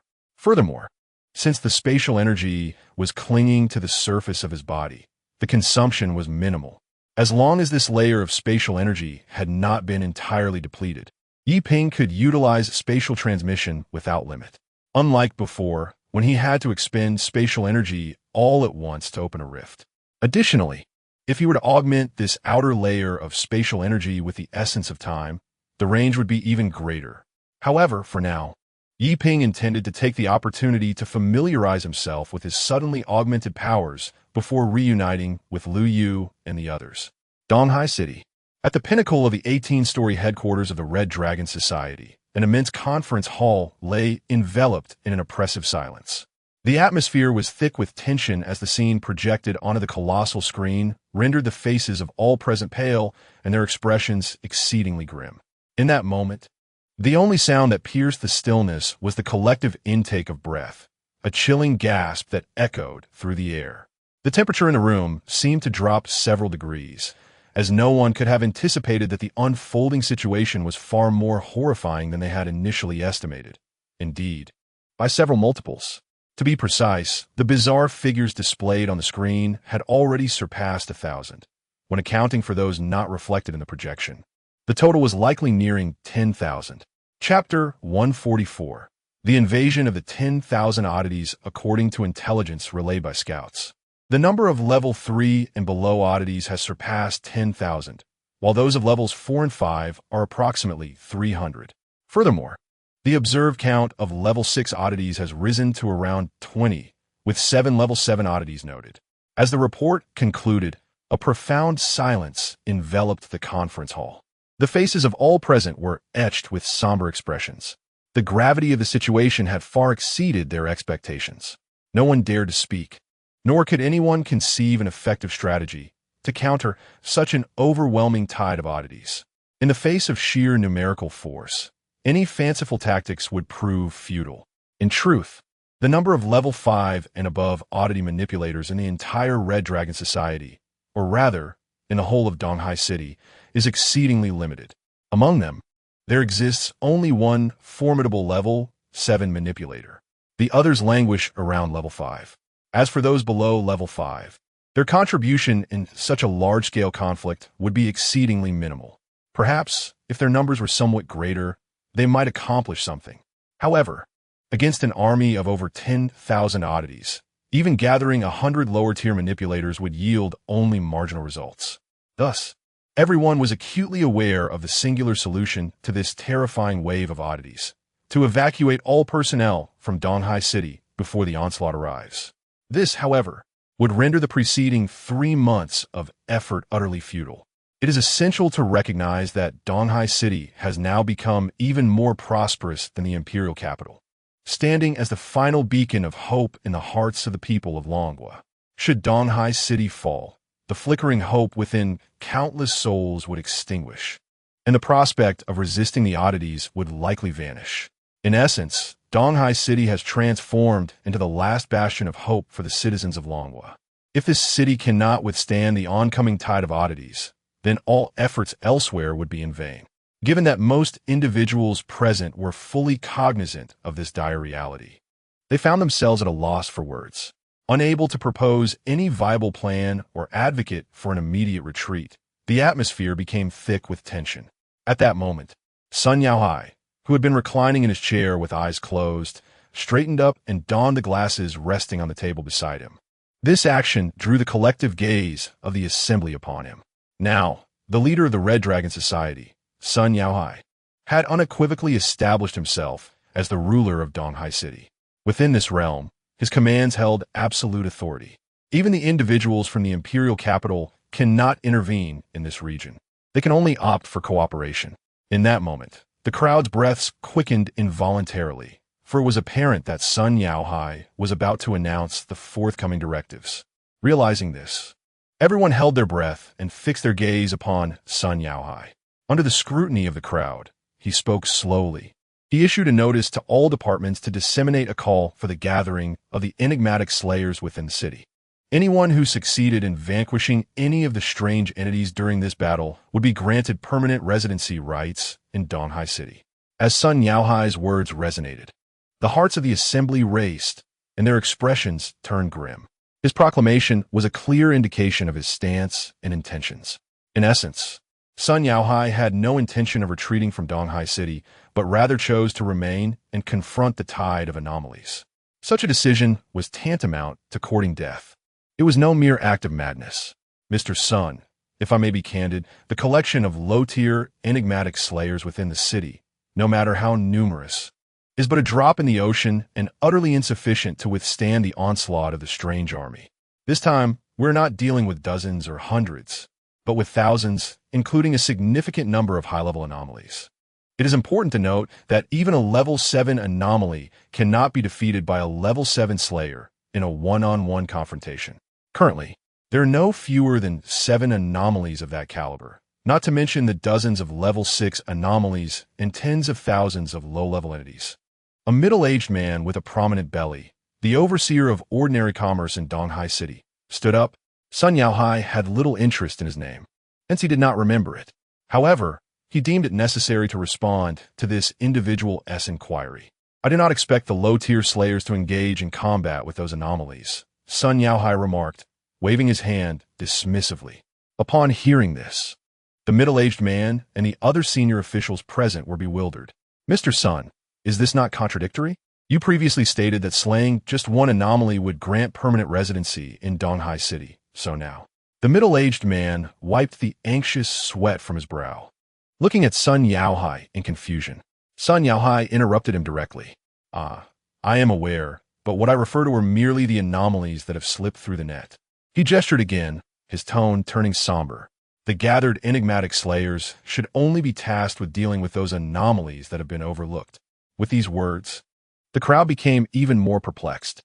But, Chief Sun, you speak of anomalies that have been overlooked? Forgive me for saying so, but who will constitute your defense network? Even if we were to gather all the slayers in Donghai City, it would be impossible to form such a defensive perimeter. This remark came from a representative intermediary from the imperial capital, a woman who stood as a voice for that region. The local slayers are utterly inadequate. One can only describe it as utter rubbish. From the very beginning, I harbored no expectations that this group of inept individuals could accomplish anything worthwhile. Sun Yaohai cast a casual glance over her and the others present, then gently applauded. In the next moment, the doors of the conference hall swung open. Following that, several figures slowly approached the assembly. As the crowd discerned the identities of these individuals, expressions of profound astonishment washed over their faces, completely unprepared for such a scenario. Allow me to introduce these individuals, who will be responsible for a segment of the defense network. Chapter 145, Family Games? Who is unaware of the situation? Sun Yaohai rose to his feet and solemnly declared. As his words echoed in the air, the crowd discerned the figures before them. Leading the procession was a tall woman, her countenance marked by an air of aloofness. She radiated an aura that was both profound and chilling, and as the gazes of the onlookers fell upon her, they felt an almost searing discomfort in their eyes. Upon closer inspection, one could see that the tall woman, clad in a form-fitting outfit, had eyes that flickered with an enigmatic blue flame. Recognizing her features, the crowd collectively gasped in astonishment. This woman was not unfamiliar to them. Though they had only encountered her a handful of times, she had left an indelible impression in their minds. She was, in fact, the sole level 7 eccentric manipulator in the entirety of Donghai City.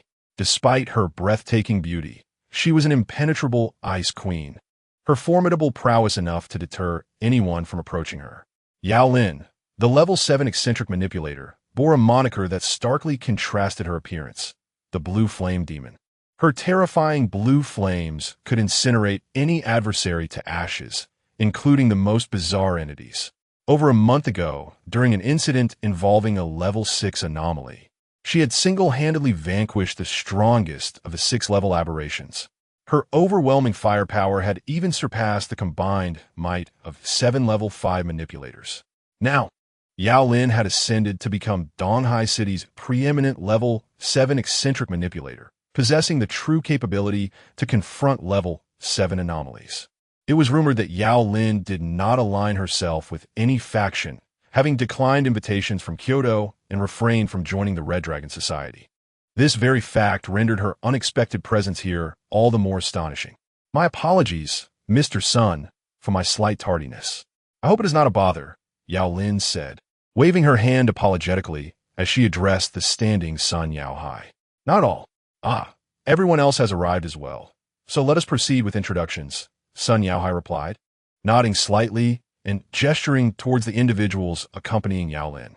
In that moment, the crowd's previously subdued anxiety surged anew. For Sun Yaohai had mentioned that the defense network was composed of these individuals, and now, with the first being the only level 7 eccentric manipulator in Donghai City, it implied that the others might possess comparable strength. Curiosity ignited within the spectators as they turned their attention to those standing behind Yao Lin. Yet, what surprised them was the sight of a young girl, appearing no more than 7 or 8 years of age, clad in a kimono. Her complexion was eerily pale, almost reminiscent of a corpse, and she emanated an aura that commanded distance. This chilling presence was even more potent than that which Yao Lin had exuded moments before. Upon seeing the little girl in the kimono, the crowd felt their hearts skip a beat, and an involuntary gulp of anxiousness escaped their throats. That, Chief's son, who is that little girl? Someone, unable to bear the oppressive atmosphere, dared to inquire aloud. Her name is Chime. I shall not elaborate on her origins. Her ability is one of absolute defense, capable of withstanding even Miss Yao's formidable firepower, Sun Yaohai explained with a calm demeanor. As his words settled in, the breaths of the onlookers grew noticeably more rapid. They were all too aware of Yao Lin's firepower, a force capable of incinerating a 6th-level anomaly in an instant. Yet now, Sun Yaohai asserted that this little girl, appearing no older than 7 or 8, could withstand such a strategically significant weapon's might. At that moment, all eyes were drawn to the kimono-clad girl named Chime. It seemed she sensed their gaze. The Zashiki Warashi merely cast a distant glance at Sun Yaohai before striding toward Yao Lin. After the Zashiki Warashi cleared the path, the crowd's attention shifted to a few individuals standing behind her. The sight of them left the audience astonished, even questioning if they were mistaken. Indeed, standing there were 4 small figures resembling the earlier kimono-clad girl, accompanied by a stunning lady who seemed to be their guardian, cradling a white wolf in her arms. Allow me to introduce Ms. Lu Yu. She is nominally the guardian of this group of young anomaly controllers. Although she possesses no remarkable combat prowess herself, the white wolf she holds possesses power that surpasses 7th-level anomalies. Moreover, that wolf obeys only her commands, and she is responsible for coordinating the young anomaly controllers. Sun Yaohai remarked, his expression unchanged. However, as his words echoed, murmurs of dissent began to arise from the previously compliant crowd. Mr. Sun, it's not that we wish to nitpick, but what capabilities could those 4 little ones possibly possess? Even if they're all anomaly controllers, what difference does it make? Indeed, how strong could a few children be? I believe the only true combatant among them is likely Ms. Yao Lin. Absolutely, that white wolf. Despite having power comparable to a 7th-level anomaly controller, how can you expect me to believe that? What strength can a creature of such diminutive size possibly possess? In an instant, the hall was filled with echoes of skepticism, although they had begrudgingly acknowledged the Zashiki Warashi's presence earlier. The appearance of Lu Yu and the 4 little ones shattered their composure. What kind of family game were they playing, parading a group of children? Consequently, the crowd could not help but voice their doubts. Yet before their words of skepticism could fully dissipate, an ominous chill resonated through the air. Simultaneously, the temperature within the conference hall plummeted several degrees. Crack, crack. The sound of shattering echoed in the ears of the assembly. In the next moment, the astonished onlookers discovered that the floors and ceilings of the entire hall were encased in frost. The air inside had dipped to nearly sub-zero temperatures, and the biting chill sent shivers down everyone's spines. Snowflakes, visible to the naked eye, danced through the air. Suddenly, a gust of howling cold wind swept through. In the following instant, the attendees were astounded to find that the grand circular conference table before them had transformed into a magnificent ice sculpture. What on earth had transpired? Chapter 146. The final hope in an instant. The expressions of the crowd transformed into a visage of profound dread. They were utterly bewildered, unable to fathom what had transpired in that fleeting moment. How had the conference hall morphed into a scene reminiscent of a frozen purgatory? Look quickly, someone shouted, prompting the gazes of others to follow the direction indicated. In the next moment, they beheld the small white wolf cradled in Lu Yu's arms, its eyes glimmering with a terrifying cold light, the chilling aura emanating from it like an expanding frost. At that juncture, it became abundantly clear to everyone that the white wolf was far from a mere talisman. It was indeed a true anomaly, and it was likely that, as Sun Yaohai had asserted, it possessed a power exceeding that of a 7th-level anomaly. Merely a glance had sufficed to freeze the entire conference hall into such a frigid abyss. Had the small white wolf unleashed its full strength, they would have undoubtedly been transformed into ice sculptures. The thought sent a shiver through the hearts of the onlookers, leaving them in a state of unease. Seemingly seizing the moment, Sun Yaohai clapped his hands. Well now, I trust you no longer harbor any doubts. As Sun Yaohai's words resonated, Lu Yu reached out to caress the small white wolf. No, it was more aptly termed a snow wolf anomaly. In an instant, the chilling presence dissipated. Yet, as the frost receded, the crowd remained momentarily frozen in disbelief, their bodies still quaking from the residual cold. In light of this, Sun Yaohai promptly elucidated the identities of the 4 small beings. These 2 young girls are twins. The elder is named Yue, and the younger is Erjiu. Their abilities lie in telepathy. Even from the farthest corners of the city, they can sense each other and hear one another's words. In other words, by harnessing their powers, one could gain a comprehensive understanding of the battlefield from disparate locations. Furthermore, the remaining little creature also possessed formidable abilities. Now, do you still believe I am jesting? Sun Yaohai turned to gaze at the group still in a state of stupefaction. Upon hearing his words, the crowd immediately shook their heads vigorously, their disbelief evaporating like mist. If they had harbored any skepticism before, they were now wholly convinced. The seemingly innocuous little white wolf indeed wielded such terrifying power. Thus, it followed that the other small beings were likely not as they appeared. In that moment, no one dared to question further. Observing the crowd's newfound earnestness, Sun Yaohai nodded. Very well, let us now proceed according to plan. With that, he clapped his hands once more. In the next instant, the doors of the conference hall swung open, and 2 elegantly dressed women strode in with purpose. The attention of the crowd instinctively gravitated toward the newcomers, and Lu Yu and her companions immediately turned their gaze in their direction. Upon witnessing the appearance of the 2 women, Lu Yu's eyes flickered with a hint of surprise. Standing a short distance away, Yao Lin also displayed a slight sense of astonishment, for the 2 women at the entrance were familiar to them. Wow, Sister Yao and Sister Lu, you both have come as well. The previously aloof Yao Lin instantly transformed her demeanor into one beaming with warmth, greeting the 2 ladies with enthusiasm. Upon hearing her words, Shun Yao and Lu Xiu, who stood at the doorway, immediately recognized Yao Lin. Ah, Xiao Lin, it has been a while, Shun Yao replied with a gentle smile, waving her hand in acknowledgement. Her smile grew even more radiant as she turned her gaze toward Lu Yu, while Lu Xiu, standing beside her, merely nodded slightly from a distance as a form of greeting. Ahem, Xiao Yao. Lu Xiu cleared her throat, subtly reminding Shun Yao of the occasion. At the sound of her voice, Shun Yao quickly regained her composure, her cheeks slightly flushed, causing her ample bosom to sway gently. Mr. Sun, as previously mentioned, I have had Xiao Yao investigate the situation. The numbers may indeed increase by 500. In the southwest of the city, a new batch of anomalies has emerged, comprising 300 entities of level 3 and below, alongside approximately 200 entities ranging from level 4 to 5. After clearing her throat, Lu Xiu promptly reported the pressing matter. Understood. Thank you both for your efforts, Sun Yaohai acknowledged with a nod, his expression remaining composed and unyielding.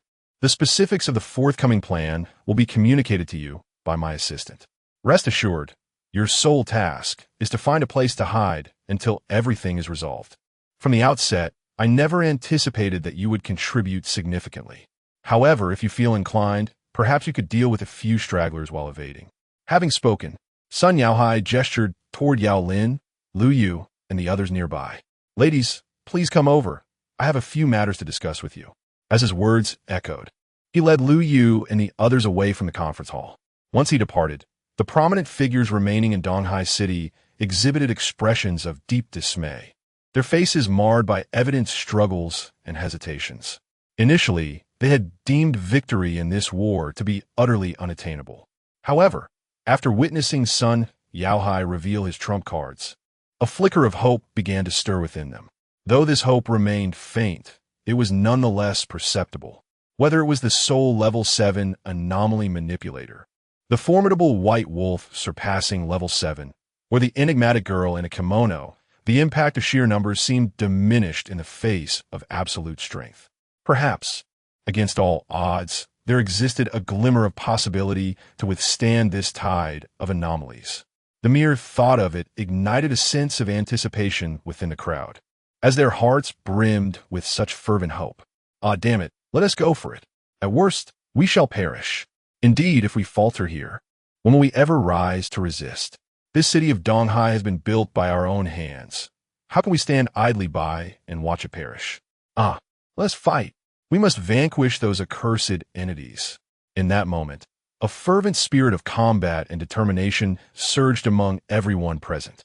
Yes, if we retreat now, we may never be able to stand up against them again. Moreover, if we can protect Donghai City at this critical juncture, I firmly believe that in the future, it will evolve into a colossal entity, potentially wielding significant influence over the entire world. At that time, our standing will surely rise in tandem.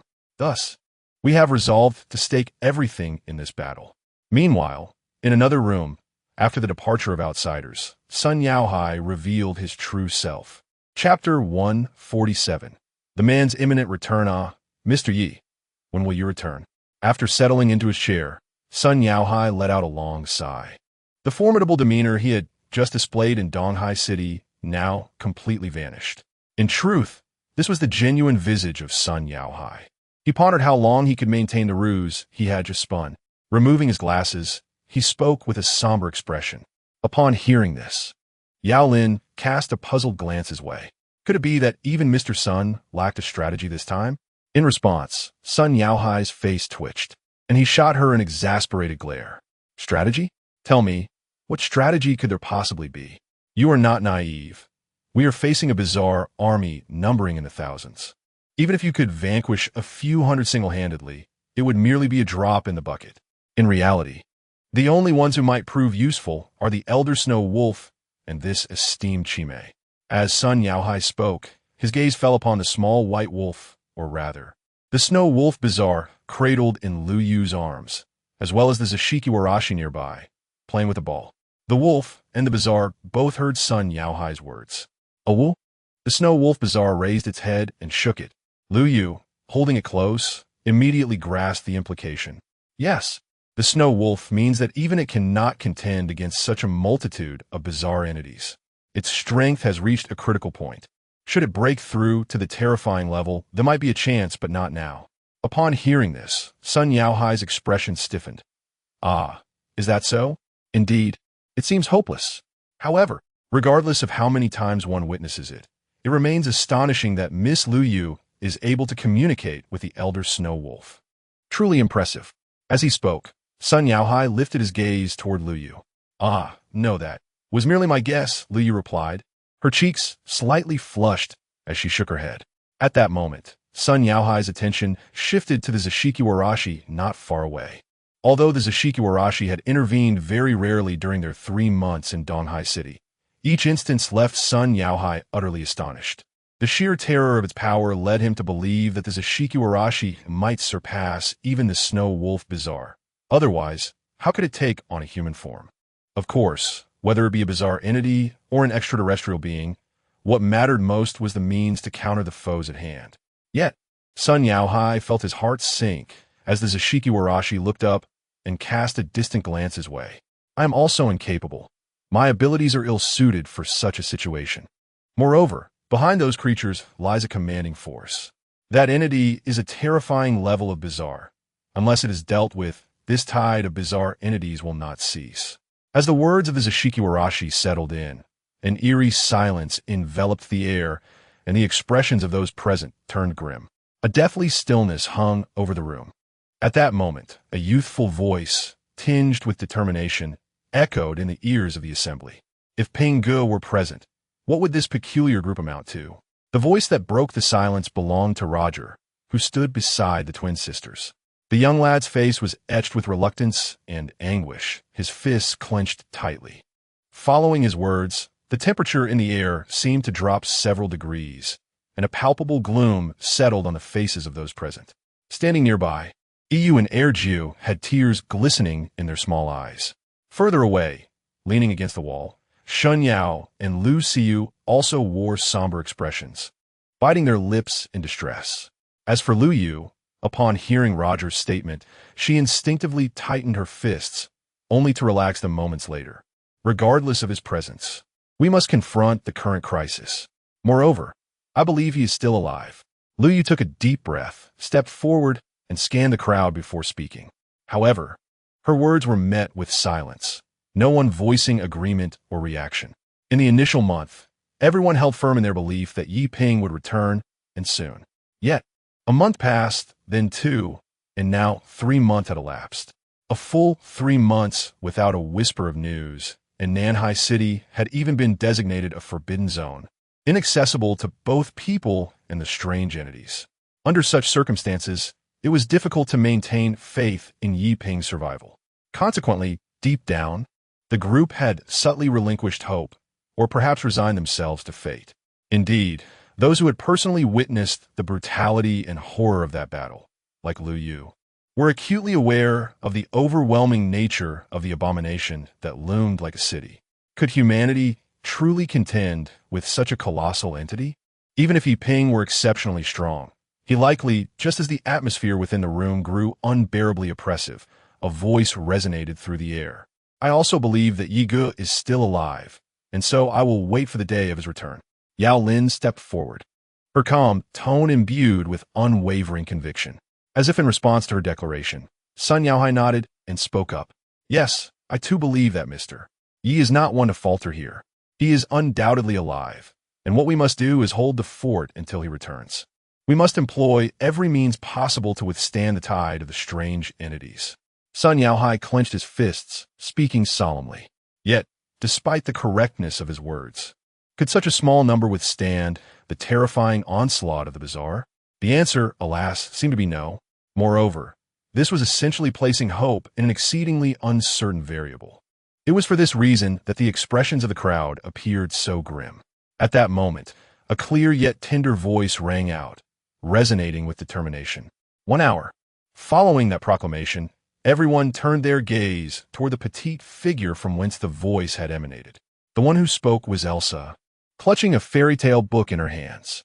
Her petite face, as exquisite as a doll's, bore an expression of unwavering determination as she continued. Just 1 hour of perseverance will suffice. At that time, Brother Yi Ping will resolve everything. It is certain. Her calm words, devoid of any emotional inflection, conveyed the gravity of a fact. The crowd, upon hearing her, exhibited a myriad of reactions. Meanwhile, the familiar presence of the Zashiki Warashi, well acquainted with Elsa's abilities, revealed subtle ripples in their tranquil gaze. Their lips parted slightly, uttering a single phrase. It appears the master is returning. Chapter 148. The Fate which currently. The entire city of Donghai is operating at a frenetic pace, with throngs of people hastily fleeing towards the outskirts, laden with their belongings. This urgency stems from the ominous news of an impending wave of anomalies that has swept across the city.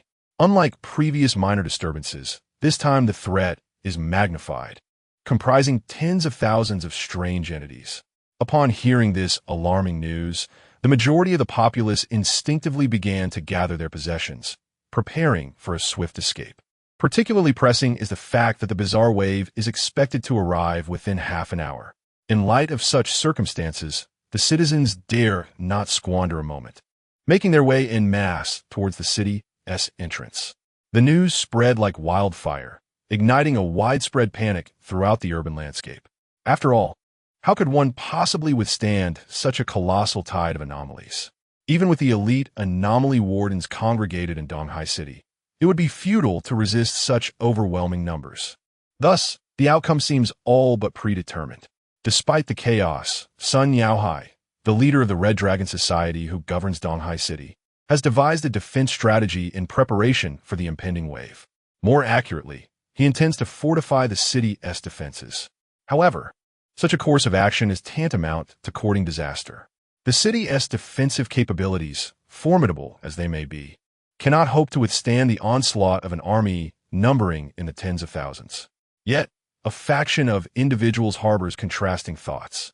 Do you truly believe that the esteemed Sun Yaohai would remain unprepared in the face of such adversity? Is the outside world genuinely safer than the confines of the city? One must consider that the entire world has descended into chaos. Escaping to another location offers no assurance of safety from the anomalies. A relative of mine informed me that the Red Dragon Society has established a defensive network poised to repel the anomalous tide. Moreover, one can attain permanent residency by slaying a single anomaly during this battle. What absurdity is this residency claim? If one's life is lost, what significance does it hold? It seems they intend to drag us all into oblivion. In any case, I am determined to escape. Chaos reigns on the streets, particularly near the city gates, where disorder prevails with no semblance of order. A multitude of individuals jostles for space, eager to flee before the wave of anomalies descends. However, in this tumultuous crowd, it is likely that many will perish even before the strange tide arrives. At the apex of a nearby building, a tall, golden-haired beauty gazes coldly at the scene below, her eyes reflecting profound disdain. Ugh, this rabble is nothing but fickle. They are utterly unreliable. Why do we even bother to protect such worthless beings? Her icy words reverberate through the air. Well, Lighty, after all, this is an order from above, and we as subordinates must comply. However, to label these individuals as trash seems a tad excessive. At this moment, a young boy wearing a cap sitting at the edge of the building stuck out his tongue and continued. In truth, they're not even worthy of being called trash. One could only describe them as worthless insects. It would be better if they all perished. Hearing this, the golden-haired beauty named Lighty cast a wary glance at the cap-wearing boy. A flicker of apprehension in her eyes. Chinyu, sometimes I truly believe you are not a mere 13-year-old boy. Your icy resolve can be quite startling, bordering on monstrous. In response, the boy named Chinyu shrugged. Well, I suppose I'm just a bit more mature than the average person. Does that make me a monster? Miss Lighty is being a bit excessive. After a slight complaint, Chinyu's smile faded and his tone became serious. Not long ago, I received intelligence that Sun Yaohai does not intend to withdraw from Donghai City. Upon hearing this, Lighty brushed aside a strand of hair blown into her face by the wind and replied coolly, Is that so? Then it seems that either he possesses some hidden trump card, or he intends to coexist with this city until its end. Which scenario do you believe is more likely? After adjusting his slightly askew cap, Chinyu looked at Lighty and asked, Naturally, the former. Without a moment's hesitation, Lighty responded, That fox's cunning exceeds our expectations. Moreover, his ambitions are immense. Otherwise, he would not have defied the orders from Kyoto. A character like that could never be compared to the heroes in films who would sacrifice themselves for the city. That does not align with his nature. Thus, he must undoubtedly possess some hidden card. As she pondered this, Lighty rested her chin on her hand, deep in thought. So, what exactly is this trump card he relies upon? It must be something extraordinarily powerful, capable of withstanding countless bizarre waves. If we could deduce that, it wouldn't be a hidden card. Chinyu replied with a slight smile, waving his hand dismissively before continuing. However, I can affirm one thing. That so-called trump card is likely a pivotal figure. Lighty expressed mild surprise at Chinyu's words. Are you suggesting someone could counter those countless bizarre waves? Is that even feasible? Not even a level 7, or dare I say, an 8, could confront such overwhelming numbers alone. To this inquiry, Chinyu did not provide a direct answer, but smiled instead. I cannot say for certain, but my intuition, combined with the ambiguous stance from above, suggests that this city is concealing an exceptionally terrifying individual. Otherwise, the fateful seer would not have dispatched the two of us to lie in wait within this city. At this juncture, a fierce brilliance flickered in Chinyu's eyes. Upon hearing this, Leti could only exasperatedly shrug her shoulders. That is the nature of our task. However, once this city is consumed by that peculiar tide, there will be no reason for us to remain. Roar. Miss Leti, do you doubt my words? Whether I believe or not is of little consequence. The truth will soon reveal itself. As those words lingered in the air, both of them instinctively raised their heads to gaze into the distance. At the horizon, a vast, ominous shadow was advancing towards the city. Indeed, it was the Eerie tide. Chapter 149. The vanishing oddities. Several hundred kilometers away from Donghai City, in a dense forested area, a figure swiftly traversed through the trees. Upon closer inspection, one could observe that this individual had been perched on a branch 100 meters away just a moment ago, only to find himself atop another canopy in the blink of an eye. A sharp crack echoed through the air as the branch beneath Yi Ping's feet snapped under his weight, sending him plummeting towards the ground. At that precise moment, he was lost in thought, failing to take any precautionary measures. Yet, the height from which he fell would not prove lethal. With a thud, his body struck the earth, but he felt no pain whatsoever. Yi Ping brushed off the dust from his clothes, offering a wry smile. Indeed, his current form was no longer that of a mere human, rendering him impervious to the discomfort of such a fall. Although he was already aware of this transformation, the stark reality still left him a touch bemused. After a brief contemplation, Yi Ping set aside this trivial matter and turned his thoughts to another peculiar occurrence, the strange absence of oddities during his long journey. He had covered several dozen kilometers, yet astonishingly, not a single anomaly had crossed his path. This was decidedly abnormal. In the present world, oddities had proliferated to such an extent that encountering one merely a few hundred meters away had become the norm. Yet, after traversing such a significant distance, the absence of any oddities was profoundly unsettling. What could have transpired to cause such a disappearance? Was it the work of some powerful entity that had devoured the weaker oddities in the vicinity? While this possibility lingered in his mind, Yi Ping swiftly dismissed it. Unless it was an entity of terrifying caliber, it was improbable that all lesser oddities would be completely consumed. Surely, a few would remain. However, throughout his journey, he had detected not a hint of the oddity's presence. This scenario suggested a mere inter-oddity consumption, but the intact structures surrounding him contradicted this notion. If oddities were indeed preying upon one another, traces of destruction would surely be evident. Thus, the answer seemed singular. Something had drawn these oddities away, or perhaps a higher-level entity had summoned them for some unknown purpose. Yi Ping furrowed his brow. Indeed, under such circumstances, only a higher-level oddity would engage in such behavior. After all, these advanced entities possessed an intelligence akin to that of humans, which enabled them to orchestrate gatherings of other oddities. Generally speaking, higher-level anomalies tend to attract other anomalies, and there exists but one possibility. It is to confront humanity, much like the previous ocular and manual anomalies. This implies that all anomalies in the vicinity have been summoned by a certain high-level anomaly. Could it be a 7th-level anomaly? No, that seems unlikely. It is probably a terrifying level anomaly. Yi Ping's expression darkened, and a glimmer of insight flickered in his eyes. As he traversed the area, anomalies within a radius of several dozen kilometers had vanished entirely. Such a formidable presence, possessing such immense allure, could only belong to a terrifying level entity.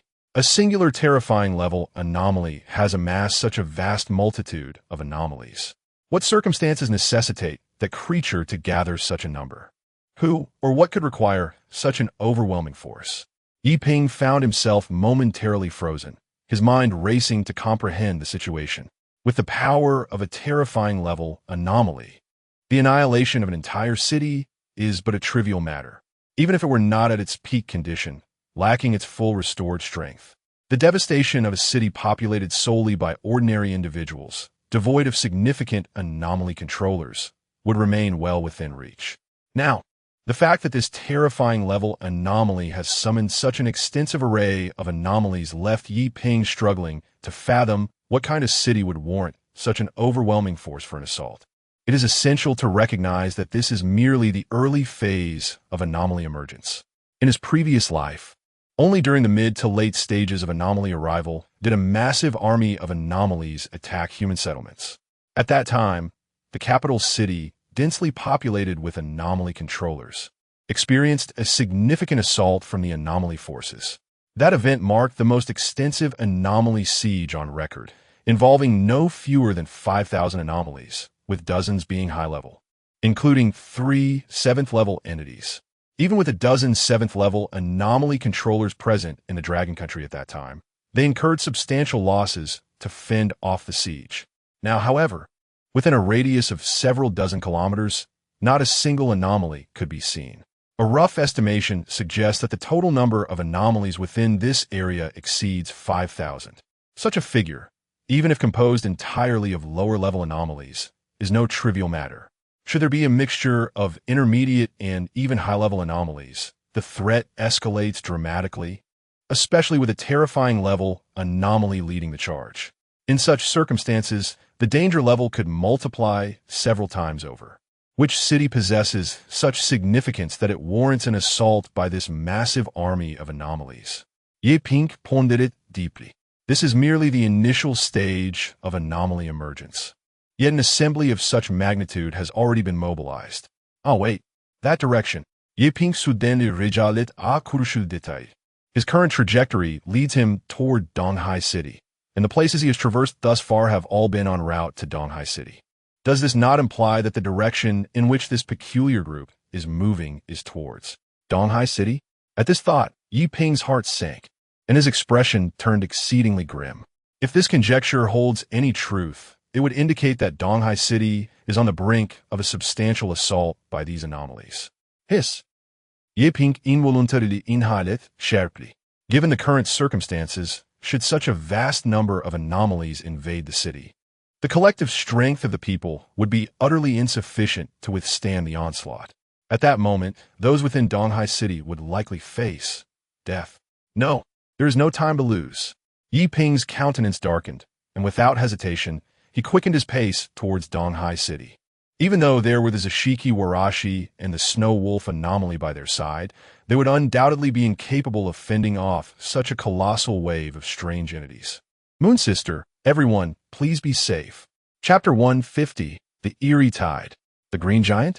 In Donghai City, outside the newly constructed protective wall that encircles the entire city, a multitude of dark shadows surged toward the ramparts.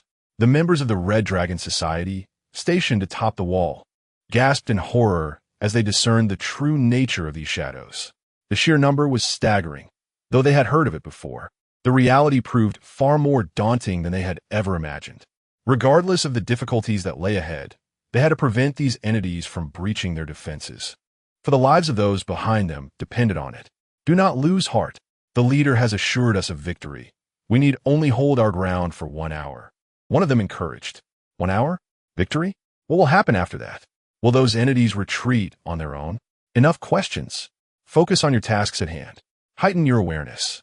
We are about to engage the enemy. Everyone, prepare yourselves. With the commanding voice of a middle-aged sorcerer echoing through the air, tension mounted among the ranks. Each individual tightened their grips on their weapons or channeled their mystical energy, readying themselves for the imminent confrontation. Soon, the legion of countless entities reached the base of the wall. The sound of their movement resonated like a seismic tremor, shaking the very structure they stood upon. The atmosphere turned ominously silent as the sorcerers atop the wall exchanged grim expressions, their eyes reflecting palpable anxiety. An eerie stillness enveloped the area, as if time itself had paused.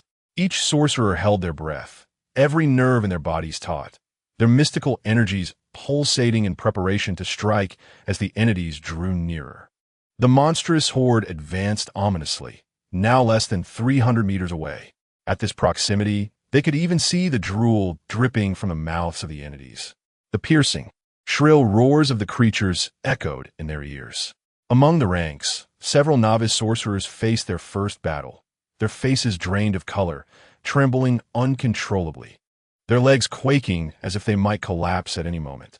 The distance closed rapidly. 300 meters, 200, 150.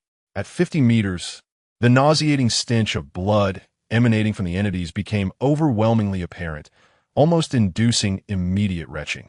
In but a second, the entities would breach their attack range.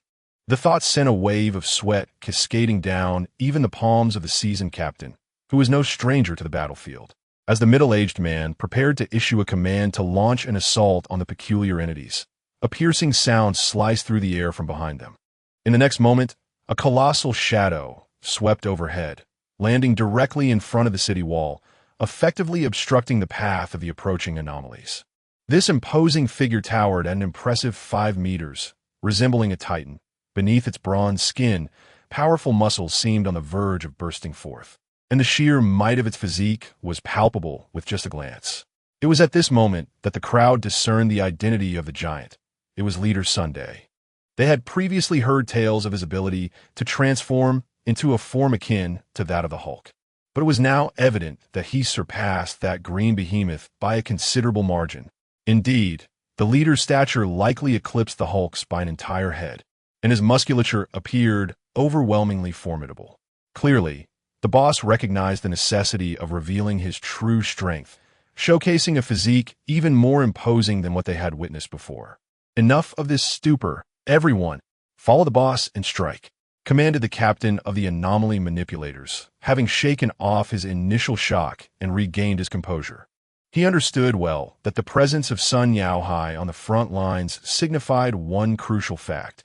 The involvement of a level 6 anomaly manipulator was imperative at this juncture.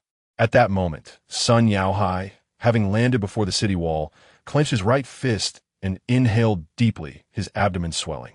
Just then, an anomaly resembling a creature formed from the combination of a horse and a bull, towering at around 7 to 8 meters, charged towards him.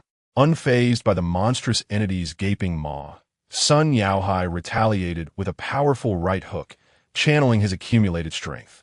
The sound erupted like a thunderclap, and in an instant, the terrifying force of his punch surged forward like a raging tide, piercing through the towering anomaly, which was taller than a 3-story building, creating a gaping hole. The formidable force did not cease there. It continued to extend over 20 meters, annihilating 2 or 3 additional anomalies before dissipating entirely. Witnessing the results of Sun Yaohai's punch, the individuals atop the city wall were invigorated, as if they had been electrified. Seizing the moment, the captain shouted, "Everyone, attack together!" His words resonated, and the crowd suppressed their fears, launching their respective assaults. Terrifying anomaly energy manifested as powerful attacks, sweeping towards the group of entities encroaching upon the city wall. Whether in the form of thunder, toxic mist, or enchanting melodies, a myriad of distinct forces intertwined within the area. The tide of anomalies was momentarily halted, even as numerous entities attempted to scale the towering city wall. However, beneath the towering city walls, the transformed figure of Sun Yaohai, resembling a colossal green giant, would promptly drag down the eerie beings that attempted to scale the walls.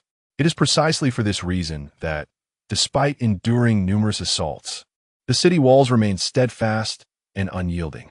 A similar scenario unfolds in other regions as well. Presently, the city walls of Donghai have been roughly divided into 4 sectors, designated as Zones 1 through 4. Sun Yaohai is tasked with overseeing Zone 4, which happens to be the area with the fewest adversaries. In reality, the proximity to the front entails a greater number of these entities, not fewer, with their ferocity being even more terrifying. As for the main city gate in Zone 1, the situation can only be described as utterly dire. Chapter 151, The Loyalty of the Useless. In the midsection of the city wall, District 3, a powerful roar reverberated through the sky, a chilling sound that made those atop the wall tremble uncontrollably. A grotesque serpent, nearly 30 meters in length and composed of skeletal remains, reared its massive head, its blood-red eyes fixed menacingly upon the individuals standing on the wall. Under its gaze, the onlookers felt as if they were helpless frogs ensnared by a venomous snake, paralyzed by an overwhelming sense of dread that rendered them immobile. In the ensuing chaos, other lower-tier monstrosities seized the opportunity to surge toward the city wall, closing the distance of over 100 meters in an instant. Bang! Bang! Bang! The creatures relentlessly battered the city wall, some even managing to scale it, intent on breaching it to slaughter the defenders. A barrage of attacks imbued with sinister energy rained down upon the defenders, catching them off guard and leaving them battered and bruised.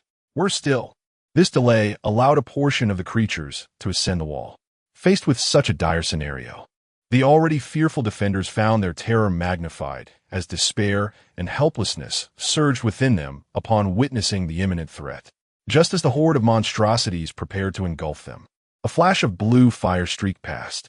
In the next moment, one of the skeletal-headed creatures that had climbed the wall was enveloped in azure flames. Its outstretched tendrils instantly charred to ash. Within mere seconds, the creature was reduced to a lifeless form, plummeting downwards. Simultaneously, more blue fireballs descended from above, targeting the creatures that had managed to scale the walls. The monstrosities were consumed by the blue flames with no chance of resistance, falling helplessly to the ground below. The blue light of the flames illuminated the city wall, casting an ethereal glow. What had transpired?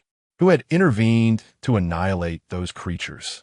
As the crowd stood in astonishment, a voice, cold and composed, echoed clearly in their ears.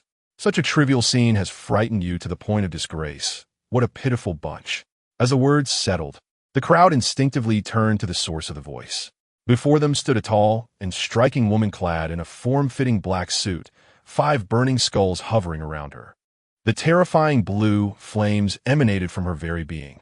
Upon recognizing the woman, the crowd was struck with awe, mingled with a sense of shame. The blue flame demon, the captain of the anomaly controllers, exclaimed, recognizing the formidable figure. If you cannot fight, then retreat and spare yourselves the embarrassment. With a cold glance, Yao Lin swept her eyes over them and spoke in a frigid tone as she strode towards the battlements, raising her hand with a decisive flourish. In an instant, a terrifying blue spectral flame surged forth like a raging tide, enveloping the surroundings. Simultaneously, 5 fiery skeletal figures materialized around her, soaring directly above the group of strange entities near the wall. The peculiar beings seemed to sense the impending peril, immediately raising their heads to launch an assault on the floating skeletal apparitions above them. However, before their attacks could even approach, they were consumed entirely by the azure spectral flames surrounding the skeletal figures. At that moment, the 5 fiery skeletons opened their mouths, channeling a dreadful energy that coalesced into a formidable assault. These attacks were not mere spectral flames. They embodied an entirely different force, be it black winds, surging torrents, or thunderous strikes. 5 distinct powers converged upon the strange beings below. Although the entities possessed some resistance to certain types of attacks, their defenses crumbled like a jest under the onslaught of these 5 diverse forces.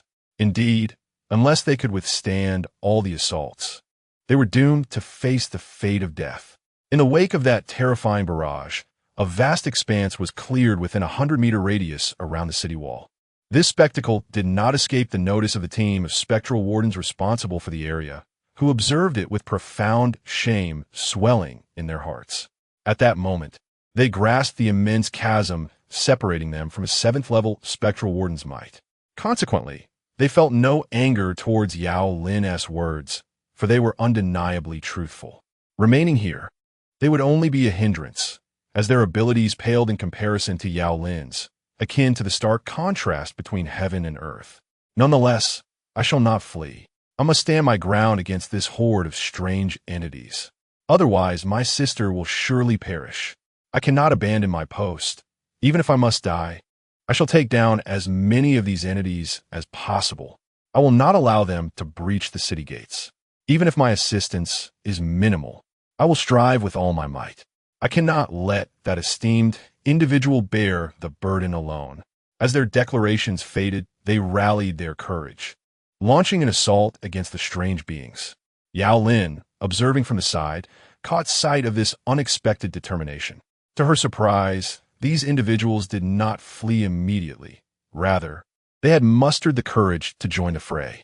Although weak, their actions were somewhat commendable.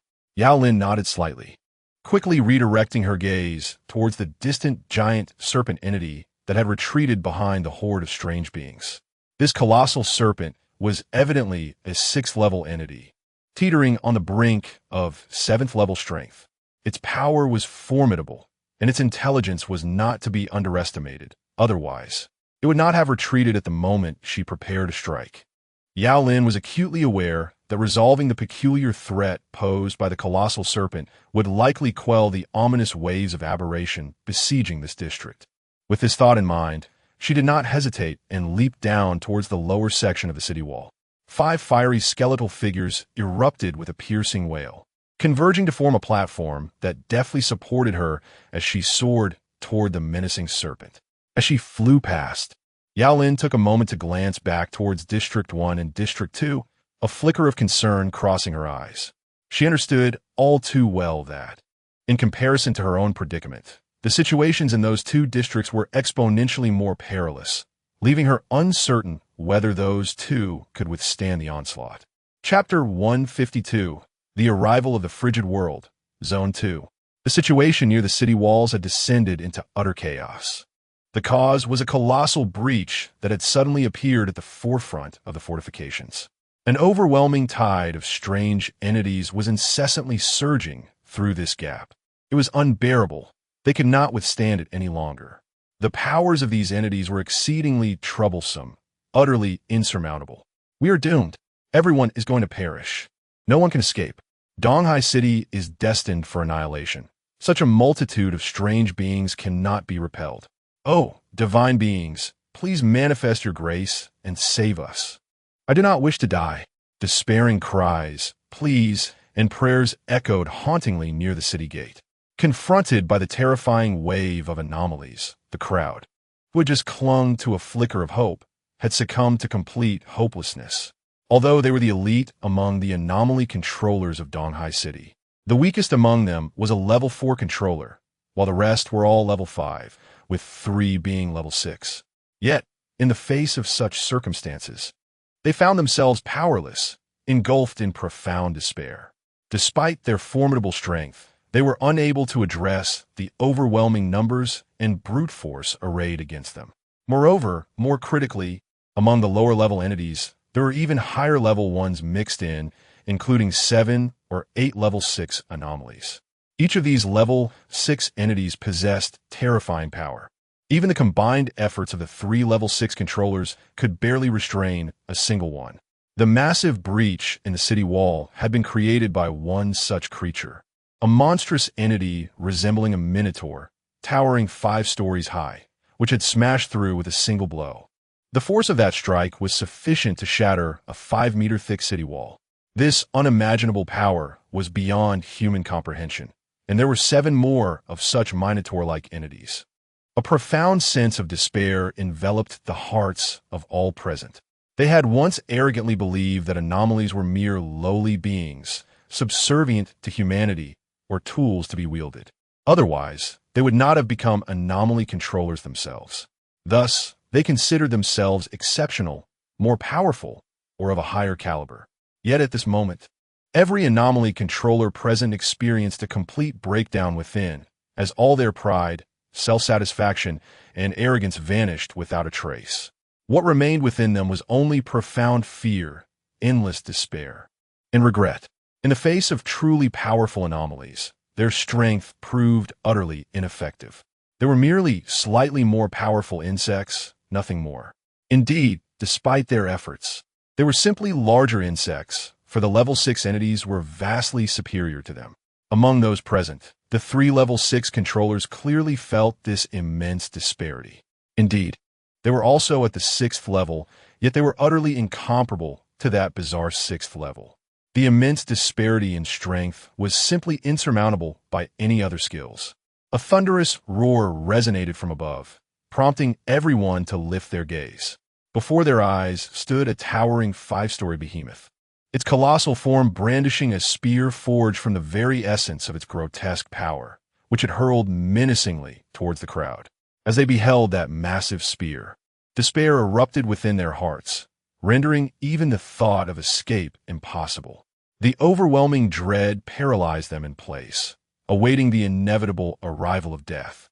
In that moment, There were no deities, no Buddhas to deliver them from their plight. Yet, a miracle transpired, though not one summoned by divine beings or celestial prayers, but rather by an entity akin to those terrifying anomalies. Crack, crack. The sound of air crystallizing filled their ears. In the next instant, the temperature around them plummeted several degrees, the biting chill causing them to shiver involuntarily. Simultaneously, the ground beneath their feet froze into a solid sheet of ice. Countless snowflakes began to swirl in the air, as if they had been thrust into the heart of winter. The howling wind swept past them with ferocity, the frigid air sending shivers down their spines. What unfolded before their eyes left them utterly dumbfounded. In their line of sight, the enormous 5-story behemoth visibly froze into an icy statue. In mere seconds, the chilling frost enveloped its entire body. Before long, the massive creature was transformed into a frozen sculpture, standing motionless. The spear of grotesque power it wielded also succumbed to the ice, remaining in its prior stance, completely still. This astonishing turn of events left the crowd in a state of shock. What had just transpired? Who wielded such formidable power? Who had intervened to save them? With a start, they slowly turned their heads, only to behold the entity that had come to their rescue. It was neither a deity nor a Buddha, but an anomaly, specifically, a colossal white wolf, exuding an aura of terrifying strength. A chilling presence emanated from its very being, enveloping the area in a relentless cold. The fearsome blizzard had been summoned by its call. The icy air continued to descend, enveloping the expanse above them. Yet, what astonished the crowd of anomaly tamers was that this cold and snow caused them no harm. Evidence lay in the fact that, despite being within the blizzard's grasp, they remained unscathed, though shivering from the pervasive chill. They did not freeze into statues of ice. From the breach in the city wall, a multitude of bizarre entities surged forth, only to be entirely encased in ice sculptures. Not only the cattle-like anomalies, but even those within a few hundred meters beyond the wall were all immobilized by the frost. In that moment, the atmosphere became profoundly serene, with only the howling of the cold wind piercing the silence. No one had anticipated such an occurrence. Simultaneously, the enigma that left everyone perplexed was the identity of this colossal white wolf apparition. Why had it chosen to assist them? Moreover, the sheer power of this spectral wolf was undeniably terrifying. With merely a single strike, it had efficiently frozen all anomalies within this region. Chapter 153. The King of the East Sea and the Respected Figures. Bang, bang, bang. The terrifying sound of shattering reverberated through the air incessantly. In that moment, all the eerie figures frozen like ice sculptures crumbled into countless shards, cascading down to the ground. Within an instant, every strange entity near the city wall met its demise, transforming the previously suffocating atmosphere into one of refreshing clarity, tinged with a hint of coldness. The onlookers shivered involuntarily, unable to fathom the scene before them. All were dead. The strange beings that had surged into the city wall had become mere remnants of ice, lifeless and scattered across the ground, while numerous eerie cores lay quietly in repose. Similarly, the enormous bull-like creature that stood at the breach of the city wall had also disintegrated into ice shards, among which glimmered a fist-sized eerie core. Evidently, this 6th-level bull-like creature had perished as well. Merely a casual breath of frigid air had been enough to vanquish the fearsome 6th-level entity. Such an occurrence sent chills down the spines of the spectators. They could not help but turn their gazes toward the colossal white wolf. The magnitude of its power was beyond their imagination. Questions flooded their minds. What terrifying strength did this wolf, capable of summoning ice and snow, truly possess? A 7th-level entity? No, it was likely a being that transcended even that. Just the casual display of its prowess had left everyone trembling in awe. Who exactly was this white giant wolf? Why had it appeared here to aid them? At that moment, a gentle voice echoed in their ears. "If you are injured, please retreat. We shall hold the fort here for now." The words, akin to the sunshine of a spring day in February, thawed the hearts of the crowd, momentarily alleviating the icy grip of fear. They lifted their gazes toward the source of the voice. Before them stood a beautiful woman in a flowing purple gown, her face adorned with a warm smile. "Ah, it's you, the captain of the 2nd District," as Eerie manipulators paled upon recognizing the lady in purple, his expression shifting rapidly until realization dawned upon him, a glint of terror flashing in his eyes. "Miss Liu, my sincerest apologies for having summoned Miss Liu." The captain stepped forward, bowing his head in deep apology. In that moment, he recalled how their leader, Sun Yaohai, had always shown utmost respect towards Liu Yu. It was then that he truly grasped the reason behind it. Moreover, he remembered that each time he saw Liu Yu, she cradled a small white dog in her arms. Now, it seemed that the dog had grown into this towering white wolf, with a height equivalent to 6 stories, capable of invoking extreme cold. This white wolf was most likely a 7th-level entity, or even dangerously close to being classified as a forbidden, terrifying existence. With such formidable power, it was no wonder that the esteemed figure treated her with such reverence. At this moment, the captain could not help but admire the wisdom of that esteemed individual, who had managed to secure such a formidable ally in advance. Otherwise, it was likely that this district would have succumbed entirely. No matter, our combined efforts are indeed essential. Liu Yu smiled gently and waved her hand lightly.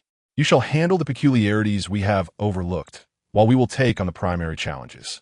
Upon hearing this, the captain nodded decisively and retreated with his subordinates into the distance. Before departing, however, his gaze inadvertently fell upon the 2 small figures behind Liu Yu. "Excuse me, Miss Liu Yu, could it be that they are also?" the captain hinted.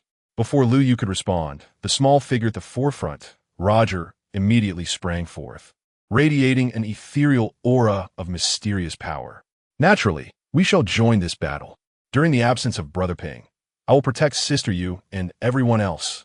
Following his declaration, the girl behind him, Yu, nodded as well, her small fists clenched, her face alight with fierce determination.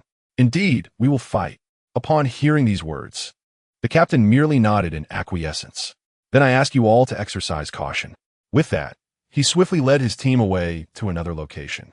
Once the group had distanced themselves, Liu Yu sighed softly, turning to glance at Roger and Yu. "What is it, Sister Yu?" Roger asked, startled. As he turned to meet her gaze, confusion etched upon his youthful face. "Oh, it's nothing. I just feel you are increasingly resembling him," Liu Yu replied casually before shifting her attention to Yu. "Yu, how about over there with Ergio? Is there any news?" Upon hearing this, Yu promptly closed her eyes, engaging in a form of telepathic communication. Soon, she reopened her eyes, her expression devoid of any significant gloom. Fortunately, Eerie reported that there are currently no unusual occurrences. With just Sister Chimei, it is more than sufficient. After hearing this, Liu Yu's anxious heart finally found solace. Indeed, the girl in the kimono, named Chimei, who appeared to be of similar age to Isa and her companions, was, in reality, a peculiar entity that had lived for nearly a millennium. Her power surpassed even that of the Snow Wolf entity, making her presence entirely adequate. However, the uncertainty lingered as to how long this situation could last. A trace of worry flickered in Liu Yu's eyes as she gazed towards the ominous mass of peculiar figures in the distance. Even though the Snow Wolf entity had just intervened, it had only managed to eliminate a fraction of the threat. Against the backdrop of an army of over 10,000 peculiar beings, such a number was nearly insignificant. Moreover, they would need to endure for another hour. Could the Snow Wolf entity truly hold out until then, given its strength? In an instant, Liu Yu felt her heart sink, her eyes reflecting a mix of worry and hope. A soft whisper, audible only to her, emerged. "Xiao Ping, please return quickly, I beg you." At that moment, at the main entrance of Donghai City, in the 1st District, thousands of eerie creatures relentlessly assaulted the city walls and gates. Even a massive gate, forged from steel and weighing several tons, trembled precariously under the onslaught of their frenzied attacks. Among these thousands of strange entities, over 20 were of the 6th level. The urgency of the situation was palpable. Yet, just as the city gate was on the brink of collapse, a beam of white light ascended, effectively isolating all the grotesque beings from the vicinity. Chapter 154. Ahead, my lord's domain, no passage. A low hum resonated as an invisible white barrier enveloped the city gates, repelling the strange creatures that had been violently battering against the doors. The echo of their roars filled the air, yet despite their frenzied attempts to breach the luminous shield, they could not inflict a single scratch upon it, let alone create an opening. At that moment, the lesser entities congregated around the barrier seemed to receive an unspoken command, swiftly retreating to clear a path. In the next instant, from the end of this newly formed passage emerged figures cloaked in swirling black mist. As these shadows advanced, the surrounding lesser beings instinctively recoiled, sensing an overwhelming threat that compelled them to maintain their distance. Soon, the ominous figures stood before the radiant barrier enveloping the city walls. With a soft hiss, a dense aura of strange energy radiated from them, revealing their true forms. At the center stood an eerie creature resembling a colossal crab, its massive skull-like head exuding waves of terrifying power with each movement of its bony mandibles. Beside it loomed a grotesque being akin to the Cthulhu of Western myth, composed of countless writhing tentacles and a gigantic head. As it moved, it left behind a trail of viscous black liquid that corroded the very earth it touched. Floating next to the octopus-like creature was a bizarre entity resembling an enormous starfish, its central feature an ever-rotating eyeball that emanated an unsettling aura of dread with each turn. With the arrival of these three grotesqueries, the lesser entities dared not make a single move, not even attempting to assault the protective barrier. The oppressive force radiating from these beings suggested they were formidable sixth-level entities, nearly reaching the seventh tier, instilling a palpable sense of fear among the lesser creatures. Having reached the forefront, the three beings unveiled their terrifying might. The skeletal crab raised its pincers, its bony mouth agape, unleashing a torrent of obsidian bubbles that cascaded toward the barrier. The moment these dark bubbles made contact, they detonated with a resounding force, causing the ground beneath to tremble violently. Simultaneously, the skeletal crab advanced, striking the barrier with its massive pincers. The octopus-like entity joined the fray, its myriad tentacles lashing out at the barrier, dousing it with the corrosive black liquid. A chilling sound echoed through the air as the potent corrosive essence within the liquid began to take effect. The forces, upon striking the luminous barrier, immediately exerted their influence. Under this force, the bizarre energy on the screen was consumed with alarming intensity, moment by moment. Not to mention, the tentacles of the octopus-like entity relentlessly lashed against the barrier, their strikes accompanied by a fearsome sound that pierced the air. As for the enormous, starfish-like eye, it was even more direct in its actions. The eye rotated slightly, gathering a colossal amount of bizarre energy, which transformed into a towering beam of light that surged towards the barrier. This 5-meter-wide beam descended with a tremendous crash. In that instant, the terrifying power erupted completely, causing the entire barrier to tremble violently. The combined force of the three nearly level 7 entities instilled a deep sense of dread and even fear in the surrounding lesser beings. Such power, once they drew near, would surely ensnare them as well. Under the assault of the three entities, the previously motionless barrier was now rippling with numerous waves, accompanied by a cacophony of shattering sounds that echoed throughout. With a final deafening crash, the barrier shattered. Although the three entities displayed no expressions, the swirling energy around them conveyed their excitement. After breaching the formidable barrier, they were invigorated, their energy surging wildly. However, in the next moment, an astonishing event left all entities stunned in their tracks. Behind the shattered barrier, a new layer arose. While the fragments of the broken barrier transformed into countless blades of light, swiftly targeting the three level 6 entities. The sounds of impact reverberated ominously in the sky. A thick cloud of dust was stirred up. Once the cacophony subsided, the dust gradually dispersed, revealing the aftermath. In the area where the three level 6 entities had stood, a massive pit emerged. Within this pit lay 3 dark, enigmatic cores, quietly resting. A closer inspection revealed that these cores were marred by chilling cracks. This indicated that the earlier assaults from the light blades had even shattered the cores, which were composed purely of bizarre energy. One can only imagine the sheer terror of the power involved. Meanwhile, at the city wall, the barrier remained intact, or rather, a new one had appeared in its place after the previous one shattered. At that moment, the heavy gates creaked open, and a petite figure emerged into the view of all the entities. It was a young girl, no more than 7 or 8 years old, clad in a kimono. Yet the aura emanating from this girl was more terrifying than that of the previously encountered near-level 7 entities. This is the dwelling of my master. I kindly ask you to depart swiftly. Her calm voice resonated clearly in the ears of every entity. As her words fell, the Zashiki raised her hand and gently waved it. Behind the luminous curtain, countless monstrosities composed of blood surged forth with a terrifying howl. Should you dare to advance another step, do not expect mercy. At this juncture, the Zashiki fingers twitched slightly, unleashing the blood creatures that erupted from the veil of light, charging directly towards the group that emitted ominous, threatening roars. Indeed, these blood entities were a manifestation of her blood magic, materialized for optimal efficacy in this dire situation. After all, this was merely a prelude. The Zashiki was acutely aware that she could not unleash her full power, lest she falter before the arrival of her esteemed master. Just then, a sound of footsteps echoed ominously behind the Zashiki. Chapter 155. The enigmatic sorcery How is Sister Kaimi faring? Approached the Zashiki, who was none other than Niku, accompanied by Aisha. A trace of concern adorned Niku's visage, for she was acutely aware of the dreadful nature of the bizarre tide.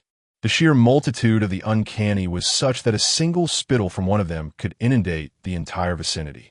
The terrifying quantity was utterly insurmountable, though the onslaught was delineated into 4 segments. Within each, the aggregation of the uncanny still numbered in the thousands, particularly in the area adjacent to the entrance.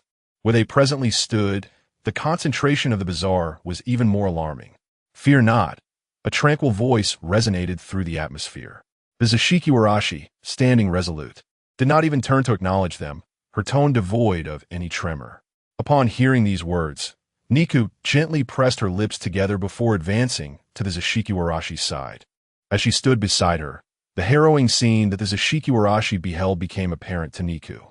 Instantly, a blend of fear and urgency surfaced upon her delicate countenance, her expression growing gravely serious.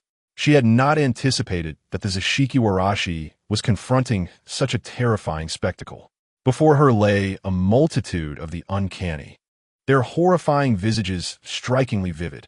Some of these entities bore the anguished souls of the deceased, struggling in their spectral forms. The chilling wails of despair echoed hauntingly in the distance. Witnessing this horrific tableau, Niku's face drained of color, her body trembling uncontrollably. At that moment, a cool little hand grasped hers, the icy touch momentarily calming her frantic heart. Turning, Niku beheld a doll-like visage. Aisha, do not worry. Those entities cannot breach our defenses.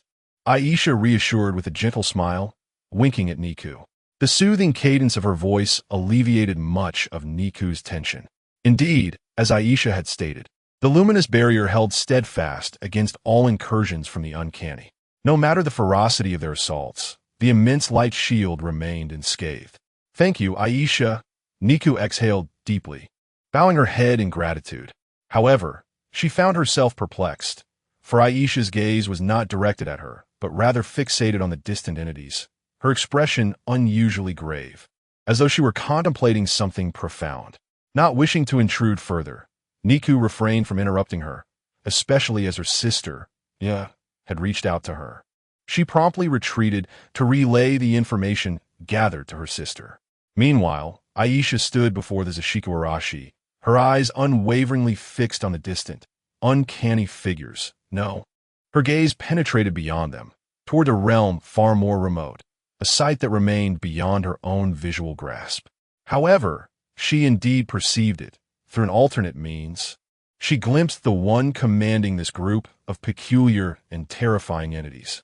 Have you caught sight of that fellow's position? At this moment, The Zashiki seemed to intuitively understand Aisha's thoughts, prompting her to inquire aloud. No, I have not seen it. That fellow's location is elusive. Aisha shook her head, a shadow of gloom casting over her delicate visage. Even with my abilities, I cannot pinpoint his whereabouts. Only fragments of the future are visible to me. Upon hearing this, the Zashiki offered a faint smile, turning to Aisha with a question. So, in the future fragments you have seen, how do we fare? At this, Aisha gently bit her lip, a flicker of complexity dancing in her eyes. Scenes intertwined with Brother Yiping are obscured from view, yet we are still alive. Everyone must be safe and sound. Aisha inhaled deeply, her voice imbued with unwavering conviction. Within her soft utterance lay an unshakable determination. Although she had not witnessed such future fragments, she firmly believed that such an occurrence was destined to transpire. This could be described as her hope, even her fantasy. However, she harbored no doubt regarding the realization of this future. She was certain that if it were that individual, such a future would indeed manifest. If it were that man, who cared for them above all else, he would undoubtedly see it through. Therefore, they must focus on the matters at hand. I have just seen that. In approximately a short while, no more than 3 minutes on the right side of the city wall, that dreadful group will make their move. It appears. Aisha pursed her lips, continuing, they are likely 7th-level anomalies. They will strike. Upon hearing this, the Zashiki expression darkened slightly, a veil of seriousness enveloping her small face. With her strength, dealing with a single 7th-level anomaly posed no challenge. Yet if the number swelled to 4 or 5, compounded by thousands of lower and mid-level anomalies, the situation would be entirely different. The most crucial point was that she could not leave this place. For if she departed and the city wall were to collapse, countless anomalies would flood into the city, resulting in untold casualties among the ordinary citizens remaining within. The fate of those ordinary people was of little concern to the Zashiki. However, she was deeply invested in the thoughts of that esteemed individual. If that esteemed person were to return and find their homeland reduced to ruins, she would find it difficult to explain. It was precisely for this reason that the Zashiki deemed the current situation somewhat troublesome. Nevertheless, a silver lining was that she had foreseen the movements of that group of 7th-level anomalies. Thus, as long as they prepared adequately, they would not be caught off guard. At this moment, at the far end of the anomaly tide, upon a high elevation, a creature with the head of a ram and the body of a human, adorned with black wings, sat cross-legged in midair, gazing intently at the unfolding scene before it. Had Yiping been present, he would have immediately recognized this entity, characterized by its black ram's head, human form, and dual wings. This being belonged to the peculiar sequence, 51, known as Baphomet. Much like the malevolent spirits chronicled in ancient tomes, it wielded exceedingly formidable curses. Though its innate combat prowess was not particularly formidable, its capabilities posed significant challenges and complications. In a state of ignorance, even an 8th-level anomaly controller could fall victim, potentially suffering grave injuries nearing death. Additionally, it possessed potent mental assault techniques. Its true combat effectiveness rivaled that of entities within the top 40 of the peculiar sequence.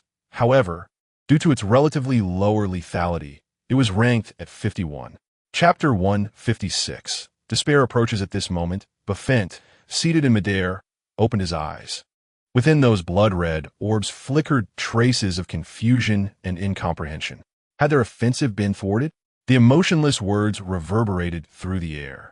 Following the utterance of these words, the 7 or 8 7th-level anomalies kneeling around Bafent shuddered involuntarily, their bodies trembling uncontrollably. How could a mere city constructed by human vermin withstand the might of our army? Who among us has grown complacent? Amidst the chilling tone, a hint of anger seeped through. Bafent's crimson gaze swept over the 7th-level anomalies. Under his scrutiny, they dared not even breathe, their cores trembling violently, as intense fear and panic surged within them. Although these anomalies were incapable of feeling fear, for they embodied fear itself, their heightened intelligence had granted them thought process akin to that of humans.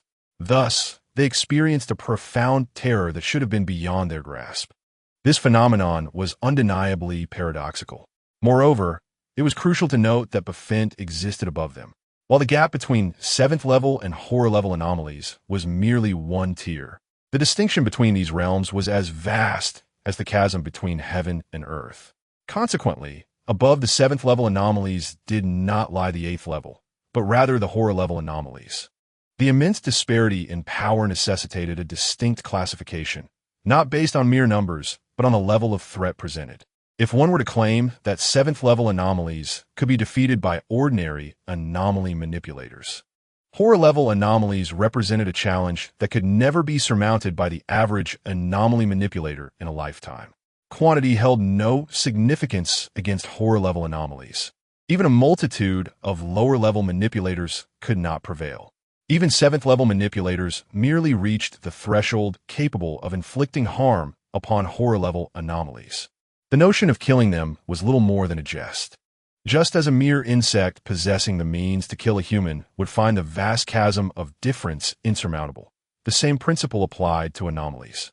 To speak without exaggeration, should Befint harbor such an intent, he could effortlessly annihilate all present 7th level anomalies in an instant. All it would take was for Befint to unleash his domain to accomplish this feat. However, he had no inclination to do so at this juncture, as he still required these beings to assist in conquering the human settlement, and thus would not resort to such extremes. Nevertheless, this did not imply that he would suppress his inner fury. Indeed, these sluggish and negligent creatures warranted a measure of punishment. Thus, this is retribution. As the calm words fell, Befint extended his right hand, where a sphere of pitch-black flames blazed fiercely. In the next moment, amidst the inky black flames, the eerie silhouettes of the 7th level entities suddenly emerged. Following this, anguished cries reverberated through the skies of the region, the harrowing screams of those 7th level beings. The desperate wails echoed even a kilometer away. The lower level entities besieging the city faltered in their actions upon hearing those cries. The group of 7th level entities kneeling around Befint collapsed to the ground, writhing in excruciating agony, their cries resonating with their profound suffering.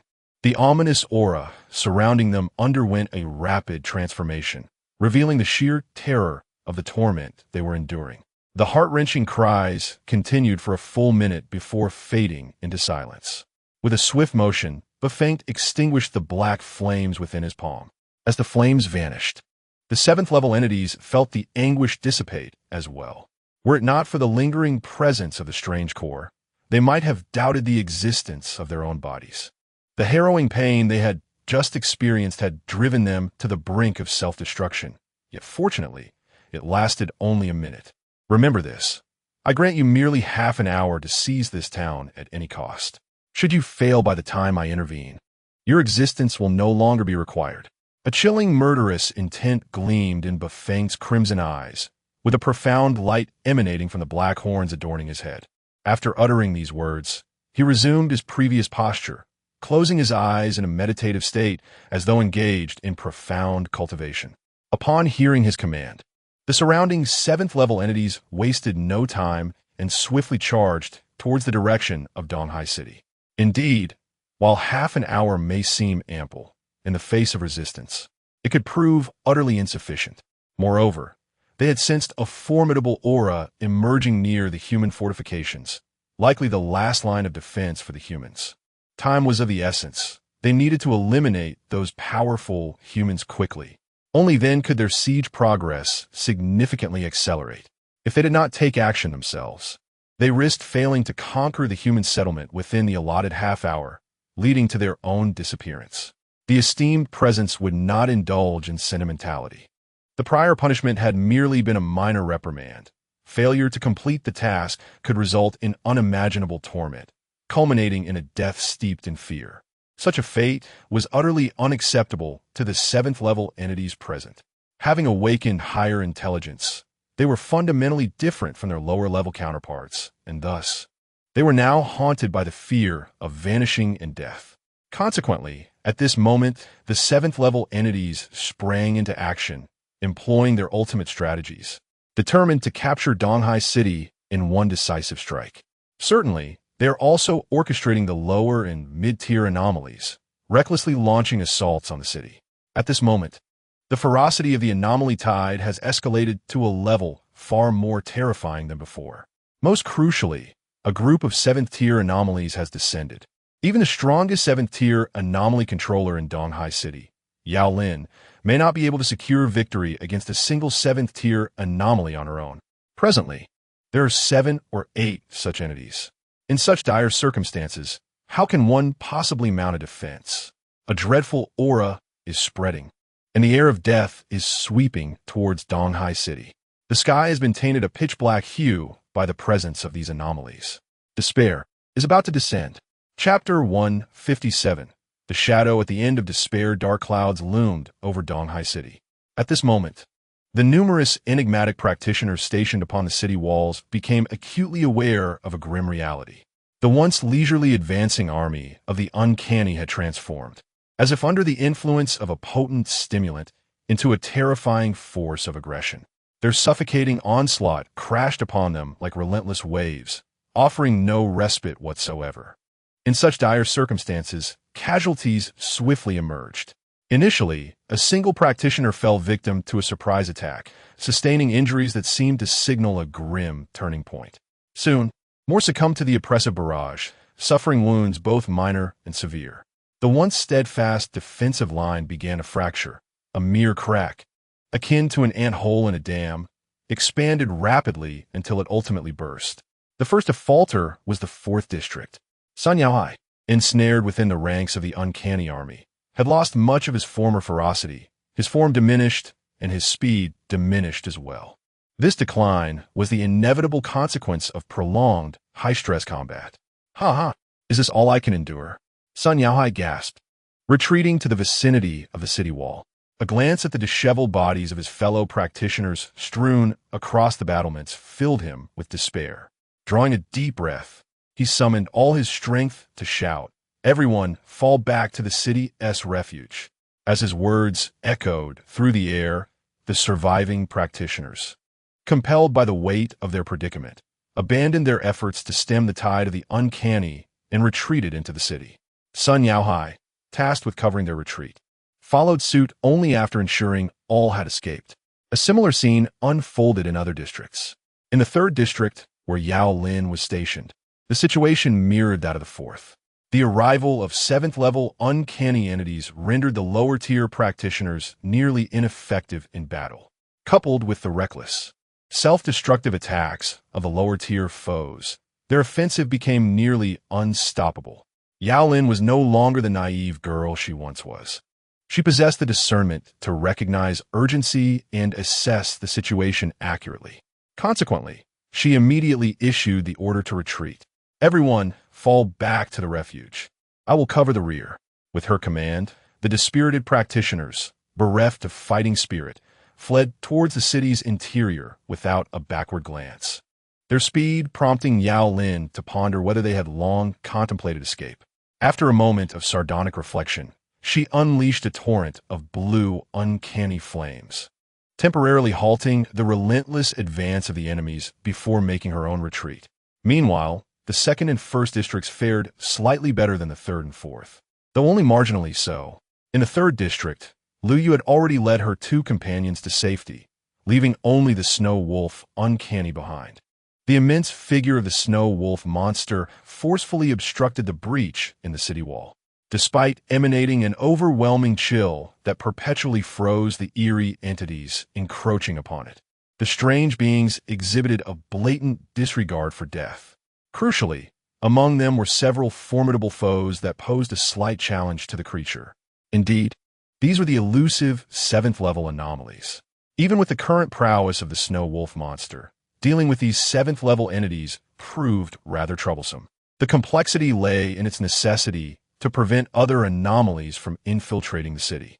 However, the Snow Wolf monster soon recalled the admonitions imparted by Lu Yu. After a brief contemplation, it inhaled deeply, unleashing a torrent of frigid air that transformed into a 10-meter-wide blizzard, which surged forth with great force. In the wake of this tempest, the Snow Wolf monster promptly retreated. The present circumstances did not permit a protracted engagement. Thus, it opted for a strategy of conserving its strength, awaiting a more opportune moment. Furthermore, its master, Yi Ping, had issued the directive to safeguard Lu Yu and her companions. In other words, it was unconcerned with the fates of others. Consequently, the snow wolf monster chose the most prudent course of action. Once it had withdrawn, the terrifying blizzard shattered instantaneously, allowing a multitude of anomalies, led by the 7th-level entities, to flood into Donghai City. As for Area 1, despite the entrance of 3 7th-level anomalies onto the battlefield, the protective barrier conjured by the Zashiki Warashi remained impervious to any damage. However, upon gathering information about the situations in other regions from Ergio, the Zashiki Warashi made an immediate decision to retreat without hesitation. "You two, we must leave at once." Taking a step back, a grave expression flickered in its eyes. Hearing this, Ergio appeared somewhat puzzled, yet nodded in agreement. Meanwhile, Aisha, sensing the urgency, wore a serious countenance. "Let us proceed westward." Without further ado, Aisha gestured towards the western direction. Observing this, the Zashiki Warashi nodded and promptly reduced the radius of its ethereal barrier. In the next moment, as the barrier constricted, a horde of anomalies surged forth before them. However, before the diminished shield of supernatural energy, the attacks from the lower-level entities proved utterly ineffective. "Let us depart," the Zashiki Warashi declared coldly, its right hand gesturing slightly as a rune-inscribed vessel materialized beneath their feet. Thus, they embarked towards the west. Once they vacated the area, a torrent of anomalies swiftly breached the defenses and inundated the city. In an instant, that region transformed into a veritable hub of anomalous activity, filled with terrifying roars echoing ominously over the skies of Donghai City. As one gazed across this expanse, it was a scene dominated entirely by the Eerie. Leading the charge among the lower-level anomalies was the 7th-level entity, surging resolutely deeper into Donghai City. At that moment, a multitude of bizarre phenomena was rampaging through the city. Meanwhile, amidst the tide of oddities, the formidable and terrifying Bashant gazed curiously ahead. "Roar, these creatures, indeed, a slight reprimand proves effective." Just as Bashant was about to continue, an exceedingly strange aura began to approach with remarkable speed, piquing his curiosity. What could this be? Another anomaly? A 7th-level anomaly? Or perhaps... Confusion flickered in his crimson eyes as he turned to look behind him. There, an overwhelming presence was swiftly advancing, set to arrive within mere minutes. Soon enough, he beheld the source of this powerful aura. It was a human. Chapter 158. Only one chance granted roar? Human? In the blood-red eyes of Barfent, confusion and perplexity deepened, soon replaced by a trace of disdain. Indeed, while the aura of that human was formidable by human standards, it was utterly insufficient in the face of his terrifyingly bizarre presence. A human arriving from elsewhere would undoubtedly meet their demise. Barfent crossed his arms over his chest, a chilling smile emerging upon his sheep-like visage. At that moment, he resolved to toy with this human, a delightful diversion to alleviate his boredom. As Barfent contemplated this, the figure of the human swiftly appeared within his line of sight. No, it was not merely an appearance. Had it crossed hundreds of meters in an instant? Barfent's pupils constricted violently, a jolt of alarm coursing through him, the eerie core within him trembling incessantly. For in his gaze, the human who had been hundreds of meters away just a moment ago was now nearly right before him. Such a phenomenon was clearly abnormal. Simultaneously, he realized that this human was likely extraordinarily powerful. Indeed, exceedingly powerful. It was highly probable that he had encountered the strongest human existence yet. A profound sense of crisis surged within Barfent. Consequently, in that instant, he unleashed his eerie domain. The very next moment, the sky transformed into a dark crimson hue. Countless colossal, blood-dripping wheels spun ominously above.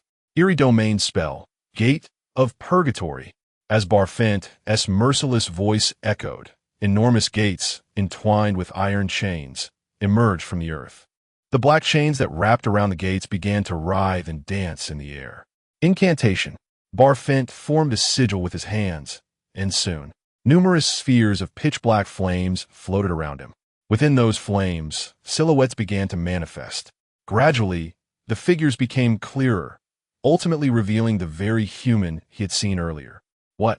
How? Could this be possible? When Barfent discerned the figures among the black flames, he was utterly astonished. For the silhouettes floating within those dark flames were his own likeness. Indeed, they mirrored his very self. What on earth was happening? It must be noted that this was within his Eerie domain, wherein his spellcasting prowess would be significantly enhanced. Under such circumstances, his spells were virtually guaranteed to hit their mark. Therefore, it was inconceivable that the human could escape the grasp of dozens of spells, no matter what, within the flames formed by those spells. There should have been a reflection of the human-esque form. Yet, now every single silhouette within the pitch-black flames was himself. In that moment, Barfent was utterly bewildered, unable to comprehend the unfolding events. Such a phenomenon surpassed the limits of his understanding. How could a mere human possibly evade the attacks within his enigmatic domain? Such a feat seems implausible. Moreover, not only did he evade his onslaught, but he also caused a disarray within it. Otherwise, how could his shadow be reflected amidst those inky flames? After the initial shock, Ba-Fengte raised his left hand, forming a spell to erase the incantation and seek out the vanished human's presence anew. However, in the next moment, an overwhelming sense of crisis surged within him. Without a moment's hesitation, Ba-Fengte summoned a massive blood-red wheel from the sky to shield himself. In an instant, a sharp glint of cold light flashed by. Clang! 3 seconds elapsed after the cold light vanished before the chilling sound of a sword echoed. At that moment, Ba-Fengte, having retreated hundreds of meters, gazed forward with lingering trepidation. The very area where he had once stood had completely vanished. Indeed, that entire segment had disappeared. Both his power and the essence of his enigmatic domain had been obliterated. What had transpired in that fleeting moment when the cold light flickered? Had a portion of his domain truly been severed? Was such a thing even possible? Before Ba-Fengte could comprehend the situation, a shattering sound resonated in his ears, accompanied by a sudden surge of pain.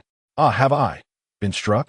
He twisted his goat-like head to the left, and, to his horror, beheld his left wing severed, the cut exceedingly neat. Even more disconcerting was that the severed wing dissipated into the air like wisps of smoke. This bewildering scenario left Ba-Fengte utterly confounded. What is happening? This is his enigmatic domain, his territory. What exactly did that human do? No, where's that fellow? As fear gripped Ba-Fengte's heart, and he desperately sought the figure he had seen earlier, a chilling voice echoed near him. Are you searching for me? The voice was soft, devoid of any emotion, and most alarmingly, it emanated from a direction alarmingly close, almost as if right behind him. Ba-Fengte pursed his lips and slowly turned his head. In the next instant, just a few meters away, stood the young man he had previously glimpsed, gripping a blood-dripping katana. I will give you one chance. Who sent you here? The cold words reverberated in the air. Yi Ping gazed steadfastly at the terrifyingly enigmatic Ba-Fengte and questioned him in a deep voice. Indeed, it was he who had arrived here. By quickening his pace, he had nearly half the time it took to reach Donghai City. Upon arriving, he immediately recognized the horrifying entity that was Ba-Fengte. Undoubtedly, given his current prowess, he possesses the means to contend even with the most terrifying entities at the height of their power. Even now, should he confront the formidable Sand King worm, he is nearly guaranteed to vanquish that creature. Furthermore, the Bafengte, which ranks even lower than the Sand King worm, presents no greater challenge. Although the sorcery of Bafengte is exceedingly troublesome, it is unfortunate for it that Yi Ping is its natural nemesis. Indeed, in terms of the attributes of power, Bafengte's sorcerous abilities are also wielded through the force of deception. Under such circumstances, as long as Yi Ping envelopes himself with the forces of temporal and spatial deception, that sorcerer's power will become utterly ineffective. Moreover, the powers of temporal and spatial deception can still exert their influence even within this realm of illusion. Chapter 159. A swift decapitation of terror. It is precisely for this reason that from the very beginning, The outcome was already predetermined. At this moment, Bafenta dared not move an inch. The chilling sensation of the blade sent waves of profound terror coursing through his heart. His instincts warned him that the power contained within this knife was sufficient to obliterate his very existence. Indeed, it meant to erase him in the most literal sense. The force residing in the blade transcended the level of power he possessed, not merely a difference in quantity, but a qualitative distinction. This feeling was akin to the sensation one experiences in the presence of those formidable beings, an existence so exalted and unattainable. Gulping down a knot of anxiety, Bafengta's body remained utterly still. He feared that even the slightest, most casual movement might lead to his total annihilation in this world. After merely a brief internal struggle, Bafengta divulged everything. I implore you, please, do not be agitated. He cast a furtive glance at the blood-red blade poised at his throat and continued. It was the Lord of Slaughter who commanded me to assault this human settlement. This was never my intention. There was a note of pleading in Bafengta's voice. After all, when faced with the extraordinary, one must lower their head. Though it was merely a single encounter, he acutely sensed that this human's strength far surpassed his own. Even if this human had not reached the realm of those great beings, he was undoubtedly not someone whom Bafengta could provoke. Hence, he readily divulged the identity of his master. Now that I have disclosed this information, might I? Bafengta stammered nervously, his hands twitching awkwardly. Panic etched across his black, sheep-like face. Meanwhile, Yi Ping, upon hearing his words, fell into deep contemplation. He found no deception in Bafengta's statements, for even in a state of disarray, it would be exceedingly difficult for Bafengta to fabricate a name. Moreover, regarding those world-ending anomalies, even a mere mention of their names could invoke their wrath, resulting in dire consequences. Thus, under ordinary circumstances, no anomaly would dare utter the names of those cataclysmic entities, opting instead for the euphemism, the Lords. Now, the fact that Bafengta could accurately articulate that name suggested a certain connection to the entity, which emboldened him against any fear of reprisal. Most crucially, Yi Ping recognized the name Bafengta had spoken. Or rather, the anomaly known as Slaughter indeed existed. Furthermore, it was undeniably of world-ending caliber. Anomaly sequence 7, Slaughter. Indeed, Slaughter ranks as the 7th among the world-ending anomalies, while it trails behind death in ranking. Its level of danger is comparable to that of death itself.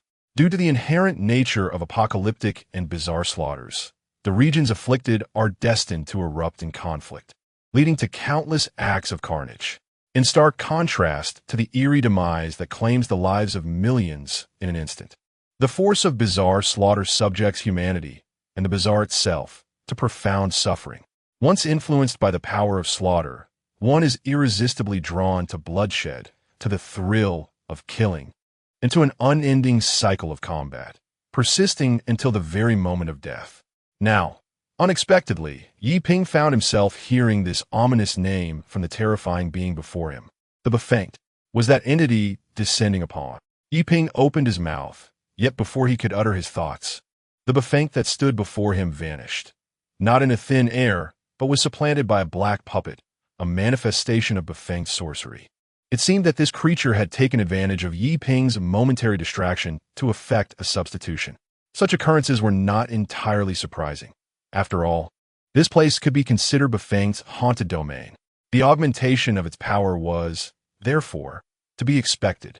Nevertheless, such trivial tactics remained. Futile. Umans, Parish. The Bafengta roared in furious disdain. How dare you invoke the name of that esteemed one? Your death must extinguish the wrath of that great being. The entire space reverberated with the Bafengta's enraged bellow, while overwhelming bizarre energy coalesced and surged throughout the area, culminating in a tempest of black storm. Within this vast black vortex lay countless bizarre incantations, intertwined with the will of Bafengta. Even a level 7 bizarre manipulator, upon encountering this storm, would find their spirit shattered in an instant, their body transformed into a grotesque parody of humanity. However, Bafengta grossly underestimated its opponent. More accurately, it underestimated its own prowess. Is that so? Since you court death, I shall show no mercy. The chilling words echoed through the haunted realm. Yi Ping regarded the encroaching black storm with a cold gaze, raising the demonic blade in his hand. Having been tempered by two world-ending forces, the demonic blade had transcended the realm of superior bizarre artifacts. It was now capable of withstanding even the might of apocalyptic powers to a certain degree. Because of this, Yi Ping could accomplish feats previously unimaginable, such as condensing the powers of temporal and spatial anomalies into the blade itself, only to release them thereafter. After this process, the blade's radiance would amplify several-fold, infused with two distinct bizarre attributes. In other words, that blade's glow embodied the very essence of law. Clang! At that moment, Yi Ping unleashed a strike. The immense crimson blade radiance seemed poised to rend the heavens as it surged toward the engulfing black storm. In the next moment, the crimson blade of light pierced through the black tempest, effortlessly cleaving it apart. Not only was the dark storm severed, but the entire enigmatic realm was also split asunder. The surrounding scenery reverted to its previous state. With the dissolution of the mysterious domain, its master, Befengt, revealed himself. However, Befengt was now but a cold corpse lying upon the ground. With the realm being completely cleaved, how could its master, Befengt, remain unscathed? Moreover, Yi Ping's strike was in itself a manifestation of the very rules. The power of those rules, while tearing through the enigmatic realm, was simultaneously imposed upon Befengt. Thus, it was at the moment of the realm's disappearance that Befengt met his demise. Chapter 160. The New Enigmatic Domain. The twilight of time and space as Yi Ping gazed upon the gradually dissipating corpse of the Befengt. He let out a sigh of relief and sheathed his demonic blade. At that moment, in the very spot where the Befengt had fallen, a deep black, enigmatic core materialized. The power emanating from this core was enough to send a shiver down one's spine. This terrifyingly potent core contained nearly half the strength of a formidable entity. Yi Ping had previously acquired one, and now he had obtained another.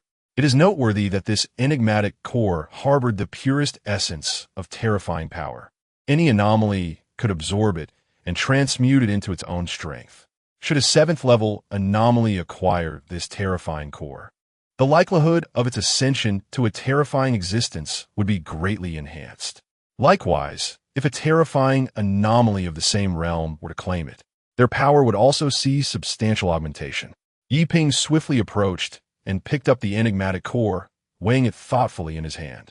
A sudden twitch marred his brow, and a hint of displeasure flickered across his face. To be more precise, it was disdain. Indeed, he felt a certain aversion. One could not help but acknowledge that this was a being ranked around the 50th position among anomalies. The quality of this core paled in comparison to that of the blood demon he had previously acquired. Its contained power was barely half, and moreover, the power itself was exceedingly modeled. Instinctively, Yi Ping absorbed a trace of its essence, only to be met with immediate rejection from his own power. This resistance stemmed from the innate force of temporal and spatial anomalies residing within him, instinctively resisting the absorption of such inferior energy. This reaction was not unexpected. He had sensed such occurrences before. Each core he had absorbed had been of progressively higher caliber, and thus, the potency of lower-level cores had ceased to contribute significantly to his strength. It appeared that the two apocalyptic anomalies dwelling within him were rather selective in their preferences. It seemed this core would serve better in the hands of another. Perhaps the Snow Wolf could make use of it. After stowing the core away, Yi Ping lifted his gaze towards the direction of Donghai City. At that moment, he beheld a small contingent of anomalies desperately attempting to breach the city's defenses. Upon witnessing this, his expression darkened. After all, Donghai City could be considered his hometown, and more importantly, Lu Yu and the others were currently within its confines. The sight of so many anomalies striving to invade provoked a grimace upon Yi Ping's countenance. Though he had vanquished the leader of this malevolent horde, the terrifying anomaly known as Befengt, it did not signify the conclusion of this tumultuous wave of anomalies. It was likely that the onslaught would not abate until the majority of these entities had been vanquished. Furthermore, considering the considerable time spent in defeating Befengt, it was entirely plausible that Lu Yu and her companions were now facing an onslaught of their own in some corner of the city. As he contemplated this, a cold glimmer flickered in Yi Ping's eyes. With a swift motion, he transported himself directly above the city gate. Paying no heed to the peculiar entities surging into the city, he continued his teleportation towards the central area of the metropolis. Moments later, Yi Ping found himself suspended in the sky above the very heart of Donghai City, where he could survey every corner of the urban expanse. Although he was unaware of the whereabouts of Lu Yu and the others, he understood that annihilating all the anomalies within the city would naturally dispel the looming threat. Thus, Yi Ping spread his arms wide, palms facing outward. To his left, the power of time surged, while to his right, the force of space rippled. In the next instant, he brought his hands together, intertwining the two cataclysmic powers, culminating in an unprecedented surge of energy. This energy coalesced into a domain that enveloped the entirety of Donghai City. Indeed, upon awakening, Yi Ping unleashed his new domain for the first time. Not the domain of time, but a novel realm birthed from the fusion of two apocalyptic forces. This new domain, in terms of both rules and power, far surpassed the previous realm of time.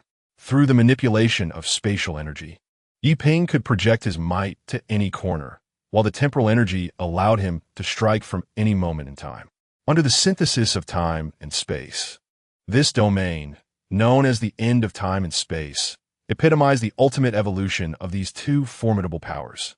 Within this domain, even the most devastating entities would feel the weight of the rules, subjected to certain constraints, for it was constructed from two cataclysmic forces of regulation. As the domain expanded, Yi Ping tracked the presence of all anomalies within it, wielding the power of time and space against them.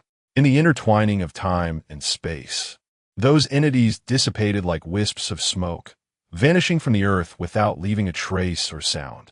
Of course, some of the less potent anomalies were merely immobilized for the moment, spared from destruction. Minutes passed, and the once cacophonous Donghai City fell into an eerie silence, a deathly stillness blanketing the skies above. After confirming the absence of any lingering anomalies, Yi Ping retracted the domain. As he withdrew the realm, he felt himself sway in the air before plummeting toward the ground. Had he overexerted his power? It was hardly surprising, considering the simultaneous use of time and space against so many anomalies, especially as he was still mastering this formidable strength. As he descended, a wry smile graced Yi Ping's face, yet he revealed little concern. As of now, his physique has transcended that of mere humanity. Even if he were to plummet from several hundred meters above, he would remain unscathed. More precisely, even if his form were to be reduced to a mere puddle of flesh, as long as the enigmatic force within him did not dissipate, he could instantaneously restore himself to his original state. This is one of the advantages bestowed upon him after his mysterious power and body fused completely. Just as Yi Ping was preparing to revel in the might of his new form, a shadow darted past from a nearby skyscraper, seizing him midair and hurtling him into the opposite building, ultimately achieving a semblance of a safe landing. After touching down, Yi Ping intended to utter a few words, but noticed that the figure who had rescued him was gradually fading from existence. Not only that individual, but the very surroundings, the buildings, were also slowly vanishing, as if they were mere bubbles. Simultaneously, the scenes on the distant streets and the people within them were disappearing as well. Naturally, he was no exception. His own body was also fading away. And at that moment, the enigmatic force within him had been entirely depleted. The sudden surge of power that had descended upon Donghai City transformed every living being and object within it into ephemeral wisps, returning to the void. This force of obliteration was akin to disappearance. To be more precise, it was the forbidden anomaly, the second tier of world-ending anomalies, disappearance. A true force capable of erasing the world in its entirety. Such a power could render an entire city utterly non-existent. Even the most terrifying anomalies would struggle to achieve such casual annihilation. Only a world-ending anomaly could manifest such a phenomenon, and it was one that resided perilously close to the forefront of that classification. Ah, you, everyone. Just before his body was on the brink of complete dissolution, Yi Ping witnessed the heartbreaking sight of the orphanage's inhabitants one by one fading away. Their tear-streaked faces were etched in his memory, impossible to forget. His beloved, Lu Yu, gazed at him with profound sorrow, even deprived of a final farewell before she too vanished entirely.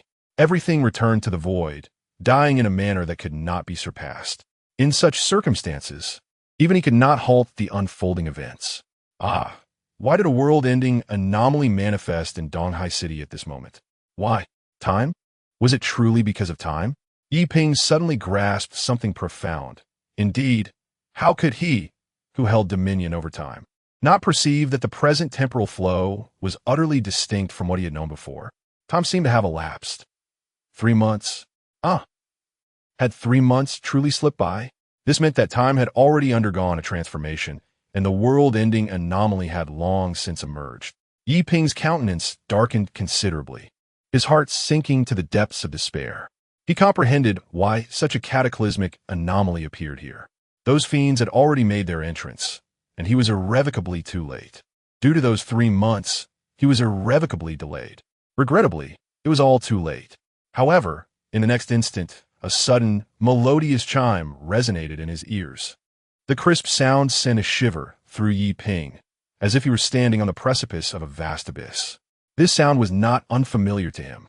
It was the unmistakable noise of the time wheel's pointer being set in motion. Why at this moment did the time wheel turn? For reasons unknown. A profound sense of dread surged within Yi Ping. In the blink of an eye, he was pulled into an alternate dimension. Before his gaze lay a colossal time wheel, the very embodiment of temporal enigma. You have failed. The chilling words echoed through the air. In the next moment, another version of himself materialized before Yi Ping. However, what set this apparition apart was the time wheel that glimmered within his eyes. Who are you? Yi Ping could not help but question this doppelganger. Upon hearing his inquiry, the figure smiled. Who am I? I am you. The Yi Ping with the time wheel in his eyes stepped forward and pressed a hand against Yi Ping's forehead. You, oh no. I should say this version of you has already failed. Your actions were far too ostentatious, breaching the forbidden boundaries, and your strength could not safeguard what was necessary. Thus, you have succumbed to failure. Nevertheless, it is of no consequence. What we lack the least is time, and we possess countless opportunities to begin anew.